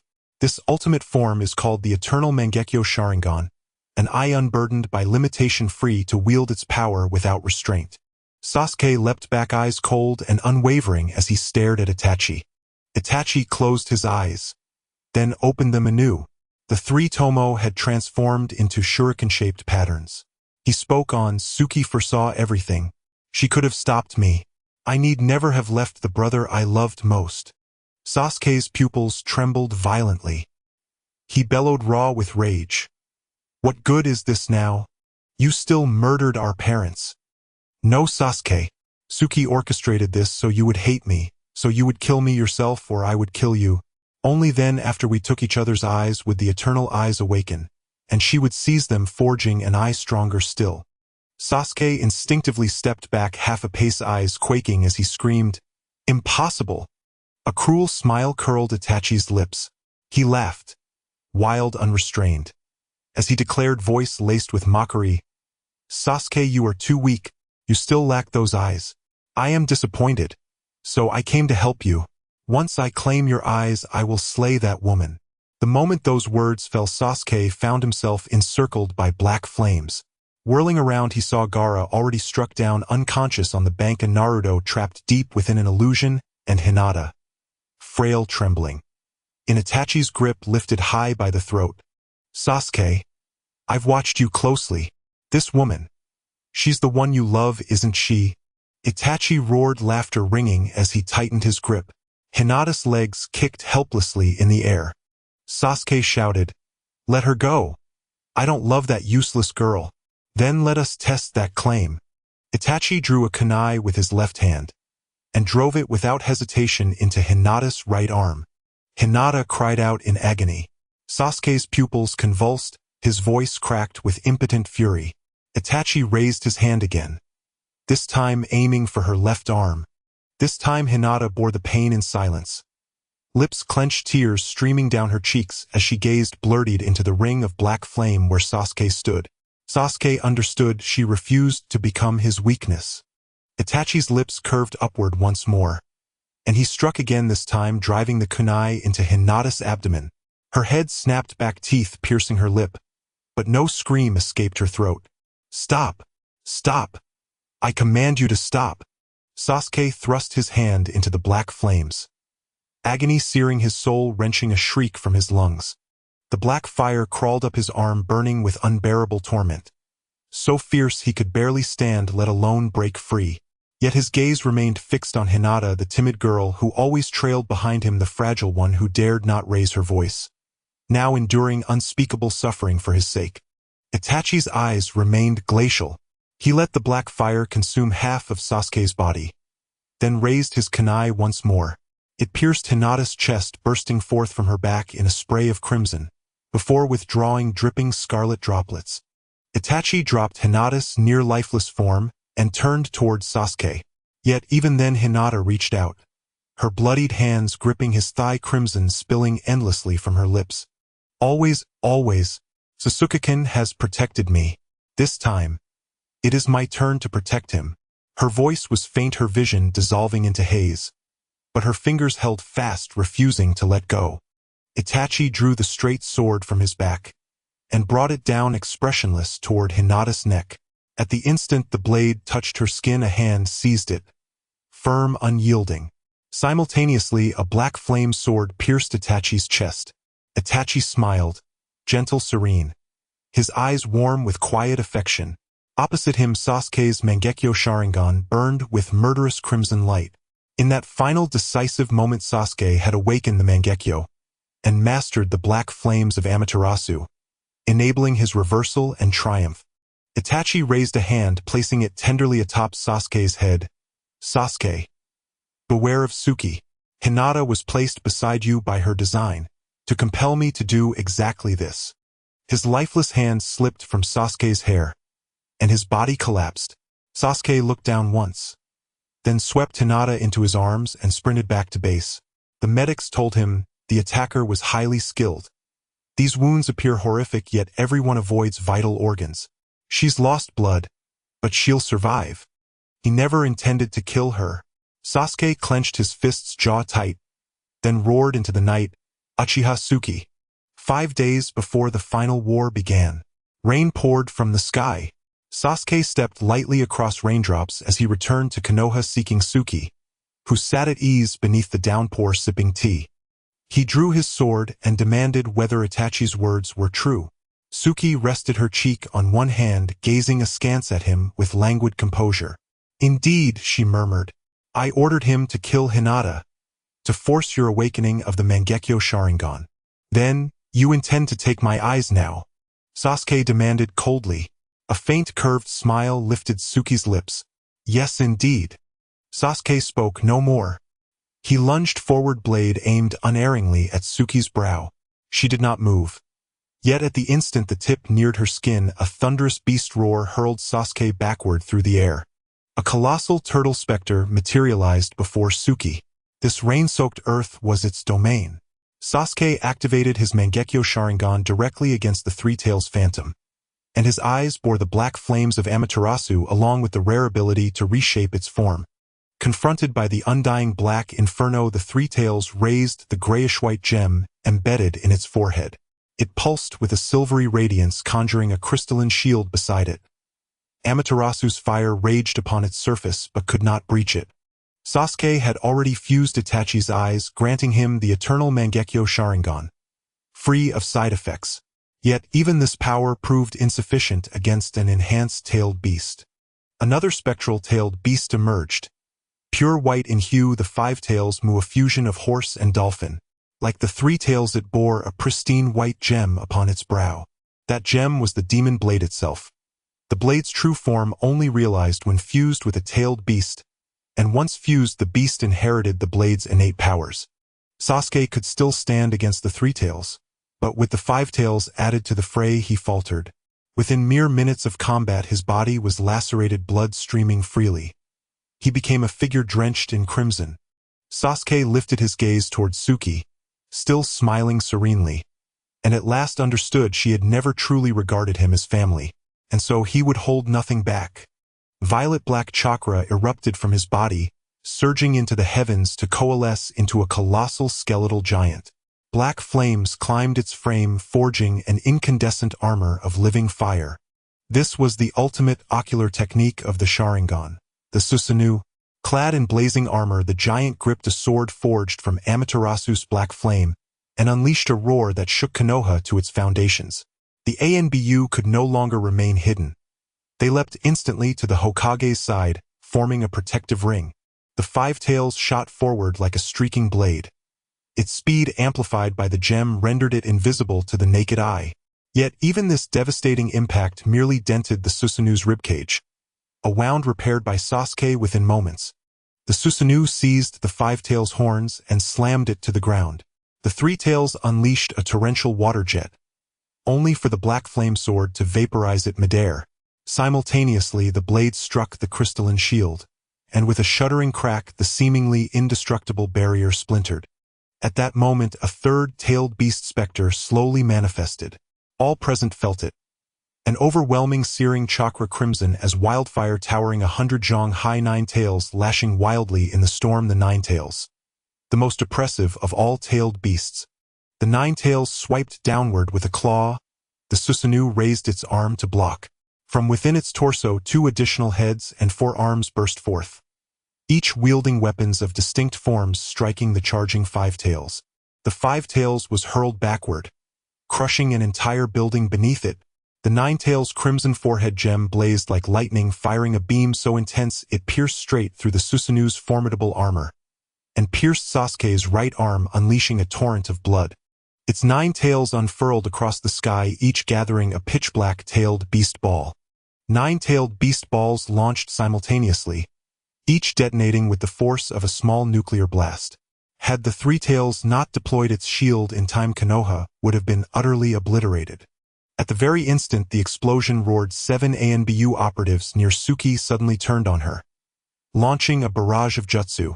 A sudden whirlwind of sand and grit intercepted them all. A deafening howl tore through the air. The one-tailed Shikaku specter surged before Tsuki. She herself summoned a pair of nearly translucent blades and entered full-tailed beast transformation, for vast ivory-white wings unfurled behind her. Her eyes shifted into golden compound orbs, divine and eerie alike. This was the seven-tailed Komiai's transformation. Her wings beat once, and she soared into the sky, twin blades flashing as she descended upon the attacking ANBU. They fought, desperately determined to complete their decapitation mission. Tsuki showed no mercy.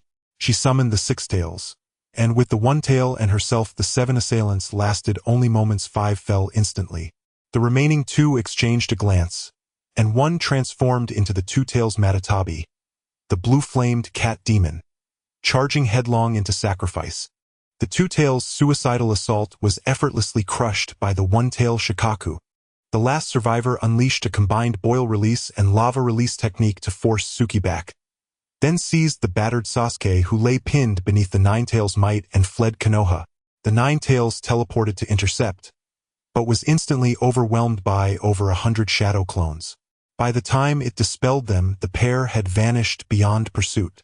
Tsuki recalled her tailed beasts, then summoned a long sword shimmering with azure light, subduing the 2 tails with it, before ordering the ANBU to secure the battlefield. Those attackers had been assassins dispatched by the Demon-Slaying Alliance to execute the decapitation operation.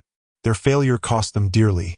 Not only did they fail, but they also lost the 2 tails Jinchuriki here. Yet that such assassins could infiltrate the ANBU so easily suggested traitors lurked even within its ranks. Tsuki had no time for such concerns. Clutching her brow, she locked herself inside a pitch-black chamber, her eyes betraying raw, unmasked terror. With the gathering of all 9-tailed beasts, long-dormant memories awakened, and with them the thing she had feared most since childhood. As moonlight fell, Sasuke was cast aside onto the muddy ground. Mei Terumi pressed a hand to her wounded abdomen, leaning against the wall, as she unwound bandages to staunch the relentless bleeding. Sasuke struggled to rise, though shielded by the Susanoo, enduring 9-tailed beast balls at close range had brought him to the brink of death. Had Mei not dragged him away at the last moment, he would have perished there. The woman he had always striven to protect, Tsuki, had truly sought his annihilation. In that instant, the last fragile ember of hope within him shattered completely. It was betrayal, salt ground into an open wound, so agonizing he could not utter a word. He took half a step forward, then collapsed again, undone by his injuries. Mei clenched her teeth, drawing a dagger. Her gaze hardened as she stared sideways, down a narrow muddy path where several figures now stood, each bearing the Konoha forehead protector.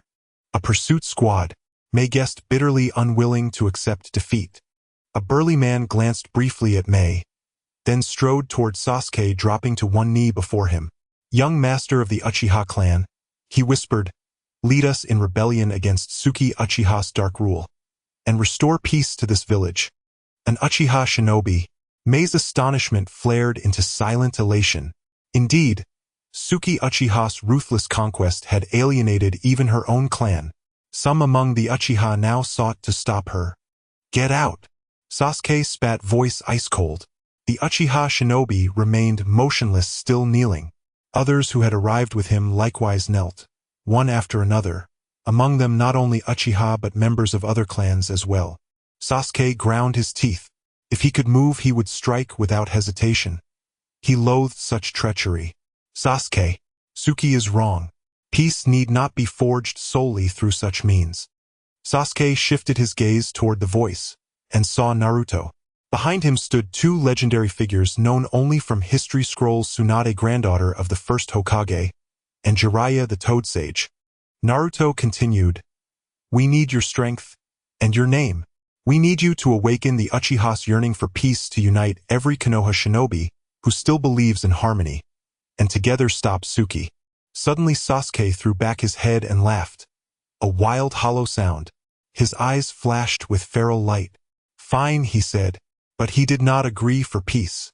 He agreed for vengeance, for victory over Tsuki Uchiha. and to achieve it he would wield the Uchiha clan as his weapon. Only one day remained until the full-scale assault on Konoha. At the Tsukiyomi swordsmanship dojo, two blurs of steel clashed and intertwined. Yuzuki Yugogo shifted her stance mid-combat, disarming her opponent with a swift upward strike, then demanded, "Why? Why have you betrayed the Hokage?" Tsukiyomi Heiate covered his mouth and coughed twice, a bitter smile crossing his lips. "The Hokage's unwavering path is doomed to failure. We cannot allow her to lead Konoha into becoming the world's enemy." Yugogo sheathed her blade and turned away without another word. As she stepped out the door, she said quietly, "She will succeed. I believe in her." Once she had vanished into the distance, Heiate opened his palm. Black blood stained his skin. With a hollow laugh, he murmured, "So you have chosen her." In the Umbu headquarters, a swift black shadow slit the throat of the night watchman. The mask fell away, revealing Sasuke's cold, impassive profile. Behind him, over 100 Konoha shinobi stood assembled and ready. In the shadowed depths of the root base, flames rose silently. Twisted corpses suspended in glass tanks shrieked as they were consumed by fire. Yurino Ebisu leaned against the wall, retching violently. The sight before her filled her with revulsion. Gaara passed her without expression. Firelight pierced the night. The signal for assault had been lit. At the borderlands, Meitarumi stood atop a cliff and roared, "Advance."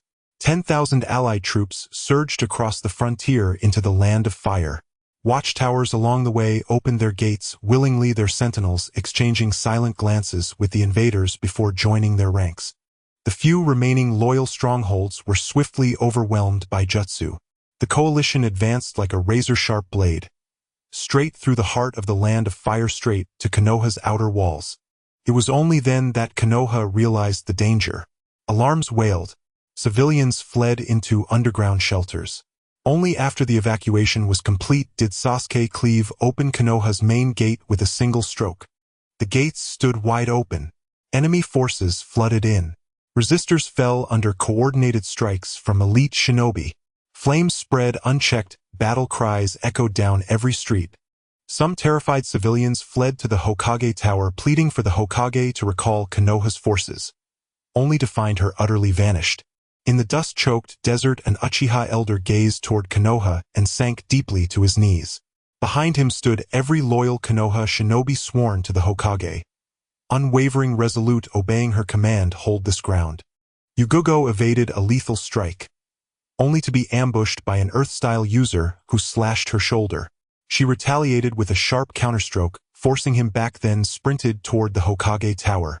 She burst inside, shook her head, looked around, and found only silence. A hollow, sorrowful laugh escaped her lips. So she fled. Good. Then she won't die here. But I wish she'd taken me with her. Sasuke approached, blade drawn, voice ice cold. "Where is she?" Yugogo met him, sword raised, eyes unflinching. Ready to die fighting. Sasuke stepped forward. His slash reached Yugogo's face in an instant. She couldn't react. With quiet regret, she closed her eyes. In that split second, a violent gale struck him, slamming him and half the wall into the streets of Konoha. All coalition commanders converged on the tower. No time for shock at Sasuke's sudden ejection. They fixed their gaze upon the figure within Uchiha Tsuki. Exquisitely beautiful, serenely terrifying. Holding Yugogo protectively before her, not a speck of dust upon her robes. What arrested their attention most were her pure white eyes. Empty yet profound, compassionate yet merciless. Shifting emotions flowing like tides, striking deep into each observer's soul, stirring resonance, so potent it threatened to pull them irrevocably inward. "Awaken!" Meitarumi thundered. The stunned leaders gasped, wrenching their eyes away, trembling as they dared not look again. "Hokage-sama!" Yugogo cried out in joy. Tsuki gently set her aside, then raised her hand. Inch by inch, a cross-shaped beam's word materialized in her grasp. Naruto stepped forward from the crowd. No one else dared approach, voice tender Tsuki. "Stop this. Let us build peace the right way. I believe if people truly speak, truly understand one another, peace will come." Tsuki lifted the crossblade. The light eclipsed the fires raging around them. Naruto's pupils dilated. He barely activated the Flying Thunder God technique in time to vanish. Cold sweat traced paths down foreheads. No one dared breathe as all stared at the colossal fissure cleaving Konoha nearly in two. Astonished, awestruck, is this still human? Tsuki paid them no further mind. Her gaze lifted skyward, to a vortex visible only to her. Within its swirling depths floated an eye, watching her ever since the day she first drew breath in this world. On a rooftop, Asuma Sarutobi's face twisted with madness as he raised a sniper rifle and fired at Tsuki. His mind held only vengeance. After delivering Konoha's forbidden scroll to Jiraiya, he had joined the coalition solely for this moment. The gunshot shattered the silence. Then the spinning bullet disintegrated midair. Tsuki lowered her eyes to him and issued her command devoid of emotion, "Bury them here." The moment her words faded, the earth trembled. A colossal iron giant tore through the mountainside, emerging before the stunned assembly. "Mechanized unit, destroy it," Sasuke commanded. Among his loyal Umbu were skilled mech pilots. At his order, dormant machines stirred from mountain caverns. Yet beside the titan before them, they seemed pitifully small. Sasuke glanced at Hayashi Hyuga. The Byakugan was the perfect counterpart to controlling such machinery. Nearly all of Konoha's high-end mechanical systems were operated by the Hyuga clan. This battle demanded their involvement. Hayashi hesitated. He weighed his choice carefully. The tide had turned. The entire village lay under coalition siege. Reinforcements from Suna and Kiri would not arrive before dawn. If Tsuki fell now, victory could still be seized. Hayashi's decision would determine the Hyuga clan's fate. Allegiance to the coalition offered mere survival, loyalty to the Hokage promised an uncertain future. Hayashi closed his eyes, then spoke, voice trembling with exhaustion, "We obey the mandate of heaven. Annihilate all invaders." Hyuga shinobi exchanged startled glances, then obeyed. Fighter jets circled above Konoha, dropping bombs on familiar landmarks. But the coalition fielded no shortage of masters. Aircraft fell one after another in rapid succession. Sasuke shot Hayashi, a chilling smirk, then charged the Iron Colossus. Mid-stride, his Mangekyo Sharingan flared to life, and from its power emerged a Susanoo towering as high as the machine itself. Their collision unleashed a shockwave capable of rupturing the eardrums of the weak. Naruto pressed his palms together before his chest. Natural energy flowed into his body, merging with chakra to form a unique radiant force. 3 tadpole-like marks rotated in a circle behind his neck. A toad-like mask shimmered across his face. When Jiraiya first met Naruto, the great toad sage had sent all 9 sacred tadpoles into Naruto's body. Convinced this was divine guidance, Jiraiya insisted on becoming his student, and in just 3 days taught him sage art. After receiving the forbidden scroll, he even imparted his father's ultimate technique, the Flying Thunder God. Naruto completed his transformation and flew alone toward Uchiha Tsuki.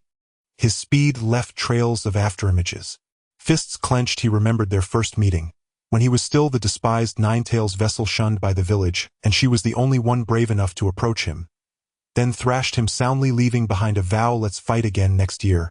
No one knew how deeply that promise had rooted itself in young Naruto's heart. As his fist neared her face, he shouted, "I'll stop you." Tsuki closed her eyes softly. 9 concentric halos of luminous color bloomed behind her head, like the sacred aura of a Buddha. From the earth erupted a massive wooden hand, impaling Naruto midair. Then came the colossal wooden giant, roaring an unintelligible cry before contorting its limbs, reshaping itself before all witnesses into a titanic ancient tree. Countless vines erupted from the soil, ensnaring every chakra-wielding member of the coalition, lifting them into the air, cocooning them one by one. Deep beneath the earth, Black Zetsu suppressed a surge of exhilaration. The clouds recoiled in terror, vanishing into the night's embrace. A crimson moon cast the towering tree's spectral silhouette upon the earth. The coalition army, 10,000 strong, comprising countless revolutionaries and nearly 50,000 shinobi, hung suspended, strung aloft by the colossal tree. Nagato ordered his men to scale the tree's roots and sever the vines with daggers. Astonishingly, it worked, saving many lives. Meanwhile, Sasuke led half the Konoha Umbu against the steel war machine piloted by Sasori. Chojuro rescued Naruto with a jutsu, and together they attempted to approach the moon, only to be hurled back by an overwhelming concussive force. Just as despair tightened its grip on Chojuro's heart, the moon abruptly turned toward the divine tree, and there coiling up its trunk slithered a black serpent. The moon spread her palm open, a tremendous suction tore the serpent's upper body from the bark. As the black serpent began to falter, the very foundations of Konoha trembled and sank. Amidst billowing dust, a thick coppery stench of blood and rot flooded the air. The moon hovered midair, wings unfurled. Beneath her the earth had transformed into a vast serpentine abyss, where colossal pythons writhed and twisted beneath the surface. A low, sinister chuckle pierced the silence.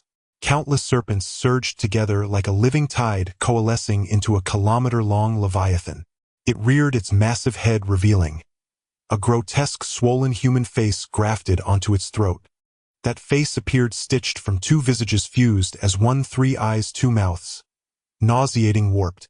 From the serpent's vile-toothed pupils, the moon recognized him at once: Orochimaru. Orochimaru split his lips wide.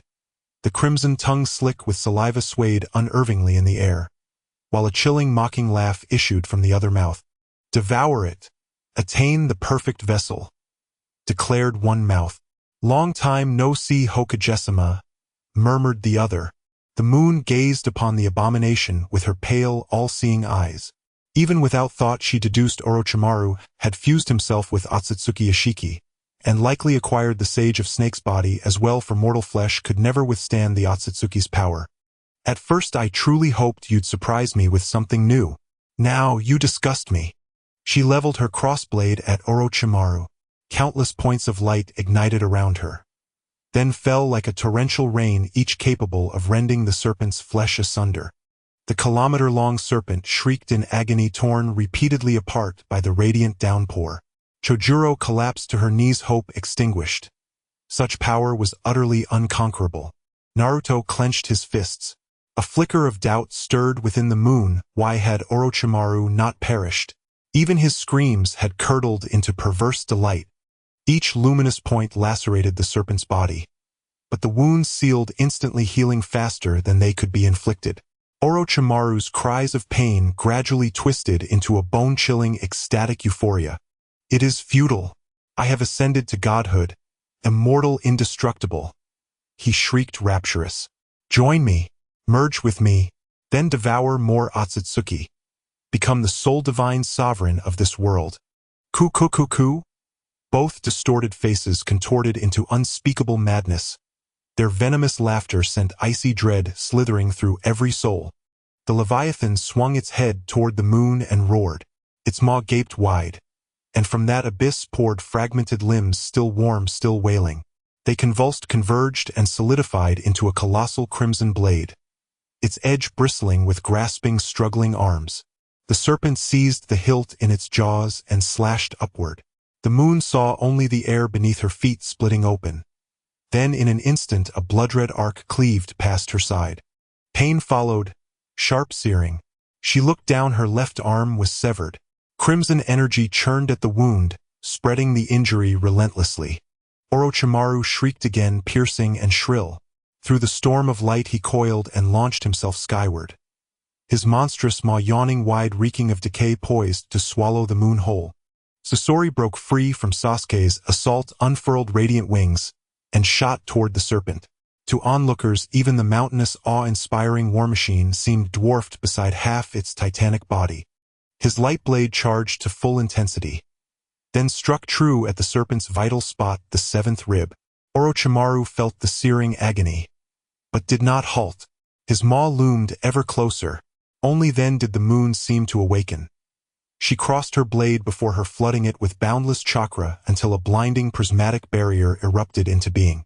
Poisonous fangs struck the barrier and shattered fragment by fragment. The serpent's eyes turned glacial. Its tongue coiled around the crimson greatsword, then brought it crashing down upon the shimmering shield. With a deafening rip, the heavens themselves tore open, revealing jagged fissures of violet-black void across the sky, a vision of apocalyptic ruin. The barrier held only a fleeting moment before shattering. The moon had already soared clear. Orochimaru's strength surpassed all expectation. Unwittingly, she had forged a monster. Sasori continued slashing the serpent's hide with his light blade. Orochimaru's lips curled. Then a colossal hand erupted from his flank, seizing the gargantuan machine in its fist and crushing down with brutal force. The mighty war machine groaned, buckling under relentless pressure. At that instant, Sasuke loosed black flame arrows from his Susanoo. Eternal, unquenchable flames that raced across the serpent's body with terrifying speed. None understood why Sasuke aided the moon side, nor did he deign to explain. Arrow after arrow flew. The serpent screamed in torment, its massive hand flailing wildly in the air. A streak of golden light flashed. Naruto, gripping a colossal Rasengan, slammed it into the serpent's grasping hand. The hand recoiled in pain, releasing Sasori. "This is our battle. Stay out of it." Naruto locked eyes with the serpent's cold alien gaze and roared. Orochimaru laughed.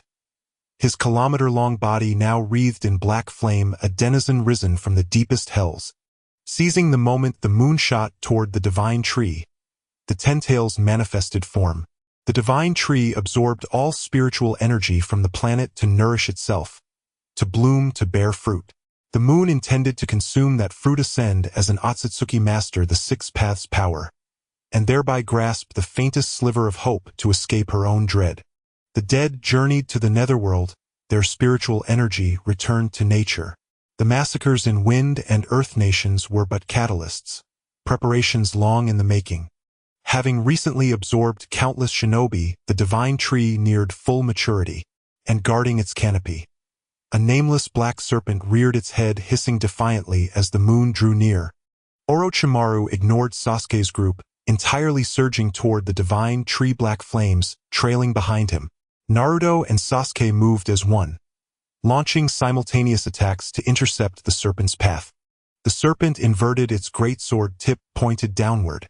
A lethal crimson radiance pulsed from the blade's point, splitting the earth asunder. Even Sasuke's Susanoo fractured beneath that light, its structure crumbling faster than he could reinforce it. His enraged shouts echoing helplessly. The crimson light filled his vision. Within his pupils, Naruto's face raw with defiance. He should have been just like him. Two charred figures plummeted from the sky into the yawning, shattered chasms below. Jiraiya's pupils trembled, disbelief paralyzing him. He could not accept that Naruto had fallen. Was he not the one chosen by the great Toad Sage? People watched as the two fell into the abyss, and the hope within their hearts sank alongside them. The rebels began to feel fear. The weak had already fled, and Xiao Meiming opened her mouth to say something, but the words wouldn't come.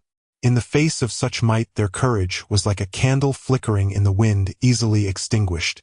The dull thuds emitted twisted colors, and each collision made the heavens and earth tremble. Under the overwhelming colors, the crowd appeared as insignificant as ants. Xiao Meiming saw the red flags rising amidst the chaos. They stood among the crowd, flowing against the current, their faces still filled with hope. The golden-haired youth holding the red flag had a slightly youthful visage, yet his gaze was perpetually bright like the sun. She remembered his fervent speech when he first burst into the conference room, innocently sharing his ideals of peace. No one took him seriously. They offered polite smiles, patted his shoulder, and allowed him and his followers to become cannon fodder for transporting supplies. Yet this entirely civilian force did not flee in the face of such a godlike battle. The horn echoed across the shattered land. They stood their ground, facing the red flag, fists clenched over their hearts. United as one, but what good would that do? Whether it was the serpent or that woman, they could easily erase them. Xiao Meiming released her tightly clenched fist, bowed her head, and smiled, murmuring to herself, "But if we give up now, what have all our efforts been for? What will our future hold? Our descendants should not live in fear. Whether divine or demonic, I will try to bury you here." Xiao Meiming raised her hand high into the air. Molten lava surged from her palm, enveloping her entire body. Steam emitted a shrill cry akin to the roar of an engine. The people heard that piercing sound. White steam spread throughout the area, even the towering divine tree was shrouded in the white mist. A streak of red crawled up from the gray sky, resembling a flowing lava monster surrounded by intensely hot steam. Any object approaching it would slowly melt away. It was Xiao Meiming using the boiling escape and melting escape techniques to create a colossal lava creature. At this moment, she seemed to have lost her consciousness, blindly crawling toward the divine tree on instinct. It aimed to destroy the divine tree. The sound of Yahiko's horns still echoed across the land. Some halted their flight, biting their lips, and with great difficulty turned around 1-2. They gathered under the red flag, loudly asking, "What should we do?" Yahiko approached, and the crowd parted voluntarily, presenting him with a clear path. He walked to the end, looking at Hinata Hizashi, the sunlight smiling. "We need the weapons of Konoha. Useless, those weapons cannot harm them." Hinata Hizashi hesitated for a moment, slowly shaking his head. Yahiko replied, "Sincerely trust the people. As long as our thoughts are united, nothing is impossible." For some reason, Hinata Hizashi nodded, leading this group of former enemies into the back mountains, where Konoha stored its weapons. In the hollowed mountain belly, numerous weapons were displayed. Hinata Hizashi did not look at them, leading Yahiko up the elevator deeper into the mountain. The elevator descended for quite a while, about 15 minutes, and when the doors opened, Yahiko saw the black cube surrounded by countless cables. "I think this thing should be useful, but its power is enough to destroy this continent." Yahiko looked at the cube and smiled. "If it comes to that, I will ensure everyone evacuates." On the ground, the original Konoha had already become a shattered place. The black serpent, holding a sword in its mouth, was battling against the winged moon, while a blazing lava monster slowly approached the divine tree. Beneath the red moon, the buds of the divine tree had already taken shape. As soon as 9 petals fell, mature fruit would be born. At the same time, the spiritual energy of this planet was rapidly depleting. The sea levels were receding, icebergs were vanishing, and plants were wilting. If the planet lost its spiritual energy, it would become a desolate dead star, with cold storms becoming its only company. Lava flowed into the ground, melting a branch. The moon sensed the divine tree's plea for help. She gazed intently. What was that slowly crawling lava monster?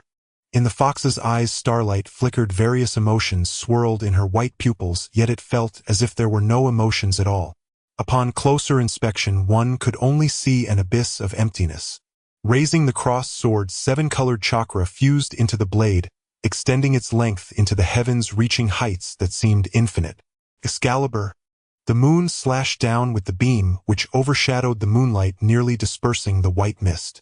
The giant serpent turned to ashes in the brilliance, only to be reborn from the ashes, its stitched face wearing a grotesque and disgusting smile.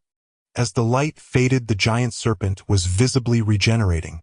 The moon seized the opportunity to fly to the lava monster's head, the sword tip, gathering 7-colored chakra, tailed beast balls, transforming into an incredibly dark laser that blasted forth, penetrating the lava. After the laser vanished, everything returned to its original state. The lava monster crawled numbly toward the divine tree. The attacks it endured caused no harm to it. The giant serpent also completed its regeneration, growing 2 enormous human hands from its 7-inch mark, with 2 Rinnegan eyes in their palms. The Rinnegan eyes looked over, and hundreds of black pillars suddenly appeared above the moon, falling down. It summoned many more pillars to fall incessantly.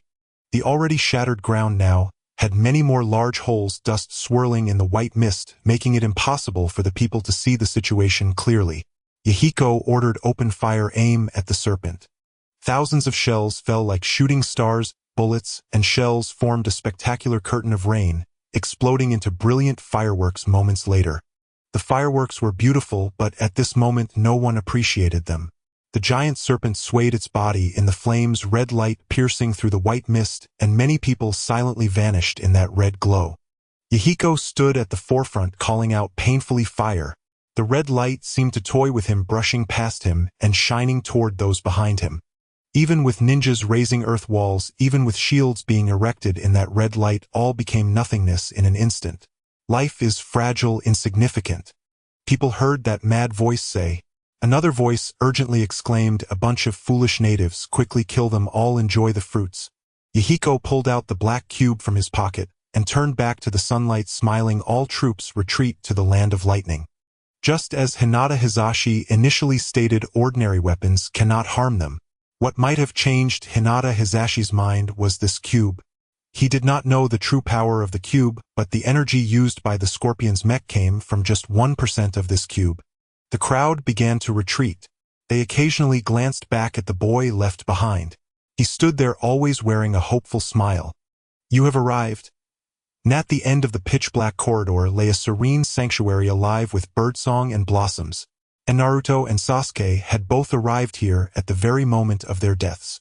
Hearing the voice, the two exchanged a glance before stepping forward, and before them stood an elderly man with horns protruding from his forehead, and he declared himself the Sage of the Six Paths. The Sage, the legendary figure who ended the Age of Chaos and gave birth to Chakra. And he recounted the tale of his mother Kaguya Otsutsuki, how she sought to annihilate this world with the divine tree, only to be thwarted by her two sons. Naruto and Sasuke were in truth the reincarnations of those two sons, and the sage before them was one of them. Long deceased, his lingering soul preserved here as a faint echo awaiting the divine tree's return. He awakened the latent power slumbering within Naruto and Sasuke, then imparted to them the ultimate sealing technique, the Six Paths Chibaku Tensei, capable of sealing anything. After their astonishment subsided, the sage sent them back to the bottom of the fissure, and the charred shell shattered. Slowly they opened their eyes. Golden chakra blazed around Naruto, while 6 dark spheres rotated steadily behind him. Sasuke's irises transformed into violet spirals, the Rinnegan, and their eyes met and no words were needed. Everything was understood. They soared from the fissure, spotting Tsuki locked in battle with the colossal serpent, and the molten beast crawling toward the divine tree. Without hesitation they nodded to each other and charged straight for the tree. From the sage they had learned its truth: the divine tree would obliterate this world, and must be stopped first. No one noticed another figure sprinting across the ground. Yahiko, clutching a black cube tightly to his chest. Sasori crawled from his mechanized armor. The serpent's crushing grip had nearly pulverized his bones. But this body was merely a puppet. Concealed within the armor's leg compartment, he used repair tools to reconstruct his frame, and happened to spot Yahiko running. His tools clattered to the ground. He froze, not just in shock but in dread. Mankind knew nothing of the cube's true power. Detonating it would instantly transform this planet into a radioactive hellscape. Barely restoring mobility to his legs, Sasori lunged after Yahiko, tackled him to the earth, and the two grappled fiercely, until the cube tumbled free and was lifted by a slender hand. She seized the cube, unfurled pure white paper wings, cast an apologetic glance toward Yahiko, and vanished skyward. Neither Sasori nor Yahiko noticed her sudden appearance. Only when they broke apart did they realize the cube was gone. Sasori turned and strode away. He had to reach Tsuki. He had to tell her to flee. A man without a heart had found someone worth protecting. He feared not death, but the unbearable agony of losing her again. The divine tree's third petal had already fallen. All who remained there now inhaled its intoxicating, heartrending fragrance, and the fruit was nearing full ripeness. Perched atop the canopy, the black serpent drooled, repeatedly resisting the urge to bite. Tsuki glanced sideways. Though the serpent's slashes were terrifying in force, each strike heralded itself with thunderous motion, easily evaded with vigilance. What truly troubled her was its seemingly immortal body. Perhaps not truly immortal. Tsuki observed that every blow diminished the serpent's form, however slightly. Likely Orochimaru harbored countless sacrificial souls to sustain his rebirth. She looked up.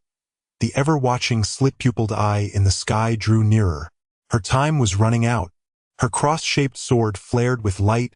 Radiant cruciform energy shimmered from her palm. And far away the queen upon her high throne saw the signal, and raised her hand. Kill! Uchiha's elder patriarch, bent with age, closed his eyes and sighed. Kill! Under a starless night and a blood-red moon beneath that illumined light, Konoha shinobi marched silently toward civilian gathering zones. Swords gripped tight, raised softly, then brought down heavily. Across the lands of fire, wind, and earth, civilians screamed in terror. Crimson rivulets ran through the streets. City walls were daubed with indelible scarlet. At sea, fleeing Allied forces wore grim disappointment. Despite their united effort, they had achieved nothing. In silence, someone shouted, "Something's rising from below!" Before others could gather, thick branches erupted from the ocean like the tentacles of leviathans. The branches coiled around warships one by one, dragging them screaming into the abyssal deep. The surge of mass death flooded the planet with natural spiritual energy. Energy the divine tree absorbed entirely. Petal after petal fell. The fruit's embryonic form was now unmistakable. Tsuki pressed her cruciform light against the serpent's skull. The radiance fractured into countless razor-edged slashes, tearing violently through its body, shredding it piece by piece only for it to regenerate at blinding speed. Seizing the serpent's moment of rebirth, Tsuki shot upward, toward the treetop. The molten beast had reached the divine tree's roots, but it did not know chakra-based jutsu could not inflict true harm upon the tree's core.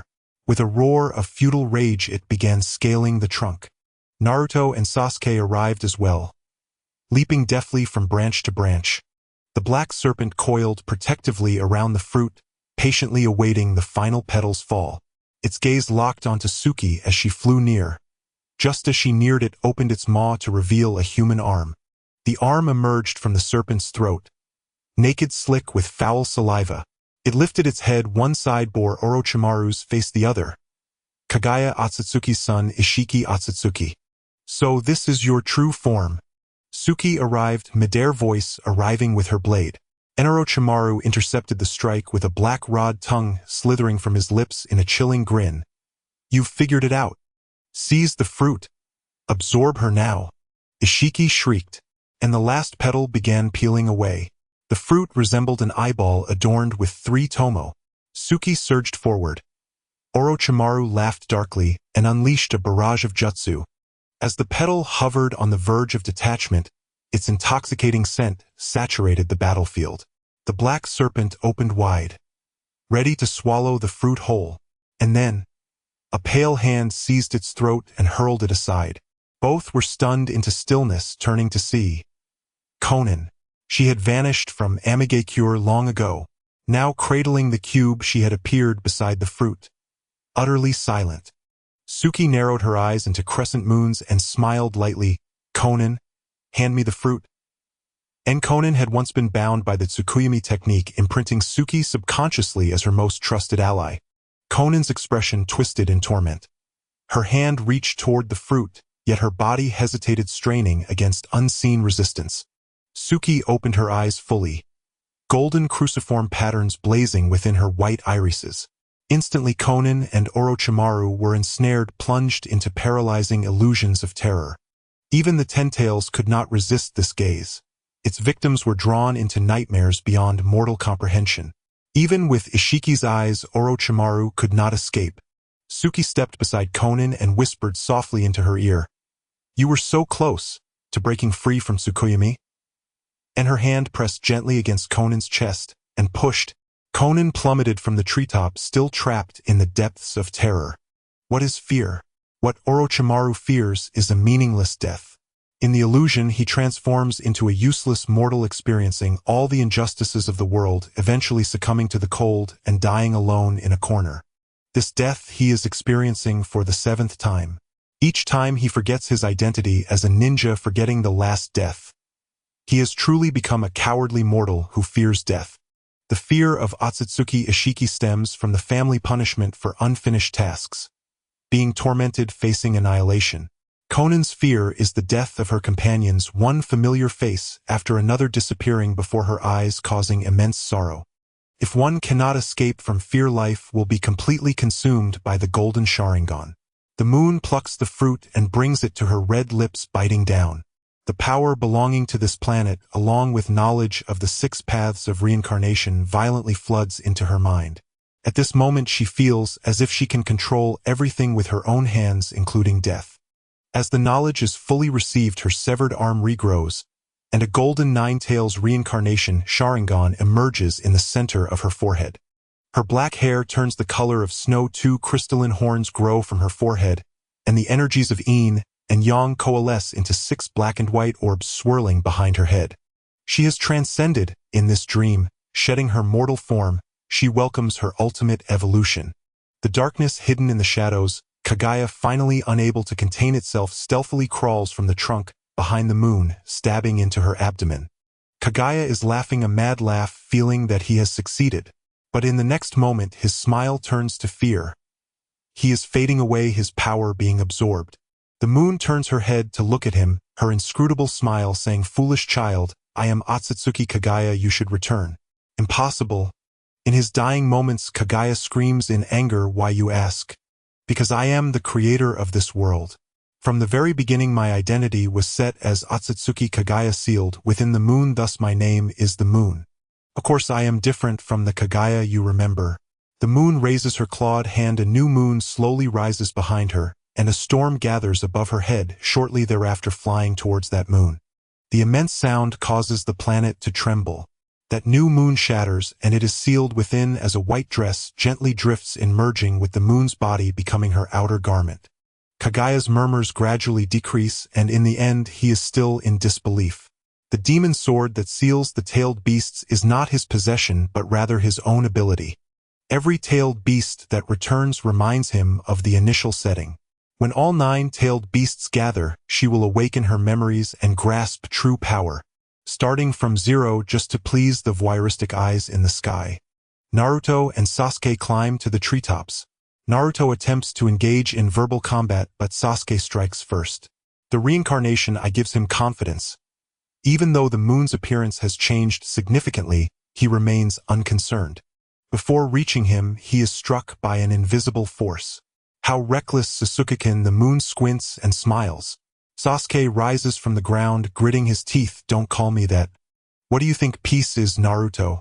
The moon smiles at Naruto, opening her mouth. "As long as people communicate and understand each other, we can build a peaceful world together. Trying to understand others is inherently problematic." The moon looks up at the sky and speaks. "Each of you is different. In my memory, humanity always engages in mutual slaughter before attaining fleeting peace, but after each peace, greater bloodshed inevitably erupts. The formation of this closed-loop ecology is actually due to the word resources. Just like sharks living in the same fish tank, when the water decreases they will consume their own kind. This planet is small and resources are insufficient for everyone to share. I suddenly thought of someone who, in order to lessen the burden on the universe, chose to pursue ultimate power, attempting to randomly reduce half of the lives in the universe. And he is also one of the randoms." Naruto purses his lips, trying to think of something to refute, but he has seen too little. The history of this planet is too short, and deep down he still does not agree with this notion. A sound comes from beside them. Orochimaru has broken free from the illusion. He has conquered his fear. The moon teleports behind Naruto, and Sasuke grabs their hands and lands on Orochimaru. The lunar seal is triggered, and the Six Paths Heavenly Explosion Star is activated just in time, sealing Orochimaru within the new space created by the moon. "He is useful to me, so I will seal him first. Next it is time to deal with you." The bewildered Naruto and Sasuke leap back and prepare for an attack. The moon does not look at them, placing her hands in front of her chest. As 9-tailed beasts appear one by one behind her, they will transform into stars and remain in this world. Outsiders cannot utilize their power, but there will always be 9 people who receive their mark. When facing enemies from beyond the heavens, humanity can attempt to have them assist you. I call them Star Guardians. They can roam freely in this world. Those protected by the stars will gain a portion of their power and can communicate with them. The moon places her palm gently on the forehead of the 9 tails, saying, "You are free now." The 9-tailed beasts display various expressions before finally closing their eyes and transforming into stars of their respective gem colors, flying towards all directions. Sasuke and Naruto watch in silence. The moon floats forward, her finger touching Sasuke's forehead, transmitting part of her memories to him. This is about her promise with Itachi, making Sasuke kill Itachi, and thus harbor resentment towards the moon, whose hatred will sustain him to grow stronger. Sasuke stumbles back, seemingly greatly impacted. "Naruto, go find Yahiko and have him create an ideal kingdom that you all like. 80% of the people in this world have already been cleared by me, and there are not even 1,000 ninjas left with chakra. Yahiko will probably create a country for the common people. I believe he has already obtained the core technology of Konoha. Before the Otsutsuki clan arrives, enjoy the long-awaited peace. Sasuke, I want you to go to the palace of the Land of Fire to assist that woman, helping her consolidate the power of the ninjas and establish another empire. Only when ninjas and mortals unite can they withstand your new enemies. In leaving now, goodbye." The moon waves goodbye to the two, her figure gradually becoming ethereal. Sasuke reaches out his hand but retracts it in midair. The divine tree begins to wither, eventually disintegrating into nothingness. The shattered earth trembled beneath their feet. Sasori withdrew the Rubik's Cube from Conan's arms while Yahiko stood silently behind him. Their gazes locked in silent, tense confrontation, bristling with unspoken hostility. Suddenly Sasori lifted his head toward the horizon. Caught in the wind, a farewell whispered through the air. The cube slipped from his grasp and struck the ground. In that instant, the hollow ache of a heart long lost surged back raw and desolate. He turned and walked away, alone adrift with no destination in sight. Meanwhile, Yahiko stooped to retrieve the cube and knelt beside Conan, gently trying to rouse her. Naruto extended his hand toward him. Sunlight glinted as he asked, "Are you Yahiko?" Nearby, Sasuke strode past them without pause. Naruto called out sharply, "Sasuke, where are you going?" "To the imperial palace of the land of fire," Sasuke replied coldly, his lips clenched tight, tears shimmering in his glistening, sorrow-drenched eyes. Tsukuyo stood at the cliff's edge, a crimson fox-shaped mark glowing upon her brow. On the wind, she heard only these words, "It will guard you in my stead." Hokage, revered as the celestial empress, formerly Princess Sakura, her forearm bore the enchanted sigil of a white dolphin horse, marking her as the fifth tail's chosen guardian. At last she had attained chakra, the very essence of shinobi power. Yet no joy stirred within her heart. Behind gauzy curtains, she pressed a hand to her temple, recalling the quiet rhythm of domestic life in Konoha. Was it nostalgia? Or something deeper? Hinata was chosen by the two tails. Meitarumi was chosen by the eight tails. Yahiko was chosen by the seven tails. The six tails selected a young girl who had arrived in Konoha with her father from the grass country. Sakura was chosen by the three tails. Gaara was chosen by the one tail. Temari was chosen by the four tails. The Star Warden's mantle passes only upon death, to a new vessel, cannot be seized by force. In time, Naruto and Sasuke were hailed across the world as heroes who had vanquished the Demon Lord. Yet these two saviors chose opposing paths. The former Land of Fire was reborn as the New Moon Empire, a realm devoted to an unnamed deity. Bolstered by the surviving shinobi of Konoha, it swiftly absorbed the entire continent, rising as the supreme imperial power. Most shinobi flocked there, drawn by prestige and station. On the ruins of the former Land of Lightning rose the People's Commonwealth of Sakuris, meaning friendship and peace. An inclusive open society, it housed the Firewill Shinobi Academy founded by Naruto and possessed the world's most advanced technology. Ranking second only to the New Moon Empire, the rest were scattered remote principalities. The elderly woman set down her quill. The final line on the page read, "The Demon Lord was defeated by two valiant warriors. Peace has returned and a new era dawns." The quill passed into the hands of a young boy who asked softly, "Grandmother, what shall I write first?" "Write in the first year of the new moon the divine games, conceived by the nameless god, shall commence in the New Moon Empire, drawing athletes from every nation." He asked again, "Grandmother, does a god truly exist?" She smiled faintly. "Yes. She inspires dread, commands awe, and commands reverence. She is both demon lord and deity. Her name remains unwritten, not because it is forgotten, but because she is the destroyer of the old age and the architect of the new. Here many still believe she will return." Designation 0113. Threat level SSS. Sovereign creator, capable of generating parallel universes. Evolutionary capacity approaches that of the absolute. New evolutionary trait: ocular mastery of illusion. Emotional harvest 30. Memory purge completed. In a pallid void, writhing maggots inserted a single eyeball into a pulsating vein behind them. The vein convulsed, then expelled a fresh, glistening orb which they affixed onto a grotesque fleshy tumor. Opposite the tumor stood an empty chamber, dominated by a soft pink bed. Upon it lay a girl with snow-white hair, delicate as a porcelain doll. Her lashes fluttered. Then, her fox-like eyes opened, clear and luminous, yet clouded with utter bewilderment. "Where am I? I want to go home." She slid from the bed and began pounding the walls. Beyond them, maggots observed her every reaction with clinical precision. Loneliness curdled into terror. and terror took shape. Crimson tentacles, thick and sinuous, erupted from the shadows and slithered toward her. She screamed for rescue, until only despair remained and she was swallowed whole. A colossal surge of spiritual energy erupted from within the writhing mass, the final act before her descent into slumber. That fleeting burst restored her memory and let her plant a key to her next dream world, and stage a performance designed solely to please it. What I fear most is a prison from which there is no escape. This time she left behind something else, a black serpent forced deep into the wall by the tentacles. Now coiled within the stone, watching this strange new world with quiet, unsettling curiosity. A barren, dead star drifted in silence. A lone, abandoned worm fed instinctively, devouring all around it, until one day it paused and thought, what is the meaning of my existence? So it climbed aboard a meteor and launched itself into interstellar wanderings. Time stretched, endless, immeasurable. It could not recall how long it had lived. Only that now a single planet per meal no longer satisfied its hunger. It grew weary of this hollow existence. It craved connection. Any form of communion would suffice. Eons passed.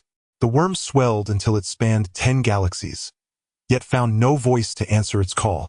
Doubt crept in. Perhaps it was utterly, irrevocably alone. It ceased its journey and sank into slumber in the infinite dark, until a cataclysmic stellar explosion jolted it awake. Tracing the echo of that blast, it wandered for 1 billion years, arriving at last in the Milky Way. There, upon a frozen world veiled in glaciers and gales, it caught the unmistakable scent of intelligence. Had life once flourished here, it was not alone. Overwhelmed with elation, the worm devoured the entire galaxy, and using fragments of the planet's native genome forged crude, witless species. They could not speak with it. Worse, whenever the worm attempted to transmit thought directly, their fragile bodies ruptured and died. Gradually it abandoned the effort. Yet millions of years later, that same planet, nestled deep within its gut, stirred anew. Absorbing the worm's genetic essence, it birthed a new breed of reptilian creatures, mindless yet flawlessly obedient. Amused, the worm indulged itself, only to grow bored soon after. It commanded them to slaughter one another. Blood stained the glaciers, and awakened dormant genes frozen for eons.